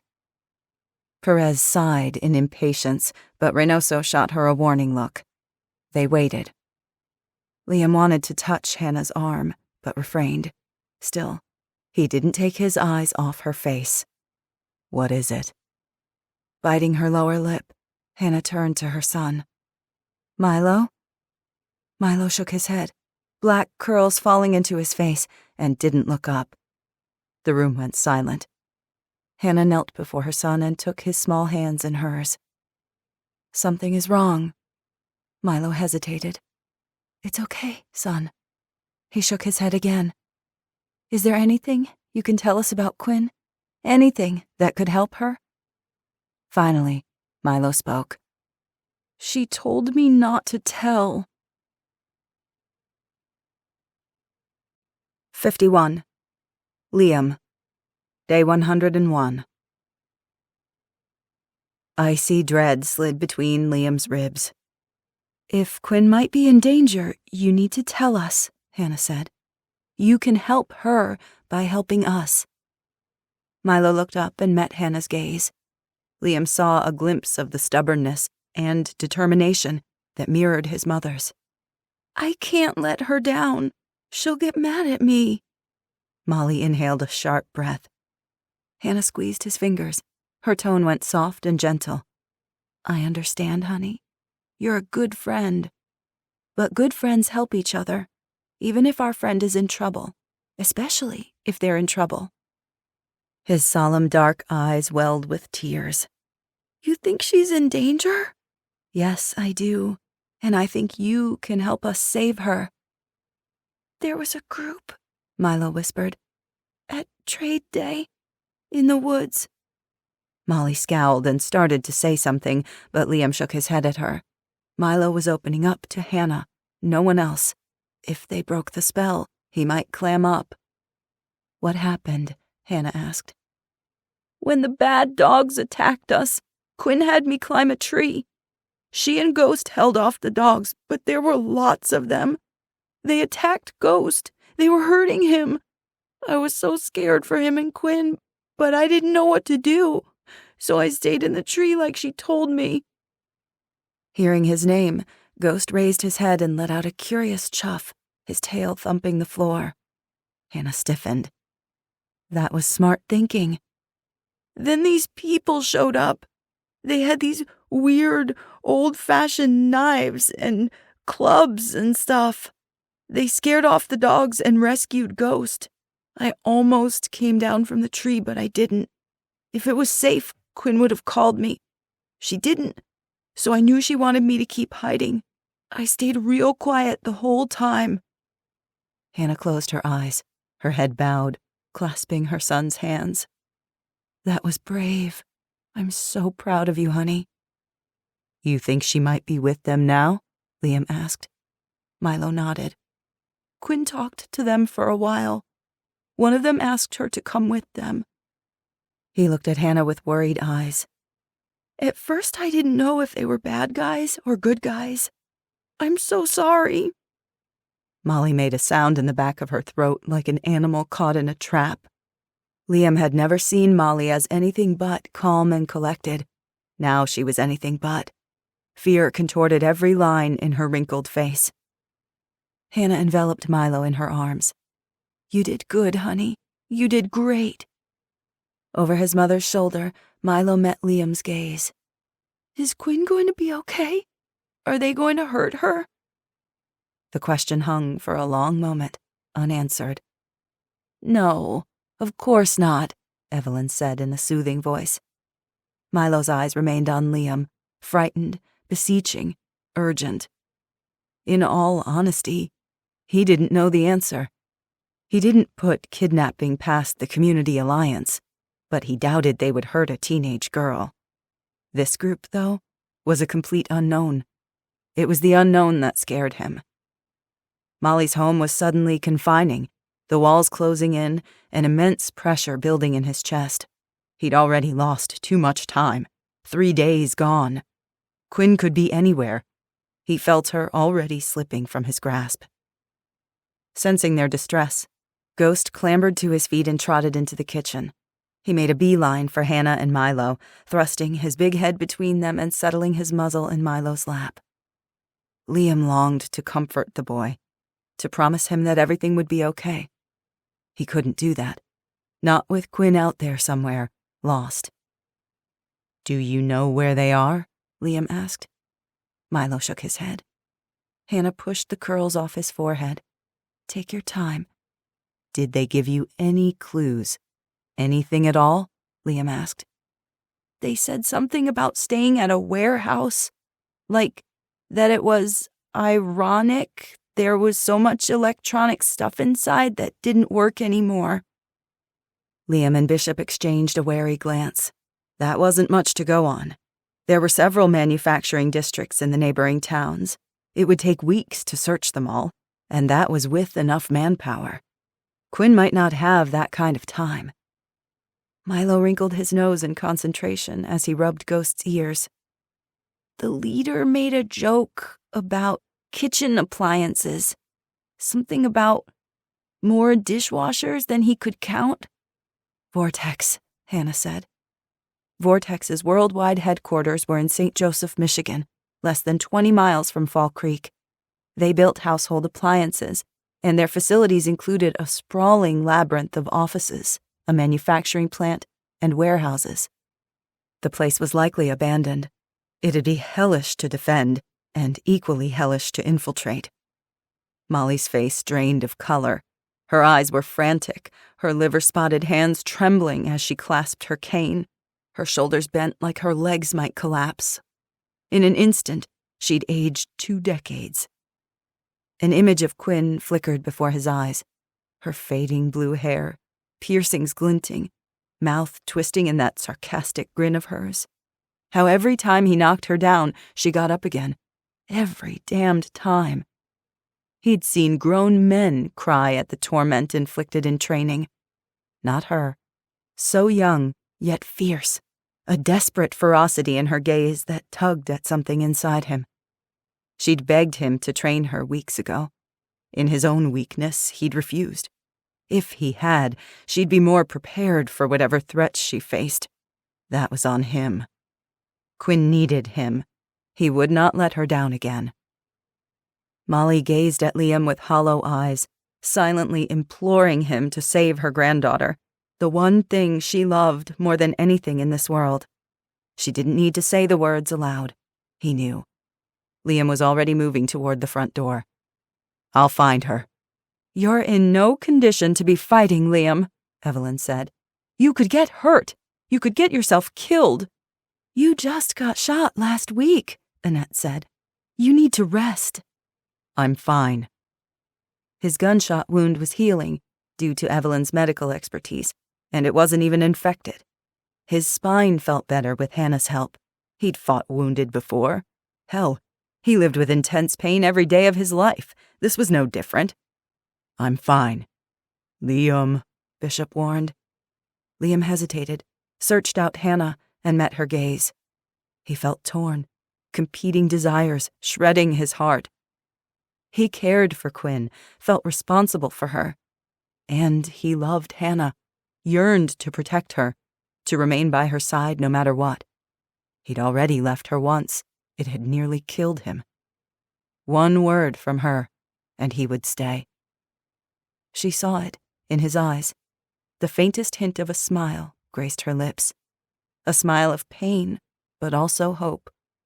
She nodded, granting her permission. She knew who he was, the sheepdog, the protector. "Let me go instead," Bishop offered. "No," Liam said. "I'm the best equipped. It needs to be me." "Then take me with you." He trusted Bishop as much as he trusted any man. Granted, that wasn't much. With Bishop at his side, someone would have his six. But he hated to leave Hannah yet again. He needed to know that she was safe. He couldn't focus on the task at hand without that assurance. Bishop was more valuable to him at home. Stay here. He met Bishop's gaze. Protect the people I love. Grimly, Bishop nodded. You too, he said to Perez and Reynoso. Keep extra watches, everyone on high alert. Nothing gets in or out until I get back. Whatever was out there, it wasn't a single entity. If they were facing multiple threats, the town's safety was of utmost importance. He knew it, they knew it. Don't let them hurt her, Milo said. I won't. At the door, Liam paused. Something niggled at the edges of his mind. He turned back to Milo. Why at first? What?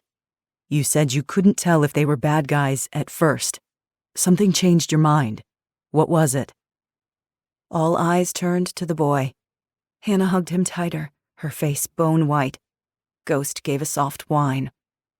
Milo bit his lower lip. I saw someone I recognized. One of the men in the group. It was Sutter. Matthias Sutter was with them. 52. Quinn. Day 101. Quinn was in over her head. She knew it now. The scent of burning plastic clogged her nostrils, choking her throat. It didn't seem to faze the others. Dozens of young people crowded around the fire they'd built in the center of the cavernous 4-story warehouse. They'd pulled stuff from the factory, the front of a dishwasher, refrigerator shelves, the innards of a stove, laptops, computers, and phones they'd scavenged from the offices, and piled it into a massive bonfire 10 feet across.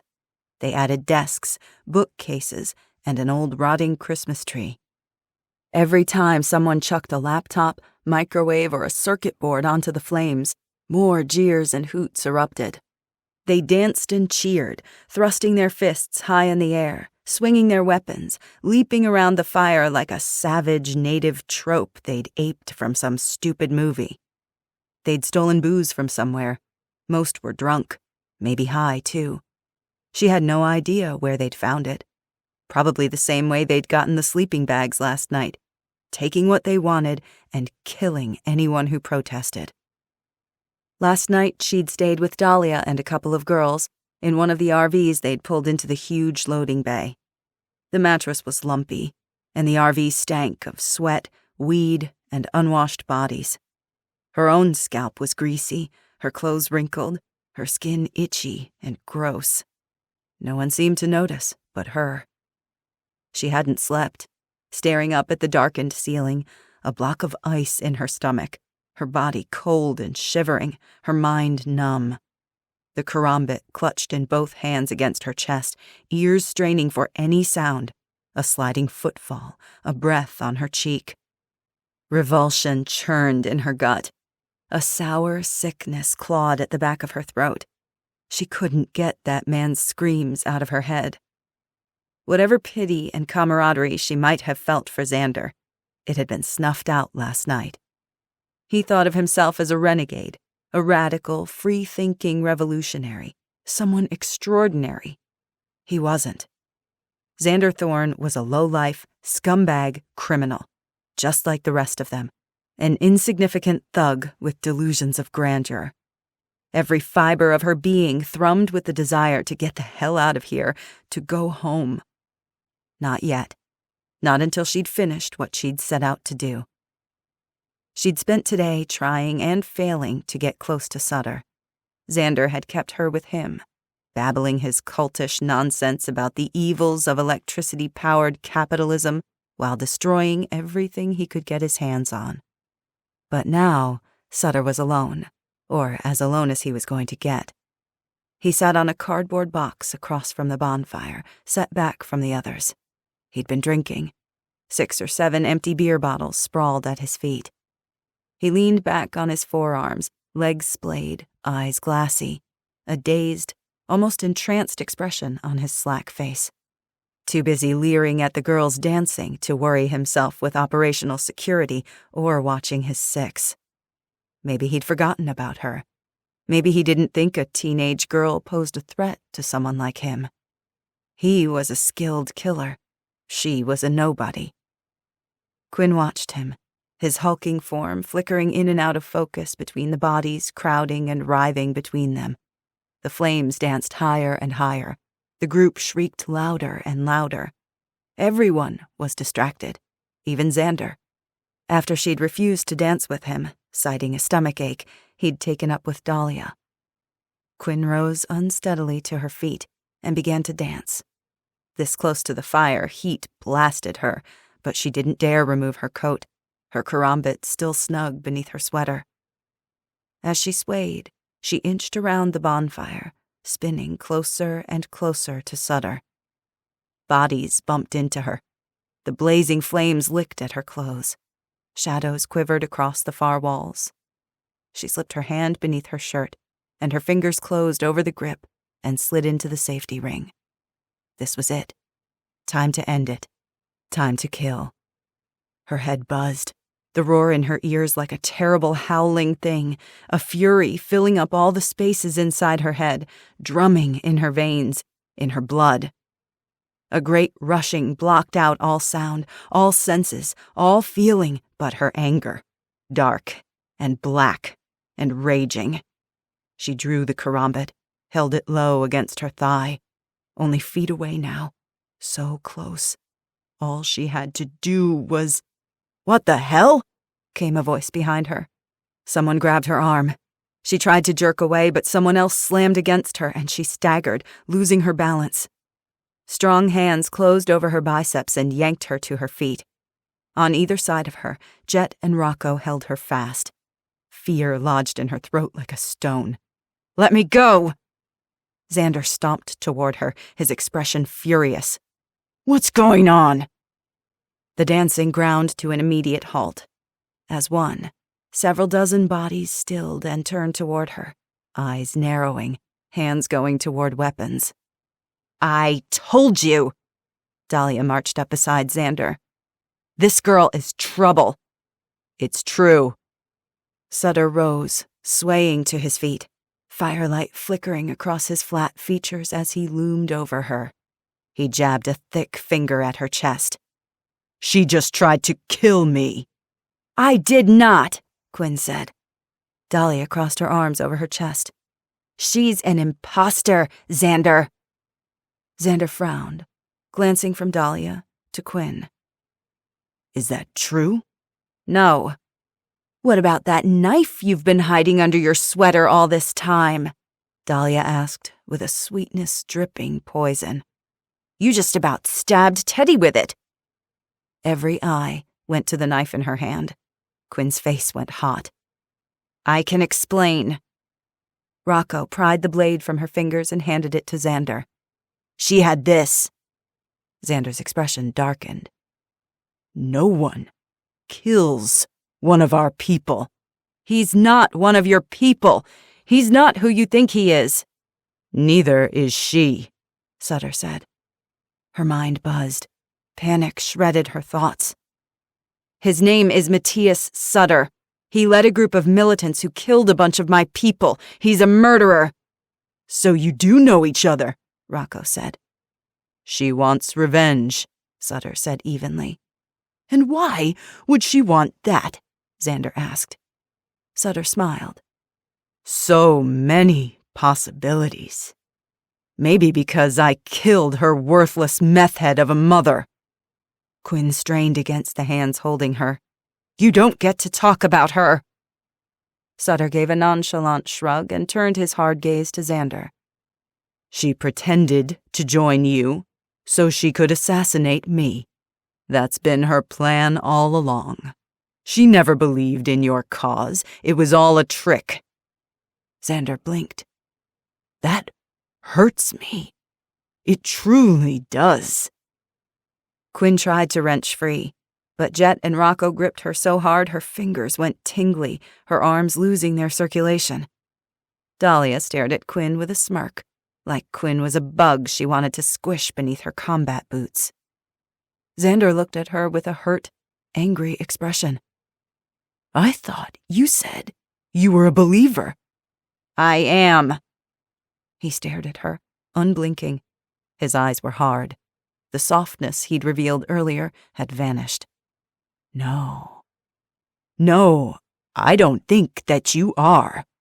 Look, Xander, shut up! Quinn slumped, defeated. The game was up. Pretending wouldn't help her anymore. Sutter's a liar. Don't trust him. Teddy has been truthful so far. You, on the other hand, have been anything but. No, he hasn't, Quinn shouted, grasping at straws. Did he tell you we knew each other? He lied too. What did he promise you? Do you have it yet? He's just manipulating you. He doesn't believe in your cause either. He just wants revenge because we beat him. Sutter bared his teeth. She's crazy. Stop it! Xander unsheathed his sword and pointed it at Sutter, then swung toward Quinn. Both of you, shut up! I've had enough! Quinn went still, a taste of fear in her mouth, metallic and coppery. We're not one for a lot of rules here. His gaze swept his group. We do have one, though. No one leaves, no one lies, and no one betrays us, especially not you. He paused in front of her, rage mingled with sorrow crossing his face. I thought we were friends, Quinn. Then let me go. I can't do that, and I don't want to. My people will come for me. You don't want to mess with them. They'll find me. You won't get away with this. He shot her another disgusted look. More lies. I think we should do something special with her, Jet said. Make an example. A rustling of agreement from the crowd surrounding them. Quinn glimpsed eager, hungry faces, smiles like barracudas. Like what? Dahlia asked, like she'd just been promised cake for dinner. We'll think of something. Xander motioned to Jet. Get her out of my sight. Sutter stepped back, out of the circle closing in tighter and tighter. His face was flat and empty, devoid of emotion. Only his eyes gave away his delight. 5 dozen of Xander's minions crowded in, glee in their faces, the fire glittering in their crazed eyes, their pointed knives and spears and axes. They looked at her like she was something they wanted to eat, something to be savored. Quinn trembled, sweating, bracing against a shot of liquid fear that made her scalp tingle, her bowels loosening, her heart a frantic, fluttering thing. Dahlia punched her in the stomach. Pain exploded beneath her ribs and radiated through her entire body. Rocco kicked her feet out from beneath her. On her other side, Jet dropped her arm and delivered a strike to the back of her head. Dizziness washed over her as she fell to her hands and knees. Gasping, she attempted to struggle to her feet, but there were too many of them. She got in a few punches, her fist connecting with someone's nose, crunching cartilage. She yanked a hank of Dahlia's hair from her scalp. The girl staggered back with a squeal like a pig. A rain of kicks and punches poured down on her, 24 steel-toed boots striking her ribs, her back, her chest. She kicked and scratched and screamed. Something smashed into her face.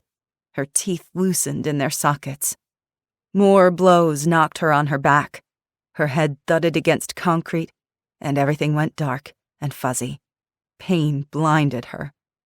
Instinctively, she curled in on herself like a pill bug, attempting to protect her head and neck with her hands, her knees pulled up to her belly.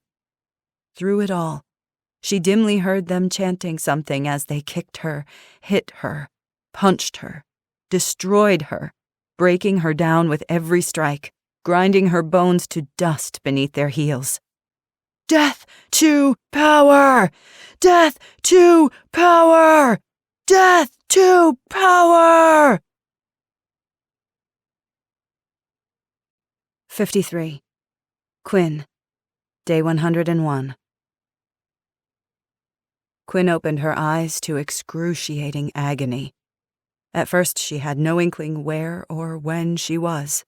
Her only companion was pain. Pain in every cell, radiating from her bones and muscles, pain flashing red-hot behind her aching eyeballs. And then, slowly, it came back to her. The warehouse, the bonfire, the brutal beating. Xander and Sutter standing there, watching. Xander's gang had knocked her unconscious. She didn't remember being dragged to this room. She didn't remember the zip ties scraping against her wrists. At first it was pitch black, but gradually a sliver of dim gray light appeared through the slits in her swollen eyes. A narrow window, high up, cold tile floor beneath her. 4 square walls, a 10-by-10 room. Trash in the corners, a shelf along the back wall stripped of supplies. A storage closet, maybe. Gingerly, she took stock of her injuries. One eye swollen half shut, the other puffy and runny. Cheeks scraped raw, her lips split and bleeding in 3 places. Her insides were mush, like a sack of potatoes beaten with lead pipes. Though she couldn't see them, she imagined the bruises blooming across her back, her shoulders, her arms, her thighs, all radiating fiery agony. And she'd vomited on herself. Her sweater was stiff and clumpy, the sour stench making her eyes water. When she attempted to move, daggers of pain spiked up her spine. Her ribs were on fire, a few of them likely cracked. Dizziness spun her like laundry in the wash cycle. With a groan, she curled into a fetal ball on the floor, a rush of despair threatening to overwhelm her. They were going to kill her. This was a reprieve, while they figured out some grand and ostentatious method of displaying her corpse. The macabre images flashed through her mind, the grisly body hanging from the tree, spinning slowly in the wind, and the man at the marina, his high, frantic screams as the mob converged on him. Xander had been fascinated by her for a moment, a whim, like a child playing with a shiny new toy who discards it the moment something better comes along. She had failed, and failed utterly. Whatever game she thought she could play, could win, she was the one who'd been played. Here she was, locked in a room, captured by a gang of crazed, deluded sociopaths, awaiting execution. Death by sword, by mace, by spear. It didn't matter. Maybe Xander's insane blathering was right. Nothing mattered. What was the point of fighting, of struggling, of days and weeks and months of back-breaking labor just to put a little food in the hungry knot of your belly? Just to survive one more day while everyone you loved either died or betrayed you? Gramps, beloved grandfather, dead. Octavia, crappy mother, dead. Juniper and Chloe, her responsibilities, dead. And Noah, her friend, her hero, and the man who'd abandoned her, who'd looked her in the eye as he chose the enemy, dead. Dead, dead. All so absurd, futile, and pointless. So stupid. That black void opened beneath her, swallowing her rage, her hatred, threatening to suck her into senseless oblivion. She could fall. She was so close, the pain taking her over. Just close your eyes. Just give in. That's all it would take. Close your eyes. Let me out, she croaked. She licked her lips, her throat dry and cracking, and tasted coppery blood. Let me out. 54. The General. Day 101. The General stood and surveyed his domain at the Fort Custer Training Center in Augusta, Michigan, near Battle Creek. Built in 1917 for military training during World War I, Fort Custer served the Michigan National Guard and the FBI, the Michigan State Police, and various law enforcement agencies. In the loading bay, men and women in uniform scurried to and fro, engaged in various tasks as they prepared to ship out. 500 National Guardsmen, 20 armored Humvees equipped with 50 caliber M2 Browning machine guns, crates of RPGs and automatic weapons. And the creme de la creme, 2 UH-60 Black Hawk helicopters at his beck and call. Whether it would be enough to demolish Poe's syndicate remained to be seen, though there were other local resources he could commandeer for the mission. In his abject terror of Poe, Governor Duffield had given the general complete mission control. With the authority and manpower of the state government behind him, he was once again in the driver's seat. Soon he'd regain his seat at the table, too, not merely at the state level, but on the national stage. If America was going to survive, she needed more men and women like him at the helm. Those few souls ruthless enough to get the job done. "Sir, you requested me?" The general turned and eyed a seasoned warrior. His name tape read Gibbs. The man wasn't one of the governor's men, but one of the general's. He'd found he preferred the paramilitary contacts he'd cultivated through the years, soldiers dishonorably discharged for various vulgar offenses. While SEALs and Rangers were more skilled, they tended to stubbornly adhere to outdated ethical codes. The corrupted and morally bankrupt were the ones the governor utilized to great effect.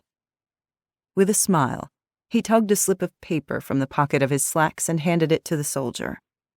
"Here are the GPS coordinates. There's a gang of 100 untrained nihilists staying in a warehouse district. Eliminate them all." The man nodded. "Understood. Depart immediately. We will be a day or two behind you." It took time to ready a small army, to prepare logistics and supplies.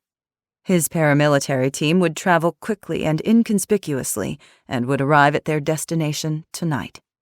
Tomorrow, one less threat would face Michigan, and the general would be one step closer to his ultimate goal. The general intended to ride into the tiny town of Fall Creek, Michigan as a hero, welcomed by all after slaying the threat of the nihilists. Overwhelmed with gratitude, they would take in the general and his army with open arms. It was a familiar tactic, and one he'd used to masterful effect multiple times. People were sheep. They seldom understood that they were under attack from multiple fronts and from multiple enemies. The threat they didn't see was the most dangerous. Of course, there was always the chance that he would meet resistance. If they didn't welcome him inside their gates, well, there was always Plan B. And he needed to ascertain the facts behind the rumor Sutter had told him. If it were true, it interested him. It interested him a great deal. "Oh, one more thing," he said. The soldier stopped and spun toward him, a question in his eyes. "Sir, there is a man named Matthias Sutter with them. Sir, bring him to me, alive." The general hadn't yet decided on Sutter's fate. He'd despised the weaknesses of his younger brother, and Sutter was cut from the same cloth. Sutter had allowed the general's daughter to die on his watch. For that, the general would not forgive him.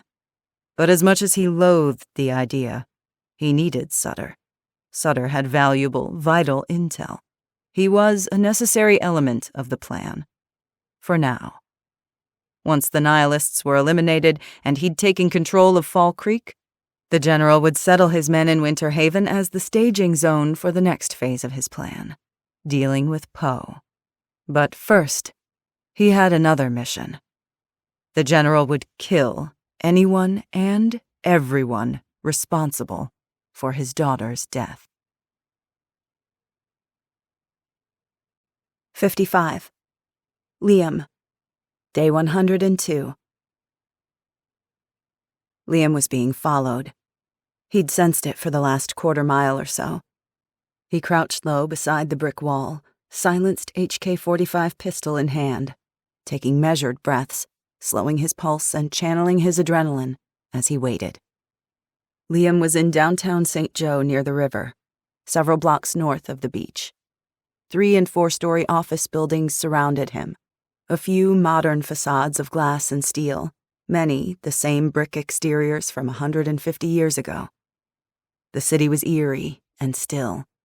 Traffic lights and street lamps were dark, no artificial lights anywhere. The smell of something burning reached him, a fetid, plasticky stench that turned his stomach. Before he'd left Fall Creek, he'd outfitted himself with his M4, extra magazines, his Glock and tactical knife, and a radio, which was out of range. His chest rig and plates completed the loadout, including his night vision goggles, now perched over his eyes, casting the night in a greenish glow. For the 100th time, he longed for logistical support for insertion, evacuation, and air support. Once, he would have been provided reconnaissance data derived from drones, satellite imagery, and human intelligence. Instead, he had nothing but his own skill and wits. He'd completed the first recon loop around the target when he'd detected the interloper. Vortex was a matrix of buildings that took up a couple of city blocks. From what he could tell, the main building was a long rectangle built of glass and steel that served as the headquarters: offices, conference rooms, and customer service rep cubicles. On either side were the manufacturing plant and the warehouse for storage and shipment. Both were enormous, multi-story steel structures. All 3 buildings contained dozens of entry and exit points. Once he'd finished his recon, he planned a roof insertion. But he was being tracked, maybe hunted. Still a block from Vortex Headquarters, he'd backtracked behind a brick office building and circled his pursuer. Whoever was following him was no skilled operator. He was noisy, hesitant, lacking finesse. He'd given himself away a dozen different ways. Liam was careful. Still recovering, he couldn't afford an error. No mistakes, no surprises. Pushing down the pain in his spine and side, he listened hard, the footsteps drawing further away as the pursuer approached the far side of the building, headed in the direction Liam had been moments ago.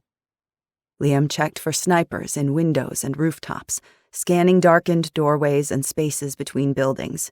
Plenty of jagged windows, trash piled against curbs and sidewalks.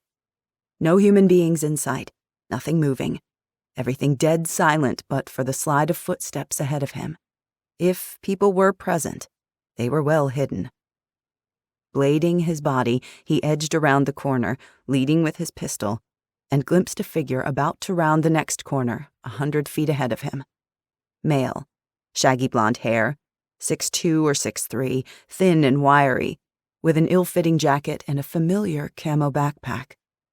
He held a tire iron in one hand, but otherwise appeared weaponless. Liam moved soundlessly behind him, stepping from heel to toe, stalking his prey as silent and lethal as a panther. He prowled to within 6 feet without the man suspecting a thing. Liam could have shot him or slit his throat before his brain had registered Liam's presence. He didn't, though he wanted to. Whether he serviced this particular target depended on the next 30 seconds.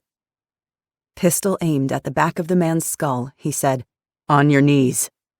The man flinched but dropped to the asphalt, both hands in the air, still clutching the tire iron. "Don't shoot!" Scowling, Liam circled around to face him. "Seriously? Oh, hell."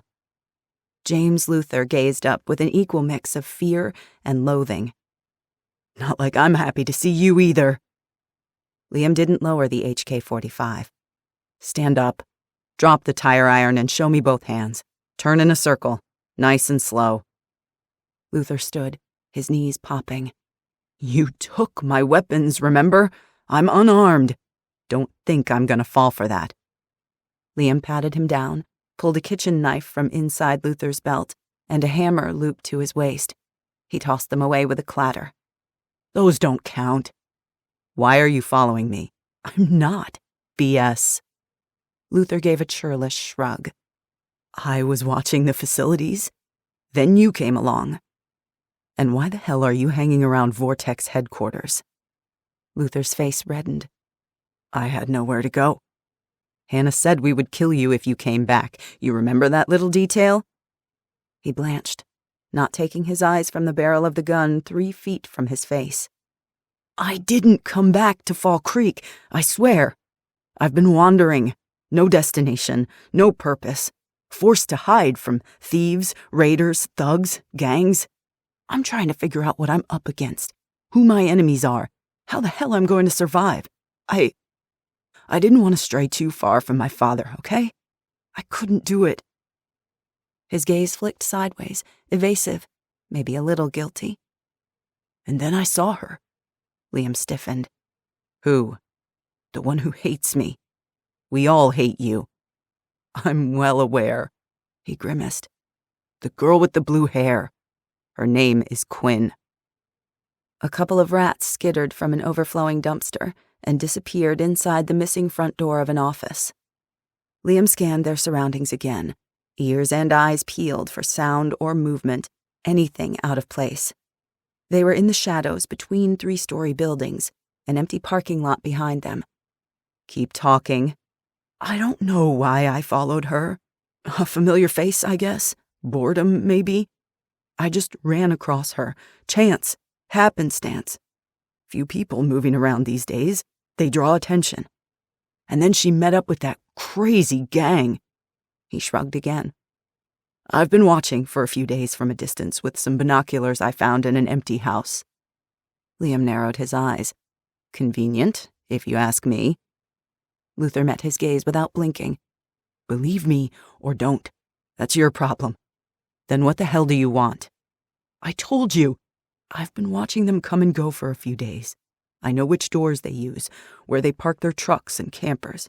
I also know something big went down last night. Lots of screaming and shouting. Thought you might want to know that information. I could ascertain the same with a bit of surveillance. Sure, but it'd take you precious time that you don't have. A trade. That's all I'm asking, and I'll tell you what you want to know right now. Disgusted, Liam glared at him. You want back into Winter Haven? I do. I help you save Quinn. You give me my spot back. Let me take care of my father until he dies. Then I'm gone forever. The townspeople will kill you. They won't, because you won't let them. Liam eyed him, restraining his anger. I could torture you for the intelligence. You won't. And you don't have the time. Why not? Luther hesitated, working his jaw as if weighing how much information to provide for free. Finally, he relented. Because we're not the only ones here. Liam stiffened. What the hell are you talking about? A force of 8 men in black, armed with assault rifles, showed up in armored vehicles. They looked skilled, like pros. His veins went ice cold. When? About 15 minutes ago. They're already inside. Adrenaline spiked through him. Liam's mind spun, his brain churning through the possibilities, none of them good. He needed to act, now. He was about to break a dozen operation rules, as he hadn't conducted a reconnaissance of the site ahead of time and had no sniper team providing overwatch. Liam was on his own, and against the clock. And Coleman, Luther said. I'm fairly certain they're going to kill everyone inside, including Quinn. 56. Quinn. Day 102. The door opened. Quinn cracked one swollen eyelid. She lay on the floor in the corner of the room, stiff and cold. The air was musty, dank, and smelled of coppery blood. Hers. The frigid concrete leached the warmth from her bruised, mangled body. It was hard to lift her head. Bright light blared into her face. With a yelp, she squeezed her eyes shut. It didn't help. The harsh glare pierced through her closed eyelids, straight into her retinas. Red and white stars burst in her brain. "Stay back," someone shouted. A grunt and a curse, and the sound of something heavy dragging, then falling to the concrete floor. A thud, like a boot connecting with flesh. Someone groaned. The door shut again. The click of a lock, a clanging noise, like metal against metal. Then silence. The light faded behind her eyes. A shuffling, scraping noise, low, raspy breaths. Someone was in here. She wasn't alone. A harsh laugh rang out. He has a twisted sense of humor, I'll give him that. Fear torqued through her, overtaking the pain. She knew that voice, loathed that voice. Sutter. In the flesh. Shifting her weight, she got her leg under her, straining against the floor until she'd leveraged herself onto her butt, pain lancing her ribs. With a gasp, she leaned against the wall and peered into the gray murk of her cell. The swelling had gone down some. She could see a little better. A shadowy figure emerged from the darkness. Not 10 feet away, Matthias Sutter sat across from her. His legs were drawn up, his arms resting on his knees, hands zip-tied at the wrists, like hers. His face was featureless in the shadows, but his eyes glinted in the moonlight like a cat's eyes, a predator taking in its prey. He smiled, a flash of sharp white teeth. Despite herself, Quinn flinched. Sutter chuckled darkly and waggled his bound hands at her. You afraid, little girl? You should be. I can kill you with my little finger. Not afraid, she mumbled between split lips, a fresh dribble of blood leaking between her teeth. It was a bald-faced lie, and they both knew it. Without a weapon, she was no match for a man like Sutter, who was twice her size and an experienced fighter. Even with a weapon, it had only ever been a pipe dream. She realized that now, her utter stupidity, the absurd senselessness of it all. Quinn was trapped in a cell with a stone-cold killer, and she'd brought it upon herself. Why? She forced out. Sutter grunted. Why am I in here? Good question. Guess your friend Xander got a little paranoid. Decided he couldn't trust me after all, after your accusations against me. He had his goons use me as a punching bag and threw me in here. Maybe he hopes we'll kill each other. More like he wants to torment you before he kills you. He paused, offering another flash of teeth. Is it working? Quinn struggled to get her brain to work, to process his words. Her palms were damp, mouth dry. Hot panic pounded in her chest, roaring in her ears. I'm going to kill you. Go ahead. You deserve to die 1,000 deaths, torture by 1,000 cuts. He snorted. I'd like to see you try. Maybe it'll provide an evening of entertainment. Screw you. It wasn't personal, little girl. It was a job. Rosamond brought me in to get your town under control, and we did it. If you'd just fallen into line, none of this would have happened. She spat blood out the side of her mouth and licked her lips. Stop talking. I have nothing against you. Truthfully, I even found it amusing when you joined up with us, like you were some super spy going to infiltrate a terrorist group and bring it down. Xander's going to kill you too. It's what they do. He thinks he will, but he won't get the chance. Yeah, whatever. You're in over your head. You have no idea what's going on. I know you're stuck in here just like me, so I'd say the joke's on you. He chuckled, an ugly, raw sound like nails on a chalkboard. They won't kill me. Not yet. Besides, Xander Thorne and his deluded little gang of psychos won't last the week. She imagined scratching his eyes out with her fingernails, cutting off his tongue, stabbing the solid mass of his chest until there wasn't an ounce of lifeblood left inside him. Whatever. You going to kill them all from in here? With your hands tied and no weapons? Good luck with that. That sharp smile again. You think Xander's band of crazies are the only threat? You have no idea what's coming. Not a freaking clue. It's almost funny how stupid and deluded you are." She lifted her head from the wall. A low buzz started deep in her chest, like a warning. She didn't want to listen to him, hated his words drilling into her eardrums, sinking their claws inside her, foul and toxic. Rosamond called someone before she died. So what? You ever hear about the general? No, you wouldn't have, I suppose. He's an incredibly powerful man, but he does his best work behind the scenes, in the shadows. He wants something done, he gets it done. Rumor has it he's got a proper army behind him now, too. He isn't someone you'd want to cross. I don't care about some stupid general. You should. She took the bait. Why? Even Rosamond feared him.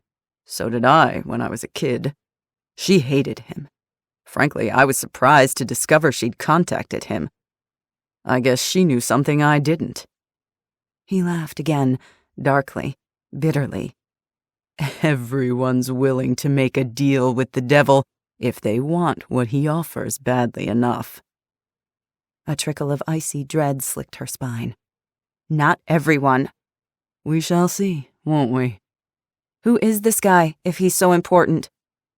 After a beat of silence, Sutter said, The general. He's Rosamond's father.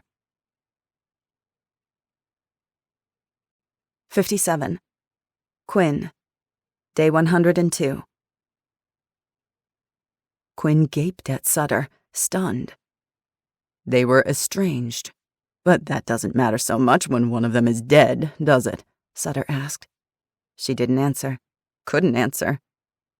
He knows about all of you. He knows what happened in Fall Creek, how you people turned on Rosamond, murdered her in cold blood. I told the general everything. All about your super soldier hero, Coleman, and that whore who killed Gavin Pike, his grandson. Not to mention Julian Sinclair's untimely demise. The general's entire surviving family murdered in Fall Creek.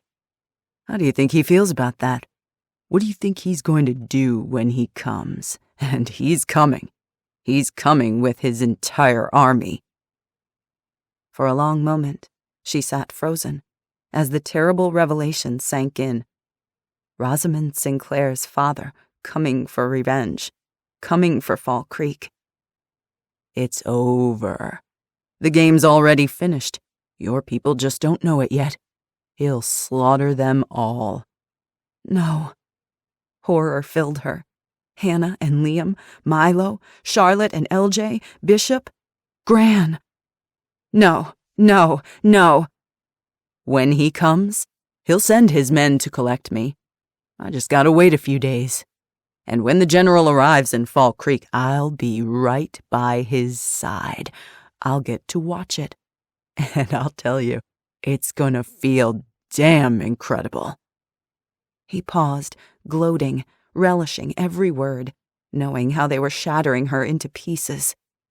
In fact, I think I'll perform the executions myself. It will be particularly satisfying to see Liam Coleman on his knees, to hear Sheridan's wife begging for mercy. He leaned forward, the whites of his eyes glinting.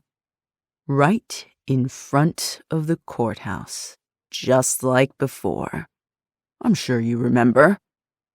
Her mother's dead body flashed in her mind's eye. Of course she remembered.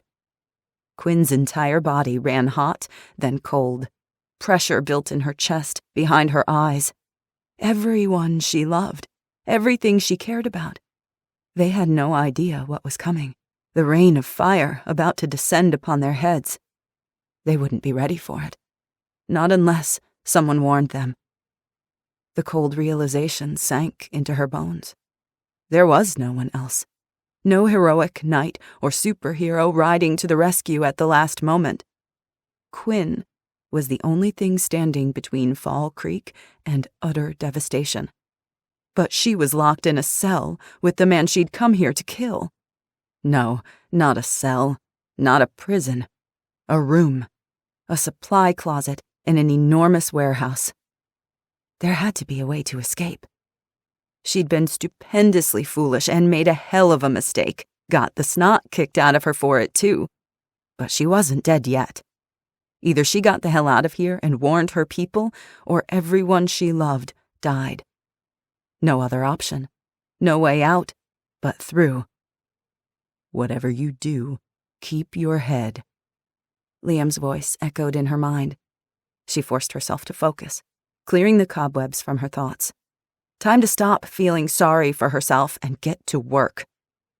Determination filled her, galvanizing her. Clenching her teeth, Quinn lifted her left leg, then her right. Cautiously, she stretched, testing her limbs, her battered body. She rolled her ankles. Needles of pain spread up her shin. Her left leg might be sprained, but nothing appeared broken. "What are you doing?" Sutter said. She ignored him, shut him out, shut out the pain. It was a hell of a lot harder than it looked. With a grunt, she pushed herself to her hands and knees and paused, panting, sucking in the musty air, adjusting to the fresh eruption of pain. Put it in a box. That's what Liam had said. He would know. If he could do it, then it was possible. If it was possible, she could do it, would do it. Put it in a box. Using the wall as support, she managed to stand. Quinn hobbled to the door and tested it.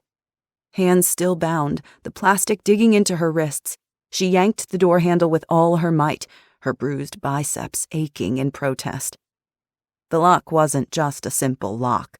It was a sturdy deadbolt. She took a step back, swaying on her feet, and forced herself to think.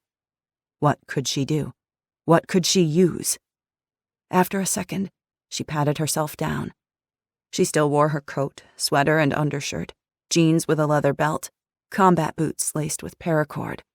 Her beretta, slingshot, and the karambit had been confiscated, Xander taking the curved blade for himself. She was weaponless, defenseless. No, not completely. Her fingers skimmed the small, hard case tucked into her coat pocket. Whoever had frisked her hadn't bothered with it.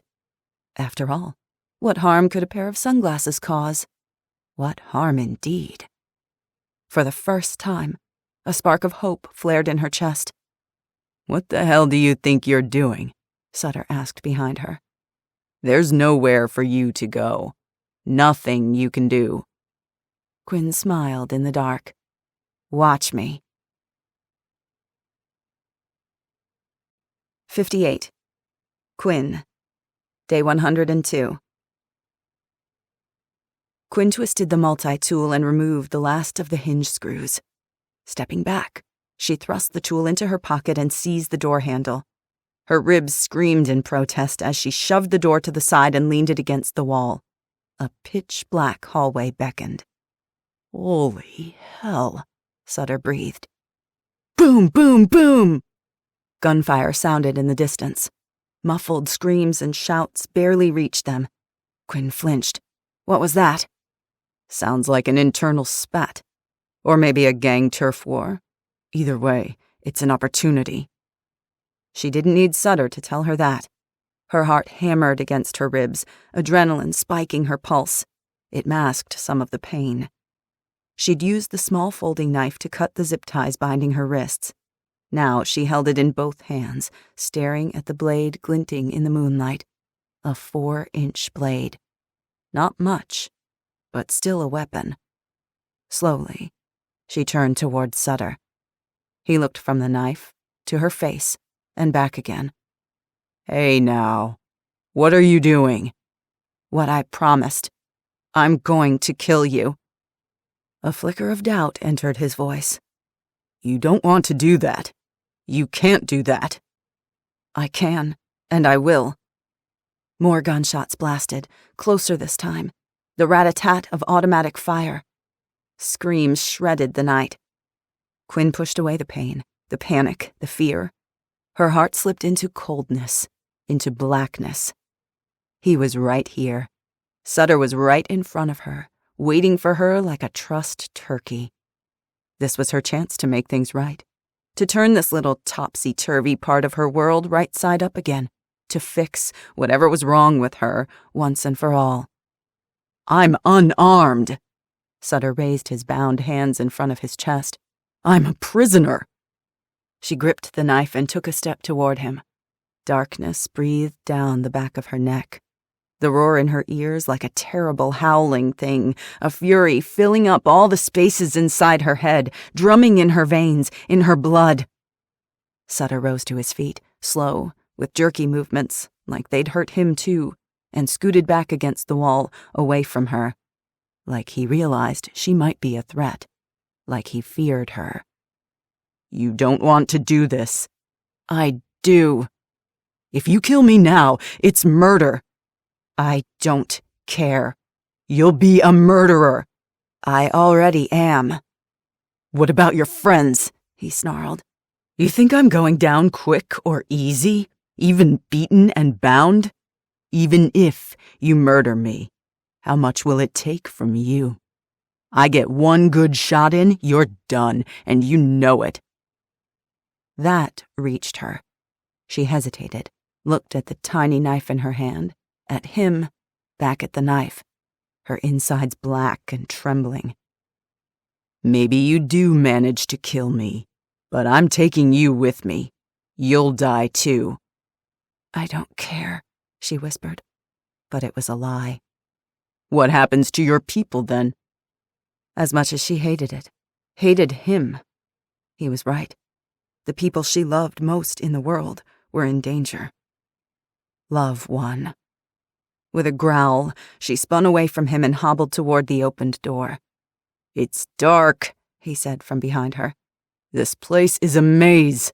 This building alone is 200,000 square feet. You have any idea where you're going? How to get out of here? I'll figure it out. In the middle of a gunfight, a killer around every corner? You need me to get out. There's 100 of them, one of you. You need me. Acid clawed at the back of her throat. I don't need you. You're a killer. To get out of here, you're going to need to kill. Panic surged through her anger. She spun, her ribs white-hot fire, and pointed the knife at him. Don't tell me what to do! Look, I'm not a psychopath. I'm not like Pike or this Xander Thorne hooligan, those crazies out there. I only kill when it's in my best interest. Wrists zip-tied, he splayed his hands, palms out in a conciliatory gesture. Right now, it's in both of our best interests to work together. When hell freezes over. For instance, I know there are 2 armed guards stationed at the end of the corridor. Did you know that? Or would you have walked right into that trap? She hesitated for a fraction of a second, doubt gaining a foothold. She was hurting, scared, disoriented, with a cracked rib and concussion to boot. Unarmed, but for a flimsy little knife. Which you know how to use, Liam's voice whispered in her head. No way in hell was she joining forces with Sutter. He'd strangle her without a second thought, smash her skull against the wall or floor. One punch to her chest would stop her heart. And yet, 100 armed, crazy thugs also wanted her dead. She was trapped inside a humongous, Warren-like complex she had no idea how to escape. The odds were not in her favor. Muffled screams echoed, more gunfire sounded, closer this time. Boom, boom, boom! The enemy of my enemy is my friend, Sutter said, a shadowy shape in the darkness. From the bottom of my heart. Go to hell! She needed to run, to take her chances and hope. Through the din outside their cramped room, the sound of approaching footsteps pounded the floor. 2 people at least, running straight toward them. Quinn froze. They're coming, Sutter hissed, pushing himself off the wall. They're coming to kill us. I thought you said they wouldn't hurt you. I was wrong. A thread of panic in his voice, real fear. They're going to kill us both right now. Are you in or not?" She was out of options. Time running out. Her window of opportunity rapidly closing. The words were like glass shards in her mouth. "I'm in." 59. Quinn. Day 102. Quinn pressed her spine against the cinder block wall beside the opened doorway, her body tucked into the sliver of space between the wall and the unhinged door she'd hidden behind. Though she couldn't see him, she knew Sutter was a hulking black shape crouched on the other side. Even with his hands bound, he made a formidable opponent. It was simultaneously terrifying and reassuring. She couldn't wrap her mind around the absurdity and utter foolishness of it. There was no time, anyway. Gunfire blasted the night, shouts and screaming. She strained her ears for the oncoming footsteps, timing her move as the two guards entered the room. "What the?" one of them said, startled by the lack of a door to unlock. Quinn launched off the wall and lunged, shoving into the door with every ounce of her weight. It smashed into the two figures, knocking them sideways, right into Sutter. With a crash, the door fell backward. The first guard staggered beneath it and landed on his back. An object went skittering across the floor, a hatchet. Sutter seized the second guard by the throat with his bound hands and hurled him into the wall. A wet thud followed the scuffling sounds of a swift, violent struggle. Seconds later, the thug was on the floor, unmoving. The first guard tried to maneuver his rifle into position to get a shot off, but Quinn was faster. She fell on top of him, knife in hand. He blocked her with the gun held sideways across his chest, shoving her back. A blur of hands and feet in the dark, elbows and fists, clawing at flesh, at hair, striking at anything she could reach. An opening appeared, and she sank the knife into his belly. A shriek of agony. Not hers. That's what mattered. Not hers. She ripped the knife out, fingers slick, everything turning slippery, and stabbed again and again. Frantic, hot tears stinging her eyes, the blade slicing her fingers, but she didn't feel it. The human being beneath her went limp. Shaken, she staggered to her feet, breathing hard, hands dripping with blood black like oil. Her stomach roiled. She never saw his face, didn't know who he was, who she'd just murdered. "Nice kill." Sutter squatted over the second body, scavenging it for weapons, his movement awkward with his wrists zip-tied. "You're vicious. You need to be. I hope you choke on your own entrails." He grunted. "Get the gun. Search for extra magazines." With a shudder, she wiped her hands on her pants and gingerly skimmed the body. A female, with her fingers, searching for something useful while trying not to retch. She squinted at the corpse's face in the shadows, making out a pair of pigtails and delicate features twisted in an agonized grimace. Dahlia. Dahlia had volunteered to march in here and put a bullet through Quinn's skull, for no reason other than spite. Her chest went tight, her guts turning watery. No time for that. No time for anything but getting the hell out. She retrieved the rifle, stuffed a spare magazine in her coat pocket, and ejected the magazine to find it fully loaded. It was an AR-15, the same rifle she'd used to make her first kill the night of the battle with the militia, the night she'd killed Rosamond, and Sutter had gotten away. Biting her tongue so hard she drew blood, she rose to her feet. "Do you mind?" Sutter said. She stared at the shadow of him in the dark, caught a quick flash of teeth. He thrust out his arms. "The zip ties?" "No frickin' way." "We don't have time," he snarled. "Taking that guy by surprise was one thing. I can't fight like this, can't shoot. You want to live or die? Make the choice, girl." Live. She wanted desperately to live. For a long, tense moment they stared at each other. Enemies. Nothing but enmity and hatred and cold calculation between them. She wanted to eviscerate him with a rusty spoon. He wanted to kill her, too. She saw the flicker behind his eyes. the hungry look of a predator examining his prey. Every cell in her body screamed at her to stab him while she still could. The instant she dropped her guard, she was done for. Truth was, he needed her to get out of here, just like she needed him. Two were better than one, especially armed with AR-15s. He was ruthless, but he wasn't insane. He wanted to live too, which meant he wouldn't kill her while he needed her. The second that reality no longer held, she was dead. Unless she got to him first. "Deal?" he asked again, a smirk in his voice, like he knew what she was thinking and why. With a sinking sensation, she leaned in, sliced the plastic zip tie from his wrists, and scooted back out of his reach, her heart about to jump out of her skin. Sutter bent over the body at his feet and came up with a rifle and an extra magazine. Cursing, he kicked the mace out of his way. The second assassin had been Jet then. Jet used the mace. The crackle of gunfire outside sounded louder, closer, exploding like fireworks.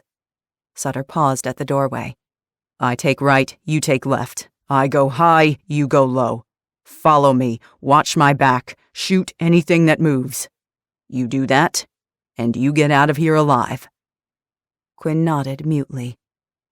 They ran headlong into the hornet's nest. 60. Quinn. Day 102. Down the long, narrow hallway, footsteps pounding, Quinn's pulse a roar in her ears. The adrenaline surge, the only thing keeping her upright, dulling the pain, pushing her through. Get out, get out, get out. Quinn and Sutter reached the end of the hallway. Muzzle flashes strobed the darkness, flashlight beams flailing. Tipped lanterns threw writhing shadows upon the walls. Ahead of them loomed row upon row of kitchen appliances wrapped in plastic, stacked on towering pallets. Sleek stainless steel refrigerators to her right, stoves and ranges ahead, washers and dryers to the left. Among the maze of appliances, dozens of fighters engaged in a vicious shootout. Bodies lay in the aisles.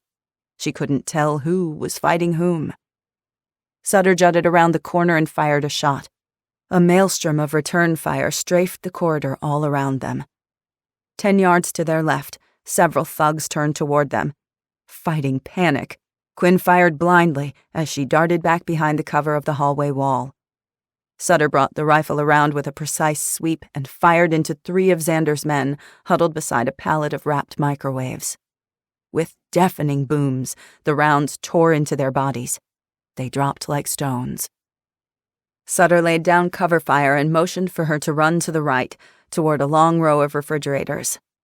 On the opposite side, far down the wall, an abandoned flashlight on the floor highlighted a pair of double doors.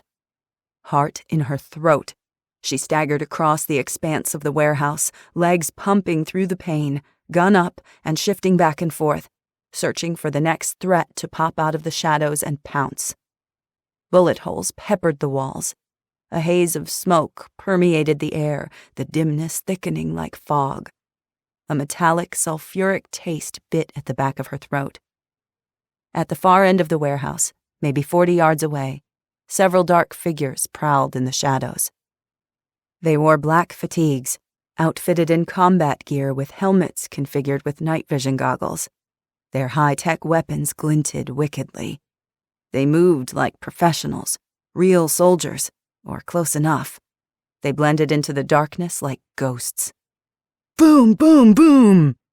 Rounds strafed the metal shelving above her head. Quinn dove and took cover behind a matte black refrigerator, pain jarring through her, a round pinging off the surface inches from her left leg. One of Xander's guys near the dishwashers was caught on open ground. He swung his weapon toward Quinn. Before she could react, he popped off 2 shots. Both went wide. Several yards behind her, Sutter fired twice. He didn't miss. A second thug huddled behind an extravagant range the size of a steam engine, popping shots at Sutter, who crouched across the aisle. The muzzle of an AR peeked over the top of the range. Quinn knelt, peeked around the edge of the fridge, and squeezed off 3 shots. None of them landed near their target. Her hands were shaking. Damn it! She tucked the stock into the small of her shoulder, pressed her cheek down, and steadied herself. She aimed with care, exhaled, and squeezed. This time, the top of the range sparked as a round struck inches from the guy's face. He and the gun disappeared. She kept her sights locked on the range as Sutter broke cover and ran across open concrete to reach her aisle. He dove next to her as the thug's head popped up again. This time she was prepared and took him out. "Go, go, go!" Sutter grabbed her arm and dragged her to her feet. He pointed for the door, shoving her in the back, and they were up and running. Sutter swung right, Quinn to the left. She zigzagged through aisle after aisle, crouching to stay low, going too slow, much too slow. Gunshots and shouting behind her, ahead of her, on all sides. The inside of her head felt like a struck bell, a ringing reverberating through her bones, her skull thick, stuffed with rags. A muzzle flashed to her left. She spun and fired, not knowing whether she had hit anything, too terrified to slow even further. Spent cartridges dropped and rolled at her feet. The men in black appeared and disappeared like wraiths. A muzzle flash, and a thug went down. Another muzzle flash, and a shriek of agony rang out. She didn't know who they were, but they were skilled and dangerous. Far worse than Xander's misfit group. Better to avoid them altogether. They reached the metal doors. Sutter yanked them open. They plowed through, Quinn hot on his heels. Ahead of them, an empty corridor ran the length of the entire building, with several hallways branching off either side. Sutter sprinted right. She had no choice but to follow him, racing through an office complex. The fetid reek of ammonia, urine, slapped her in the face. She hobbled down the hall, boots smacking carpet as she passed several glassed-in corner offices, the glass shattered, furniture hacked to pieces. And then more open spaces, crowded with cubicles, laptops, mugs, folders, pens, and picture frames strewn across the carpet. "Change your magazine," Sutter hissed, already doing a tactical reload as he jogged ahead of her. She wasn't as skilled and had to stop, heart hammering, fingers clumsy, as she traded out the spent magazine for the new one. She kept glancing towards Sutter, distracted, dread a lead balloon in her stomach. They'd be out of the labyrinth soon. He'd turn on her any second now, and she didn't have a plan. 61. Quinn. Day 102. On the move again, Quinn shuffled past an elevator alcove. Then they were through another door, pounding down a set of stairs, exiting into open air. Moonlight highlighted a brick walkway lined with trees, smaller office buildings to her left, and the manufacturing plant looming in front of them. Sutter turned left, toward a huge parking lot area at the end of the walkway. Relief shot through her. Were they out? Had they made it? A barrage of gunfire rang out. Rounds blasted chunks from the wall behind them. Sutter whirled and returned fire. From the parking lot, 2 dark shapes collapsed and didn't get up. More shots sounded. Figures crouched behind parked cars, the glint of weapons rounding the corner of the building. Panic twisted her guts. They weren't clear, not yet. "This way!" Sutter gestured toward a side door to the manufacturing plant only a few yards away. She tightened her grip on the rifle, hands still sticky from Dahlia's blood, and fired a few times to cover Sutter as he yanked open the side door. They darted inside into pitch blackness. No light, no windows, just a sense of enormity, a yawning vastness, a ceiling soaring high above her and walls so distant she had the sensation she was balanced on the brink of a cliff, about to fall. Gunshots exploded. Jagged flashes of muzzle fire.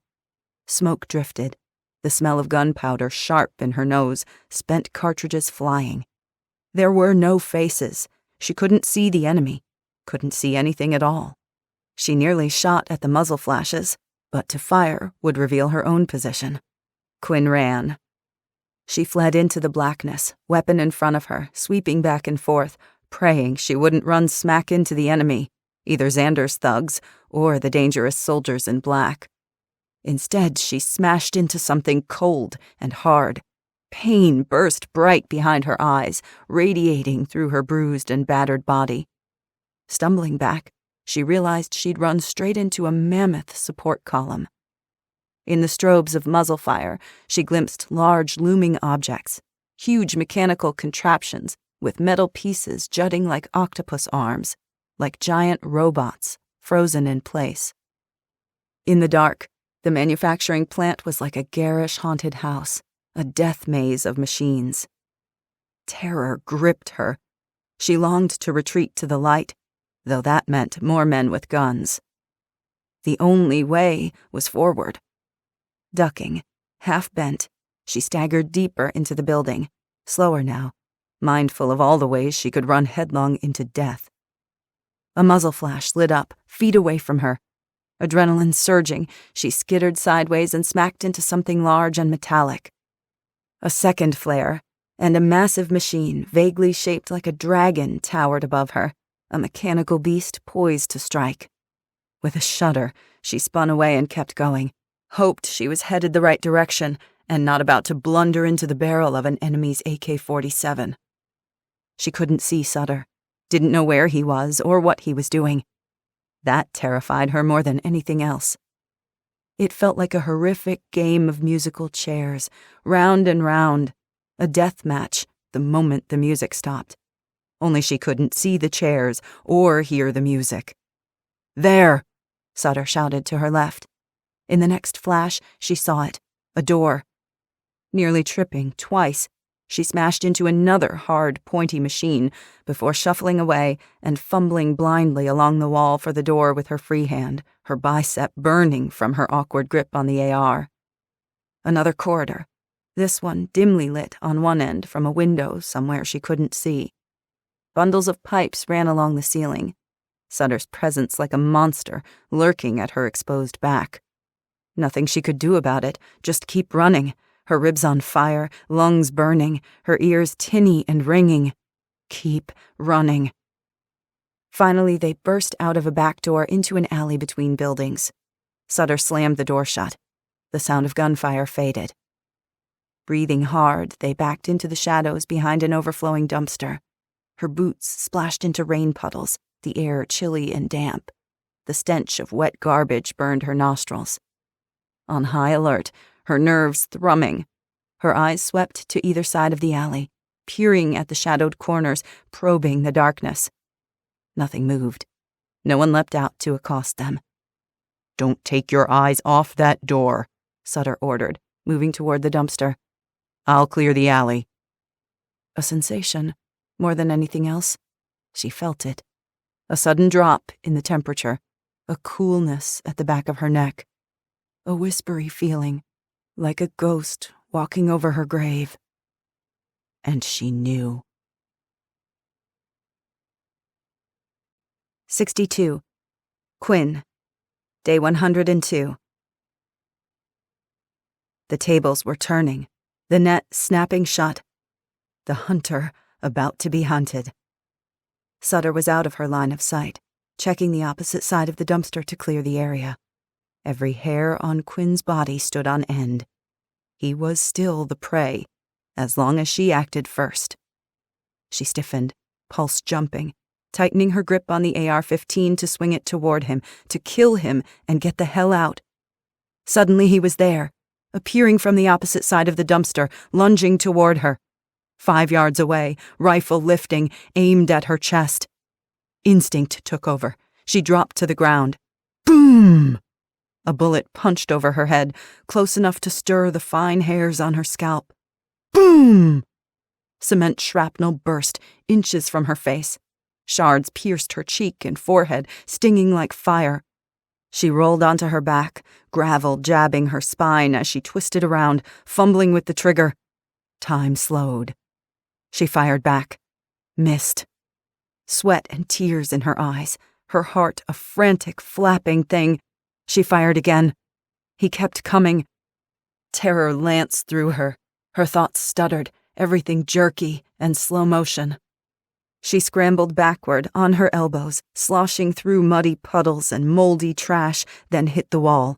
She squeezed the trigger once, twice. His body jerked. She'd nicked his shoulder. He plowed forward like he didn't even feel it. She fired again. The click of the slide locked back. Empty. Out of ammo. Done for. The barrel of his gun filled her vision. 10 feet away, Sutter halted. He loomed over her, menacing and deadly. An invincible giant carved out of granite. Her heart stopped. He squeezed the trigger. Click.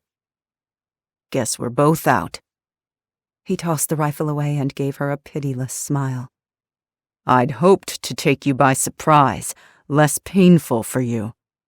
Guess we're doing it the hard way. She dropped the useless gun and withdrew her folding knife from her mud-splattered coat, flicked it open. Like you care how much pain you cause. Using the wall for support, she scrambled to her feet, crouched and panting, teeth peeled back like a cornered animal. Put that little knife away, and I promise I'll make it quick. Her heart pumped so fast her temples throbbed. Sweat slicked her forehead, her palms clammy. Pure terror had a taste, coppery and cloying, like you could choke on it. No? Then I'll be forced to use this. Beneath his coat, he withdrew a familiar, curved blade. Recognize it? I got it off a mutual friend of ours. She stared at the karambit. She hadn't seen Sutter kill Xander, hadn't seen the boy's body. In the dark and the chaos, she'd missed it. She felt no elation at Xander's death, no sorrow either, only a cold emptiness expanding within her ribs, a low, pulsing dread. Thought it would be apt, Sutter continued. This was Sebastian de Soto's blade. Didn't he try to gut you with it? Liam stabbed him through the throat, pinned him like a butterfly. Sutter scowled. Too bad Coleman isn't here to save you now, isn't it? Guess Superman can't be everywhere at once. A surge of nausea made her dizzy, her legs shaking and rubbery. She didn't know how long she could last. I'll kill you myself. He lumbered toward her, his free hand pressed to his left shoulder. It came away red. You actually shot me, you little... She didn't hear the rest, the tinny ringing in her ears loud as a freight train. I changed my mind. Sutter's mouth contorted into a sneer, an obscene grimace in the watery moonlight. No mercy for you. That goes both ways, jerkface. Did you know a karambit's hooked blade is designed like a raptor claw? It's made for ripping, slicing, and tearing. I'm going to use it to disembowel you. I'm going to spill your guts on the ground and let you watch. The short, curved blade sliced in back and forth X's. He took his time, advancing slowly, letting that curved blade do the work of instilling terror, panic, reducing her to a quivering puddle of despair. Fleeing was no longer an option. She could barely walk, let alone run. He would hunt her down within 20 yards. Neither was fighting. Sutter was quick on his feet and outweighed her by 150 pounds. One swipe of that blade, and it was lights out, forever. Never underestimate the element of surprise. A wave of fire shot through her ribs. Weakness washed over her, sucking the strength from her limbs, her back pressed against the wall. Your action beats his reaction every single time. If she died here, Sutter would win. He would use the general to enact his revenge on the people she loved. That could not happen. The only way to win is to commit to violence of action, and commit fully. Outrage kindled a flame somewhere deep inside her, a desperate energy.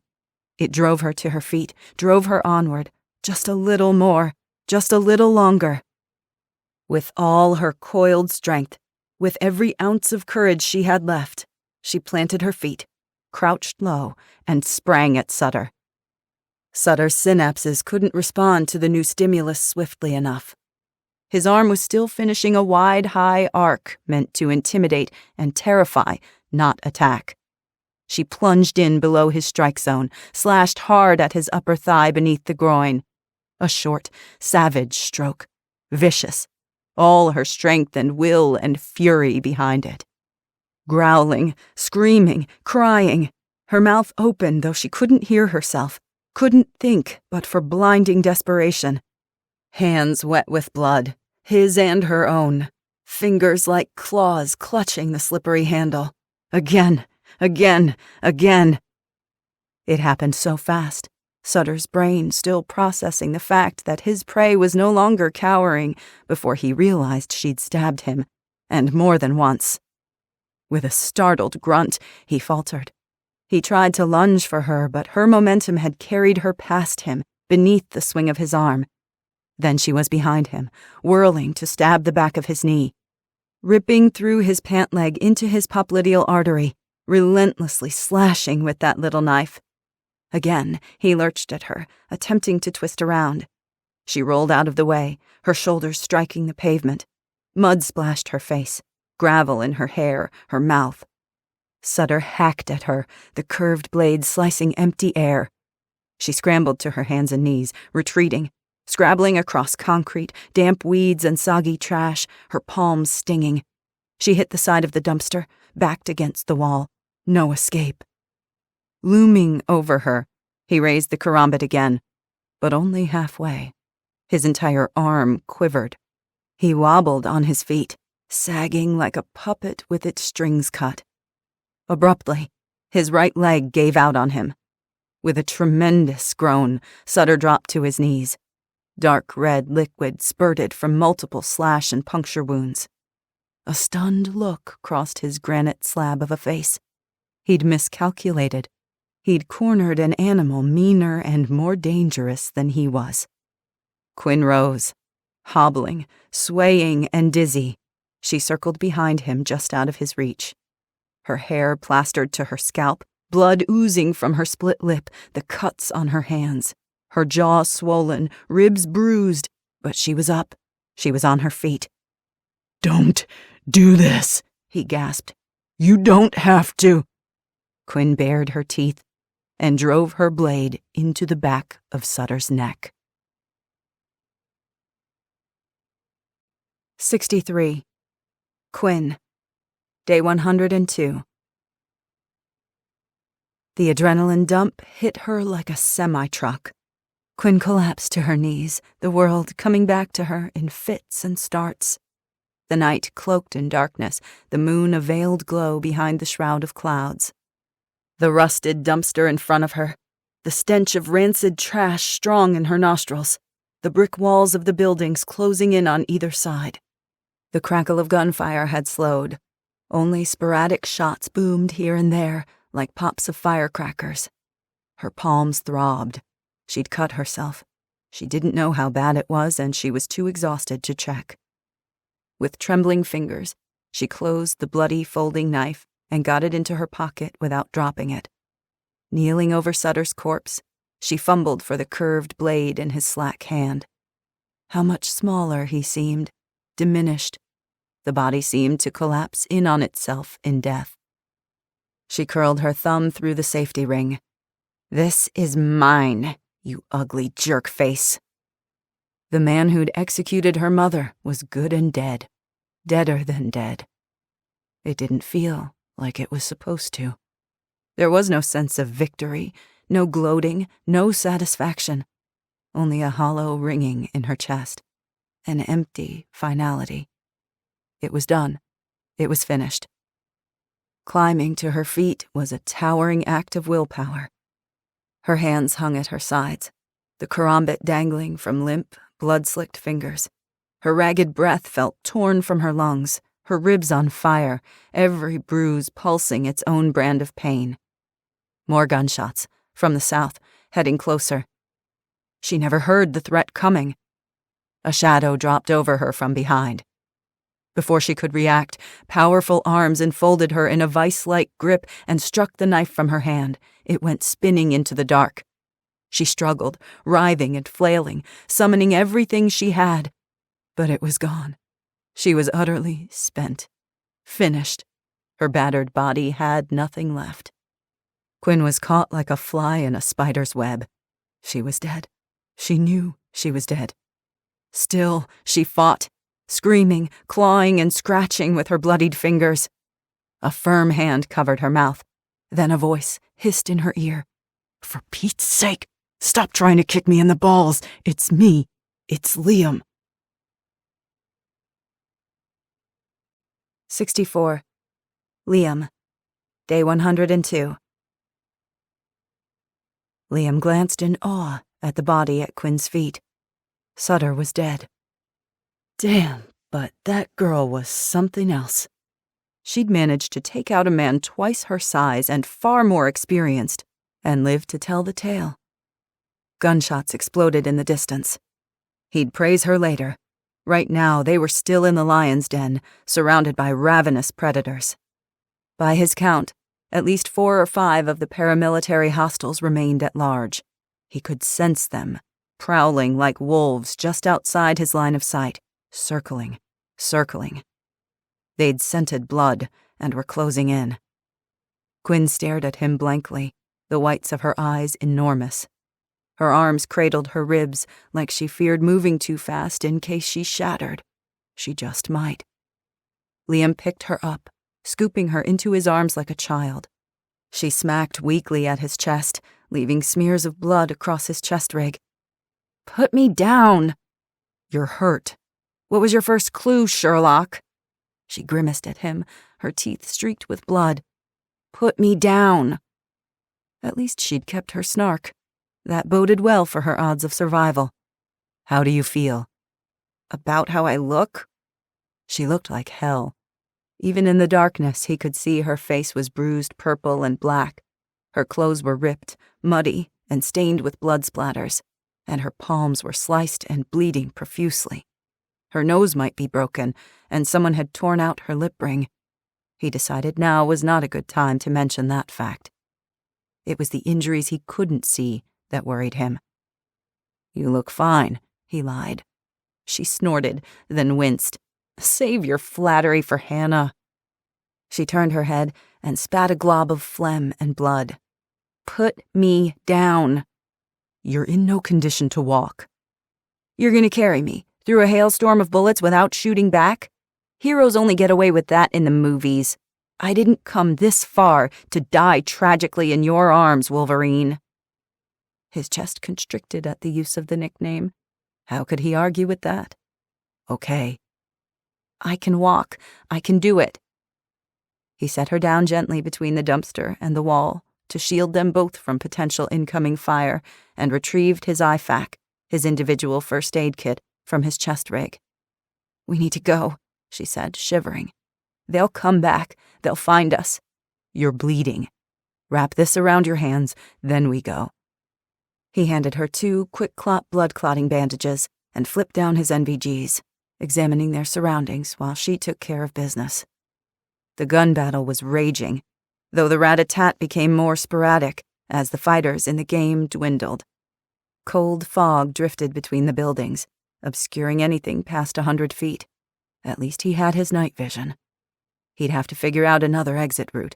He'd planned to exfiltrate the way he'd come in, infiltrating through an access hatch in the warehouse roof after taking out the perimeter guards. There were no snipers on the roof with night vision, so he'd taken the high ground and worked his way down, eliminating targets as he went. It was like being dropped into the bowels of a great ship. He'd had a hell of a time locating her, despite Luther's recon advice. In this case, the flawed intelligence wasn't his fault. Quinn had escaped her captors and done most of the hard part herself. In his search, Liam had come across 2 of the paramilitary soldiers. Trained, they were more difficult to dispatch, but he'd managed. They hadn't expected to deal with ex-special forces on their little night raid. The roof was the safest and easiest route back to the stashed ATV, but one look at Quinn told him She wasn't going to be scaling drain pipes anytime soon. They'd have to fight their way out. A shuffling sound as Quinn moved, and then she was beside him, fumbling with her sweater and coat as she hooked the karambit blade to her belt. She reached out a bandaged hand. "I need a gun." "Just focus on staying with me. I can help." She raised her chin defiantly, glaring at him through the slits of her swollen eyes. "Let me help." Here she was, beaten, half dead, still too reckless and stubborn for her own good. Also, not entirely wrong. He would need to help her walk, though. She was swaying on her feet. Liam did a tactical reload of both the M4 and the Glock, leaving the M4 on its sling and keeping the Glock for himself, for better accuracy one-handed. He unholstered the HK-45 and handed it to her. "The magazine's full. 10 rounds. Point and shoot." A barrage of high-caliber ammunition shredded the brick wall to the south. Rounds struck all around them, spitting bits of masonry and dust. More rounds pinged against the dumpster. Liam pivoted, sweeping with his weapon, and glimpsed a muzzle flash down the end of the sidewalk 30 yards away. He fired and took out the threat. More gunfire to the south, the direction they needed to go. Green shapes stacking up behind the corners of 2 buildings, about to launch an attack. A half dozen at least, probably more. Too many for him to take on like this. Fear curdled his guts. Cold sweat broke out on his forehead.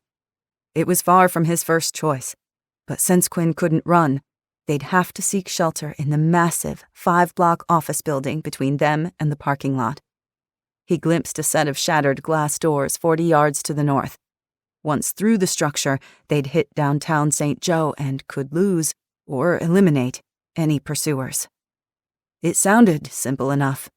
In reality, it was anything but. 65. Liam. Day 102. They headed for the building. Liam half-dragged Quinn, one arm beneath her shoulder, the other firing one-handed at any hostiles who dared to expose themselves. Quinn fired several times, missing, but she forced a few of them to seek cover behind the wall, giving Liam the precious seconds to get them through the double glass doors and out of the line of fire. Ahead of them, an enormous atrium lined with glass windows split into various offices, conference rooms, and bathrooms. They hobbled past a row of vending machines along one wall, all scavenged. Their boots crunched across glass shards on the floor from shot-out windows. The air smelled dank, musty, and unused. Quinn tripped over her feet, almost falling, but Liam tugged her up. His lower back burned with white-hot pain, his side in agony from the exertion, but he couldn't afford to relent. A noise down the hallway. The dull thud of footsteps. It was coming from one of the offices. Liam halted. Quinn stifled a muffled cry as he dropped his arm from her shoulder and inched forward, then peered around the corner, leading with the Glock. A hostile stood frozen in the middle of a large conference room, small and faceless in the dark, outlined in green through Liam's NVGs. He wasn't armed with a gun, but he gripped an old-fashioned battle axe with trembling hands. The hostile saw Liam coming for him, hulking and dangerous, speckled in the blood of his friends, a specter of fury and vengeance. With a startled cry, he turned and ran for a door along the opposite wall. Liam didn't bother to chase him down or waste ammunition. He motioned to Quinn, who pushed off the desk and hobbled toward him. Despite her best efforts, she was slowing them both down. He gritted his teeth, regretting that he didn't have Bishop here to watch his 6. No, it was more important to have Hannah and the others protected in Fall Creek. He could do this. He was made for this. A sharp pain in his side made him wince. His bandages were wet. He'd bled through his sweatshirt, too. Damn it. They were both hurting, both injured. Without speaking, he returned to Quinn, and they kept going. Down hallways, through doors, past an empty cafeteria missing chairs and tables, another office, and a room that looked like some sort of laboratory. Cables snaked over the carpeted floor, disassembled circuit boards littering countertops stacks of servers that used to hum and flicker, now blank and silent. 2 tense, adrenaline-soaked minutes later, they were at the side entrance. The windows overlooked the parking lot. A crooked painting hung on one side of the wall, a window rimmed with jagged glass on the other. He leaned Quinn against a leather armchair and held his finger to his lips, gesturing for her to get low and stay there. She nodded, her breathing shallow and frantic. Taking a concealed position, Liam holstered the Glock and took up the M4. He eased along the brick wall, his weapon leading, his pulse a rush in his ears. Cautious, he glanced through the broken frame of the door and peered out at the parking lot. Movement in glowing green amongst the dark shapes of abandoned station wagons, SUVs, and compact cars. Several hostiles crouched behind various vehicles. Liam squatted and shifted, acquired a target through his sights, and found a hostile running around the back of a white Honda hatchback, armed with an M4, and lit him up. The rounds ripped a zipper of lead from the hostile's crotch through his rib cage to his head. Blood and gore splattered the side of the Honda. 2 more came from the east, muzzle flashes to the west. The retort of gunfire blasted, rounds pinging off the building's steel facade. 3 more hostiles. From the window, Quinn fired at the hostiles creeping on them from the east. It was dark. She couldn't see. Every shot missed. Liam spun west, fired, missed, fired again, and double-tapped a black-dressed man in the chest and added a headshot as he fell backward. A burst of firepower drove him back, chunks of masonry and glass exploding. Quinn let out a startled cry. He couldn't afford to glance at her, but he felt her eyes on him, her desperation and terror. There were too many. They were closing in. His ears went tinny, throat tight, fear throbbing in his chest. He couldn't fail Quinn. He'd promised to bring her home. He'd promised. Liam knelt, electric pain in his spine, his reopened wound like a knife in his side, and fired, again and again. He was close to running out of ammo. Once he ran dry, he'd take the HK-45 from Quinn, though she had a few rounds left at best. Then he'd draw his Gerber and fight until he couldn't fight any longer. Boom! Boom! Boom! A green figure hidden behind an SUV to his right dropped like a rock. More shots, and a second figure collapsed. A third went down with a squeal, like a stuck pig, stumbling out from behind a dark-colored Chevy Impala. The rifle slipped from his hands as he curled in on himself, clutching his ruined leg. His screams shattered the chilly air. Liam put a round in his skull to finish him. Luther, Liam realized with a jolt like a live wire. Luther was on the roof of the warehouse abutting the parking lot, firing down at the hostiles from above. From his vantage point, it would be like shooting fish in a barrel. Against his better judgment, Liam had left him a weapon after Luther had promised to provide overwatch. He'd actually come through. Several sharp cracks ruptured the air. Another hostile fell. The rest of them whipped around, frantically searching for the new threat, but it was too late. They were already doomed, whether or not they knew it. With renewed vigor, Liam joined in the slaughter. Within a minute, the hostiles were down. Nothing moved. 11 bodies littered the parking lot. For a long minute, he remained crouched, on full alert, waiting for another trap to present itself. It didn't. He strained to hear over the ringing in his ears, the smell of cordite stinging his nostrils. The echo of gunshots faded into the stillness of the early morning. The battle was over. They'd made it out. "Can we go home now?" Quinn asked. Liam turned back and held out his hand. "Yes, we can." 66. Hannah. Day 102. Hannah strode through the woods along the perimeter of the river. Mist sifted with ghostly fingers through the branches. Her flashlight was a hazy funnel in the pre-dawn gloom.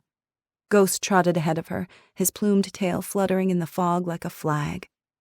Milo and Charlotte were safe with the Brooks. Unable to sleep, she'd needed to think. She needed a few minutes alone. Ghost must have felt the same way because he was whining at the door before her stockinged feet had hit the floor. The forest was hushed, as if it were listening, waiting for something, with bated breath. No hooting owls or rustling creatures, no insects chirring. She touched her palms to a nearby pine tree, felt the rough bark, and breathed in the sweet scent of pine sap, the stickiness on her fingers. Not that long ago, she'd fled through woods like these, spruce and pine boughs burdened with snow, drifts piled high as her waist, the bitter cold nipping at her heels, a monster at her back, and nothing but her own wits and determination to keep her alive. Until Liam. Her hand slipped into her pocket and felt the tiny knit hat she'd borrowed from Charlotte. It comforted her, like she could keep a part of him close. As she walked, naked branches forming a canopy high overhead, Hannah prayed. Not for the first time, and not for the last. She prayed for Liam, for Quinn, for her little family. For what they had here, what they were building, what they were fighting for trust and faith, for loyalty and love, for community. It was the people she cared about that mattered, that made the difference. Some things were worth the fight, the pain, the sacrifice. Some things, some people, were worth it all. She wrapped her arms around her rib cage and shivered, her boots squelching in the damp leaves and snow, her breath unfurling in white puffs. The cloying wet mist pressed against her skin. Liam was out there somewhere, rescuing Quinn, doing what he did best. A hero, but also a wounded warrior. A human being, flawed, complex, hurting. She prayed for his and Quinn's safe return, worried for him, missed him. His comforting warmth, his intelligence and thoughtfulness, the way his mere presence settled her in a way nothing else could. She missed his wry smile, those blue-gray eyes like the sea before a storm, that beguiling mix of strength and vulnerability that had shattered her barriers, unraveled her defenses, and had completely undone her. And her heart, a damaged, wild thing, as crippled as her misshapen hand, longing for something she both feared and desperately yearned for. Hannah broke through the tree line and paused at the lip of the bluff overlooking the St. Joe River. The sun lifted above the horizon, the brilliant rays burning off the ribbons of fog that swirled above the river. The river was sluggish, a brownish gray like molten iron.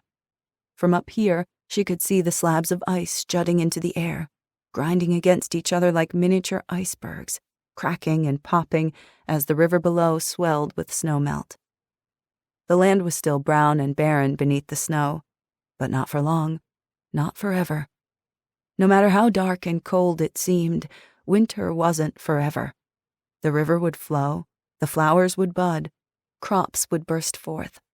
Spring would not be stopped. Love was like that too.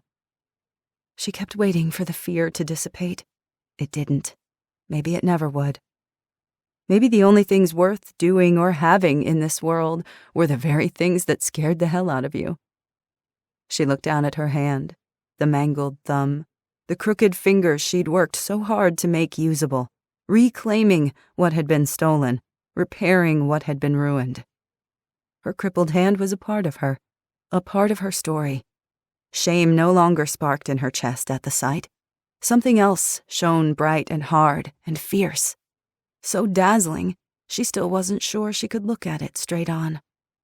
She was broken. But broken wasn't ugly. Broken wasn't hopeless. Maybe, just maybe, broken could even be beautiful. Like this shattered world they were salvaging, piece by piece, forging joy, love, and meaning from hardship and suffering, carving something new out of the old. Ghost let out a happy bark, and she lifted her head as he bounded into the clearing, his limp hardly visible. He darted to her side, ducking his big, shaggy white head beneath her fingers, leaning his barrel torso against her legs so hard that she nearly toppled. Nearly, but didn't. She buried her gnarled, knotted fingers into his fur, her heart swelling in her chest. "I love you. You know that?" Ghost looked up at her, tongue lolling, brown eyes merry, as if to say, "Of course, I never doubted it. Never doubted you." As she'd never doubted him, not for 1 second. So she was scared to love. She'd learned to fight anyway, to survive anyway. She could learn to love the same way. Despite the fear, to love with every fiber of her being, everything she'd been and ever would be. Hannah glanced at the winding river one last time, the tall, unmoving trees, the sun bright in her eyes. And she waited for Liam. 67. Quinn. Day 102. Quinn barely remembered the escape from Vortex Headquarters. Everything was a blur of gunshots and darkness, fear and pain. Shooting at anything that moved, staggering, barely able to walk. Sound went distant and tinny, her heart slamming so hard she thought it might break her ribs. But then they were out. The gunshots ceased. No one pursued them. Finally, she could breathe again. The streets were utterly silent, but for their own echoing footfalls. The sky was gray, the stars fading, dawn minutes away. Liam hadn't let them pause or rest until they were a good quarter-mile from the business district. They hoofed it through the backyards of a residential neighborhood of restored Victorians and beachy cottages until they reached a navy blue house with shingle siding and white trim, the 2-seater ATV he'd hidden tucked into the garage. The garage was dark and musty, the faded sense of motor oil, exhaust fumes, and car wax still present. Or maybe she was just imagining it. It reminded her of Gramps' workshop. The thought made her want to weep. "You okay enough to ride?" Liam asked her. "You just have to hold on." She felt like she'd been holding on for days, for years. Everything hurt. She was so incredibly tired. It took her 3 tries, but finally she nodded. Someone stepped out of the shadows. Sudden fury streaked through her like a shot of heroin. All her confusion, hurt, and helplessness wrapped up in cords of blinding rage. With a strangled cry, Quinn wrenched from Liam's grasp and hurled herself at Luther. The karambit blade was pressed to Luther's throat before he could register what had happened. He stumbled back against the wall, hung with tools on hooks, shovels and rakes clanging. His eyes wide and white, hands open, palms out in surrender. She moved with him, lurching, but managed to keep the tip of the knife against his Adam's apple. Pain radiated from every bone and muscle in her body, her head buzzing. "You!" she hissed through split lips. Luther went rigid. I'm sorry for what happened in Fall Creek. You don't have to believe me, but I am. I'll kill you. I just helped save you. Who do you think nailed those guys in the parking lot?" She barely registered his words. "You need to die." "Enough," Liam said. "That's enough." The darkness surged inside her, a towering hatred, blotting out every thought or feeling, even the incredible pain. "He's a murderer. He needs to die for what he did." "No," Liam said from behind her. "That's not going to happen. It's over." "It's not over until he's dead, too." "Killing him isn't going to fix a damn thing. It's not going to change anything. I can promise you that." She hesitated, trembling, her eyes locked on the blade hooked against Luther's pale white throat. A drop of dark blood slid down his bobbing Adam's apple. "It won't fix you," Liam said, pain in his voice.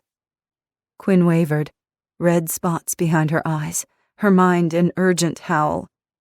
She despised the ugliness inside her, loathed feeling this way, the bitterness like a corrosive cancer eating away at her insides, at her soul. How desperately she wanted it to end. Killing Sutter was supposed to finish it. He needed to die. But it hadn't ended what was wrong inside her. Liam was right. It hadn't fixed her. "It's over," Liam said. "There's been enough killing for today." She felt herself sag, something deflating inside her. The karambit slipped from her fingers and dropped to the oil-stained concrete with a clatter.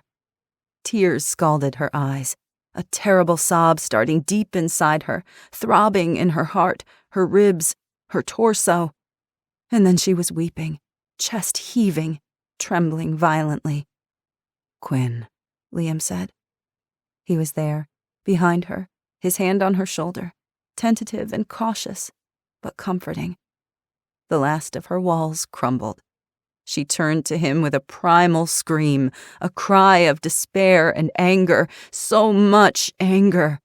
She beat at his chest with her bloody fists, desolate and furious, hitting him as hard as she could. Liam didn't stop her, just took it, let her get it out. All the ugliness, the fear and terror and panic, the grief and loss. She couldn't tell him why she was crying, but she couldn't stop. Couldn't control the tsunami of sorrow rolling over her, wave upon wave. Incoherent and inconsolable, snot and tears streaked her face. Liam's strong arms enfolded her and pulled her close, wrapping her in warmth and security. His embrace keeping her together, holding the pieces so she didn't shatter. Quinn collapsed against him in a heartbroken heap. She didn't fight against it, couldn't fight against it. She had no fight left in her. Liam held her. He held her and didn't let go. Time passed. She didn't know how long, a minute or an hour. Luther remained, but he might as well have been a ghost. The garage gradually lightened, pale morning light streaking the horizon. The cool dawn air chilled her skin. Dried blood on her hands, her face, her hair, some of it hers, some of it not. Slowly, her hiccuping sobs subsided. She remembered then. "Liam."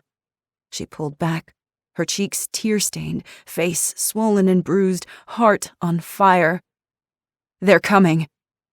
Liam looked down at her, his brows lowered in concern. "Who?" "The General. Rosamond Sinclair's father. He's coming for all of us." The end.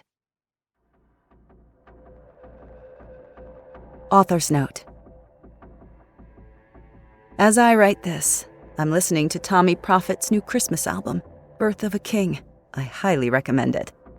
Soon I'll wrap presents and fill stockings. By the time you read this, Christmas will be over and 2020 will be finished, or nearly so. 2020 has been quite the year. I have to say, I'd much rather write an apocalyptic scenario than live through it. We have endured sickness and lockdowns, political turmoil and riots, job losses and economic distress. We will come out stronger on the other side. Like Hannah, I have faith. In 2021, I wish you joy, fellowship, and the warmth of friends and family to sustain you. I hope 2021 shines far brighter than 2020, that we come out of this year stronger and wiser, with a hard-won knowledge that connection with our fellow humans is what truly matters in this life. And I hope you enjoyed Edge of Survival. Quinn was the star of Book 6. She's endured hell, but like us, I think she's ready to emerge from the dark, a stronger and better person. Book 7, Edge of Valor, will be the final book in the Fall Creek saga. Look for it in April 2021. Until then, stay safe and healthy. We hope you have enjoyed Edge of Survival, Edge of Collapse Series Book 6, written by Kyla Stone, read for you by Stacy Glomboski. The audio for this book was engineered by Aaron Meadows. Edge of Survival is copyright 2020 by Kyla Stone. Production copyright 2021. All rights reserved. Hi, this is Kyla Stone. I hope you enjoyed my audiobook. If you'd like to keep getting free audiobooks from me, please like and subscribe to support my channel. Thank you, and happy listening.